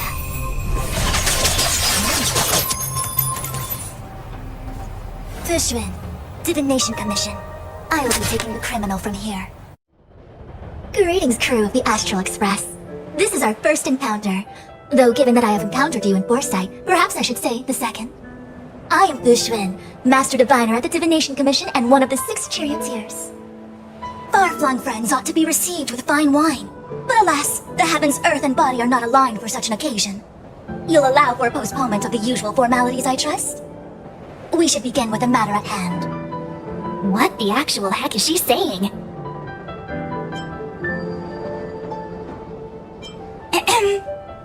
If the method of my speech is offensive to you, you need but say. We received an assignment from General Jing Yuan to arrest the Stellaron Hunter. Thank you, Diviner, for coming to our aid, but we must escort the fugitive to the General. An essential. I hold a proclamation from the General here, if you care to see. Upon detaining the Stellaron Hunter, questioning and all further arrangements are to be undertaken by the Divination Commission. Did the General just spare us a walk with Kafka? I knew he was a good guy. Understood. However, the General promised that all intel would be shared with us. We have a right to know anything that Kafka divulges. Oh? That guy. Can I go one day without him throwing me under the... We won't make things any more complicated than they need to be. We just want to listen in on the questioning. Very well. Urgency demands fluidity. The 3 of you shall accompany me to the Divination Commission. Can't we do the questioning here? The Stellaron Hunters are slippery. What if she makes a break for it? While I am here, she will not escape. Only the Divination Commission has the methods to make her talk and bring the truth to light. The time has arrived. We must depart. Please proceed. Let's disembark here, benefactors.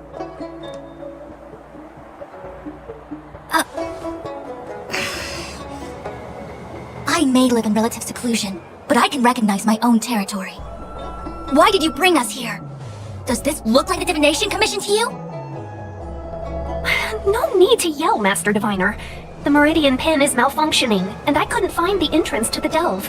I wanted to get us straight to our destination, but this is the only place I could dock the star skiff. Look, Exalting Sanctum. This is a safe place. Let's just walk the rest of the way from here. Our hexagrammatic position is fluctuating between the Martian water trigrams. The vessel is stranded and the way is blocked. I heard the Xianzhou can tell your fortune. Is that how they do it? Anyone can count on their fingers.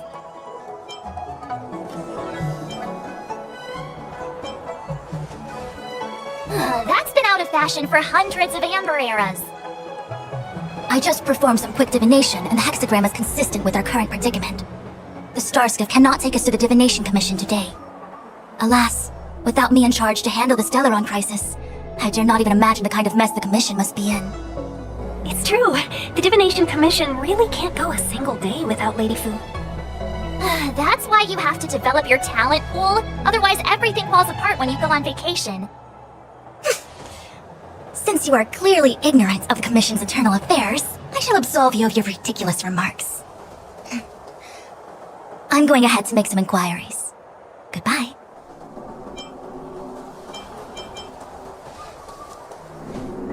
You really are enthusiastic. No wonder Jing Yuan told me to give you errands. You might not want to hear this, but your general gave us his word. We have to be present when you question Kafka. You think too little of me. My word is my bond. I will stick to my promise even if this delve collapses. That's very unlikely, by the way. To have this prisoner speak, the Commission must resort to unconventional means, the nature of which is confidential and cannot be disclosed. Forgive me. But I can assure you that the questioning will not begin until you arrive, even if that means wasting precious time. I have appointed someone to wait for you in front of Exalting Sanctum Plaza. Once we've consolidated our internal affairs, you will be brought into the Divination Commission. Please be patient. Okay. We trust you.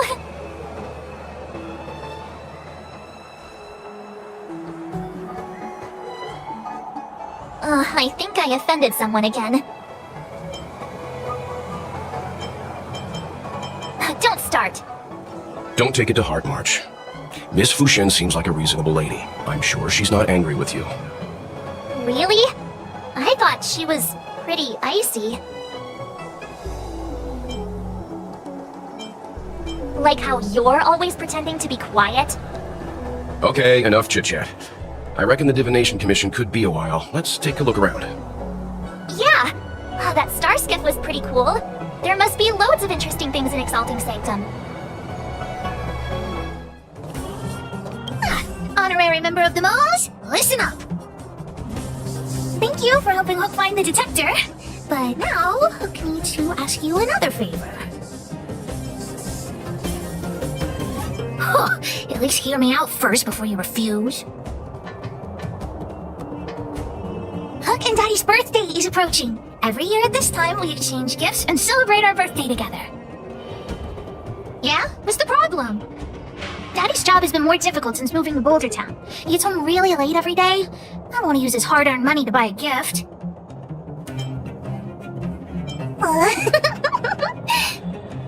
Hey, are you patronizing me? Actually, I still have some valuable treasure of my own in Rivet Town. It's a shame I left it there. If I go bring it back and sell it for a decent price, I can buy a gift for Daddy without begging anyone for money. What? Oh, what nonsense. This is an order from the boss of the moles. An order. And I'm still a kid. You wouldn't let me go inside the Fragmentum by myself, would you? Then it's settling. Let's meet in Rivet Town. I'll be waiting for you in a safe spot. You're not allowed to not come. What took you so long? Hook's been waiting here for ages. Well, it wasn't actually that long. As long as you're here now, it's fine. I got some good news and some bad news. Which do you want to hear first? I told the rest of the moles about the plan, and Julian asked me to get some treasure for him. If we don't help him, he'll tell the old witch where we've gone. The good news is that he's willing to contribute to our adventure. Look, he gave me this gardening shovel. No, what nonsense! No, nobody scares Pitch Dark Hook the Great. Well, the treasure won't grow legs and find us, will it? Come on, let's go. Ah, we found Julian's treasure! No, not the key.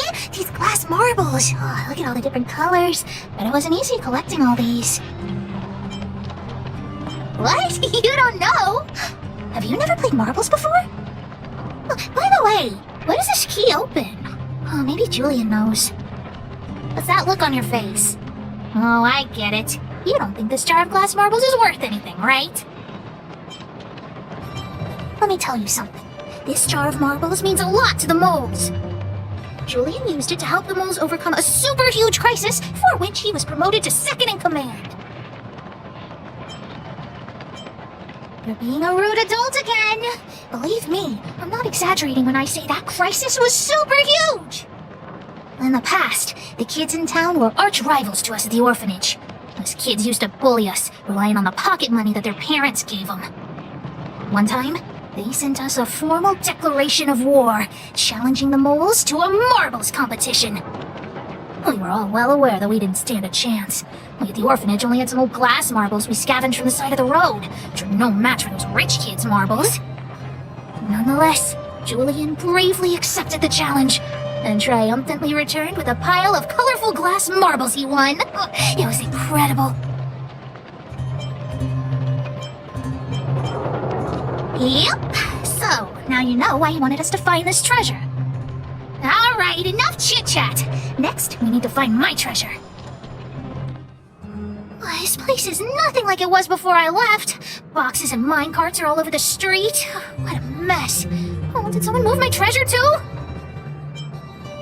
I used to keep it in the mining team's junk pile. Behind the corner, there were heaps of geomarrow and boxes. Hopefully it hasn't been taken.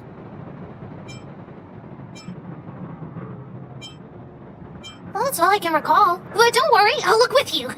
I may even find it before you. Look, it's in this box. This miniature drill rig was given to me by a guy from Daddy's mining team as a birthday present. I'm going to turn it on. Whoosh! Huh? Look, just don't talk to me right now. I need to calm down.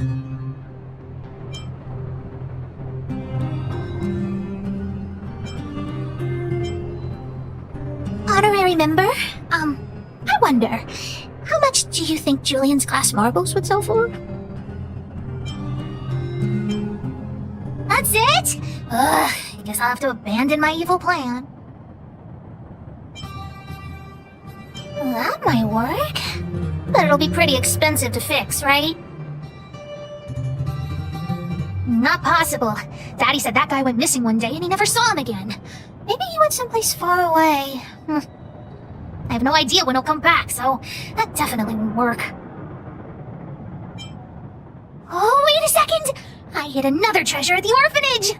I want to sell it, but if I want to buy Daddy a gift, I don't have any other choice. Honorary member, please help me look for it. Just one more time. I promise this is the last time. Let's go. Why are there so many monsters here? I need to deal with them first. Wait, let me take a look at my notes and mark the location where I stashed the treasure. It's a reward from the old witch. You'll know what it is after I dig it up. Go down the stairs on the left, then walk 10 paces forward. Turn right, walk another 15 paces, spin around 10 times, then keep walking forward. Oh no! I'm doomed! The second half of my notes are completely ruined! Oh, what kind of lame treasure map would it be if it only had 1 or 2 steps? Without the second half of my notes, how will I ever find the treasure? Really? Quick, let me see! Let's use the home use object finder to help Hook search.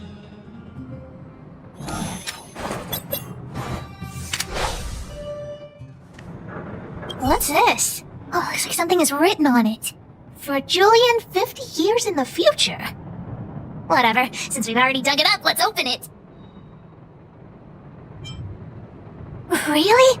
Oh, the old witch did say that some things will emit a poisonous gas after being buried for a long time.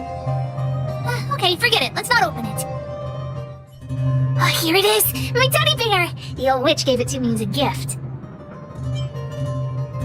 Yes, he's called Junjun. Whoa, Junjun. How did you get covered in dirt? And why do you have so many loose threads? If we don't get you cleaned up, no one will buy you. The old witch said that Junjun isn't just any old teddy bear. He'll be worth a lot of money once he's cleaned up.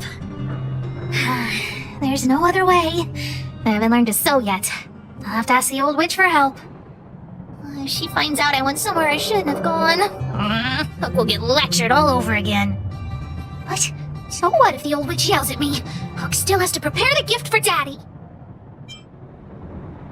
We found the treasure. Let's split. The monsters here give Hook goosebumps. Ooh, too scary. I'm warning you. Don't you dare tell the old witch about Hook's plan to sell the treasure. Hook, what are you... Natasha, Junjun's in bad shape. Can you help me fix him? I remember giving you Junjun. I haven't seen this fella in years. Where did you find him?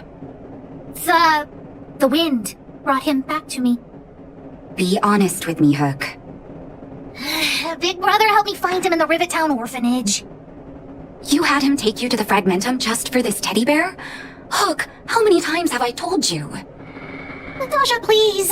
Please help me fix Junjun. I'll clean the clinic for you for a whole month. You say that every time, and then... Great, see you soon. Big brother, I'll leave Junjun with you. What am I going to do with that girl? You shouldn't indulge her, outsider. I know it's difficult to tell Hook no, but sometimes it just has to be done.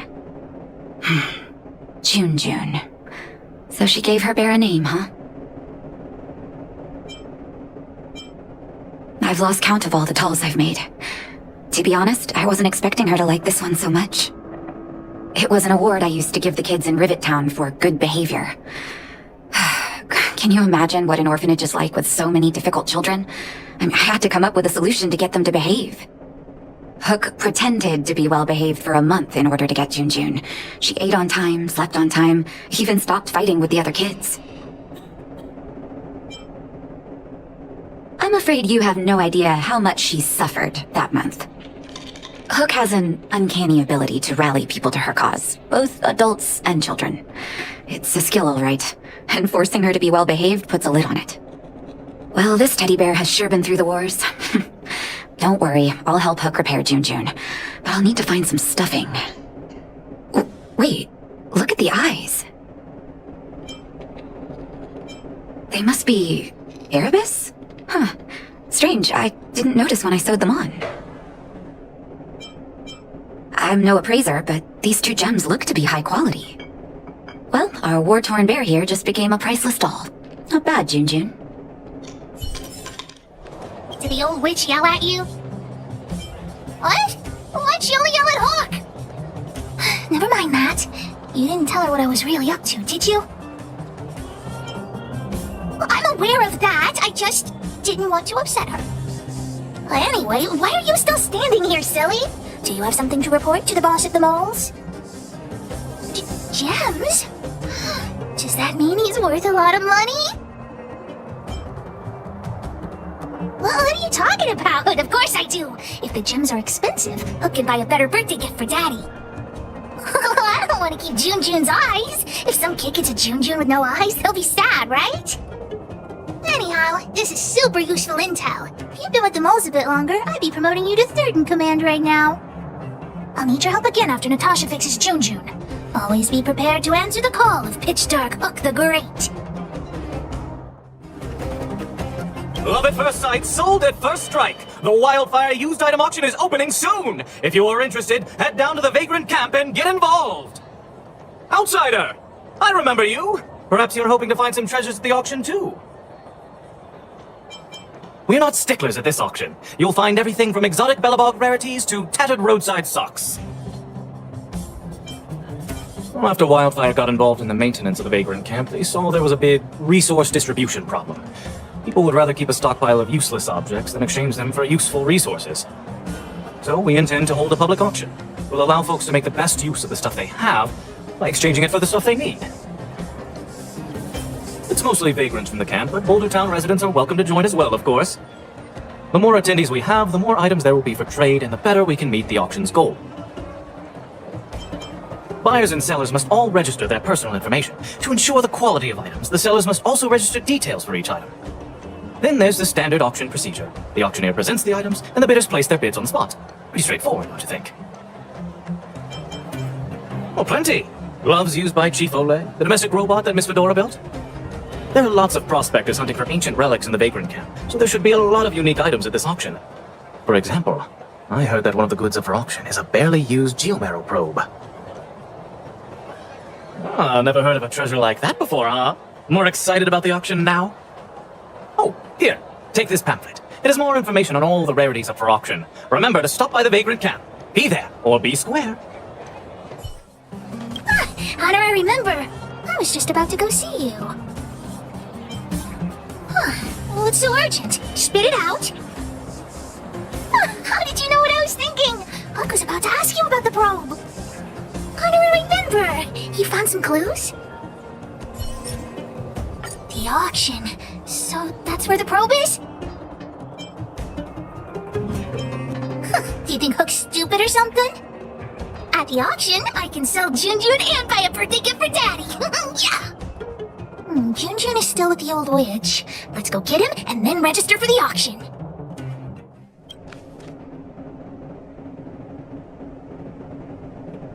Stupid witchy old... Natasha! Have you finished fixing Junjun? Oh, your teddy bear? He's nearly done. Here, take a look at him.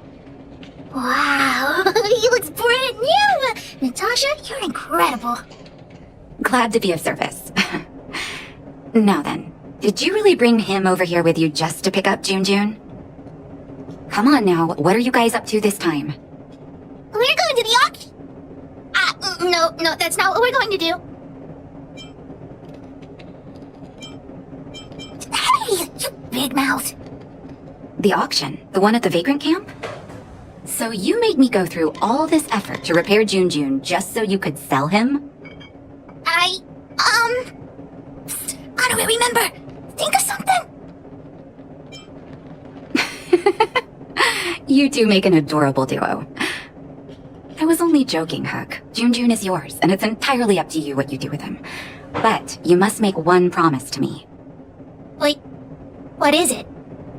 Don't go charging into the Fragmentum again. Mr. Versman heard about what you did and came to me to find out what happened. Your dad worries about you. Stop giving him reasons to. Daddy? Okay. I swear I'll never meet Natasha or Daddy worry again. I'm going to have to trouble you to keep an eye on this kid again. You seem to be doing a good job, so I'll leave it at that. Off you go then, and good luck. Thanks, Natasha. Honor I remember, let's head to the auction. Welcome! Are you here to take part in the auction? Yep. Hook wants to auction this teddy bear. Teddy bear. How about I take a look at it first, little missy? With all due respect, I don't think this item will generate much interest at the auction. I don't see any value in it. Okay, let me take another look. The craftsmanship is excellent, and the fabric is soft, but I'm afraid that won't command a high price on its own. The eyes. Wait a minute. That's natural Erebus.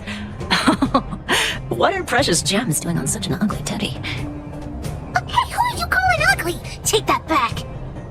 Well, who'd have thought it? Allow me to make a suggestion. You should only auction off the gems. What are you talking about? You can't just take Junjun's eyes off. All right. Don't get upset, little missy. I'll respect the wish of the owner and keep Junjun here intact. Please, sign this commodity contract here. Let me do it. And if you and your friend would like to bid, please fill out this buyer registration form as well. Of course we'd like to bid. I'll sign again. How do I remember? Ask about the probe. Probe. Are you talking about the geomarrow probe?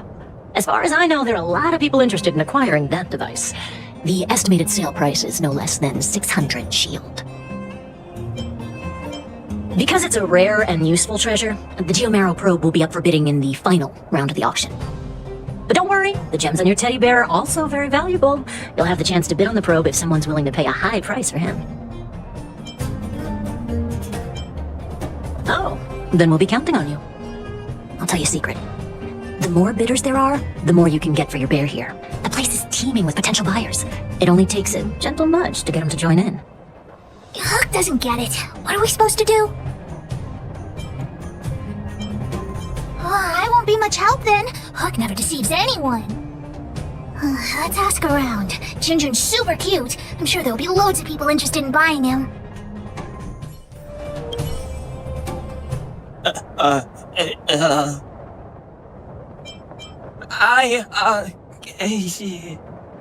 His design is super cute, and he's really, really soft. You can't help but give him a big hug. You'll have sweet dreams every night as long as Junjun's by your side. Intrigued?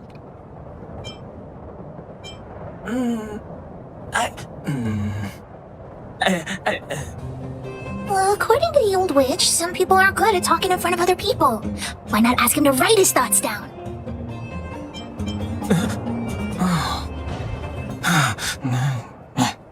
Here.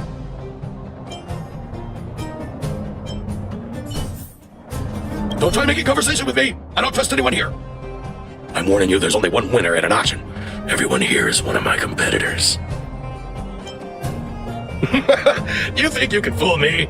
The friendlier they are on the outside, the more devious they are on the inside. Seems like this guy's got a real bad temper. Temper? What temper? I'm perfectly calm, thank you! You're Sellers, right? I just got sight of a teddy bear on the bid list. Is that yours? You two with your poker faces. You got a trick up your sleeves with that bear. This guy thinks that the whole world is against him. What should we do, honorary member?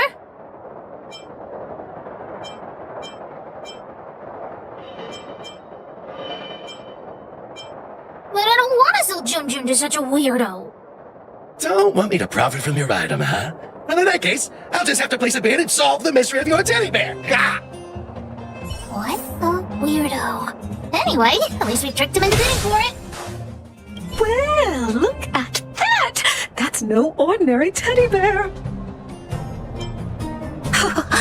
Wait, how did you know that? Unless you're a fellow gemologist. Yes, I didn't think anyone else had noticed. I guess getting my hands on those gems won't be so simple after all. But it's so absurd! I don't understand why precious gems would be sewn onto a teddy bear. Is this some new kind of scam? So you don't think Junjun deserves those gems? Junjun? Who's that? Why didn't you bring that up earlier? Your item has piqued my curiosity. In any case, Erebus of that purity is hard to come by in the underworld. I have to get my hands on that bear, even if it means breaking the bank. Junjun will break your bank for sure. We could find the auctioneer now and kick off the bidding. Although there's still some time left. We could also see if we missed any buyers.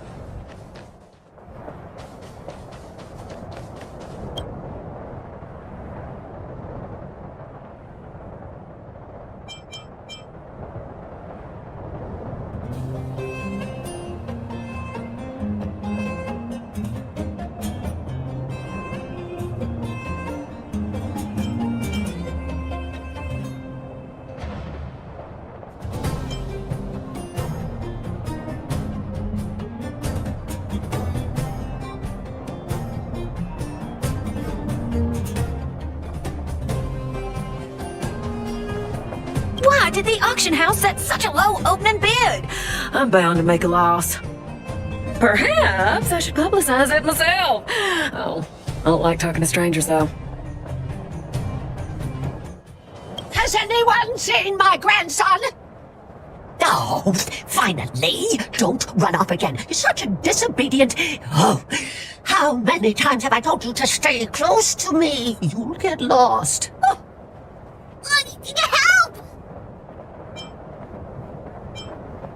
No, she mistook me for someone else.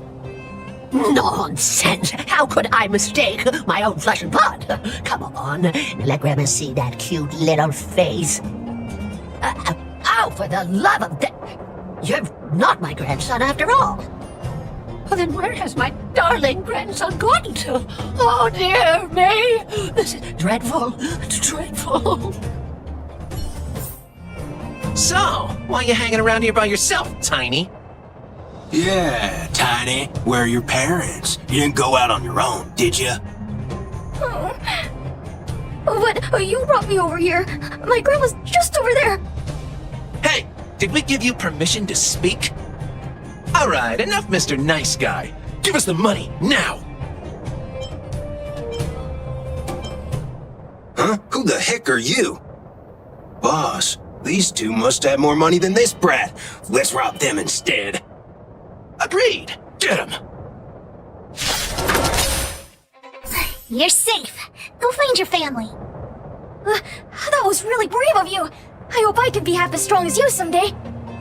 Thanks so much, guys. I gotta go. Isn't this the kid we just saved? Oh, it's that brave girl. Grandma, they're the ones who saved me. Oh, my goodness. Oh, I can't even begin to express my gratitude. Thank you both so much. He's my only grandson, and I don't know what I would have done. Can we buy the teddy bear at the auction, Grandma? I'm sure that teddy bear must have belonged to a nice person. Let's go and take a look. If Grandma wins the auction, don't tell your parents I bought it. Let's pretend it was a gift from this kind young man. Grandma's the best. Aw, they're really sweet. Chun-Chun will be super happy if they take him home. Anyway, we should get going. Come on, honorary member. I heard there was something called a geomarrow probe at this auction, but I didn't think it would be so pricey. Where did you hear that? What is a geomarrow probe exactly? I'm not sure, but it was Balloway that told me. I'm not sure why he wants it. So expensive. There must be a lot of people after it for the price to skyrocket like that. Oh, who cares about that probe thing? If there's a teddy bear at the auction, that looks pretty valuable. What's so appealing about a toy? We're clearly operating on different wavelengths. Please wait a moment. The auction will begin shortly.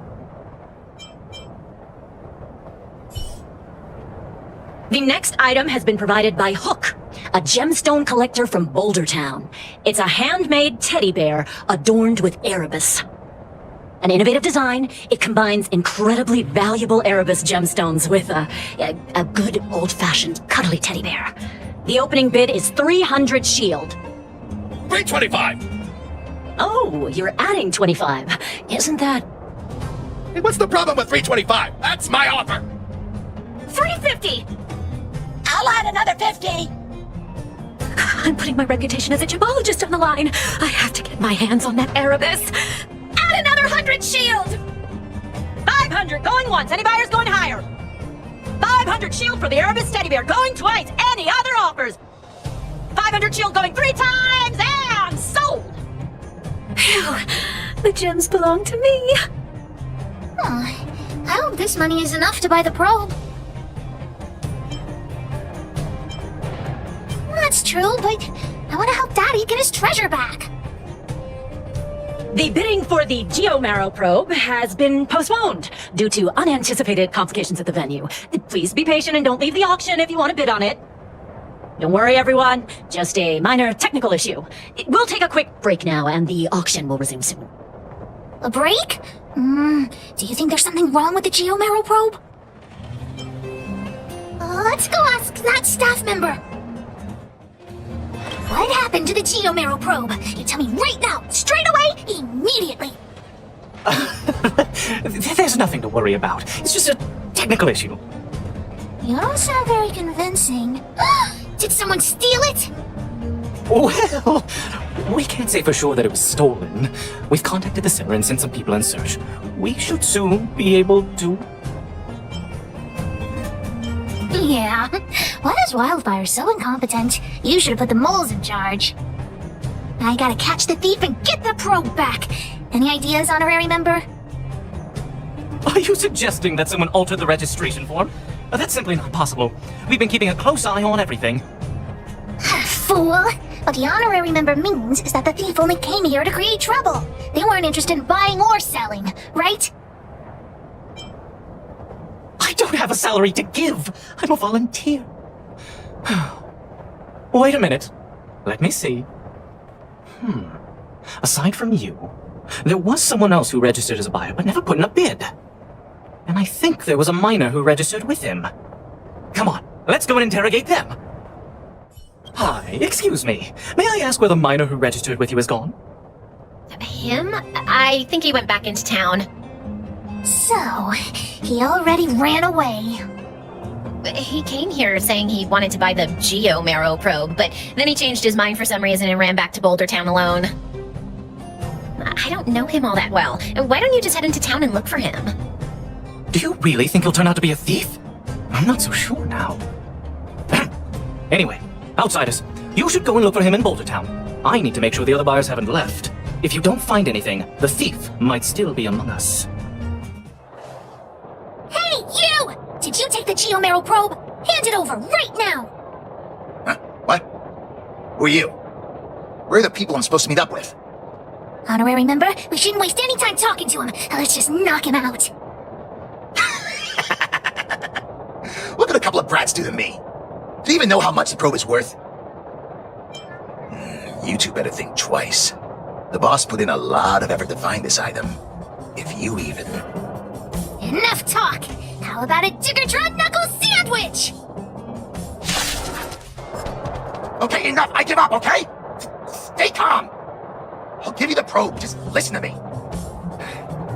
I overheard the auctioneer say that the Geo-Marrow probe would fetch at least 600 shield. 600 shield! Have you ever seen that much money? You? Yeah, right. I don't believe you. How about this? The boss, along with a few buddies and I, we put together 600 shield and buy the probe from you. No! Hook won't do that!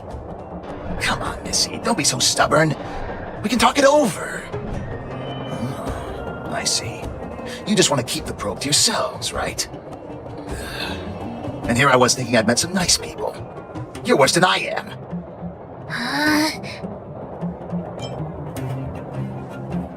Yeah, of course I do. Let's go, honorary member. Back to the auction. Wait a minute. You're just gonna give it back? That's 600 shield! 600! At least think about it! There's nothing to think about, Mr. Thief.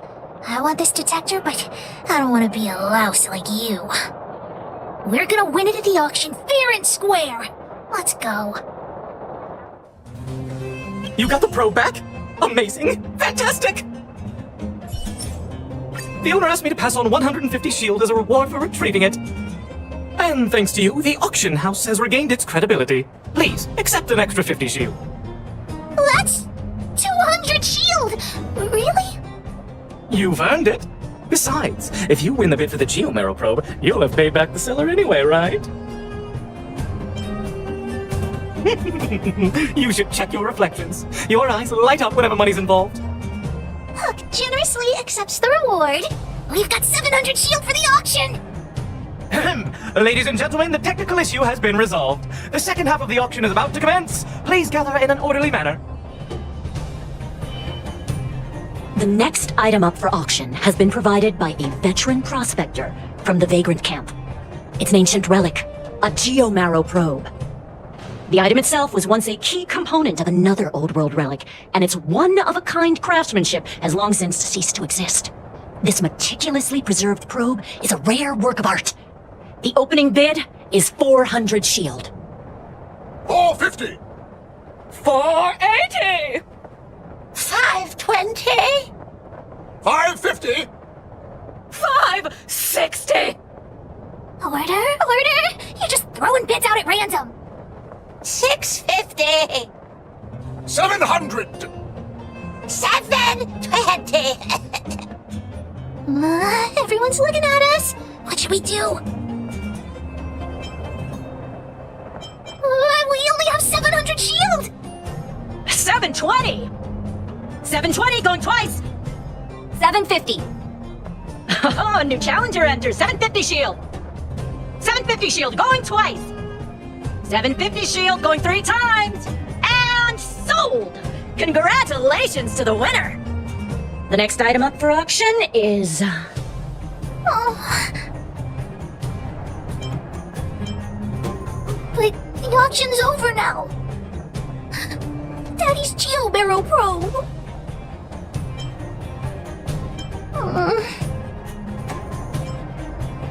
Hook still thinks the probe is the best gift. Just now, I thought I saw the old witch. Was Hook imagining things? What does it matter? Hook didn't get the gift. I'll have to go back and ask the old witch for ideas.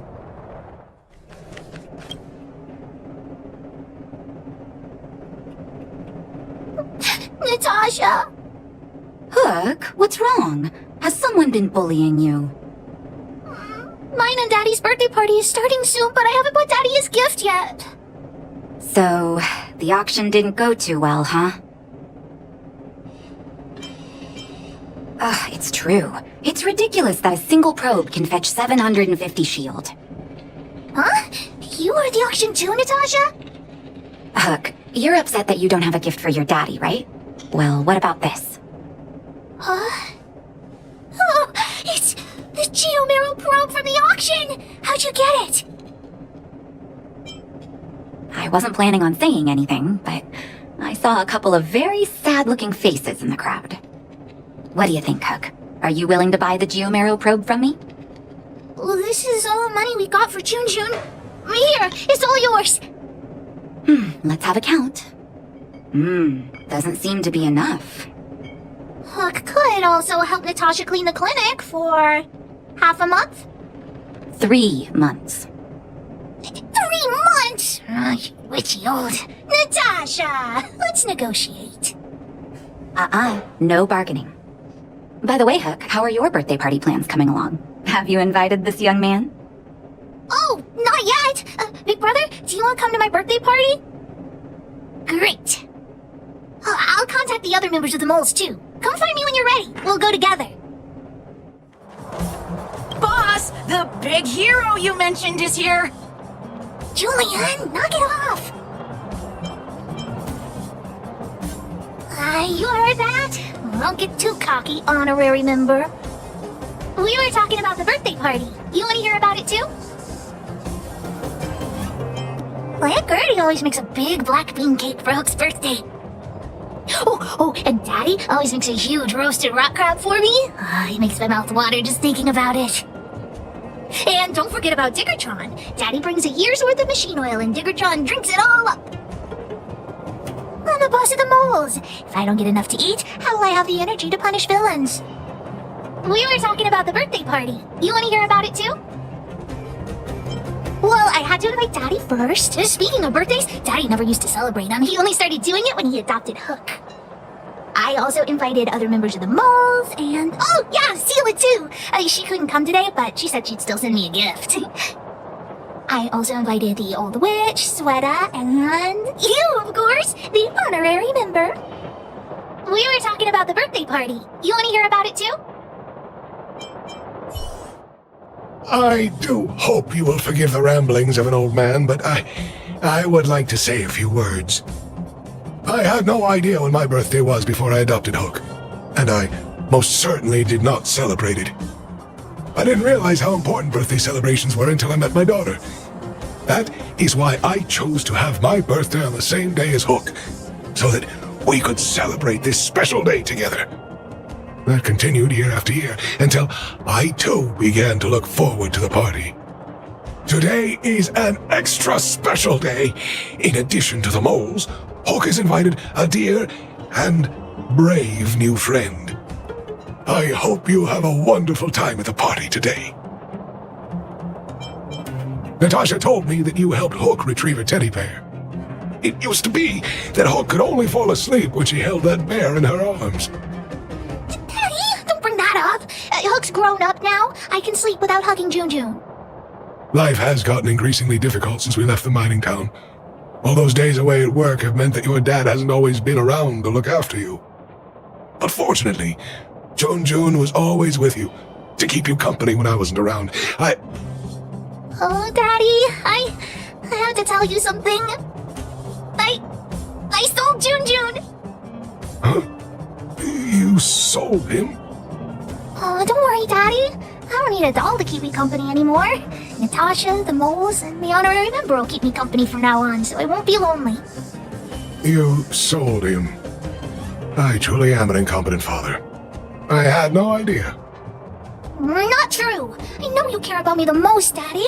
I just didn't tell you because I didn't want you to worry. Thank you, Hook. But the birthday gift I've chosen is, Huh? What did you get for me, Daddy? This... a teddy bear's cap, clothes, and a dresser? And a little home for him. toy-making companies are increasingly scarce this year. I had to travel to different towns. I never expected Jun might have been sold. What a shame. It's okay, Daddy. Don't cry. Natasha will teach me how to make another doll. Oh, yeah, I got a gift for you, too. Open it and take a look. For me? I'm curious. It's the Geomaro probe. You got me to bid for it at the auction. I bought it with the money I got from selling Jun. With this, you should be able to repair the vein detector. Right, Daddy? Daddy? Thank you so much, Hook. Daddy really likes this birthday gift. But, I might not be able to use it right now. Huh? Well, why not? It's like this, Hook. I bought your gift with the money I got from selling the vein detector. So my gift is also useless. Hook, do you still like the gift I got for you? Of course! Your gifts are the best in the world! Well, I feel the same way about your gift, Hook. Me and you are in the same boat. Daddy!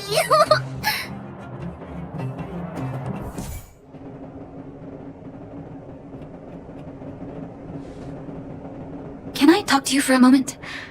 I have a favor to ask. Something rather personal. I want to thank you again for recovering the Wonder Medicine. It meant a lot to me. But disposing of Vash's reagents isn't enough to solve the medical supply shortage. Many of my patients can't be seen promptly, and my stock of medicine is running low. Thanks to you, the route to the overworld through the furnace core has reopened. I'd like to use it to return to the surface and see if I can get some help.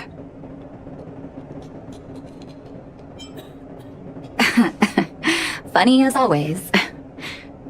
Remember my adoptive parents I mentioned to you a while ago? After the reopening of the furnace core passage, I had an idea. I wrote a letter and asked Sampo to deliver it to my parents' old address. I didn't have high hopes, but amazingly, Sampo brought me my mother's reply. That's exactly what I thought when I got her letter.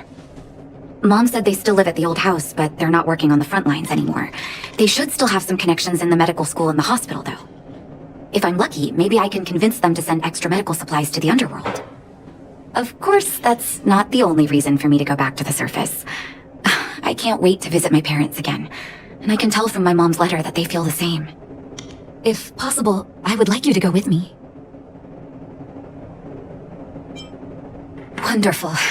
That's such a relief. I've sent another letter to my mom telling her to find us near Fountain Plaza. Don't worry, I know my way around the administrative district. This place doesn't seem to have changed much from what I remember. Oh, there you are. Sorry, I got distracted watching the crowds.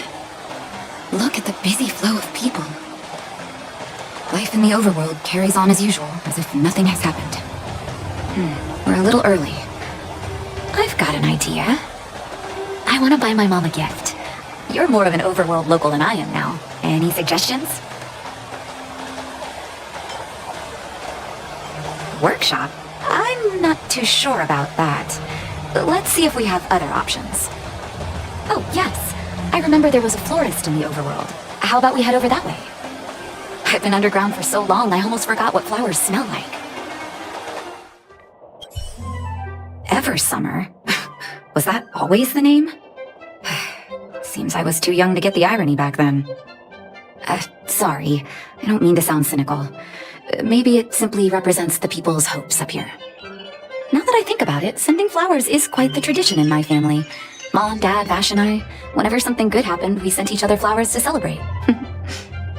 Do you want to hear a flower story? Each year for their anniversary, my dad would send my mom a bouquet of ball peonies wrapped in red paper. I heard that ball peonies represent love that knows no end.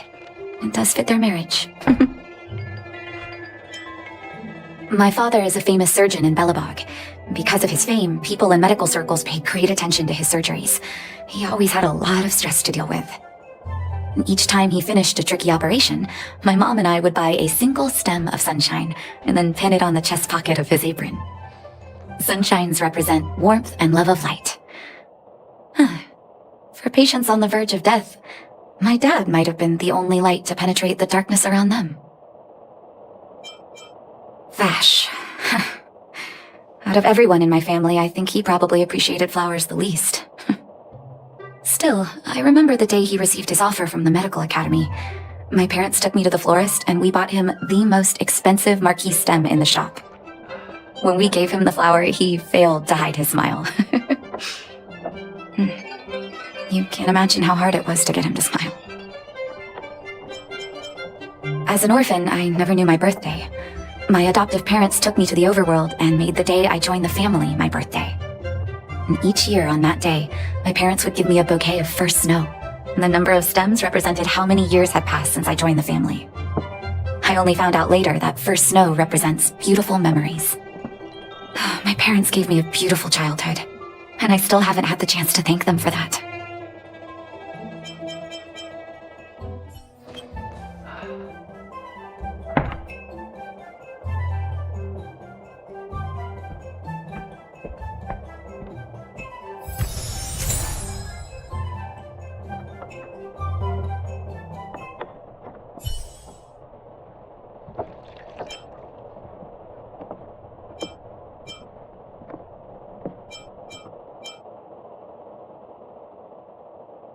Oh, ball peonies, is it?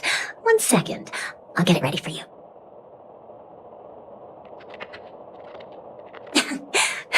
There you go. Sorry for the wait. Hope to see you again soon. All done? May I have a look? Ball peonies. Nice pick. I wonder if Dad still sends Mom flowers on their anniversary. I knew you'd pick the right flowers. Mom and Dad will be so happy. Let's go. My mom will be there soon. Best not to leave old folks waiting. Mom! Nat? Nat, is that you? Oh, come here, my darling.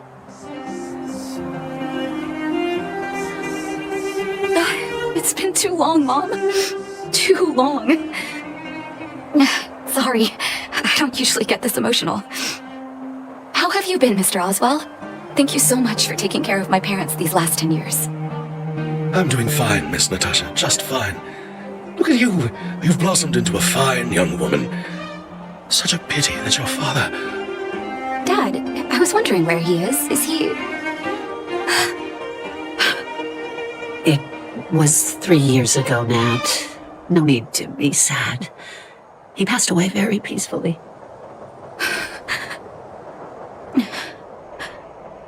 I'm so sorry, Mom. I'm so sorry. For 10 years, I left you both in the overworld. Mr. Oswell, I'm sorry you had to bear all this weight. Don't be, my dear. It is my honor to look after your parents. It's not your fault that they sealed off the passage between the surface and the underground. Don't be so harsh on yourself, daughter.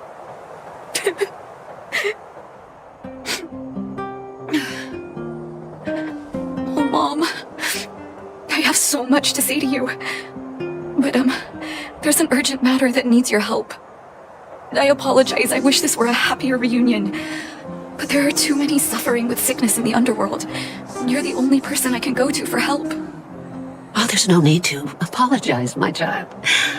I've heard of your deeds down there, and I know you've saved many lives. Your father, he would be proud of you.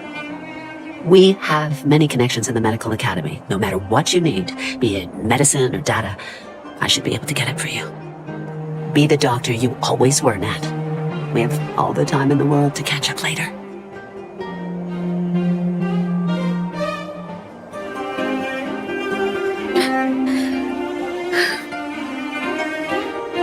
It's all right. I was prepared.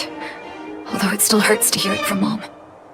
With her help, we'll be able to ease the Underworld's medical supply shortage. That's good news for patients who'd lost hope. I really wish I could spend the whole day talking to her about the old days. But sadly, now is not the time. Let's head back to the Underworld. We need to spread the good news. Miss Natasha, one moment, please. Mr. Oswald, I thought you headed back home with Mom. How come... I apologize, Miss Natasha. As a matter of fact, there's something I have to tell you in person. Something that Mom isn't supposed to know? You haven't changed a bit. Smart and sensitive. The fact of the matter is, in the first 2 years after the passage was closed off, I received many letters from Master Vash. What? Letters from Vash? Are you certain, Mr. Oswell? Of course, miss. I recognized his handwriting. You'll see what I mean when you read the letters yourself. Actually, those letters were intended for your eyes only. The delivery address was the Underworld, but because of the sealing off of the passageway, the letters were sent back to your old house, to me. I don't understand. Did you not show them to my parents? I'm sorry, miss. I opened one of them out of curiosity. Master Vash stressed in the letter that your parents must not know what happened to him. That's why I put the letters in a secure place, waiting to hand them to you when we could meet again.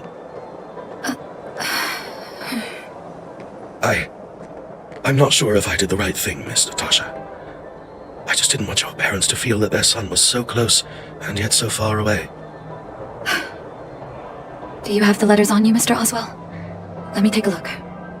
Of course, here. You can tell it's the young master's handwriting.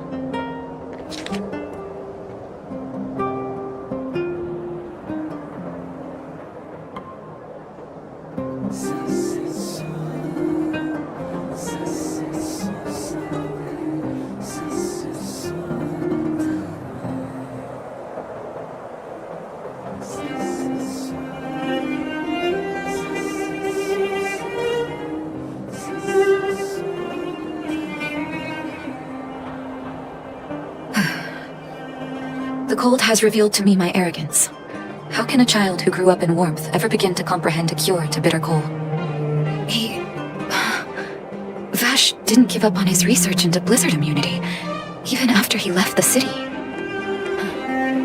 I live in abandoned houses under broken roofs and continue my experiments. One step after another, I've made breakthroughs. I'm trembling, not because of the cold, but because I can feel I'm getting closer to the answer I seek.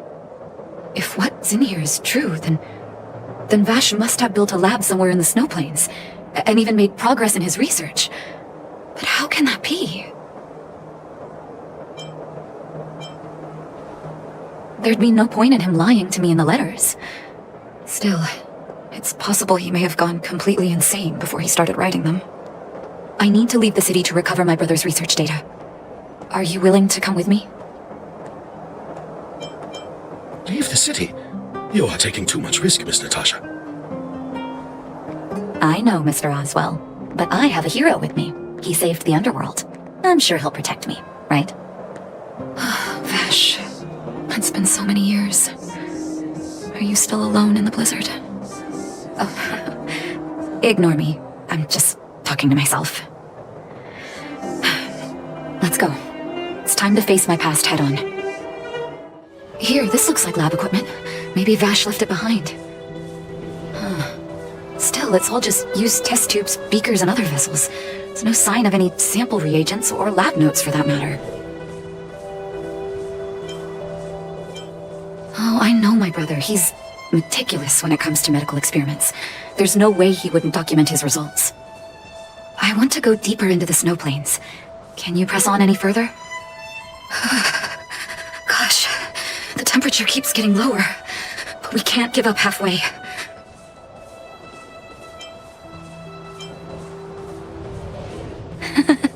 No need.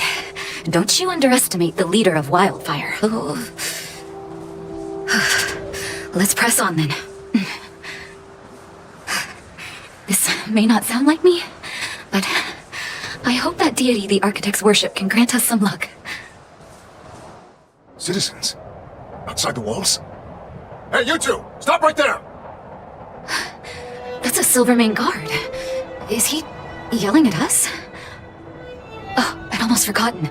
No one can leave Belobog without authorization. Looks like we need to talk our way out of this.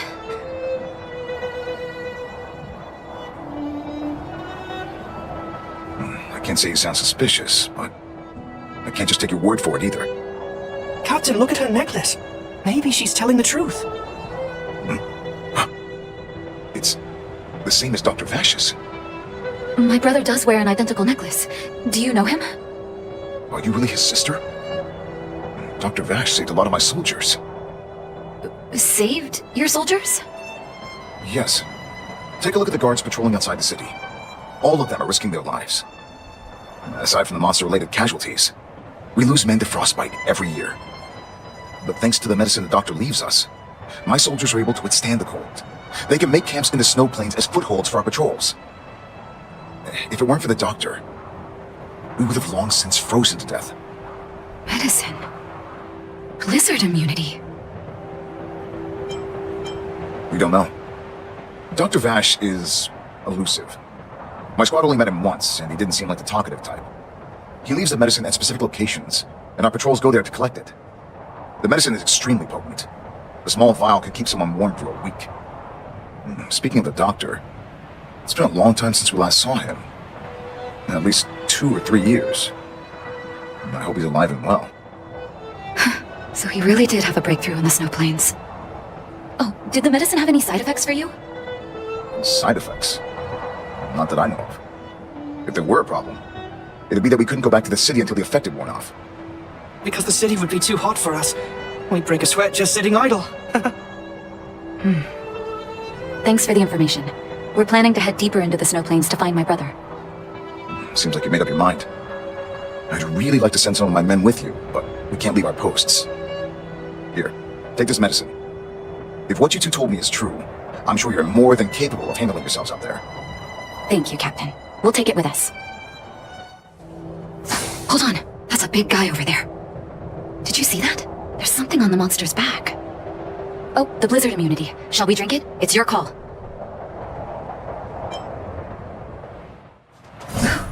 I'm ready. Doctor's got your back. It's done. That was my first time seeing you in battle. You've got some moves, don't you? No wonder you were able to save the underworld. Let's have a look over there. My gut tells me we should find something connected to Vash. These are records of his experiments. It's Vash's handwriting. This must be the location of his final lab. Come have a look. His last experiment was nearly 2 years ago? What happened after that? But his notes seem to suggest he was working to improve blizzard immunity. Brother, where are you? What happened?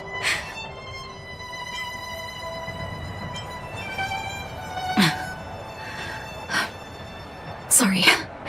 I needed to take a moment. After seeing the letters Mr. Oswald kept for me, I was hoping things might have ended differently. I shouldn't have asked you to come with me to such a dangerous place.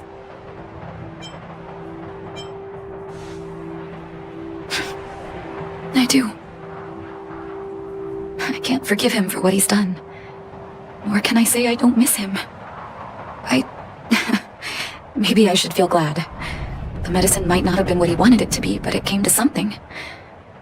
Maybe he found some inner peace.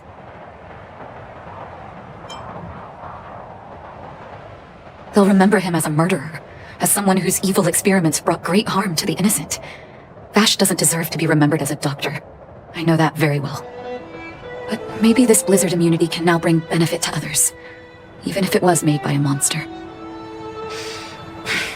Human beings really are conflicted life forms. I'll take his records and data with me, and continue what he started. One day the world will see a perfect blizzard immunity. Before we leave, I'd like to ask for another favor. The last one, I promise.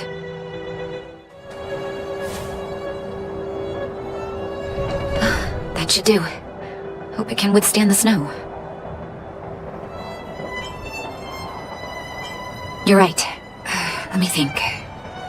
Here lies Vash. My brother. That'll do. Thank you for helping me. I feel like a great weight has been lifted. So long, brother. Hope you don't forget Dad's teaching. A doctor does not get to choose his or her patient, my children. Remember, never say no to those who come to you for help. Never. Where did they get to? Ah! Speak of the devil. I was just wondering when you might show up.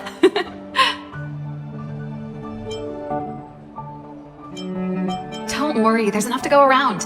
On the house. Order whatever you like. There's something I need your help with. I had to make it up to you somehow. Looks like we're not the only ones who wanted afternoon tea today, though. We'll have to stand up for the time being. Was it that obvious? I'm out of practice.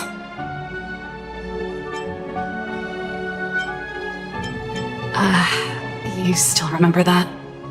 How can I put this? If I remember correctly, you, March, and Don Hung came here on that train. The Astral Express, right? I was wondering, is the train accepting new passengers?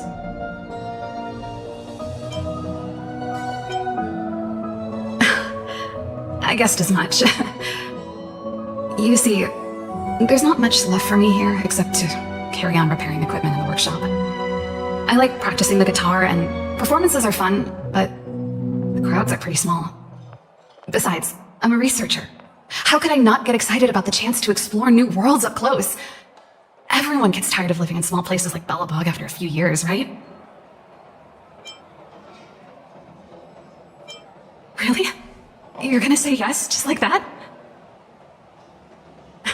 I understand. I'm counting on you. I know this is a lot to ask out of the blue, so apologies in advance.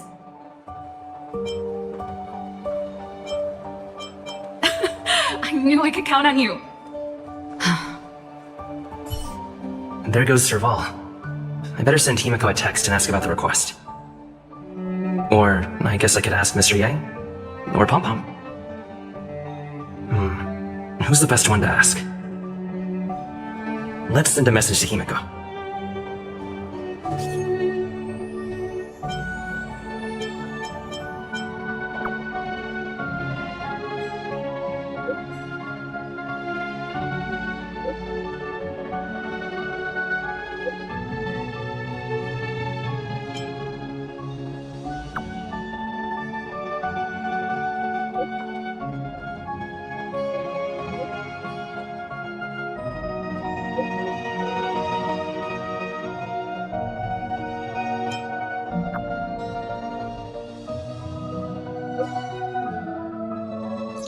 You should go and talk to Lady Bronya, Serval. It was her personal invite, after all. I know. Let me think about it. Oh, no, not at all. I could do with a hand, actually. Perfect timing. Please, talk some sense into her. I knew it. You know what? You're right. We should work these things out on our own. Serval, I understand your reluctance to rejoin the Silvermane Guards. But Lady Bronya values your talent, and she sees how much you could contribute to the rejuvenation of Belobog. So I came to talk to you about it. In any case, you should at least pay her a visit. Okay, I get it. I'll make a trip to Klipoth Fort and tell Bronya what I really think. Sorry, I need to get this over with. Let me know what they said when I get back. Same old Serval. Join the Express? I see. No wonder she seems so flustered. So, that's what's on her mind. Sorry, my head's still in the argument. It's like this. As you know, my sister used to be one of the research team leads in the Silvermane Guard's technology division. Stellarons were her main area of research. But her expertise went far beyond Stellarons. She was, and still is, well-versed in mechanical engineering and other fields. Immediately after her succession, Lady Bronya set her sights on Serval's talents. The Supreme Guardian wants her to resume her technological research and be a shining light for the revitalization of Belobog. However, you saw her attitude just now. I doubt her meeting with Lady Bronya will change anything. It'll probably just leave them both feeling dejected. I think there's more than one element to it. My intuition tells me this is mostly linked to Madame Caecolia's passing. Never mind. It's just a personal hunch. I've never been good at reading my sister's mind. I can tell the two of you have a close bond. If you get the chance, see if you can persuade her to open up about it. Hand on heart, I wouldn't want to see her sitting behind a desk in Klapoth Fort and sighing all day either. Belobog is too small a place for a mind as inquisitive as Serval's. Maybe it would be better for her to join you on your journey. I'll admit, I'm a little worried about how she plans on getting all this across to Lady Bronya. Are you busy? Let's go and wait for her in front of Klapoth Fort. Doesn't seem like they've finished talking yet. I hope it's not turning into a shouting match. Let's go in. I understand your circumstances, Serval. I respect your choice. It was my mistake to make an unwarranted request without considering your own wishes. Allow me to offer you my apologies. I hope you don't take this matter to heart. No need, Bronya. You're a Supreme Guardian now. Don't let a little thing like this... Besides, I'm the one who should be apologizing. I've put my own personal reasons ahead of Belobog's reconstruction. I get it, Serval. After all, you and Mother... Sorry, I don't mean to open up old wounds. But there's something I need to ask you. This guitar, I found it after going through Mother's old things. She was never a music lover, so I thought this might be connected to you. Caelia, you... Huh? It's nothing. You're right, it does belong to me. In fact, it once belonged to me and Caelia. It was our shared treasure.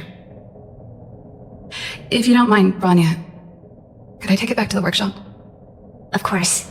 I'm sure there's a story behind it, but that's between you and Mother. I won't pry. I hope you have an amazing journey, Serval. Do remember to visit home when you get the chance. I will. Thank you, Bronya.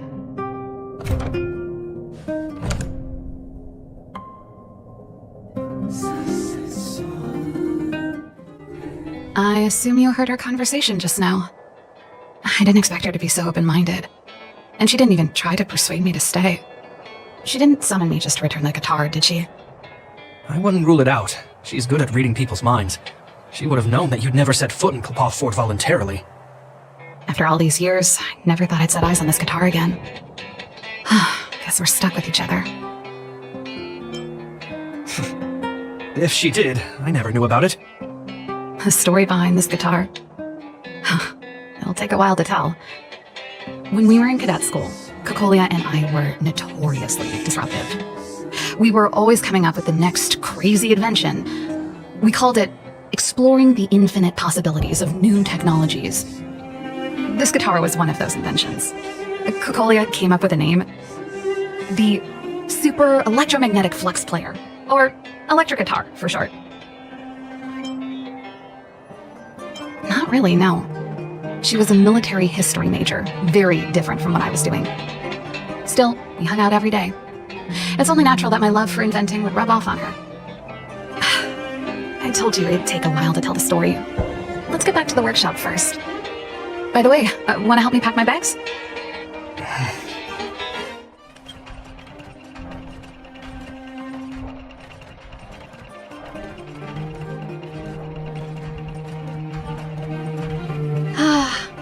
There's no place like home.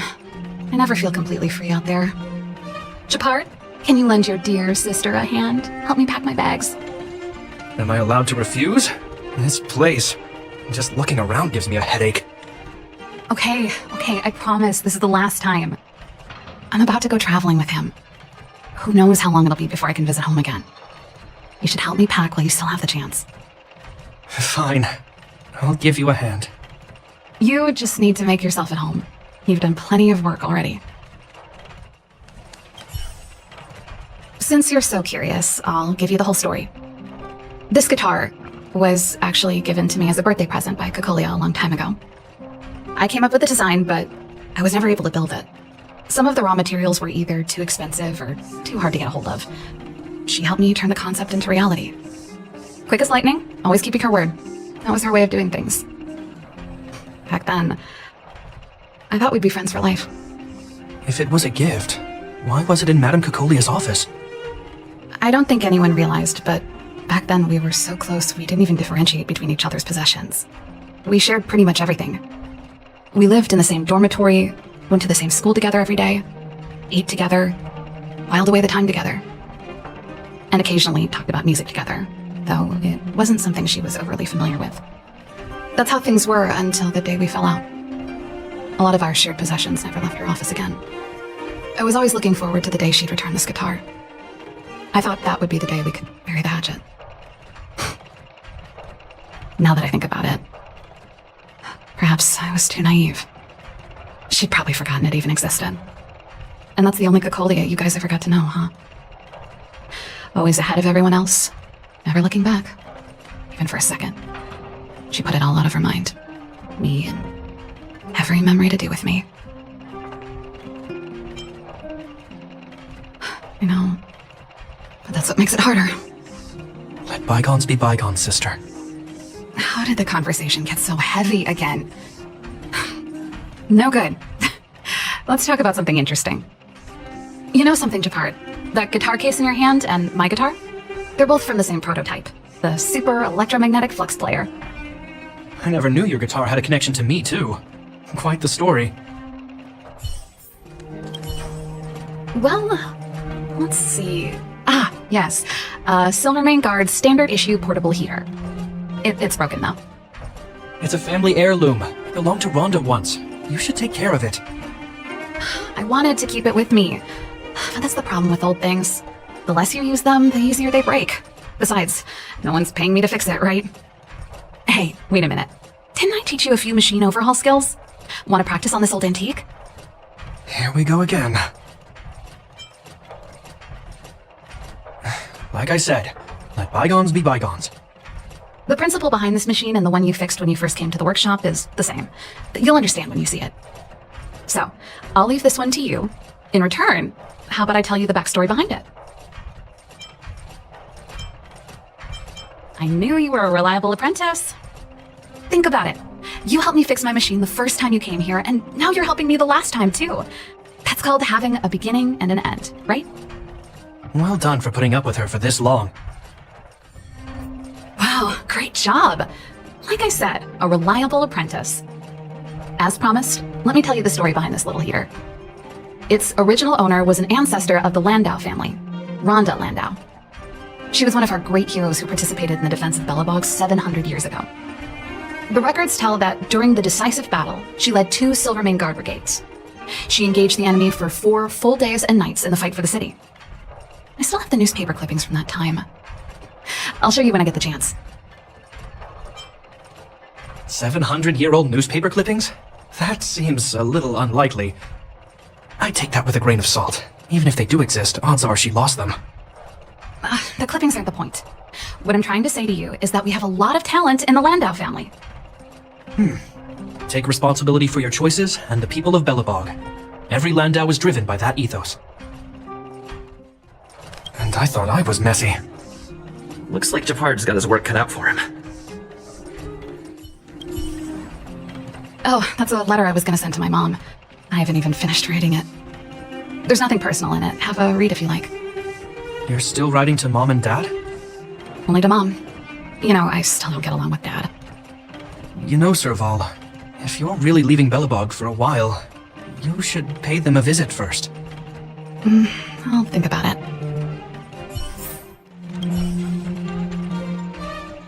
Oh, that? It's a botanical specimen. Little Lynxie sent it during one of her research trips. As for the name, I can't quite recall. Snowman's Palm. And Little Lynxie is the youngest sister of the Landau family, by the way. Yes. Snowman's palm. My memory's the worst. It's the only plant here that looks like it's still alive. Hey, watch it! Anyway, this specimen means a lot to me, so I'm bringing it with me. Thanks for the reminder.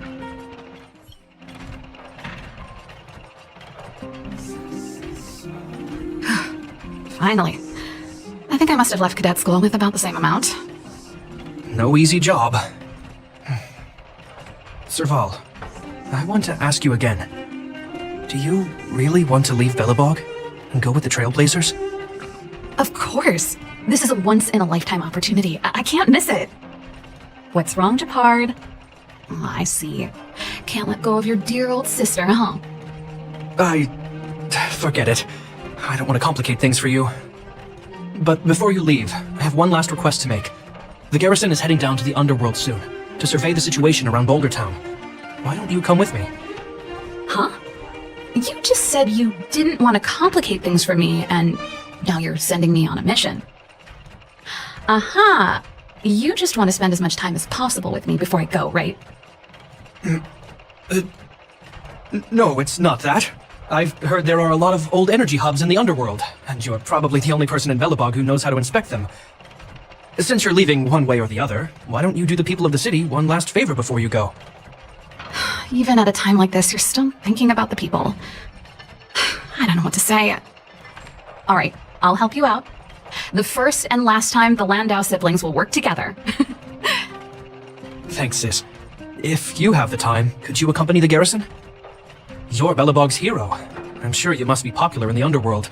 The Silvermane guards will face less resistance if you come with us. Thanks. I'll contact you when the guards have finished their preparations. I'm tired of packing. Let's leave it here for today. Thanks for your help. Oh, I drank all the tea. Why am I getting sleepy? You're here. Thanks again for agreeing to this. Don't be. I only just arrived myself. The highest priority for today is establishing good negotiations with the Chief of Wildfire. I'm about to get that process underway. Serval was a little delayed on the way over, but that doesn't affect our schedule. Let's set off. Huh? Oh, hold up. I wasn't that late. You weren't that early either. Still, I don't blame you. You hadn't seen Mom and Dad in a long time. I'm glad you managed to speak to them. We didn't speak all that much. You know how it is. I can only talk to Dad for so long before I start losing it. I know how it is, all right. Put that to one side for now. We need to get going. Negotiations will be held in the Boulder Town Clinic. Serval and I are newcomers, so you'll have to lead the way. Well. I don't think our little clinic has ever played host to an occasion like this. We meet again, Mr. Oleg. Oleg will do, son. Oh, you. You probably won't know. Our young Silvermane friend here and I had the pleasure of speaking to each other at a certain Guardian succession ceremony. We're not complete strangers. But as for this young lady... The name's Serval. I'm, an ex-engineer from the technology division, and Japard's sister. Pleasure to meet you, Chief. Likewise, miss. The more the merrier. And it's good to have you here again. It bothered me and Natasha that we never arranged a formal welcome for you. Once we're done talking, you must all join us for a meal. We'd be honored. But to your point, Oleg, let's finish our discussions first. Quite right. Let's head inside. Too much commotion out here. Huh, so she's your sister. The Landau family is full of talented young people, I see. You're worried that Underworlders might still hold a grudge against the Silvermane guards. So you want to show your solidarity with the Trailblazers to build some trust.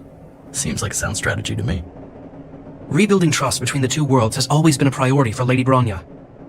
People here must have felt abandoned by the guards after the passage was sealed off. If we were to simply take over the Underworld in the name of the Supreme Guardian, I can only imagine how people would react. Seems like you have a good handle on the situation. I see now why you made captain at such a young age. So, you're also saying the guards want to work with Wildfire and use our reputation to win back people's support, correct? I wouldn't use those exact words, but that is more or less what we want to achieve. If that's the case, I've got a question for you. Since this offer comes from those who left us to our fate for more than a decade, how would you react if Wildfire refused? Would you use force? She's not trying to be diplomatic about it, is she?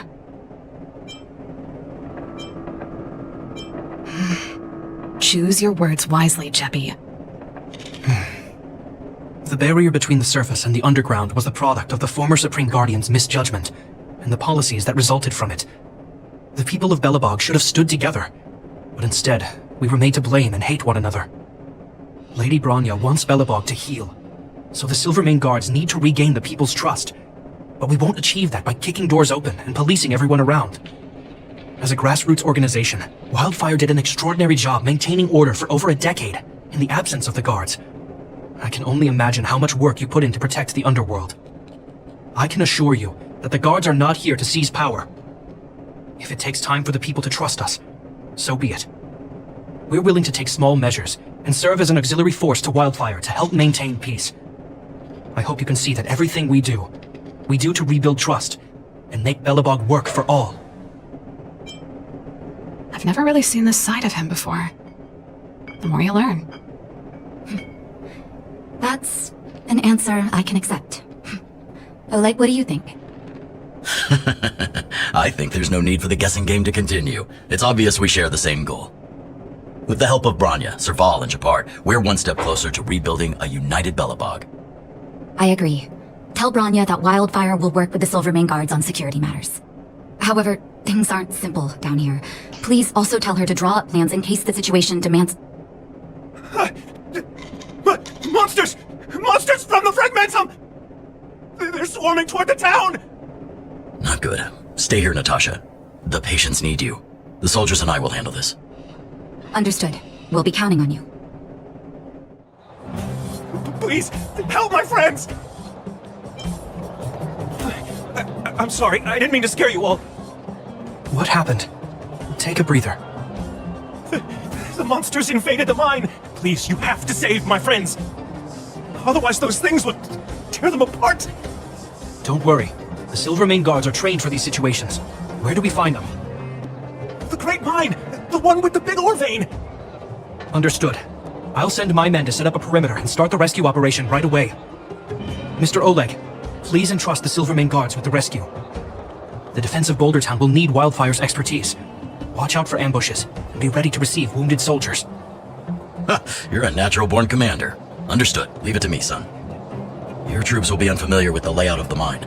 I'll send some of my men to be your guides. Thank you. In the name of the preservation, I promise we'll do everything we can to save lives.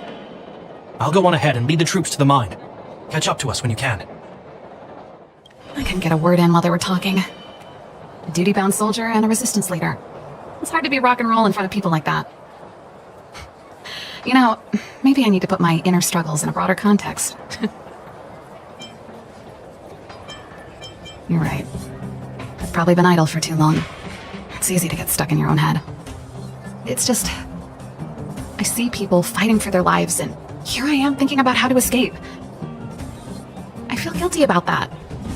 Wait a minute, was that Japard's plan all along? Use guilt to make me stay? That's true. Anyway, since he asked for help, it's time to give those monsters a shock. You know the way to the Great Mine, right? Let's catch up with Japard when you're ready. That's all you needed to say. Let's go. Put all artillery units on standby. Wait for my command to bombard enemy positions and cover our infantry advance. We have a choke point here. Tell all infantry units to switch to double-line formation. Close quarters in front, gunners behind.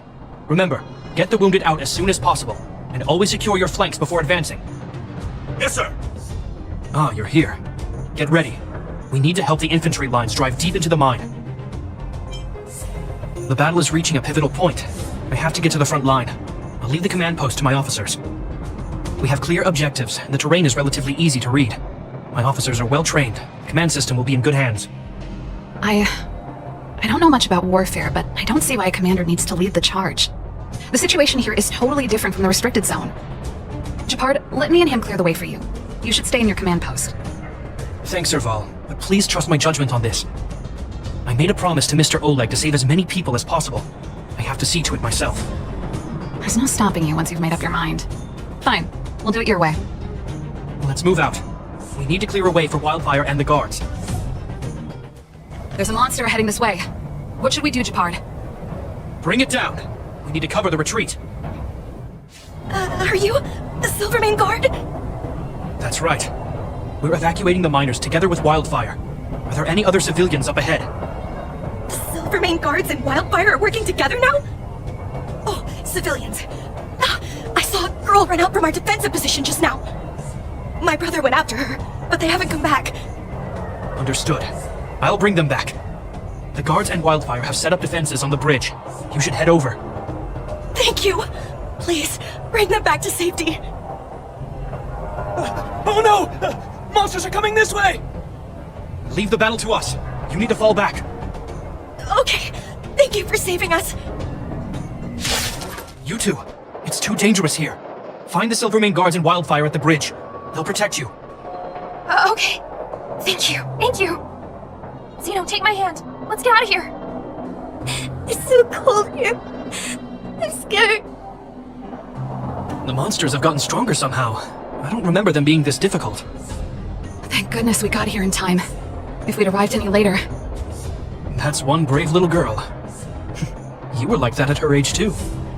Huh? I wouldn't go that far. I only had Dad to deal with. He could be fierce, but nothing like the monsters here. Besides, my problem with him wasn't that he was a strict father. I just couldn't believe that he never lifted a finger to oppose Caecilia's order to seal the passageway.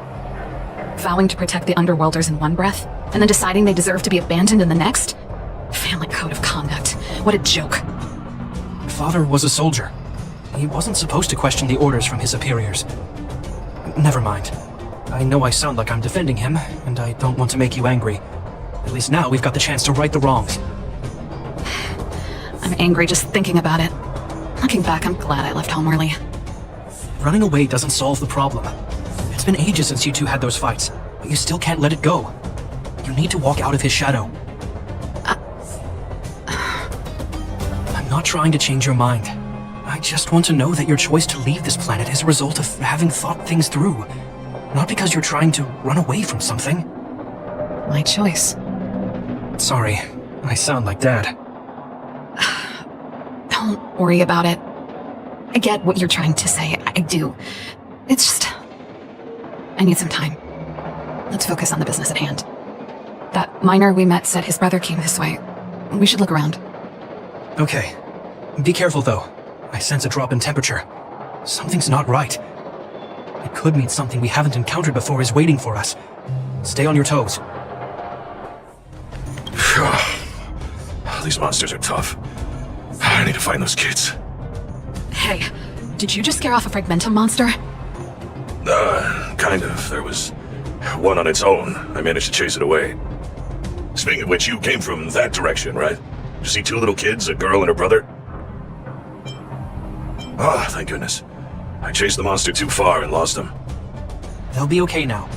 You should head back to the bridge too. The guards and Wildfire have set up a safe zone there. Thank you, all of you. I'm just glad they're okay. I can finally retreat as well. I heard there's a powerful monster down the road, some kind of leader of the pack. I'd take caution. Thanks for the intel. We'll be careful. Wait, don't get too close. Something's not right. Huh? What is it? These monsters are usually eager to fight. You're guaranteed a fierce battle if you see one in the Fragmentum. But this one doesn't seem concerned about us. This could be a trap. I'm not sure either. I just have a feeling that something's different. The air... it's so cold. Stellaron promises survive. Did it just talk? Steady. Get ready to counter its attack. Can Japard not hear that? Japard, Serval, Londau. Did it just say Japard and Serval? That noise! Do Fragmentum monsters usually sound like this? Talking? I just hear white noise. Wait, you understand it? Our names? What's happening here? I heard rumors about this kind of monster. Shadows in the Fragmentum that assume human form are echoes of the will of past guardians. If the rumors are true, could it be? Caelia? just won't stop haunting me. I try everything to put the past behind me, and yet you always manage to creep up again. Cacolia, you witch! You've terminated my research and ruined my life. What else do you want to take away from me? Calm down, Serval. It's just a fragmentum illusion. All that time we spent together, was any of it real? It was so easy for you to just leave this world behind. Don't you at least owe me an explanation? Serval! Londo, stand down. There is no place for you. The promised new world.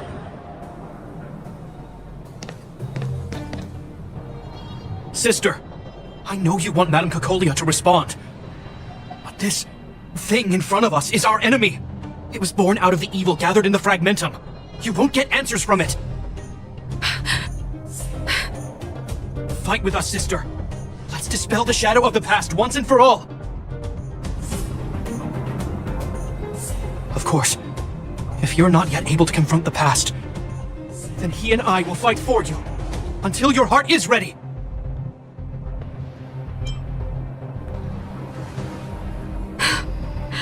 You too. I'm sorry, brother. I always make you worry when things get serious. But I see what you're doing. Reverse psychology, huh? Well, seeing as we've come this far, Cacolia, let's settle this bad blood right here, right now. Serval.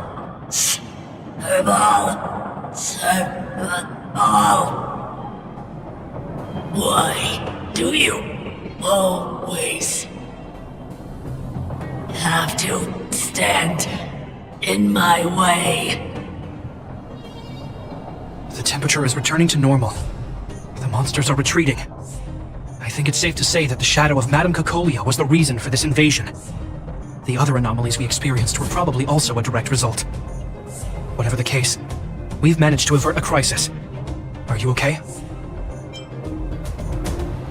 Sounds like something the hero of Belobog would say, all right? It would have taken us much longer to fight off the shadow without you. Serval, how are you feeling? I feel like something heavy has finally been lifted. All that noise before it perished. Did you catch what it said? I see. You really made no effort to correct your mistakes, Cacolia. Anyway, it doesn't matter anymore. From here on out, I'm over that woman. I can tell you mean it this time. I'm happy for you, Serval. It's not easy to truly put the past behind you. Looks like we accomplished our mission. I need to get back to the guards in Wildfire to wrap things up. You two should head over to Natasha's place and check in on the wounded. Sure. Come find us later at the clinic. Let's leave Japar to his business and head back to town.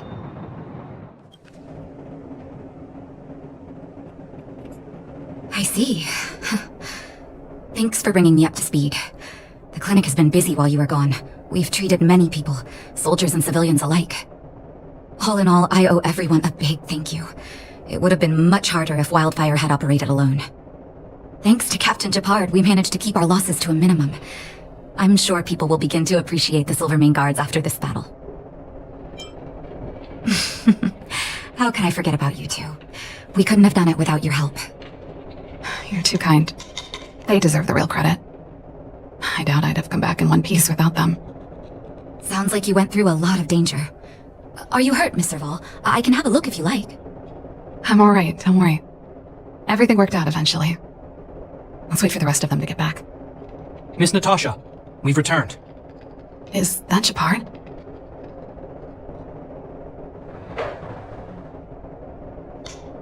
Mr. Oleg has a pretty good handle on what's needed in the mine. He's arranging for rescue teams and supplies to be sent over. He won't be back for a while. Looks like you guys have the situation under control. Thank you. I'd love to sit down and chat with all of you, but I still have a backlog of patients to see. Oh, there was a girl and her brother who said you saved their lives. You might want to check on them and see how they're doing. Come on, drink it up and you'll feel better. But there's smoke coming out of it. It's you. You saved us from the monsters in the mine. You guys are Silverman guards from the overworld, right? If you hadn't been there, we would have... I'll think of a way to repay you. I'll get a job and... That's very kind of you. If Mom and Dad were still here, they'd want us to return the favor. Mom and Dad went somewhere far away a long time ago. Haven't come back yet. They'll come back one day, Zeno. So, you're looking after your brother on your own? That must be hard. Not really. It's my responsibility as a sister. I'm just worried that with all these monster invasions, maybe one day I won't. My brother is too young to survive in the underworld. To think he might have to live on his own. The misjudgment of a former Supreme Guardian isolated the underworld for more than a decade. And with that isolation came tragedy. But under Lady Bronya's leadership, the Silvermane Guards will atone for past mistakes and bring relief to the people. From now on, you don't need to worry about the safety of your family. Captain Shepard. Taking care of yourself is hard enough under these circumstances, let alone if you have a brother to look after. I know it can't have been easy. Zeno, right? Yes, Mr. Captain. You're still young, so you need to stay under your sister's wing. But when you grow up, remember to use what you've learned to protect her. Be there when she needs you, and listen to her when she feels vulnerable. She'll do the same for you. Okay, sir. I'll protect my sister when I grow up. Thank you, Captain Shepard. Zeno and I will remember your words. You know, I'm pretty good at turning a happy reunion into a tear fest. Let's call it a day and give them some room. If you're not too tired, Shepard, can I talk to you for a moment? What you said back there, did you really mean it? Of course I did. And it wasn't some last-minute speech I cobbled together. It's how I've always felt. We can't always face problems alone and build walls to keep people out. We need to learn to rely on others, especially those we care about the most. I know what you're up to, Jebby. Huh? What do you mean? You made it sound like you were talking to those kids. But you were talking to me. Who's building that wall now? Well, a Landau just called out a Landau. Shepard. I changed my mind. Change of plan. I've decided to stay in Belobog. Serval, I just want you to know that I would have supported your decision, no matter what you chose. I wasn't trying to force you to stay. I know that, Shepard. Don't worry. I've thought this one through for a change. What you said was the last piece of the puzzle for me. I suddenly realized that my decision to leave was just me trying to run away from my problems. Wasn't a mature decision. I've always found it hard to handle complex relationships. Be it Caelus or my family. The first thought I have when things don't work out is to run away. Starting from today, that's no longer the case. After all, I'm not doing this on my own, right? Right. If it weren't for you, I wouldn't have had any idea about the hardships people were going through in the underworld. It made me feel like maybe I could help a little and make Belobog a better place. I have one last thing that I might need your help with. I want to see the Stellaron. I want to see the place where Caelus sacrificed herself. Say no more. We'll go with you. Oh, but before that, I need to go back to the workshop and get something. Why don't you head north first and we'll catch up with you? It's all right. I've got Shepard with me. We'll be safe. See you in a bit. It's cold here. Is this the Stellaron imprisonment device? They had such advanced technology back in the day. Impressive. This is where Madame Caelus died. She gave something back in death.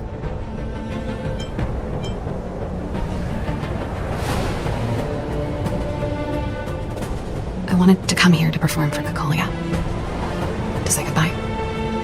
I'm glad you guys are here to witness it. Not the nicest spot for a show. And the equipment could be better. better.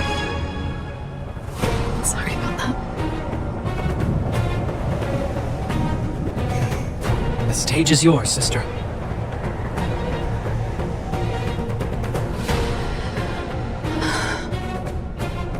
Look at me, Caelus. Don't you dare look away. Because I will no longer live in your shadow!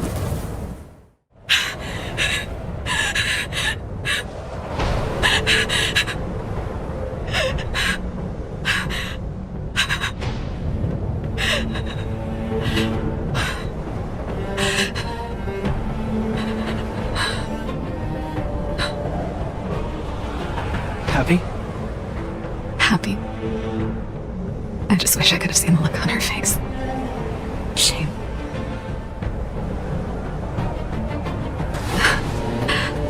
Well, that's all from me. Thanks for sticking by my side throughout all of this. As for tonight, let's go to old Gerda's place and have a big feast to celebrate. So, you're getting the tab?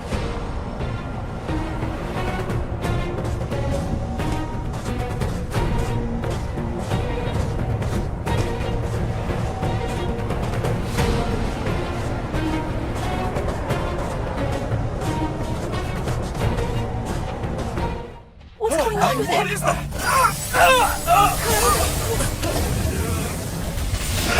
Everybody stay back! Give him this medicine and make him lie down! I mean, make them lie down! That'll teach you a lesson. Ready to lie down now?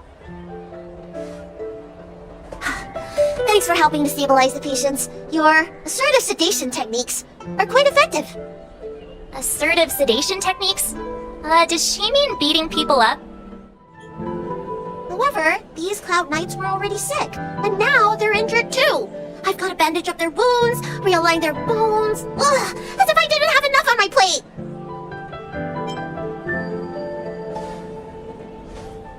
Where did you come from, little one? Is your dad around? I don't have a dad. What about your mom? I don't have a mom either.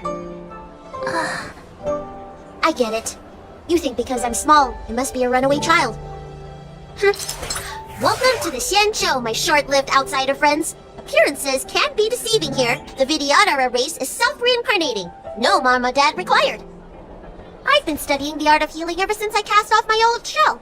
You're looking at a recognized, practicing, dedicated doctor. Bellabog kids are making snowmen, while children here are writing prescriptions. Things haven't been very peaceful in the lawful recently. Make sure you don't go running around, right? Well, your general gave us an errand, so I'm afraid we have to. Well, seeing as you saved me just now, if you're unlucky enough to acquire any breaks or sprains, I'll treat you for free. As for medicine, I'll give you a 20% discount. Ha! Do you have any idea how many people in the law school are waiting for an appointment with me? You should count this as a blessing. If I hadn't left my purse at home, I wouldn't have to... Enough of that. I have patients to see. That was terrifying. Thank goodness the Vidyadhara Dragon Lady was saved. Yes, that child's usually hidden away. What's she doing out here? I heard the knights affected by the evil are going berserk. Don't scare yourself. The Alchemy Commission's Dragon Lady can cure anything. Everyone please remain calm. This is an announcement from the Realm Keeping Commission General Bureau. Exalting Sanctum is temporarily closing its borders and navigation routes. The details will be outlined in the official bulletin sent to your Jade Abacus soon. If you feel unwell, please report to the Realm Keeping Commission as soon as possible. We have doctors from the Alchemy Commission here who will see you free of charge. Oh, we will be distributing a bag of protein rice and emergency medicine to each of you. You can collect the supplies from me in person, or the Commission can deliver them to your door.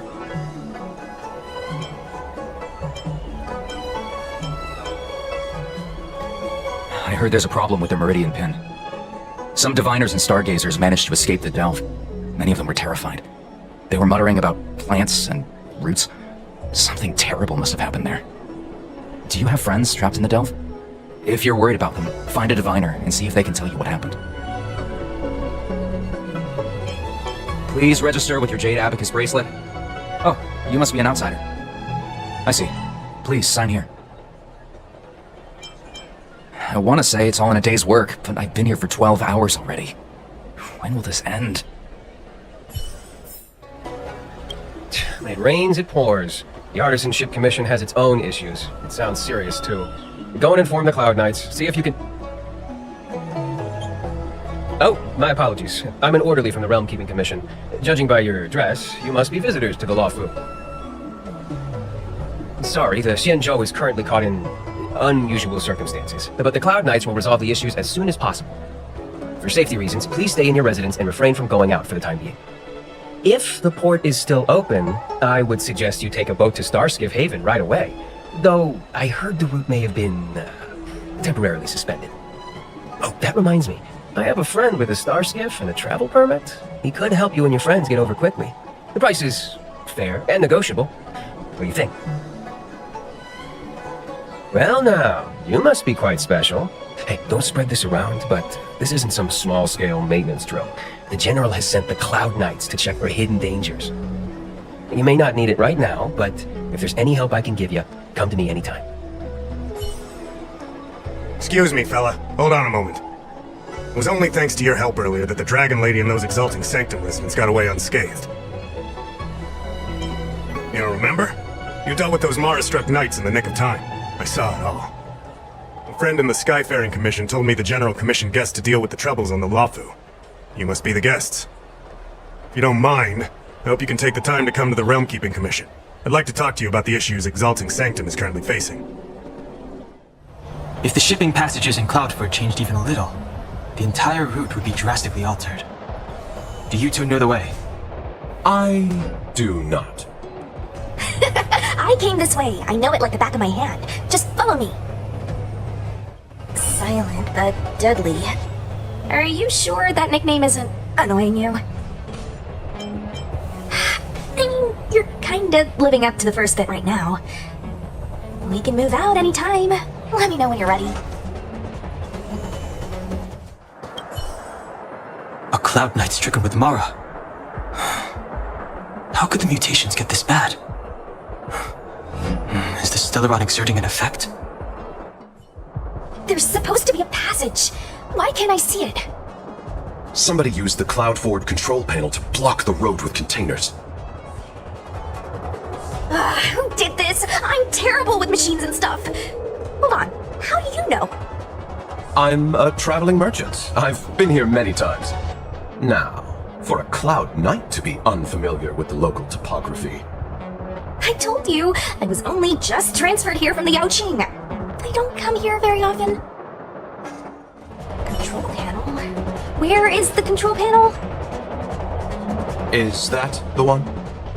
Let me see. Whoa, Lucha, you've got sharp eyes! Thank goodness, there's one Starskiff left. What? Where does it go? Judging by where it stopped, it must be heading for Central Starskiff Haven. Nice, we'll be safe there. Come on, let's climb aboard.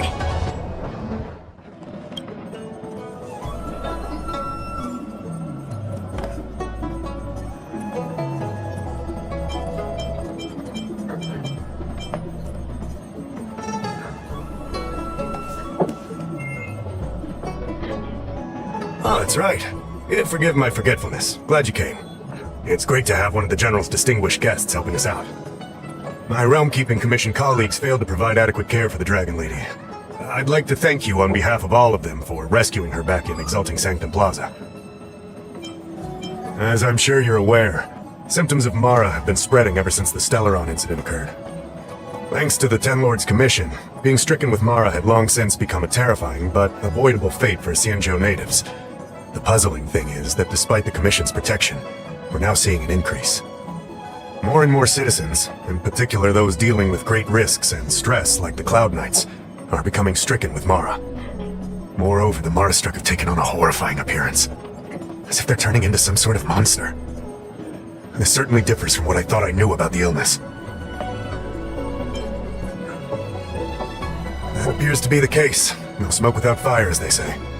Despite being just a servant of the Realm Keeping Commission, spending a considerable amount of time on the front lines has sharpened my senses to potential dangers. You're a capable person, and since the General entrusted you with locating the Stellaron, it's only a matter of time before you run into Marastruck. If you come across any clues, remember to inform the Realm Keeping Commission straight away. My colleagues and I will handle any situation with haste and to the best of our ability. Speaking of which, have you made any discoveries so far?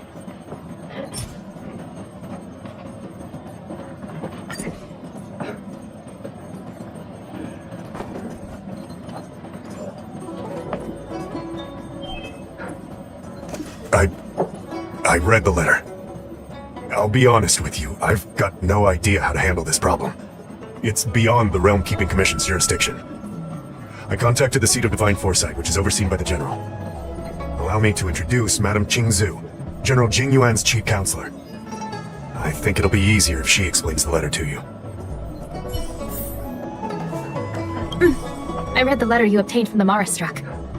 While the Cloud Knights were searching for the Stellaron's whereabouts, I was carrying out the General's orders, tracking down clues on the Marastruck. Thanks to your efforts, we now have a lead.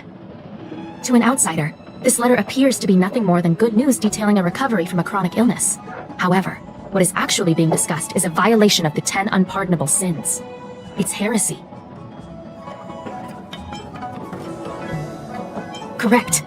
The term merciful medicus is one of respect, one that any law-abiding citizen of the Alliance would never dare utter. It refers to none other than the enemy of the people of the Xianzhou, the one we now call the Plague's author, the Eon of Abundance, Yao Shi. The author of this letter was likely the Marastruck you defeated. My guess is he was led astray and poisoned while under the pretext of being cured. You saw how he ended up. Such actions remind me of an organization that was eradicated from the Xianzhou 1,000 years ago. The Disciples of Sanctus Medicus. They were disciples of the Abundance that sought to restore the way of immortality by unearthing a forbidden remedial formula. It's hard to believe that a group that was wiped out so long ago would suddenly rear its head and create chaos once more. The seat of Divine Foresight needs to learn all it can about this organization's status before the situation reaches a point of no return.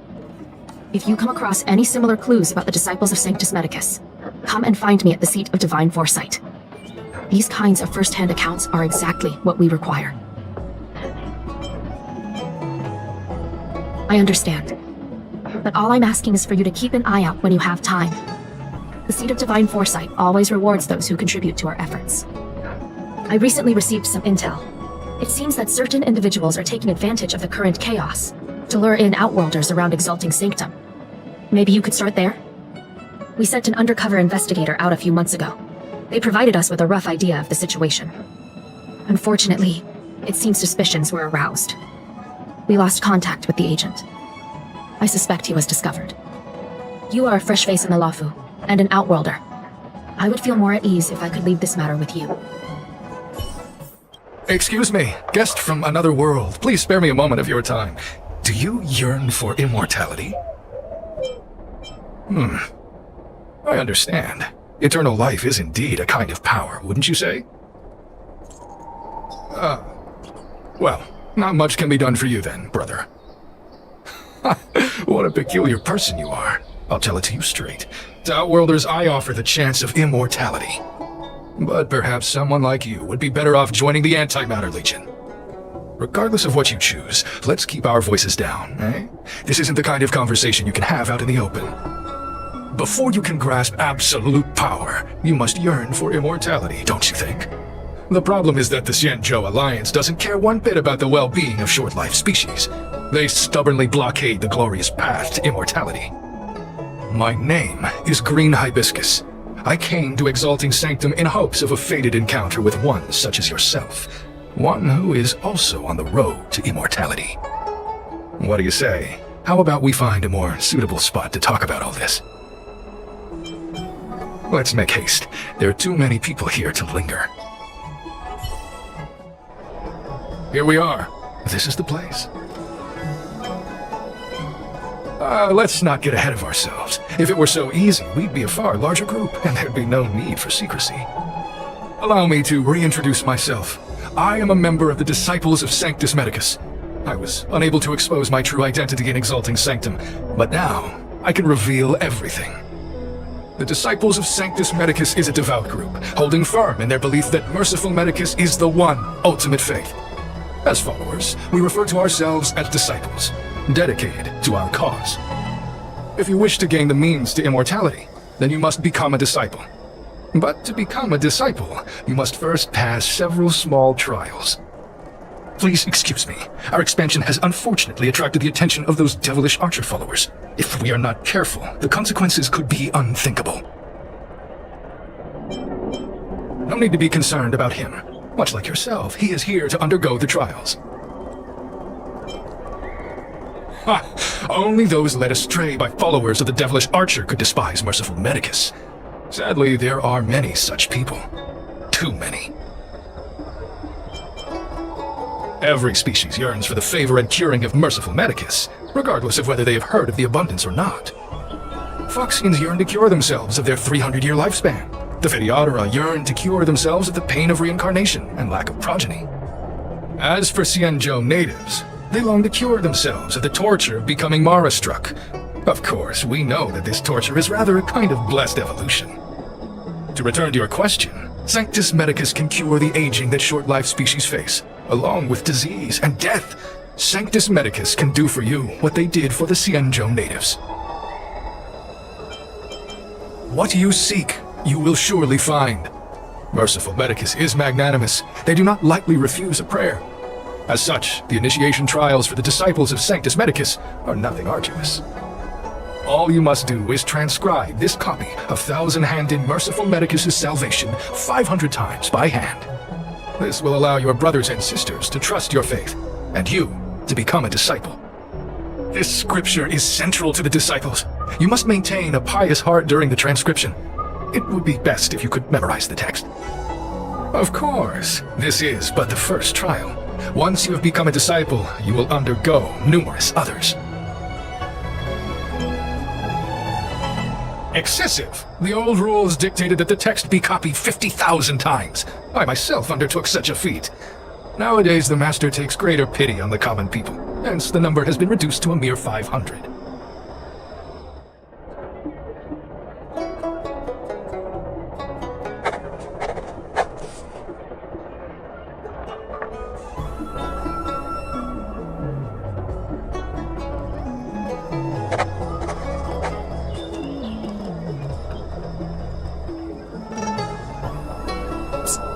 Stop writing! Get over here! Took you long enough. I know you. You're General Genuine's honored guest.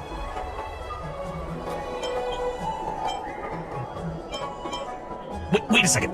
You're here undercover, right? So am I! I'm a Cloud Knight from the Exalting Sanctum garrison. And Green Hibiscus has been sneaking around spreading heretical lies for a while now. That's why I'm here, to spy on him. They were suspicious of me as soon as I arrived. It took a lot of effort to make them believe I wanted to become a disciple. I have my reasoning. Cults like this want to recruit people with influence in law and order.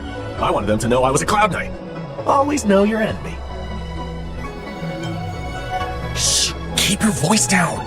These disciples don't miss much. If they discover us, we won't make it out of here. You can trust me with the transcription.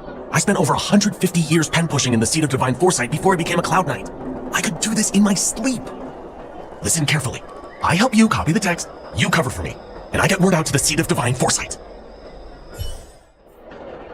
Take your time, still your mind, and transcribe the text. Allow the beautiful enlightenment of Thousand-Handed Merciful Medicus' salvation to permeate your being. You're finished? So soon? Let me see.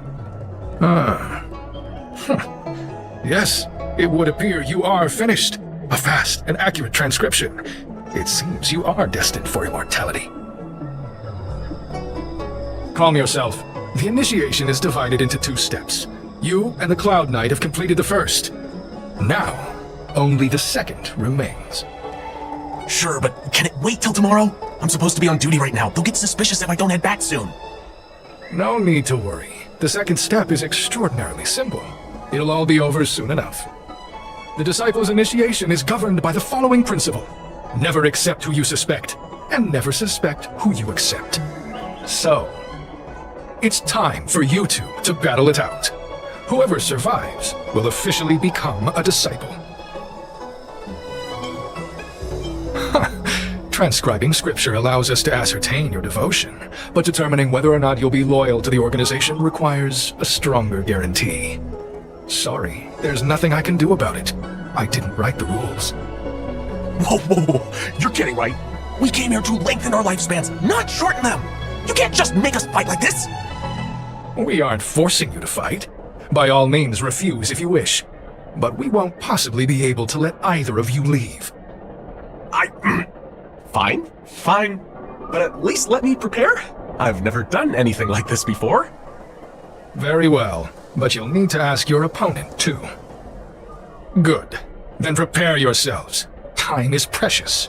Make it quick. Listen, I have an idea that will let you join the disciples of Sanctus Medicus and let me get the heck out of here in one piece. You and I fight, and I lose to you. I pretend that you finish me off. Then you pretend to help them remove my body by dragging me out of here. That way, we both accomplish our objectives.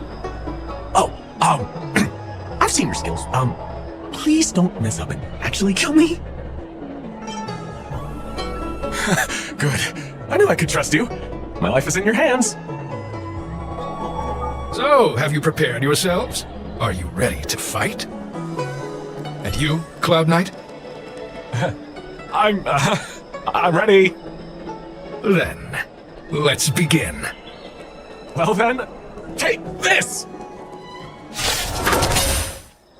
What magnificent skill! He was fierce, but no match for you. I'm glad you prevailed. That Cloud Knight waltzed straight up to us in uniform and asked if he could join. Hardly a convincing spectacle. I doubt I ever could have trusted him. Purple Chrysanthemum, Blue Peach, find somewhere to dispose of the body. Oh, you've dealt with this kind of thing before?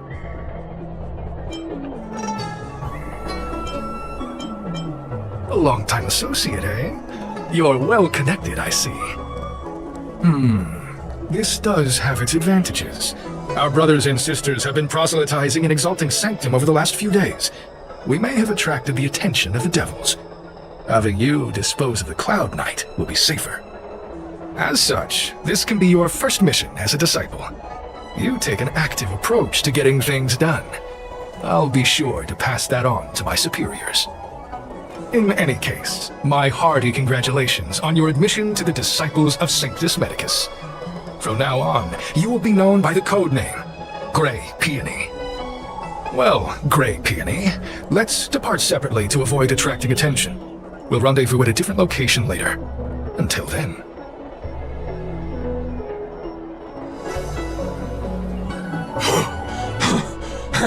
I did a good job playing dead, didn't I? Those people are out of their minds. Watch your step next time you're around them. With your skills, you've got a better chance than most. I should report back to the seat of Divine Foresight. Stay safe, friend.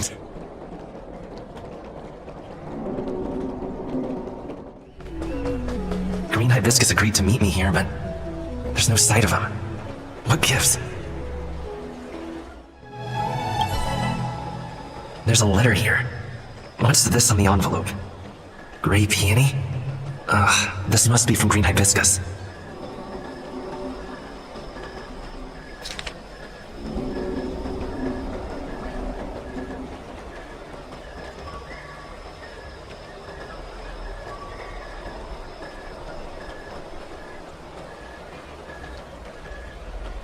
The disciples sure know how to keep a low profile. Looks like I'll need to help them complete this mission. If they're looking to intercept mail, I should probably start by searching near Exalting Sanctum's Cycrane stands.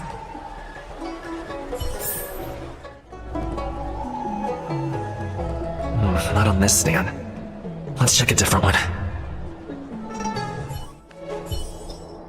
What's written on this package? Seat of Divine Foresight, urgent? This is it. The mail the disciples want to intercept. Seems like it's encrypted somehow. Makes sense. This is critical intelligence after all. Let's see if I can crack the code.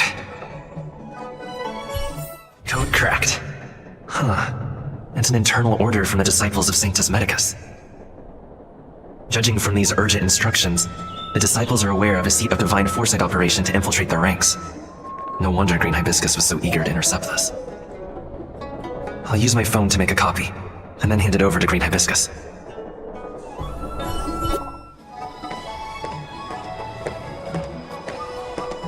Mauve Moon, this is the reliable disciple I mentioned to you, Grey Peony. Grey Peony, this is Mauve Moon, the head of our operations in Exalting Sanctum.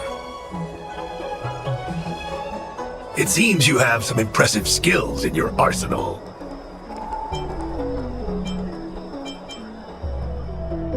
No need for modesty. I've studied martial arts for years. I can tell how strong you are with just a glance. You seem like you've got it all figured out. What brings you to the disciples of Sanctus Medicus?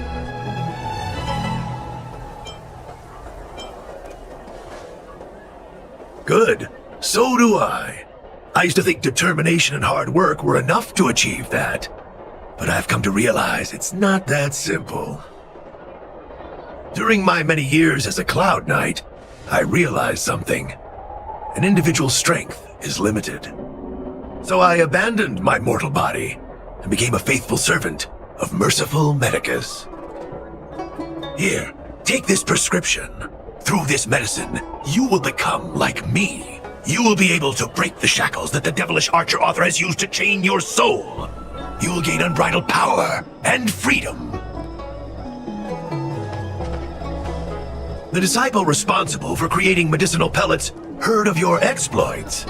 They prepared the prescription for you personally. Some of the ingredients can be purchased at an apothecary, but others will require you to come up with your own solution. Given your strength, that shouldn't pose a problem. Do you have any questions? I don't know. I've heard our members are in the tens of thousands. The Disciples of Sanctus Medicus has a flat organizational structure. The head of each area reports directly to the Master. I know nothing about what goes on elsewhere. The benefit is that even if our enemies were to wipe out the Exalting Sanctum branch, it wouldn't affect our brothers and sisters in other areas. That's sensitive information.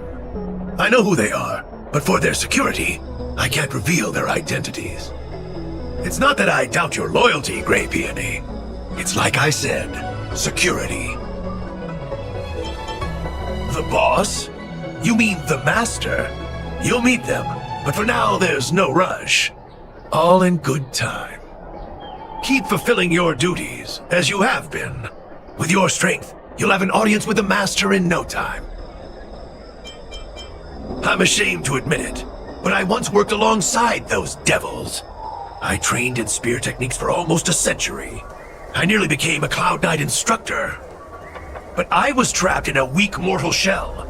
I was never able to surpass the final barrier that separated me from the martial arts geniuses. Fortunately, the draft of Draconic Surge, the prescription you hold in your hand, rescued me. Once I took that medicine, I became more powerful than any mortal could ever dream of. Now, everything has changed. Jersine and his pitiful spearmanship are no more. All that remains is a loyal disciple of merciful Medicus.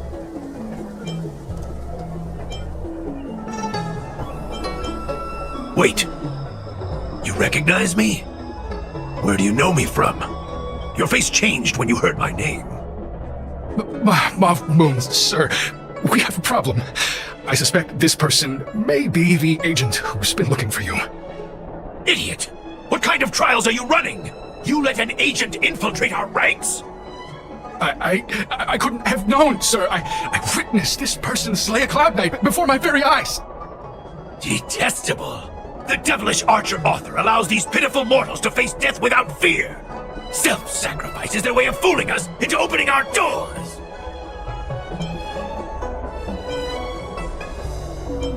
Merciful Medicus has sharpened my senses. Nothing gets past me. A pathetic mortal like you could never understand. In that case, divine foresight, devil, It's time for you to meet your demise! So Mauve Moon was the agent that Qingzu lost contact with. He joined the Disciples of Sanctus Medicus. I should go to the seat of Divine Foresight and tell Qingzu. I don't know if this mission was a success or a failure. I'm glad to see you've returned in one piece. So, what happened? Did everything go as planned?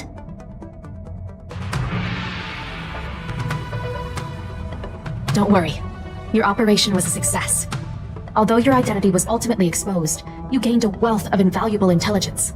On top of that, you managed to get out without a scratch. I never imagined that Jersine would choose the path of evil. You did the right thing. I'm afraid this is how the Plague's author operates, using notions of power and life to draw countless people like Jersine away from bright futures, down a path of no return. You've managed to shine a light on the darkness of the enemy. With this intelligence, the Seat of Divine Foresight will be able to improve its strategy. And for all your efforts, please accept this reward. Is there anything else you'd like to know about? The current state. I'm afraid we know next to nothing. We dispatched agents, but they were only able to linger on the edges of the organization. Your operation is the furthest anyone's managed to infiltrate. The Seat of Divine Foresight is still striving to answer one question. Is this but the resurgent shadow of an organization silenced 1,000 years ago? Or have they been lurking in the darkness all along? Whatever the case, this sudden reemergence hints at a hidden conspiracy. It's troubled me deeply over recent few months. It's hard to tell what all of this is building towards. Not at all. The Disciple's secret letter makes it sound as if we infiltrated their ranks in great numbers.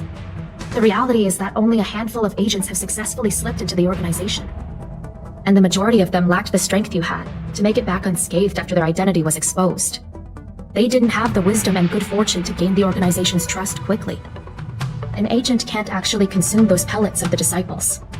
Doing so would mean the end of their life as they knew it. The point is, there hasn't been anyone like you who managed to delve into the group's core and obtain so much first-hand information.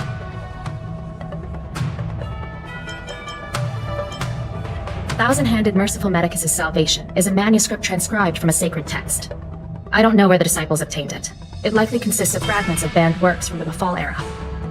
As I see it, there isn't anything particularly alarming about the text. It recalls the acts of the Plague's author's warped creatures from an equally warped perspective. The scripture doesn't have the power to lead people astray. They do that to themselves. But it does feed lies and false hope. The prescription you acquired is beyond my knowledge. There are a few reliable alchemists that reside in Exalting Sanctum. I'd like to ask you to consult with them on the particulars of the prescription. This will allow the Seat of Divine Foresight to have a clear target for creating an antidote.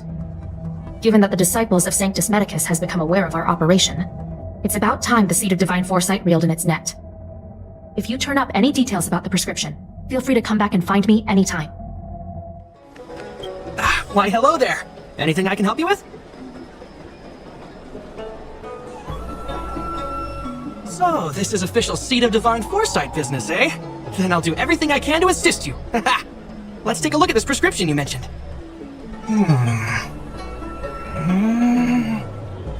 If this request had come from anywhere else, it would have seemed like a joke.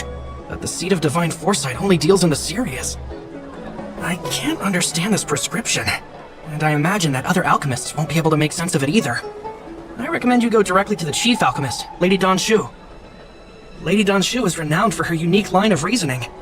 She's proposed several prescriptions that would have been incomprehensible to us if she hadn't explained the pharmacology. Still, those same prescriptions have always been able to produce miraculous effects. Lady Dan-Shu is a truly gifted alchemist. All the more amazing given her sightlessness, wouldn't you say? Lady Dan-Shu likes to pass the time over at Sinwood Pavilion. I'm sure you'll run into her if you head that way.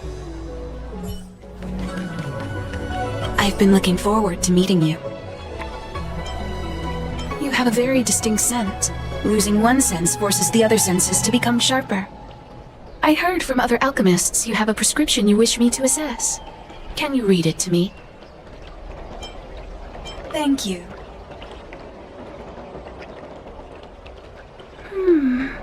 A strange and dangerous prescription, but I believe I understand the pharmacology. It involves drawing upon the strength of long scions to attain the power of Ascension. The specifics, however, will require further investigation. This will take some time. I could hardly happen upon Vedant or a bone marrow and test the prescription myself, could I? Leave your contact details with me. When I've completed my assessment of the pharmacology, I'll get in touch with you.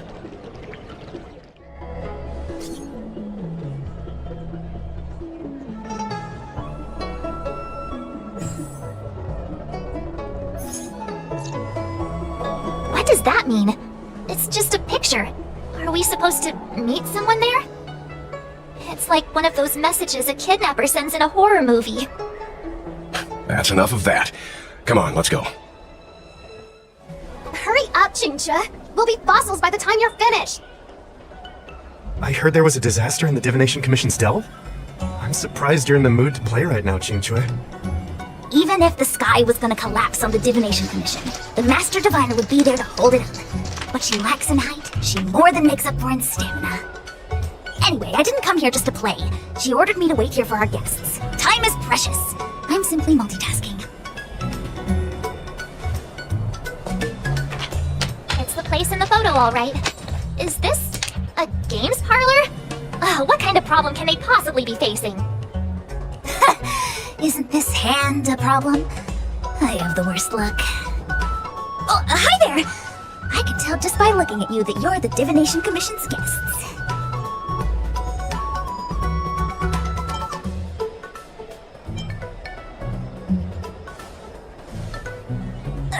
I know, I'm sorry. I was going to wait for you by the statue, but... Ah! Triplet! But folks from the Realm Keeping Commission descended on the area. It's too loud over there now. Pass! Pass! So I thought to myself, wouldn't it be better to meet somewhere quieter? More of a kind! And wouldn't that be more fun, too? Better to show you the real Exalting Sanctum and introduce you to a true Xianzhou pastime, Celestial Jade! Ah! Victory! Now that my wish has been fulfilled, there's nothing holding us back. Follow me, honored guests. Ah, look! Is that a... It's an ancient tree. We call it the Ambrosial Arbor. It was once the Xianzhou Lafu's prized treasure. I didn't know the Skyfaring Commission were history buffs. Not bad. Younger generations usually don't know much about it. It's said that the Ambrosial Arbor is an ancient remnant from where the Xianzhou roamed the ether. From a distance, it looks like half a tree stump. But according to records of the early nation, in its prime, it wound into the heavens and from it celestial bodies hung. Meaning? It means the tree was as tall as the sky and stars hung from its branches. So, how big was it? Bigger than the Express? Bigger than Herta Space Station? No, that can't be right. Stars hung from its branches. Then, how did it fit in the Xianzhou? Those are metaphors. You shouldn't take poetry so literally. Anyway, it's just a legend. I see this view every day on my way to work. I'm kind of bored of it. Let's go. So strange. Oh, let me guess, the gate isn't working? I don't understand. It's never been locked before, and no one told me to take a key. Hey, I know the food here sucks, but that's no reason to shut the gate on our guests! Are you really from the Divination Commission? No way. She's already demoted me to managing the repository. What else does she want from me? There's no need to panic, okay? This isn't the only entrance into the Divination Commission. I know an emergency access. Ugh, Stellaron corrosion. What's going on? Great, this gate won't open either. You kept the Master Diviner waiting. No doubt she'll blame unreliable Qingque for messing up once again. I knew I'd offended that Diviner. That's why she sent this girl to help us. Miss Qingque, if you don't mind, may I take a look? Huh? Oh, no need. Actually, I was just being polite. I don't see why not. Let me show you. This thing is pretty fun. Anyone here surprised? Anyone? Here comes trouble. Can't we run around to them for a change? This is the Matrix of Prescience, a large-scale Jade Abacus calculation terminal. It's the pride and joy of the Divination Commission. We've heard the term Jade Abacus a few times now. Would you mind explaining what it is, Miss Qingque? A jade abacus is just... a jade abacus. That's a good question, Mr. Yang. It might take me a minute to give you an answer. Let me think. The book, Glimpses into the Beyond, describes it as living jade engraved with symbols for divination into the unknown. Just like engraving a seal, the craftsmen of the Xianzhou Artisanship Commission carve faint symbols into pieces of jade and then insert them into machines to get them to operate according to a certain intention. Some jade abacuses are small enough to fit inside bracelets and jewelry. We put the bigger ones into instruments of calculation, so we can simulate the future and learn from the past. Take the matrix of prescience here as an example. As long as sufficient information is provided, it can answer questions on anything, from the evolution of natural phenomena to the metabolism of living things. They say the theory behind the symbols was handed down by Noose, the Wisdom Walker. The principles are so profound that in the Divination Commission, only the Master Diviner truly understands them. It sounds like similar technology. Maybe we'll get a better understanding if we see the manufacturing process with our own eyes. I'm afraid that's impossible. The Artisanship Commission's Hall of Jadeology keeps a close watch over the jade carving process. But if you're interested, there's a shop selling jade abacus jewelry in Starskiff Haven. I can show you around when I'm free. Did you hear that? She said she's taking Mr. Yang jewelry shopping.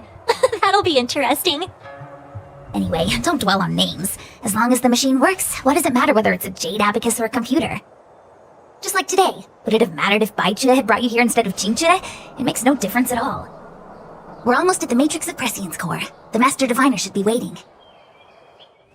Diviner Fu, how are things progressing? We're fluctuating between the Heaven and Thunder trigrams. A step forward bridges no distance hence. And for those who don't speak Fushen? It's an utter disaster. How's that for a Divination Commission fortune? The Matrix of Prescience has stopped operating, and the symbols have dimmed. There are Stellaron spirits wreaking havoc inside the Commission, and the Cloud Knights are struggling to protect civilians. I want to restore the Matrix of Prescience, but I have no forces available.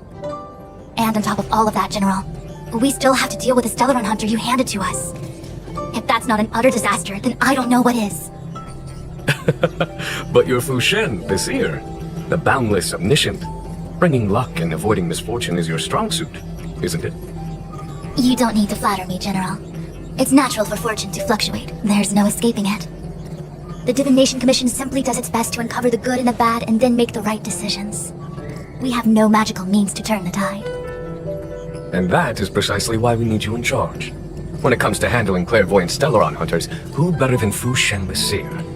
As for reinforcements, you didn't think I'd be unprepared, did you? Look, help has just arrived. Master Diviner, I brought you the guests, though it wasn't your order I received. So, General, even guests are on the payroll these days? Well, since they're here already, I may as well make use of them. Entering the Matrix of Prescience without my permission is a breach of protocol. Would be an ungracious thing to say in the present circumstances. I admit I'm pleasantly surprised to see you here. Qingchue is often unreliable, but she comes through for us when the need arises. I was waiting for the Matrix of Prescience to resume operation so that you might gain insight into my divination techniques. It was rude of me to keep you waiting so long. No need for the formalities. We heard what the General said. If you need something from us, just say the word. Very well, then I'll keep this brief. The Divination Commission is currently understaffed. I need your help to restart the Matrix of Prescience's space terminals, and eliminate the Stellaron spirits along the way. Qingchue will accompany you. She'll be in charge of restarting the terminal. As for eliminating the spirits... I hath divined our future. We are destined to be errand runners. Forever. What? Which magic word? The universal one? Please? Please. Good enough. That should do it.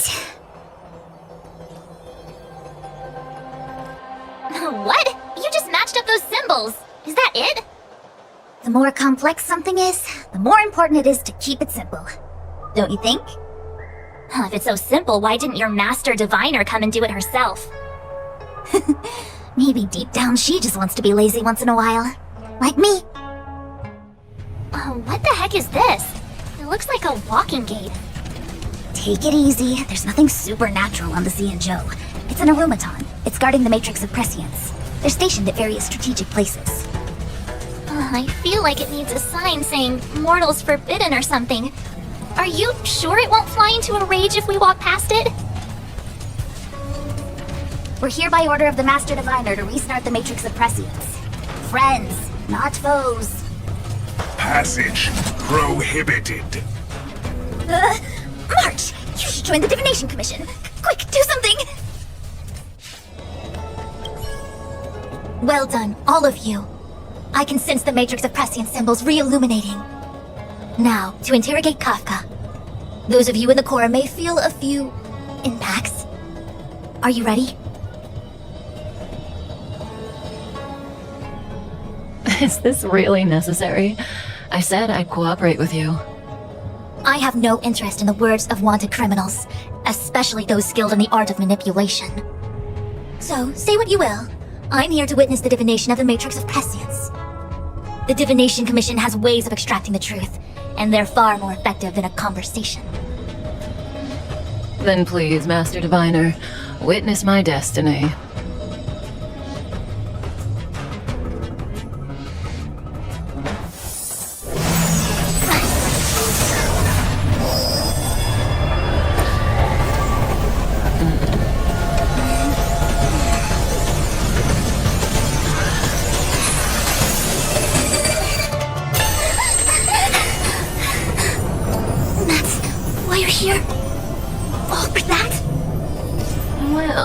Not what you were expecting. I can't believe it. But the Matrix of Prescience cannot be wrong.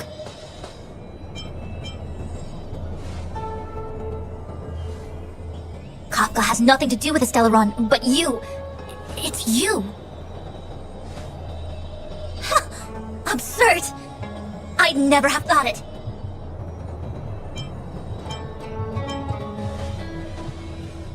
Ask her yourself. Take as long as you wish. I must report this to the General immediately. Please excuse me.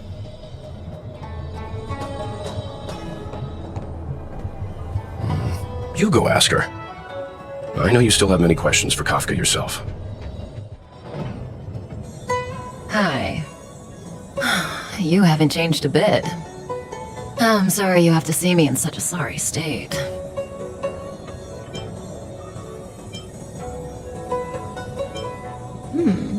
Concerned about me? I'm fine. The Xianzhou is always courteous with its captives. I didn't talk to you on the train because I knew you and I would get to talk alone here. Worth waiting for, don't you think? You seem to have a lot to ask me.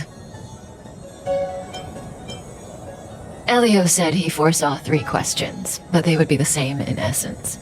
If I were to hear one of them, I would then tell you the objective of this trip in all its detail. Since you asked one of the 3 questions, it means everything is going smoothly. Are you ready to hear my answer? Xianzhou's Stellaron problem is not directly linked to us. But if you look at it from Elio's perspective, you can't say the Stellaron hunters are completely innocent. We foresaw all this long ago, but chose to remain indifferent until the time was right for us to get involved. Diviner Fu was surprised because she discovered 3 truths. 1. The Stellaron hunters are not enemies of the Xianzhou. You know this now, though you refuse to believe it. 2. Someone else brought the Stellaron into the Xianzhou and activated it. A result of both internal unrest and external aggression. Traitors on the Luofu and enemies from outside want to overthrow the Xianzhou. The Master Diviner is in a hurry to find the General, presumably to inform him of this fact.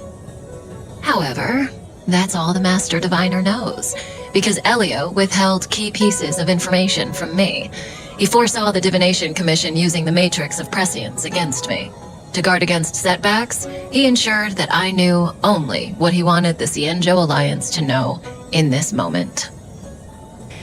As for number 3, even in their wildest dreams, the Xianzhou Alliance could never have guessed it. If the Stellaron hunters aren't the cause of all this, then why are Blady and I even here? We're here for you. Sounds ridiculous, doesn't it? It's no wonder Fushen doesn't believe it either. But the Matrix of Prescience doesn't lie. The answer is just that bizarre. The Stellaron hunters appearing here, Blady getting arrested, me being lured to the Matrix of Prescience. It was all to bring you, the Astral Express crew, to the Cienjo. In the future that Elio chose, the power of the hunt is indispensable. And that's why the Astral Express crew had to come to the Luofu and achieve something important for the Cienjo. You had to establish a connection with the Alliance. And that's why I had to trick you into coming here. I needed you to meet the Luofu's general in person and to help him resolve the Stellaron crisis. I needed the Alliance to owe you a favor. That way, in the future, at the most critical moment, the Cienjo will offer you their help. What do you think? Surprised? The notorious Stellaron hunters did all that just to make you a hero of the Cienjo? Quite the plot twist, don't you think? Like I said, Elio withheld key pieces of information from me. The future holds endless possibilities. Knowing the right thing at the wrong time could spoil all our hard work. There is only one thing I can tell you about the future.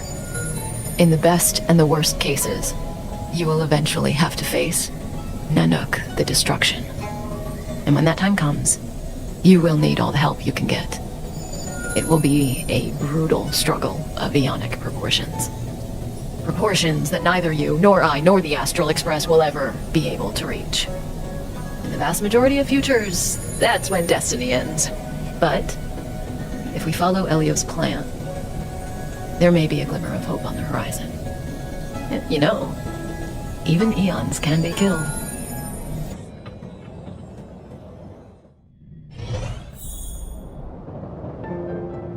Hey, Locha! You didn't finish telling us about the propagation. Keep going, it's interesting. So, eons can die, huh? Weird. I thought they were invincible. There is no true invincibility or immortality in the world. Such exaggerations are born of the perspectives of ordinary beings. Nonetheless, ordinary beings could not have orchestrated the fall of the propagation. That eon was slain at the hands of another eon. I don't understand. They're all eons. Why do they want to fight? Are you really from the Cienjo? Other eons aside, surely you must know the story of Lan and Yaosha. Isn't destroying the Eon Yaosha the Alliance's cherished aim? Of course I know. Well, I know a little. My mom made me practice with swords all day. I didn't really go to school. In that case, let's just change the subject. If you don't know about the feud between the Hunt and the Abundance, I'm afraid there's just too much to explain. Fine. How's this for a subject? What's in the box? Oh, this one? It's a casket, more commonly known as a coffin. It's for containing the remains of the deceased. The deceased? Aren't you a merchant? Yes, indeed. This is just part of my job. I was asked to deliver this coffin to the Cienjo. I'd quite forgotten. For long-life species, death is probably a distant concept. Nope. The Cloud Knights spend a lot of time on the battlefield. Death is a common occurrence. It's just, we don't put bodies in boxes. Coffins. In the Cienjo, people go to the Hall of Karma in the Ten Lords Commission and consecrate the names and jade abacuses of the dead. And that's our way of saying goodbye. The Foxians and the Videodora have their own ceremonies. Foxian soldiers place their dead in star skiffs and then let them drift out into the stars. They call it the returning. As for the Videodora, they're more mysterious. They say that when a Videodora is very old or has a fatal injury, they turn into an egg that looks like a pearl. When the shell breaks, they come out looking young again. My mom calls the Videodora long scions. When I was young, she told me stories. of how the Videodora could turn into dragons. I don't know if that's true.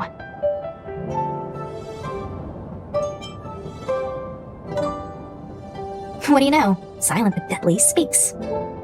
Your mother is right. The Videodora are long scions. They are descendants of the Eon of Permanence. That was why some, but not all, could turn into dragons.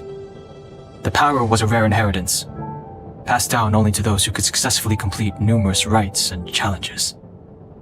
For the inheritor, it was hard to say whether it was a blessing or a curse.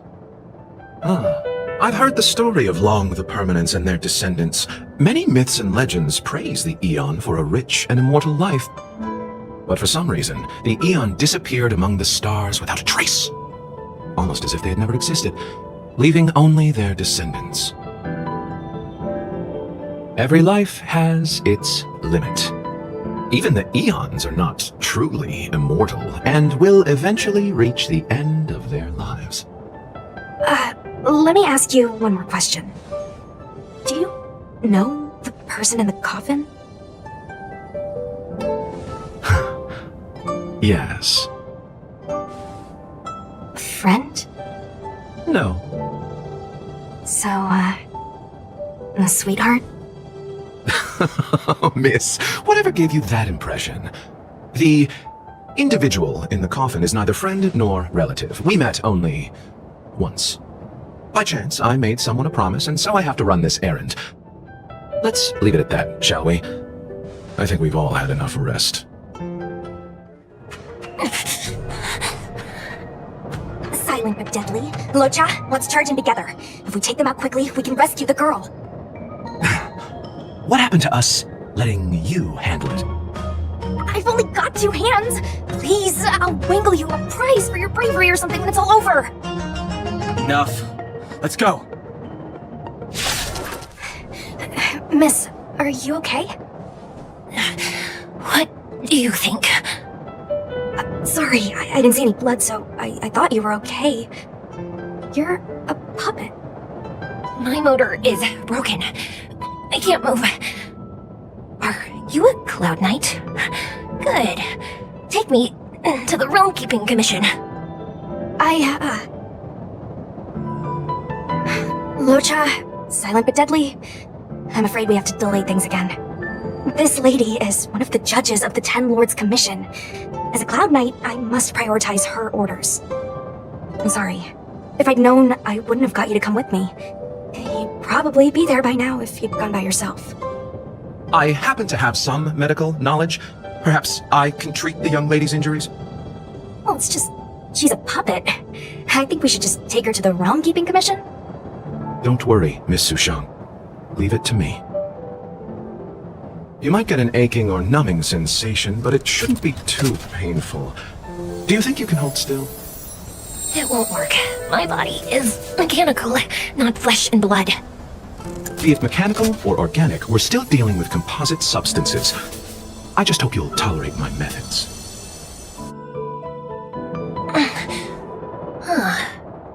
Curious. What kind of medical knowledge is this? Abundance. Very good. We, no longer need to return to the Realm Keeping Commission. The mission continues. As a judge in the employ of the Ten Lords Commission, I am forbidden from interfering in the affairs of outsiders. However, seeing as you came to my aid, a word of advice. Leave as soon as possible. I came to address the root of our crisis by arresting a fugitive, a Stellaron hunter. This villain possesses exceptional swordsmanship and wields a divine weapon. They are extremely dangerous. If it hadn't been for a strange accident, my wakespan might have been cut short. Strange accident?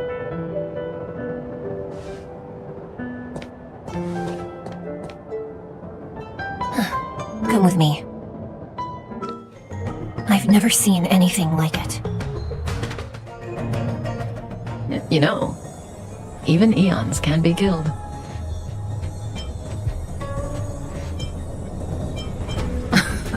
Are you kidding? That's not what we want. I just want to tell stories from the past. Stories about Eons that have fallen. Lon the Permanence, Drilla the Beauty, Anna the Order, Tazeron the Propagation, Akivili the Trailblaze. These names were once known all over the universe, and now they've all but disappeared, leaving behind only masterless paths. Currently, there are 3 ways an Eon can perish known to humanity. 1.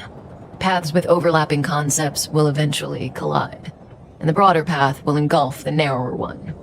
That's how Anna the Order was assimilated, by Shipe the Harmony. 2.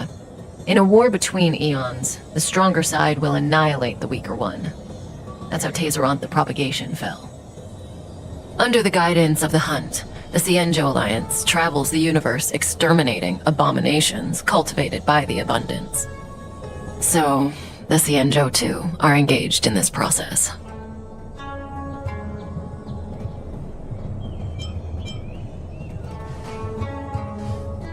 I don't know. Akavili's disappearance was very mysterious. Noose is probably the only one that can answer that question. After all, Droid Head knows everything. What do you think? Fascinating stories, no? They're the kind of stories that folks on the straight and narrow would never tell you.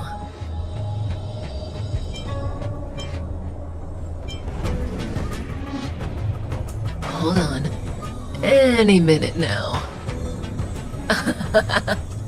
It's begun.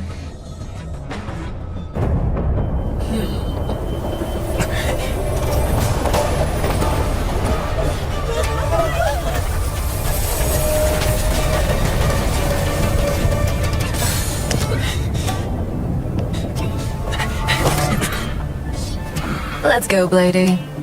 2 more places to visit.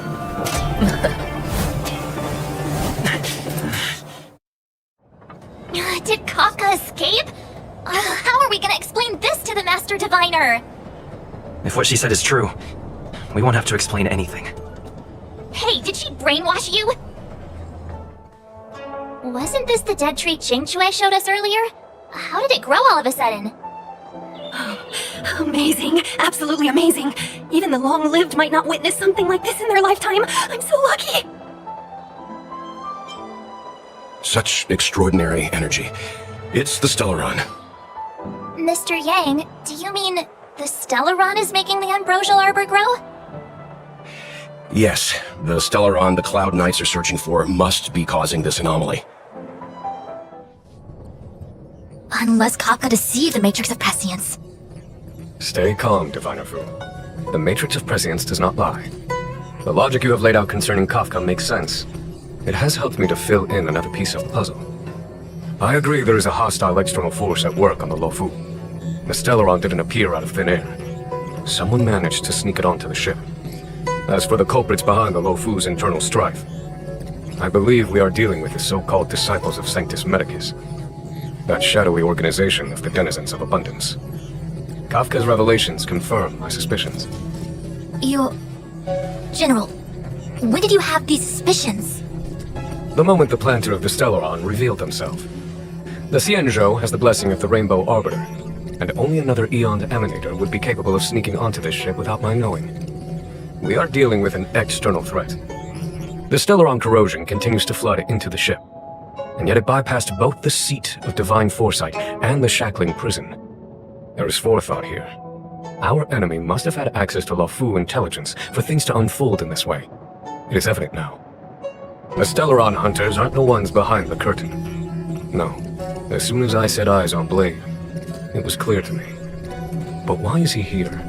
And why did he draw the Astral Express? That piece of the puzzle still eludes me.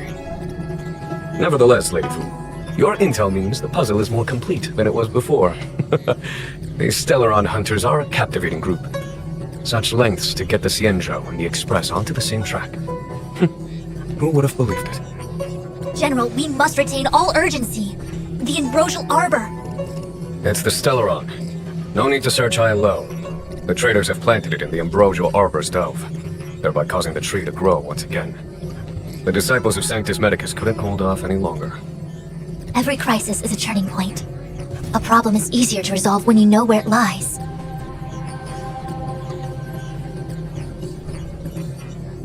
try coming up with a plan again. Of course. I'm sure you have a countermeasure at the ready, Master Diviner. From my perspective, convening the Cloud Knights is our immediate priority. We must head into the roots of the Ambrosial Arbor, expel the Stellaron spirits, and prevent the Arbor's resurrection. As ever, the Master Diviner's Omniscia provides for the fastest solution. However, sometimes speed is not everything. I have known the Stellaron's location for a while now. So why have I held back our forces? General, Well, you're a scoundrel. pulling up the grass requires removing the roots. The disciples of Sanctus Medicus have chosen to make their move now, which means the Cloud Knights have the situation under control and the traders have run out of patience. Now is the time to capture them all in one fell swoop.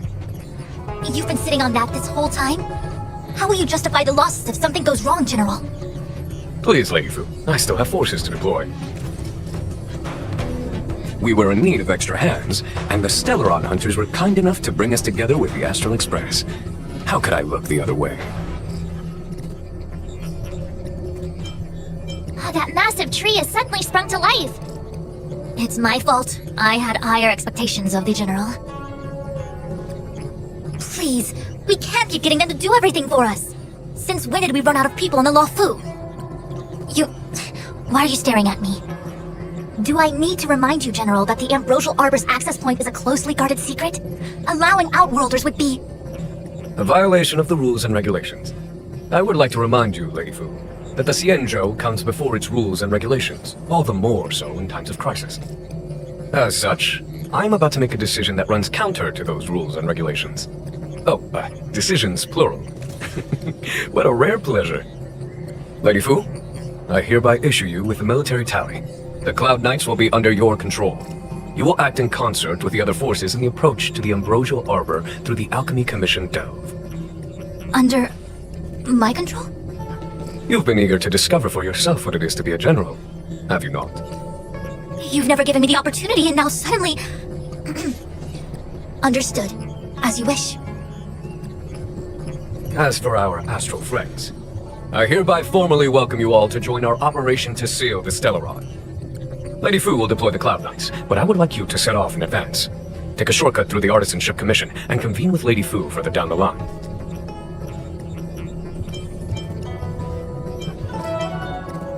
This is no errand, honored guests. I am merely stating what needs to be done should you wish to help us. You've never really seen us as outsiders, huh? Miss Tingyun, I would like you to continue to serve as a guide for our astral friends. Oh, of course, General. I am duty-bound. A step forward bridges no distance hence. The hexagram was right. The Ambrosial Arbor was felled thousands of years ago. Now it returns to life. The future of the Xianzhou is difficult to define. I had long anticipated it. Huh? She's not angry? Is there anyone that isn't 2 steps ahead of us around here? Pursuing Kafka is a waste of time and effort. The Matrix of Prescience informed me of her innocence. Our priority is the Ambrosial Arbor. From the time the Stellaron corrosion began to spread until now, the only reports we've received on the Alchemy Commission have come from alchemists and doctors stationed in other delves. The Alchemy Commission is where the Xianzhou's medical research and production take place. However, due to its proximity to the Ambrosial Arbor's seal, I'm afraid the Stellaron spirits may have plunged it into a deeper crisis than we first feared. To make matters worse, the General suspects there are traitors in the Alchemy Commission. The self-proclaimed disciples of Sanctus Medicus have been plotting this for a long time, and now they're using the location to their advantage. I must take action as soon as possible.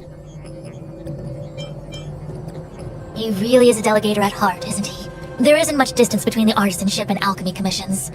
I'm afraid the former is likely also facing imminent catastrophe. The Starskiff is ready. I will lead the way. I still have important tasks from the General to attend to. Go carefully, all of you. Wait! Master Diviner! Can you divine our fortunes for us? Is there anything we need to watch out for? No need. My Omniscia has seen that your journey will be auspicious. Everything will proceed smoothly. Are you sure? You don't need to use a crazy device or do more finger counting? Well said. Thank you for your assurance, Master Diviner. Onward.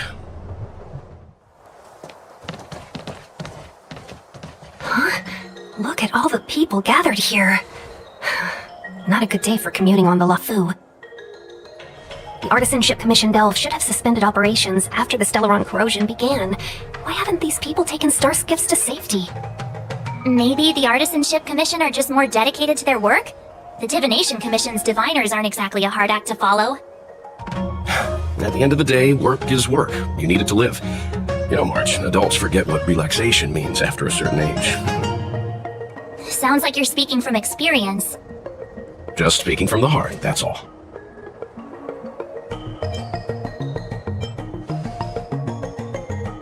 I think they call that complaining from the heart. Are any of the paths in this world easy to tread? The Artisanship Commission is full of workshops, building state-of-the-art mechanisms, and craftsmen designing brand new concepts.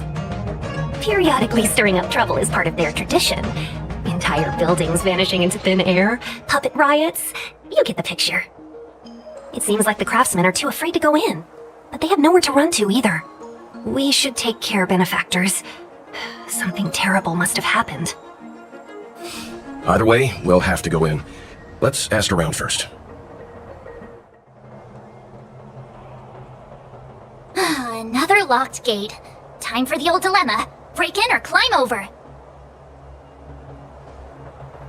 A warm reminder, benefactors, that the Artisanship Commission is as important to the Xianzhou as the Divination Commission. Our law states that trespassing into the Artisanship Commission can result in a prison sentence of between 300 to 500 years. Serious violations may result in exile on a barren planet, thousands of light years away. Yes, we do. Still, the Artisanship Commission is filled with security mechanisms. Even the General won't be able to save us in time if we get trapped. I'm not trying to scare you. I'm simply suggesting you ask the craftsmen to see if they can provide an insider like Qingche to guide you. It seems more than a little reckless to charge in when we don't know what's ahead of us. As expected, the divination was correct. If I hadn't repaired the shifting screen today, we'd have all been trapped. We'd be fertilizer by now. Still, the teleportation range wasn't enough. It's no ordinary tree. The branches felt tough as metal. Yuncha, have you ever seen material like that before? What if I have? You gonna go get a sample for me? I was thinking about it, yeah. Isn't it just an ornamental tree? Have you ever seen an ornamental tree move? Have you ever seen one bore through the ground like that, huh?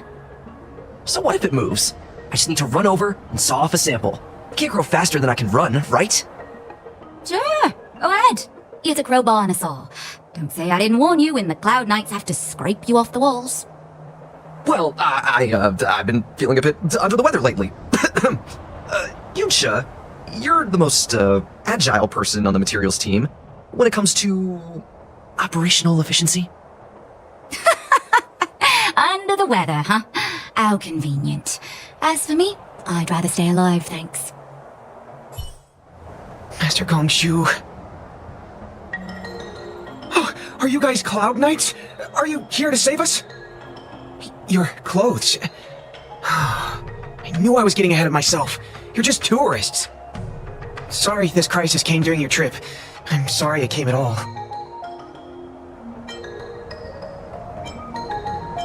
Yeah, you just need to tell us what the trouble is.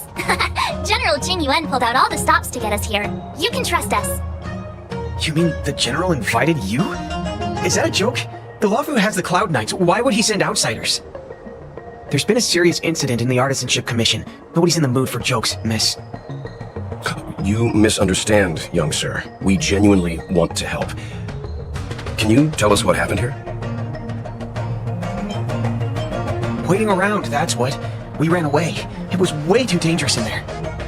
Please, if you plan on living a little longer, don't go in there. There's been some kind of botanical disaster. It was like an ornamental tree somewhere suddenly started to grow. There were branches so thick you couldn't put your arms around them. It spread everywhere. The whole commission is being destroyed. I don't get it. The Artisanship Commission focuses on the mechanical. We've got nothing to do with hydroponics or accelerated growth. Where did that thing come from? The worst thing is, my master is still inside. Master Gong-Shu is the most experienced craftsman in the Artisanship Commission smelting works. He's in charge of our research project. When the incident happened, he dragged me, Zeming, and Yuncha to safety. But then he turned around and ran back in. I need to wait here for the Cloud Knight so I can tell them to rescue him. Why did he run back in? Is research data more important than life? I just heard him shout, "It's gone! We lost the furnace!" By the time we realized, he'd already vanished. Anyway, you said you're here to help us, right? 100%. The General sent us. You don't have to believe us. The Astral Express doesn't shout about its achievements. We'll look for your master. In that case, take this jade seal with you. If you find my master, please bring him out safe and sound if anything happens to him. Don't worry, young sir. Your master's safety is our... None of us would be able to graduate this year.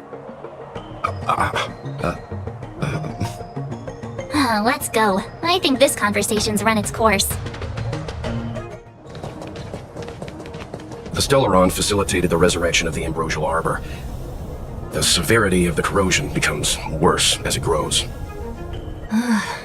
Look, the roots are coming up through the ground. I'm afraid we've got some gardening work to do. Upon commission grounds your feet do tread. Leave from whence you came, or soon be dead. Dead! Stay away!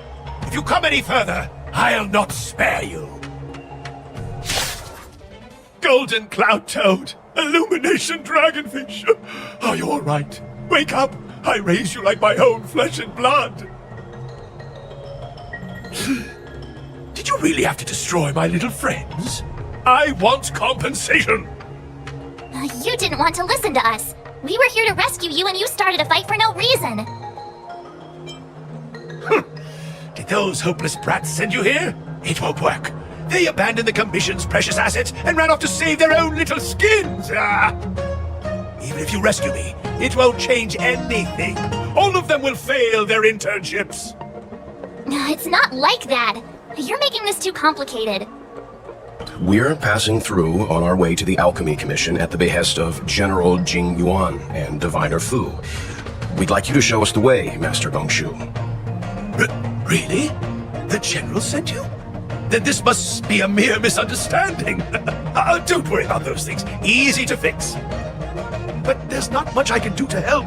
The Artisanship Commission was suddenly taken over by some evil tree demon. It seized our most precious possession, the Creation Furnace. It's a dark and powerful entity. The robots, it was like they gained consciousness. They were moving in a circle around it. I fear approaching it is tantamount to suicide. But then, I couldn't just run away, knowing what lies sealed in the furnace.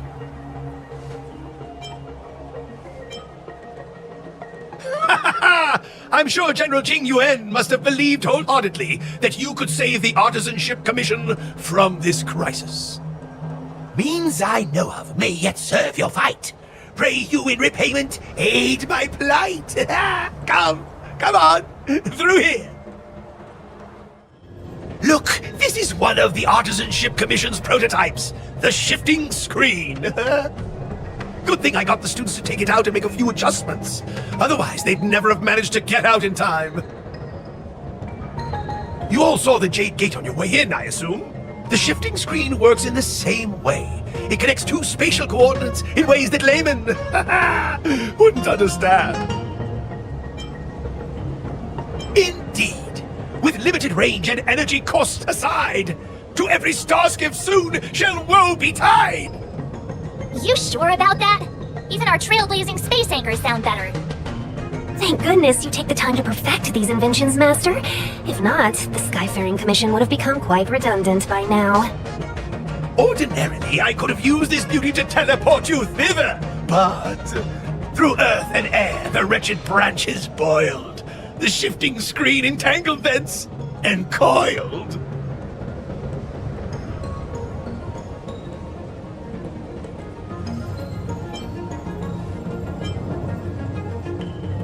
Hold on!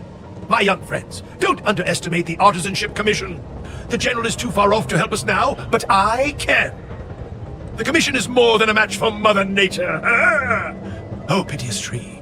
who think thyself so strong, your match and more in strength to meet ere long.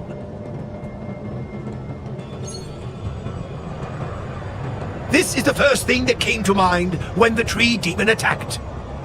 It's a mechanical device codenamed the Illumination Chest.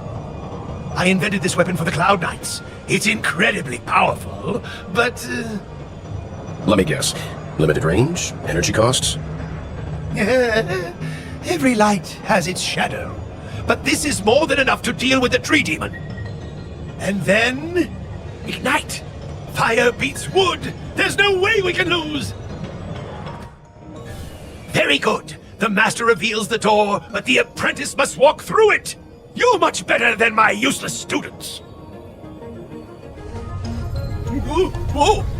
What's happening? Is the delve collapsing?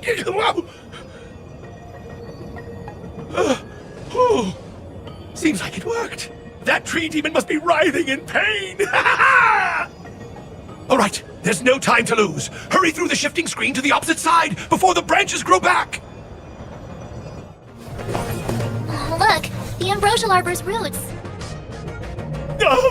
They've encoiled the Artisanship Commission's most precious invention, the creation furnace! Help me, dear young friends! Let's hack them away together! We can't let the roots punch through the furnace!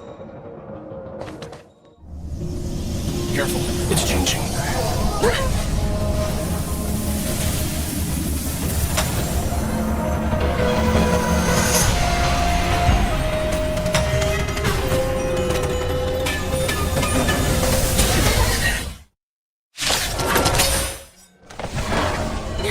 No matter how much damage we do, it just heals itself. Not fair.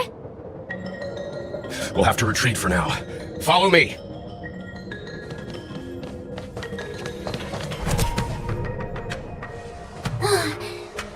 No wonder the Xianzhou is so scared of the abominations of abundance. They're unstoppable. Miss Tingyun, are the longwave species on the Xianzhou all like this? I'm afraid this Evandir was likely birthed by the ambrosial arbor as its guardian. It shares a close connection with the arbor's roots. Most living creatures on the Xianzhou don't have abilities like this. Huh. As long as it's there, we can't get any closer. I wonder... The Evandir seems to heal itself instantly, but perhaps it's drawing that power from elsewhere.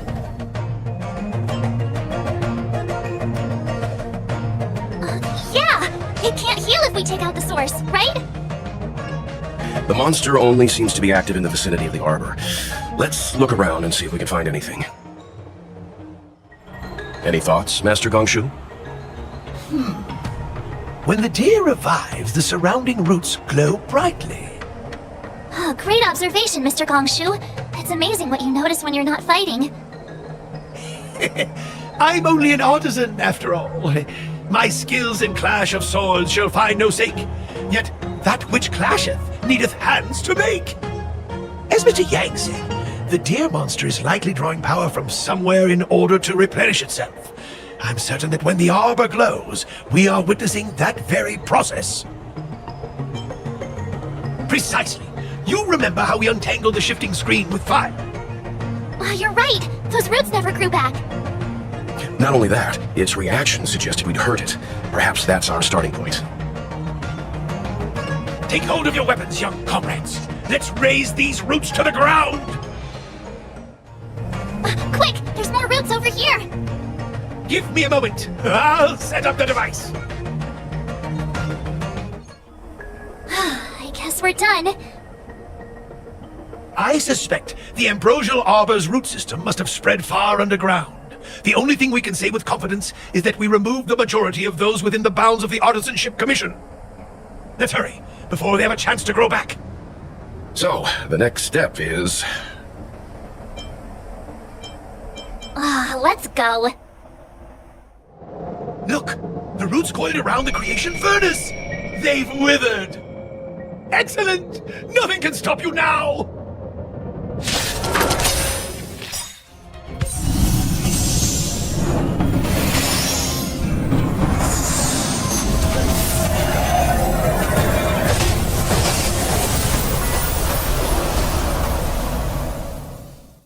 General Jing Yuan said the ambrosial arbor was an unfathomable celestial blessing. At first glance, that deer could have been an ordinary life form, but the ability to heal such grave wounds in an instant... I think I finally understand why the Xianzhou decided to follow the hunt in eradicating the abundance. If immortal creations were left to spread their branches and roots throughout the universe, entire ecosystems would collapse. No wonder the people of the Xianzhou wander the universe, never settling on a planet. You are a man of vision, Mr. Yang. It's a shame our ancestors, the Elixir Seekers, were unable to see that hidden curse 8,000 years ago. Perhaps some of them did reject the Plague Author's gift. But how could an entire civilization resist the temptation of immortality? Ironic, isn't it? The wise are buried, while the fools remain immortal. The Xianzhou regrets being led astray by the abundance. That's why they have decided to embark on the path of the hunt. Maybe it's not too late for redemption. Thank you for your help. I realize you must continue on to the Alchemy Commission, to the Ambrosial Arbor. After witnessing what happened here, I know there will only be more danger ahead. Go, friends, and stay vigilant. I wish you a safe journey. So this is the Luofu's Ambrosial Arbor. It's my first time seeing it. Aren't you a Cloud Knight? Cloud Knights don't visit the Ambrosial Arbor without a reason, plus I'm new here. The Luofu's plague mark is a tree, while the Yao Qing's is a moon.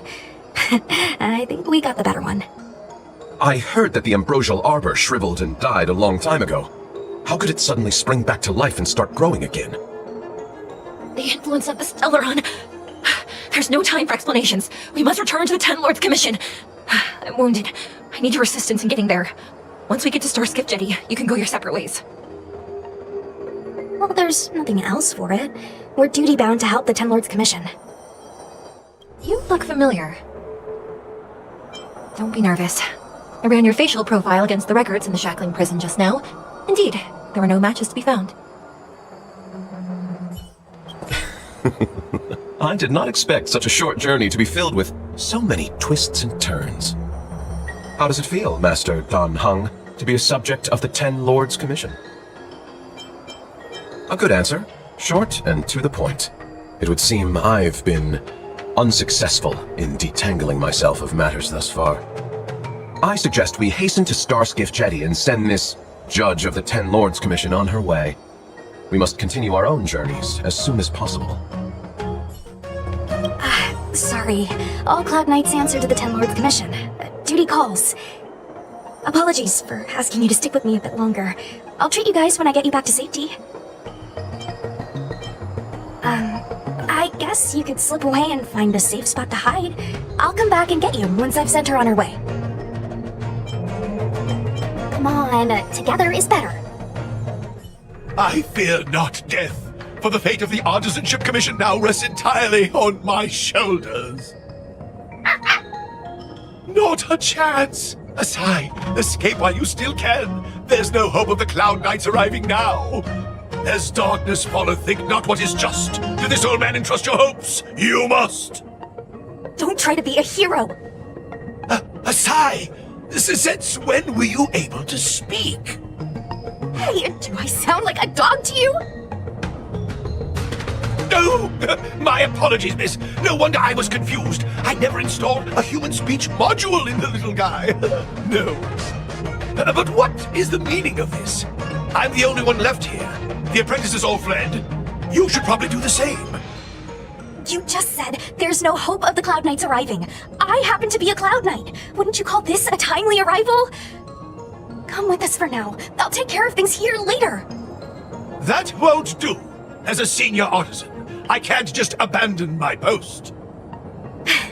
Looks like we're gonna have to resort to unconventional methods. Are you gonna come with us willingly? Or do I have to ask the guy behind me to carry you in his white death box? Can you give me a moment to consider those options? Now, move it! A few more steps and we're at the main gate. Thank you for escorting me. We must go our separate ways. It's just a few steps away. You're not leaving with us?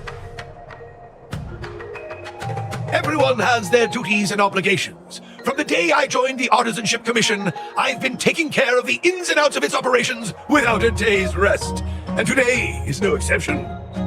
The apprentices fled, as they should have, but I cannot let them see their master flee from peril. This is as far as I go with you. I must see what more I can do for the Artisanship Commission. Master Gongshu. No use in trying to talk me out of it, young miss. This old man cherishes his life. He won't do anything rash. On your way now.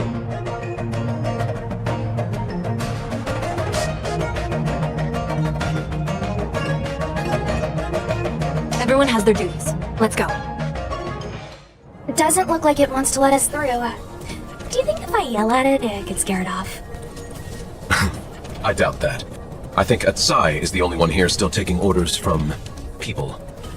Any ideas? I've got one. Bring it down. You know, you're getting less silent and more deadly by the minute. Sounds good. Let's get it. The rebirth of the Ambrosial Arbor was bound to bring calamity.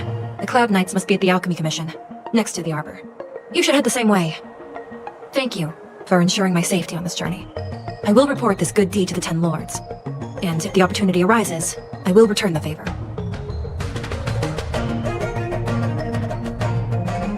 We're glad we could help. She mentioned the Cloud Knights were at the Alchemy Commission. I should find a ship and regroup with my unit. What about you? Aw, you just can't bear to see me go, huh? Come on then, let's go together. We are most grateful, Miss Sushang. You, Pascal, very like Clara. Good boy, Pascal. Based on the information gathered, it is recommended that Pascal's data be formatted and integrated into the base network so that he doesn't threaten the property or safety of the camp's residents. I know this is the most sensible option, but Pascal... Welcome, outsider. Thanks to Clara's hard work, the repairs were completed successfully. Yes, the little fella is alive and well again. It's just that some parts aren't completely back to normal yet. Yes, Mr. Svarg and I spent a long time coming up with a suitable name. You, Pascal. Good. I am called Name. Oh, look, Pascal is greeting you. It's just, his speech is still a little confusing. The examination conducted earlier revealed that the information stored in this robot's core module is incompatible with the new hardware. Furthermore, many defective networks were detected in the core module. A significant amount of muddled information with unknown content was discovered during a deep scan. Simply put, Pascal's brain is filled with junk information of unknown origin. This junk, along with hardware that's incompatible with his core, caused him to lose his ability to communicate. Fortunately, apart from the language module, Pascal is still functioning properly. However, the robot still has a 44.7% chance of malfunctioning. It's recommended that Pascal's data be formatted and integrated into the base network. Mr. Svarog, I understand, but I think Pascal is different. He possesses a quality that other small robots don't have. In some ways, I believe he's similar to Mr. Svarog. I can't overlook this unique quality. Mr. Svarog, could you give me a little more time? I want to investigate this further. If we don't find anything, you can integrate Pascal into the network. Understood, Clara. I respect your wish. In the meantime, I'll make sure that this robot doesn't endanger other people or property. I'd like to recap what I discussed with Mr. Svarog earlier. Let's begin by doing exactly what we did before. Find a new shell, put Pascal's core in it, and see if the hardware is compatible. According to the analysis, Pascal's original hardware was a direwolf or grizzly model. If we can put its core into the appropriate shell, there's an 87.3% chance that its language module will return to normal. There are all kinds of abandoned robots in the machine graveyard. Let's go take a look. This is an automaton direwolf, but it appears to have been modified. It's most likely another abandoned robot pet.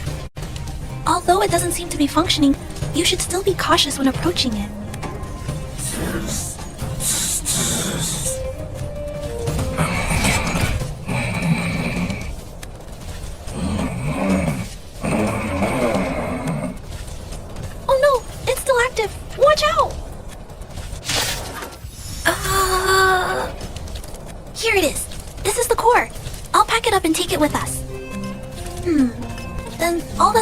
drag the shell back.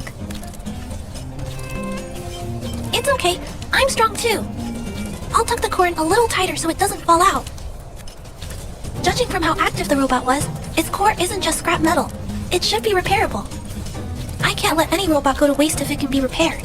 So, I'm going to try to fix them all. Thank you for understanding me. You know, I have a large safe full of core modules that I've gathered around the underworld. Every day, I try to figure out how to repair some of them and return the robots to normal. Except, there are a lot more than Mr. Svarog and I can handle on our own. But I'm sure he can fix them all one day. We can't relax yet. We must work harder. Really? I can't wait!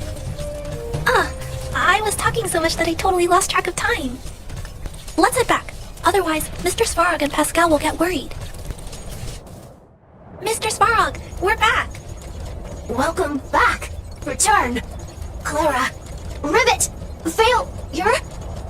Welcome back, Clara. I've completed my further analysis of this robot. Conclusion. It is impossible to determine the time of manufacture, purpose, and ownership of this robot. During my analysis, I extracted the robot's serial number and searched for it in the Underworld's automaton database. According to my search, there are 32 automatons with the same serial number as this one. Even after eliminating the scrapped ones, 3 automatons still match the keyword description. Failure. 3. Back. Rivet 1. Failure. It appears so. I'm not sure what he's trying to say though. While we were talking, the robot's failure rate increased. We should activate alert mode. Tempering. Back to Rivet. Fire. Pascal is becoming increasingly unstable. We should change his shell. Pascal, I'm going to change your shell. Don't worry, it won't hurt.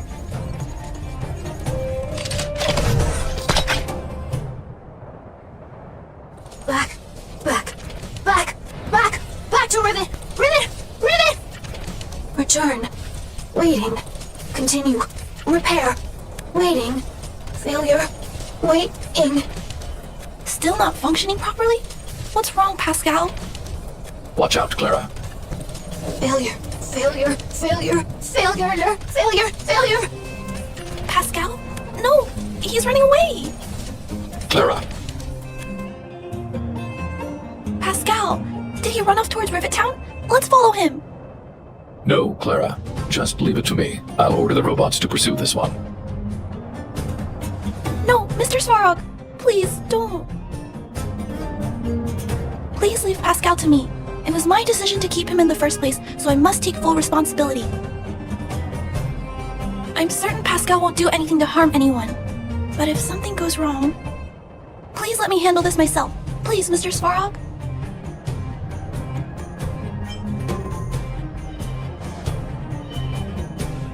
That's right.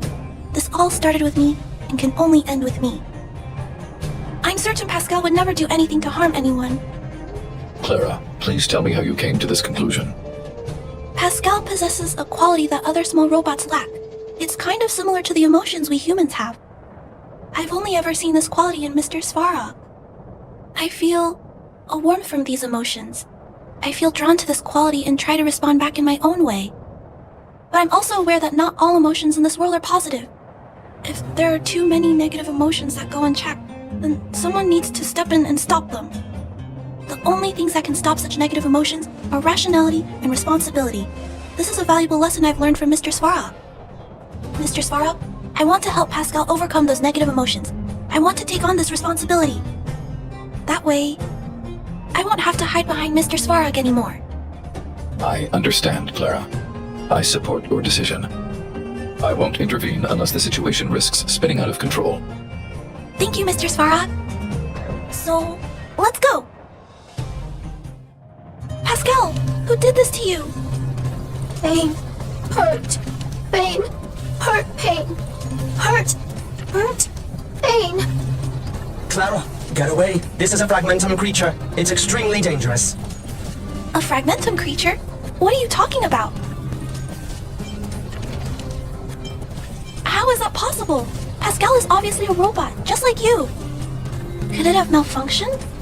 It appears to be normal. Please step back. I shall eliminate this fragmentum creature. No! It's going to attack Pascal! We have to stop it! Phew! Luckily, the patrol robot and Pascal's cores are still intact. The big fella's shell is only slightly dented. Thank you for your help. The only thing that puzzles me is why the big fella mistook Pascal for a fragmentum creature. I can't figure it out. Well, let's not worry about that now. Anyway, I'll take this core back and examine it. Now, let's insert Pascal's core into the big fella's shell.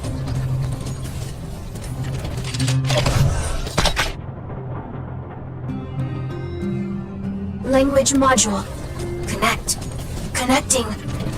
Connection. Complete. Testing. Verifying. All modules. Working. Connecting. Welcome back, everyone. Finally. Pascal has been waiting. Pascal, you're back to normal. Oh, I almost forgot. Thank you for reminding me. Pascal, could you please, explain why you were stealing parts?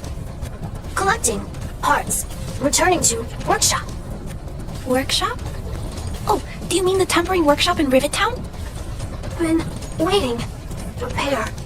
Follow, please. Pascal! Pascal ran off. He went in that direction. I think he wants us to follow him. I think this place used to be a restaurant. One time, I found a bunch of canned food here. The vagrants in the camp were so happy. However, I've always wondered, the light here, why is it still on? This place has clearly been abandoned for a long time. Also, there's dust all over the place, but none of the equipment appears to be deteriorating. I don't think so. No one should be living here. I never saw anyone when I came here to hunt for supplies. Anyway, someone must be looking after this place. But who? And why? Clara, welcome back! Rivet Town! Look, isn't it shiny? Job, Pascal, done! Nice! Huh? Could it be? Pascal has been repairing this abandoned town? Pascal, repair, indeed! Waiting, been everyone. Parts, Pascal, collect, non-stop! Rivet Town, repair, non-stop! It seems that Pascal was stealing parts because he wants to repair the town. Waiting, everyone, Pascal, non-stop! Leave, everyone! Come back, one day!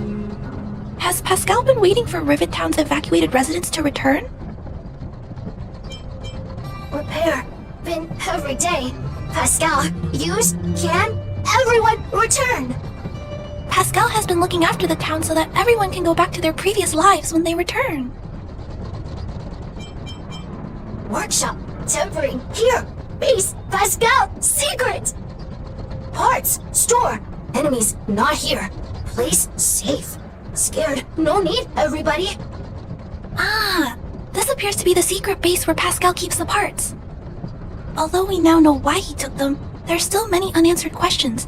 For example... Right, that bigger robot said that. How strange.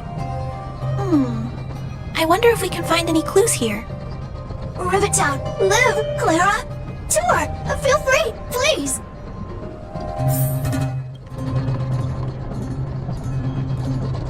These pages are so neatly cut out.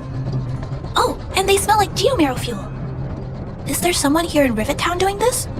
Or could Pascal have collected the pages and put them together?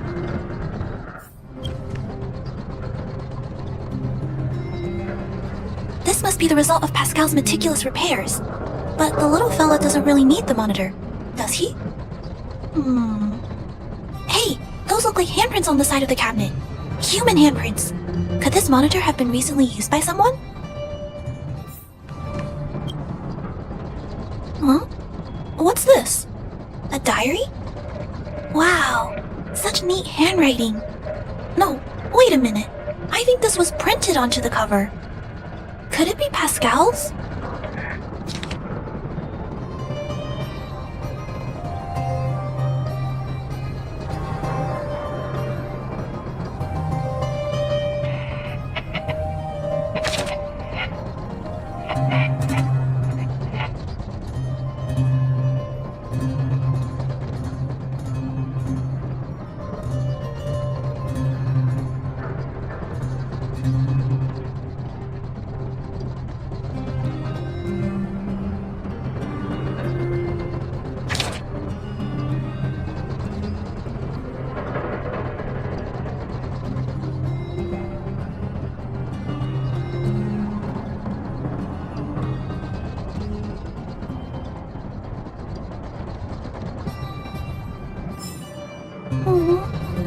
Pascal! So that's what happened. Let me think. How about we go over Pascal's whole story again, from the start?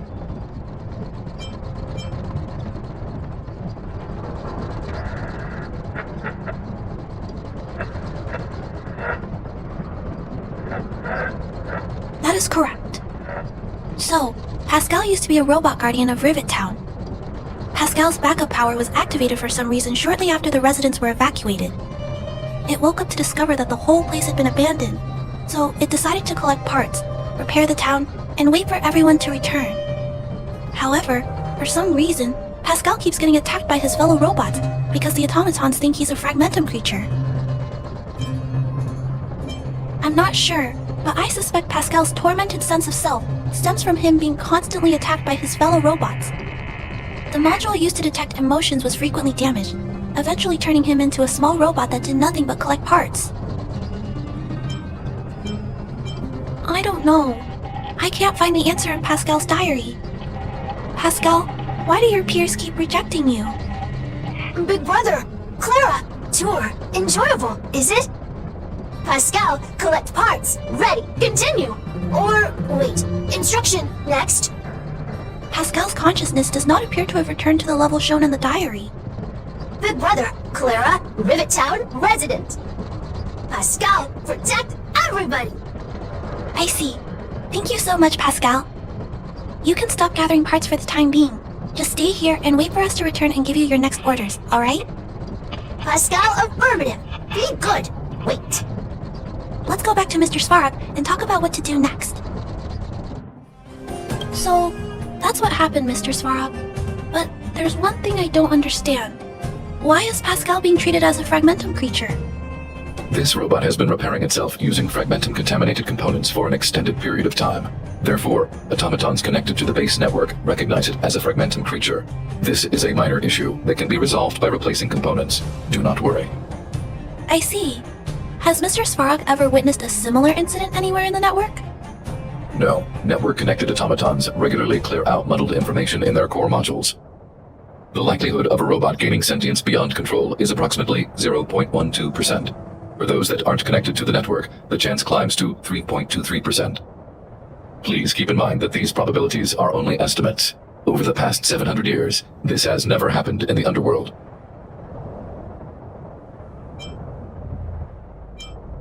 Improbable events that are easily disregarded frequently result in catastrophes. Given that automatons can still develop emotion modules using their own processing power, I have a backup plan in place.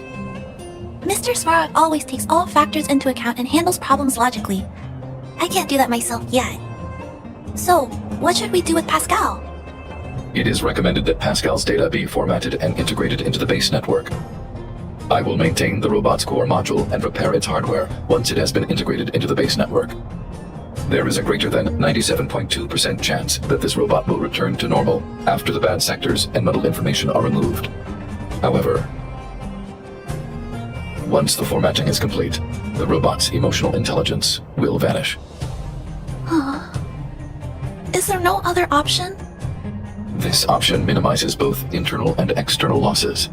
Although Clara's account indicates that the robot is relatively stable, the assessment based on the computations shows that both the risk of Pascal crashing and the amount of muddled information are increasing when it approaches 100%.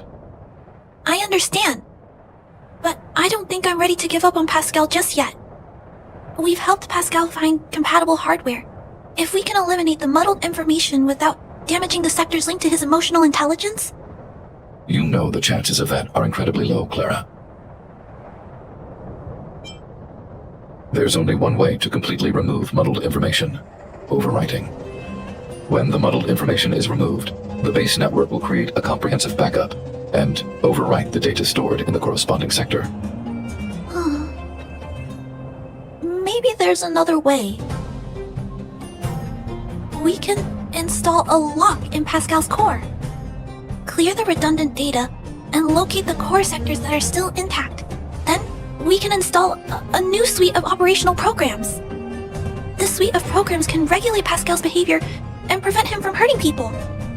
With this method, we might be able to retain as much of Pascal's emotional intelligence as possible while keeping him out of trouble. If we can keep Pascal's emotional intelligence, I might be able to teach him to treat people with kindness. What do you think, Mr. Svarog? This procedure is theoretically viable, but there are risks. It will not eliminate the muddled information. Additionally, the newly installed programs may be later contaminated by it.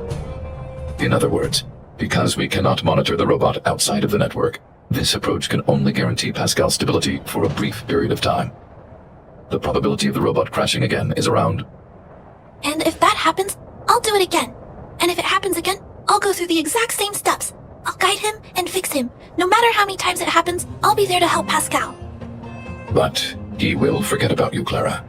He will repeatedly forget you, as well as all the emotions and memories he has previously accumulated. His limited storage capacity will eventually become completely overwritten by infinite copies of muddled information in an everlasting cycle. Clara, the challenge will be tougher than you can possibly imagine. Are you sure this is the path you want to take? There, Clara. There's no need to rush to a conclusion. The variable in Belobog's fate is still here. Perhaps he can suggest the best solution. Okay. I trust your judgment. We trust your decision. Both have provided their solutions. Svarog thinks that formatting Pascal's data and integrating him into the base's network is necessary, but doing so will deprive Pascal of his special emotional intelligence. Although it may sound cruel, this approach best prevents Pascal from posing a threat. Clara thinks she can use programming to control Pascal's behavior and prevent him from causing harm while keeping his emotional intelligence intact. However, this doesn't address the root of the issue, and it also requires Clara to devote much time and effort to Pascal. Although Clara will use Pascal's emotional intelligence to help guide him in the right direction, Pascal could still go out of control in the future. In addition, Pascal has a history of stealing, even though he never caused any harm to anyone. This is also a major concern. What is most important here? I need to think carefully and choose one solution, then persuade the other person. Clara proposed that you should choose Outsider. I respect her wish. Have you made a decision about how to handle Pascal?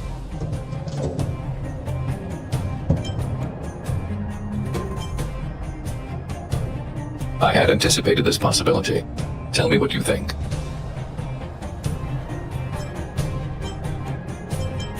I understand. Over the past 700 years, there has never been an automaton that has developed emotional intelligence through its own computational power. Pascal is an intriguing subject worth researching. However, in my opinion, protecting humanity's safety and property is more important than research. Clara believes in you as a variable. Either way, your input will be taken into account. I'll keep gathering information and calculating new possibilities. Do you have any other insights, Outsider? Clara's determination. This entry contains information that is difficult to quantify and may cause computational difficulties. Nonetheless, real experience has demonstrated that Clara's determination can often overcome all challenges. To ensure that Clara grows up well, I've always avoided overburdening her. But if Clara insists on taking on such responsibilities, then I have no right to object. There's no need to discuss this any further. If you insist on using Clara's solution, the Svarog base network will completely support you. My choice will have a direct impact on the outcome. I should mull it over.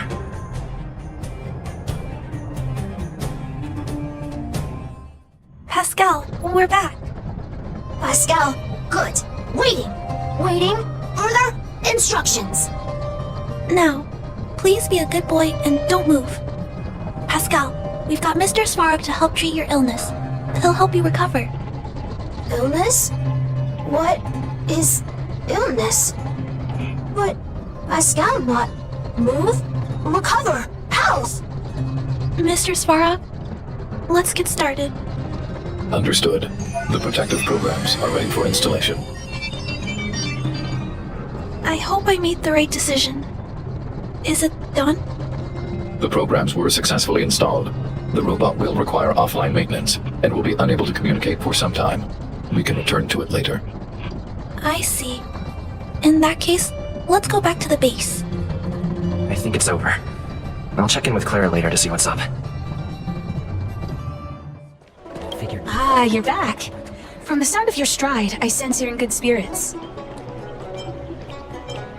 I wouldn't be envious. This is not an innate ability, merely compensation for my visual impairment. Ultimately, nothing I hear or smell can match the vividness of the colors that you perceive. Let's get down to business. I analyzed the prescription you procured, the draft of Draconic Surge. Now that I have a preliminary conclusion, it needs to be delivered to the seat of Divine Foresight. The conclusion? Put simply, I don't believe that the draft of Draconic Surge holds the cure to the Mara.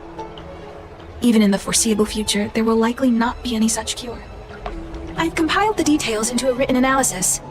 If you're interested, feel free to take a look.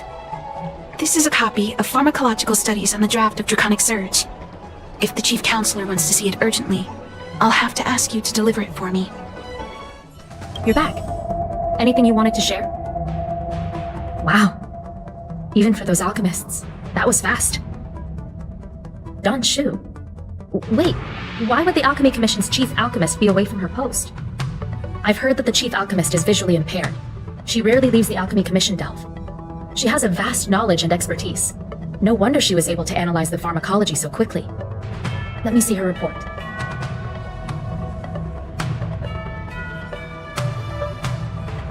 No cure? Where did these villains get their hands on such a complex prescription? This is infuriating. Still, this is a clue we can follow. Thank you. Please accept these gifts for your efforts. Those were rewards from the Seat of Divine Foresight. These are gifts from me, personally. You've done so much for the Lafu, for the Xianzhou. This is the least I could do. Thank you for coming on such short notice. My stay in Exalting Sanctum was supposed to be focused on treating people and delivering medicine. But the Seat of Divine Foresight tasked me with analyzing the prescription. I've been severely delayed. I've already concocted some of the medicine in question, but there can't be any further delays. Could you assist me in ensuring it arrives on time? Thank you. If she's gotten into any trouble, be sure to let me know when you get back. This is the medicine. Her house is near the Court of Tranquility. It shouldn't be hard to find her. Is this the one Don Shu sent me to find? Did she come here to treat other sightless people? Aw, little Miss Lady can't see ahead, can't see right, can't see left. Heads to the east, ends up west. She's stuck! She can't get down! Hey, what you looking at, Outworlder? Mind your own business! Who do you think you are? Keep your nose out of this! I beat people up all the time! Yeah, get lost! Stop meddling in our business!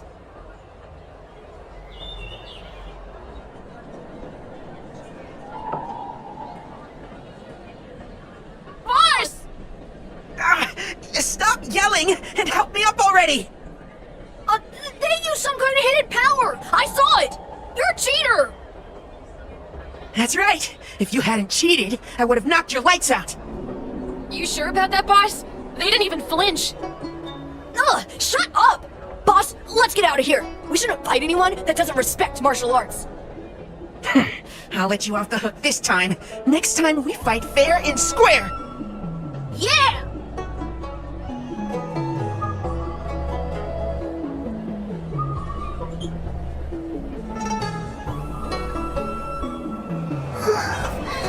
Thank Thank you for helping me, mister. I'm okay. It's my fault. I shouldn't have wandered off on my own. Then I wouldn't have run into those guys. They always laugh at me for being blind. They like to trip me up and steal my things. Thank goodness you were here. Otherwise, they wouldn't have let me off so easily. Oh, Donshu asked you to come? Things are bad on Oahu recently. Donshu must be very busy. Thank you, mister. Remember to thank her for me.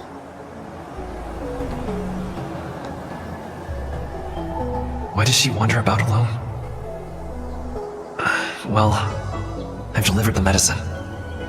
I should report back to Donshu. How was she? Did you deliver the medicine?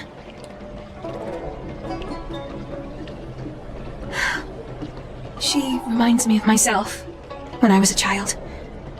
I also had to find my way in the dark, face obstacles I couldn't predict, as well as deal with unconscious prejudices people had against me.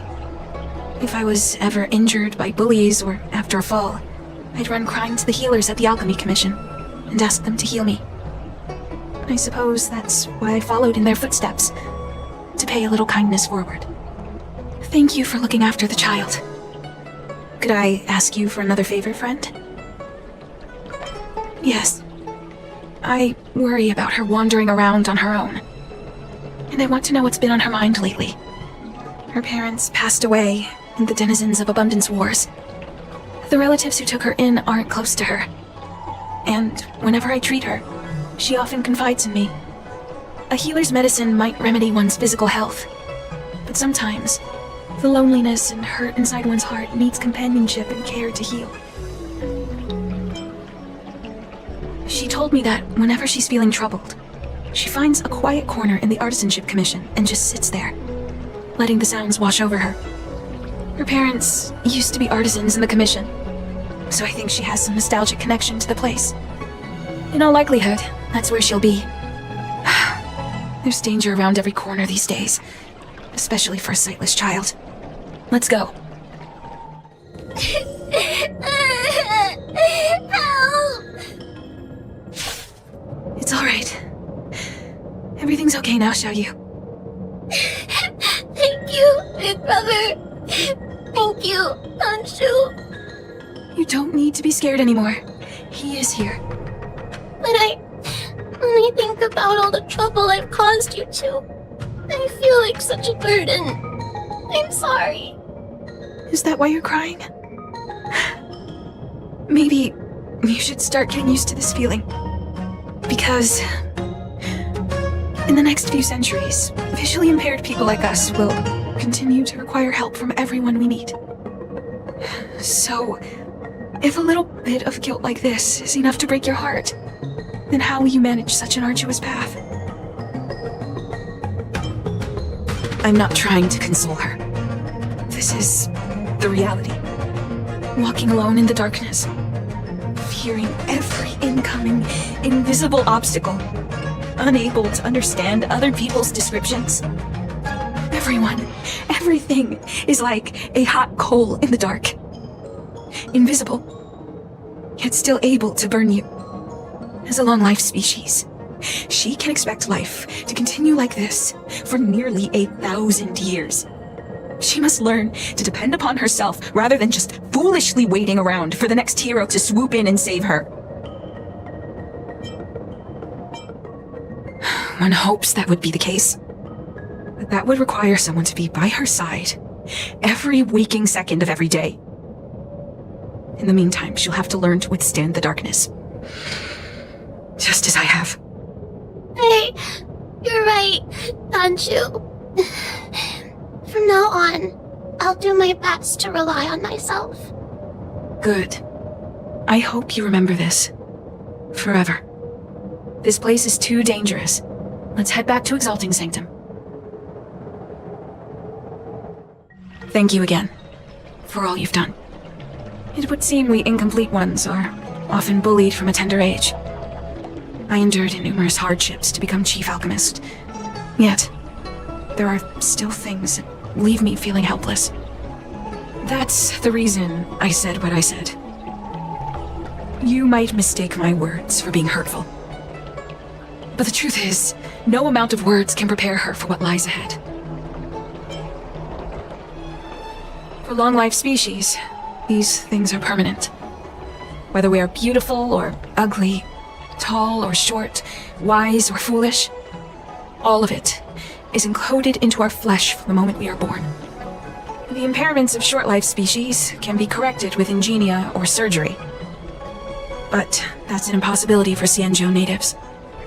No matter the method employed, our bodies will eventually return to their original states. I too was once an unbeliever. I fooled myself into acquiring artificial eye implants.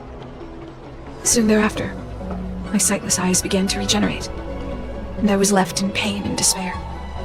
That brief window of sight that I regained has turned into a perpetual source of anguish, forever etched into my mind. For long-life species, this incompleteness is a permanent, unavoidable tenance. What a joke. Even the denizens of abundance, so-called abominations, needn't endure such torture. Perhaps we incomplete ones are merely traitors, cursed by the plague's author. It's nothing. Forget I said anything. Thank you for sticking with me through all of this. I think my aspirations in Exalting Sanctum have been met, for now. Oh, I have a gift for you. Though I'll need a little time to prepare it. I'll contact you once it's ready to collect. See you soon, friend.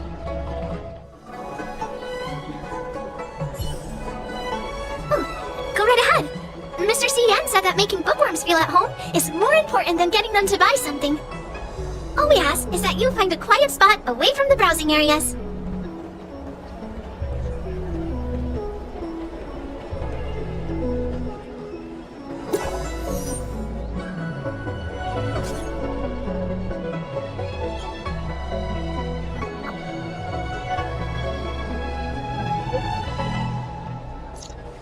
Looks like the person you were waiting for has gotten in touch. Safe travels. Oh, maybe buy a book next time?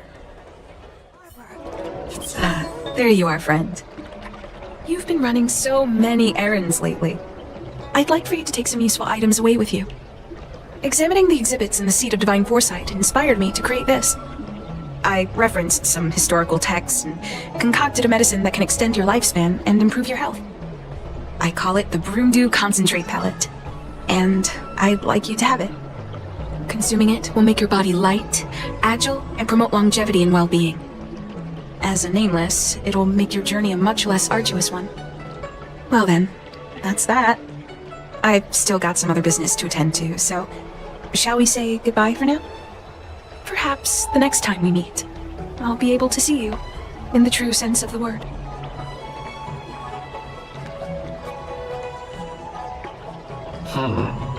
Tastes a bit strange, but no adverse reactions so far. Wait a minute. Ugh, my head. What's happening? Something's wrong. I'm burning up. Feels like I can't breathe. Seems to be calming down a bit, but still uncomfortable. This doesn't seem right. I'd better talk to Qingzu at the Seat of Divine Foresight. There goes my head again. Is Dan-Shu sure this broomdew is safe for consumption? What's happening? Isn't this the Seat of Divine Foresight? Why are there so many Mara struck here? No, I can't let them get near me. What happened to you? Careful! Don't hurt him! Hey! Wake up! Are you okay? Thank the stars! You're finally awake. I thought we might lose you. I was so worried. You came into the Seat of Divine Foresight and started brandishing your weapon. It looked like you'd lost control, as if you'd been stricken with Mara. There has to be something awry. Tell me what happened to you before arriving at the Seat of Divine Foresight.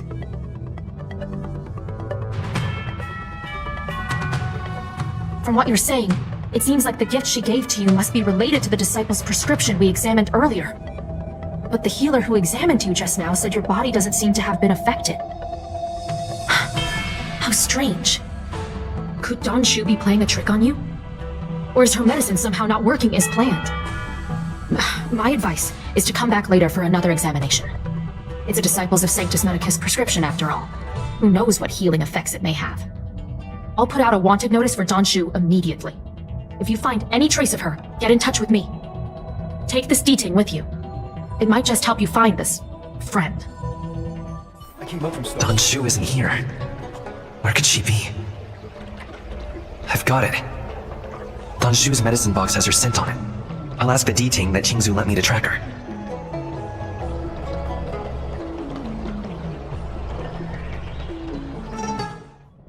Time to come out, little D-Ting. I need you to help me find Dan-Shu. Master, stand back. Let me handle this. Stand down. He's a friend. Many of our brethren have fallen by his hands. Yes, I am aware. What? I said he's my friend. Leave us. Yes, Master.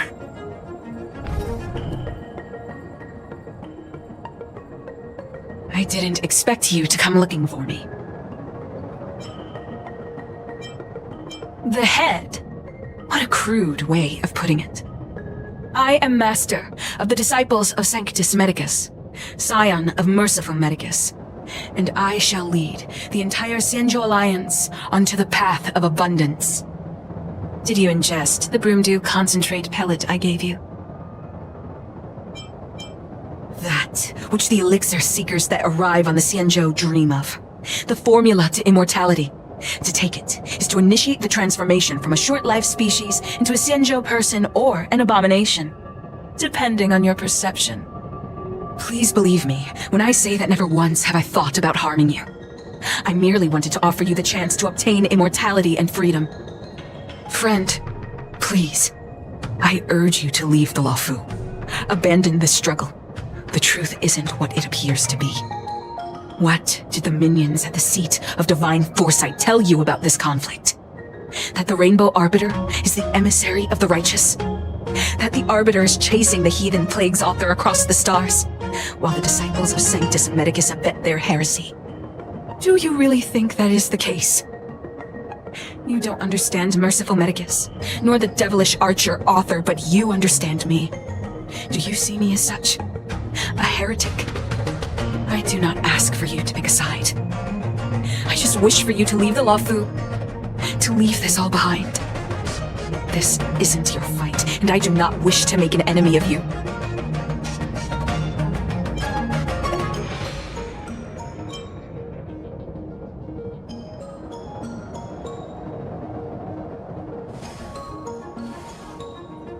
Since neither of us is eager to engage in combat, let us respectfully part ways.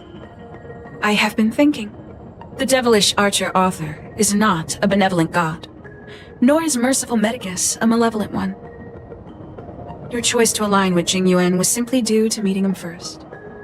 Most unfortunate. Had you known me first, perhaps we could have been good friends. Master, we should leave now. I sincerely wish that this will be our last meeting. Farewell, Nameless.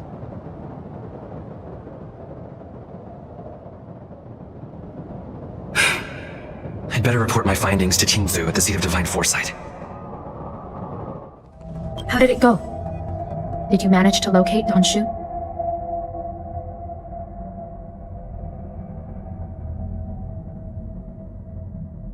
So you weren't able to apprehend her.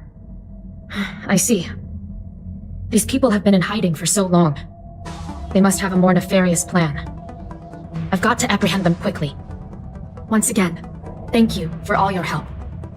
With your intel, we will put a stop to Dan-Shu. Jing Yuan tells me you'll be joining the forces led by the Alchemy Commission and Master Diviner. I won't take up any more of your time. Please, take good care of yourself. If you run into Dan-Shu again, contact the nearest Cloud Knights. Take this as a token of my appreciation. You deserve it.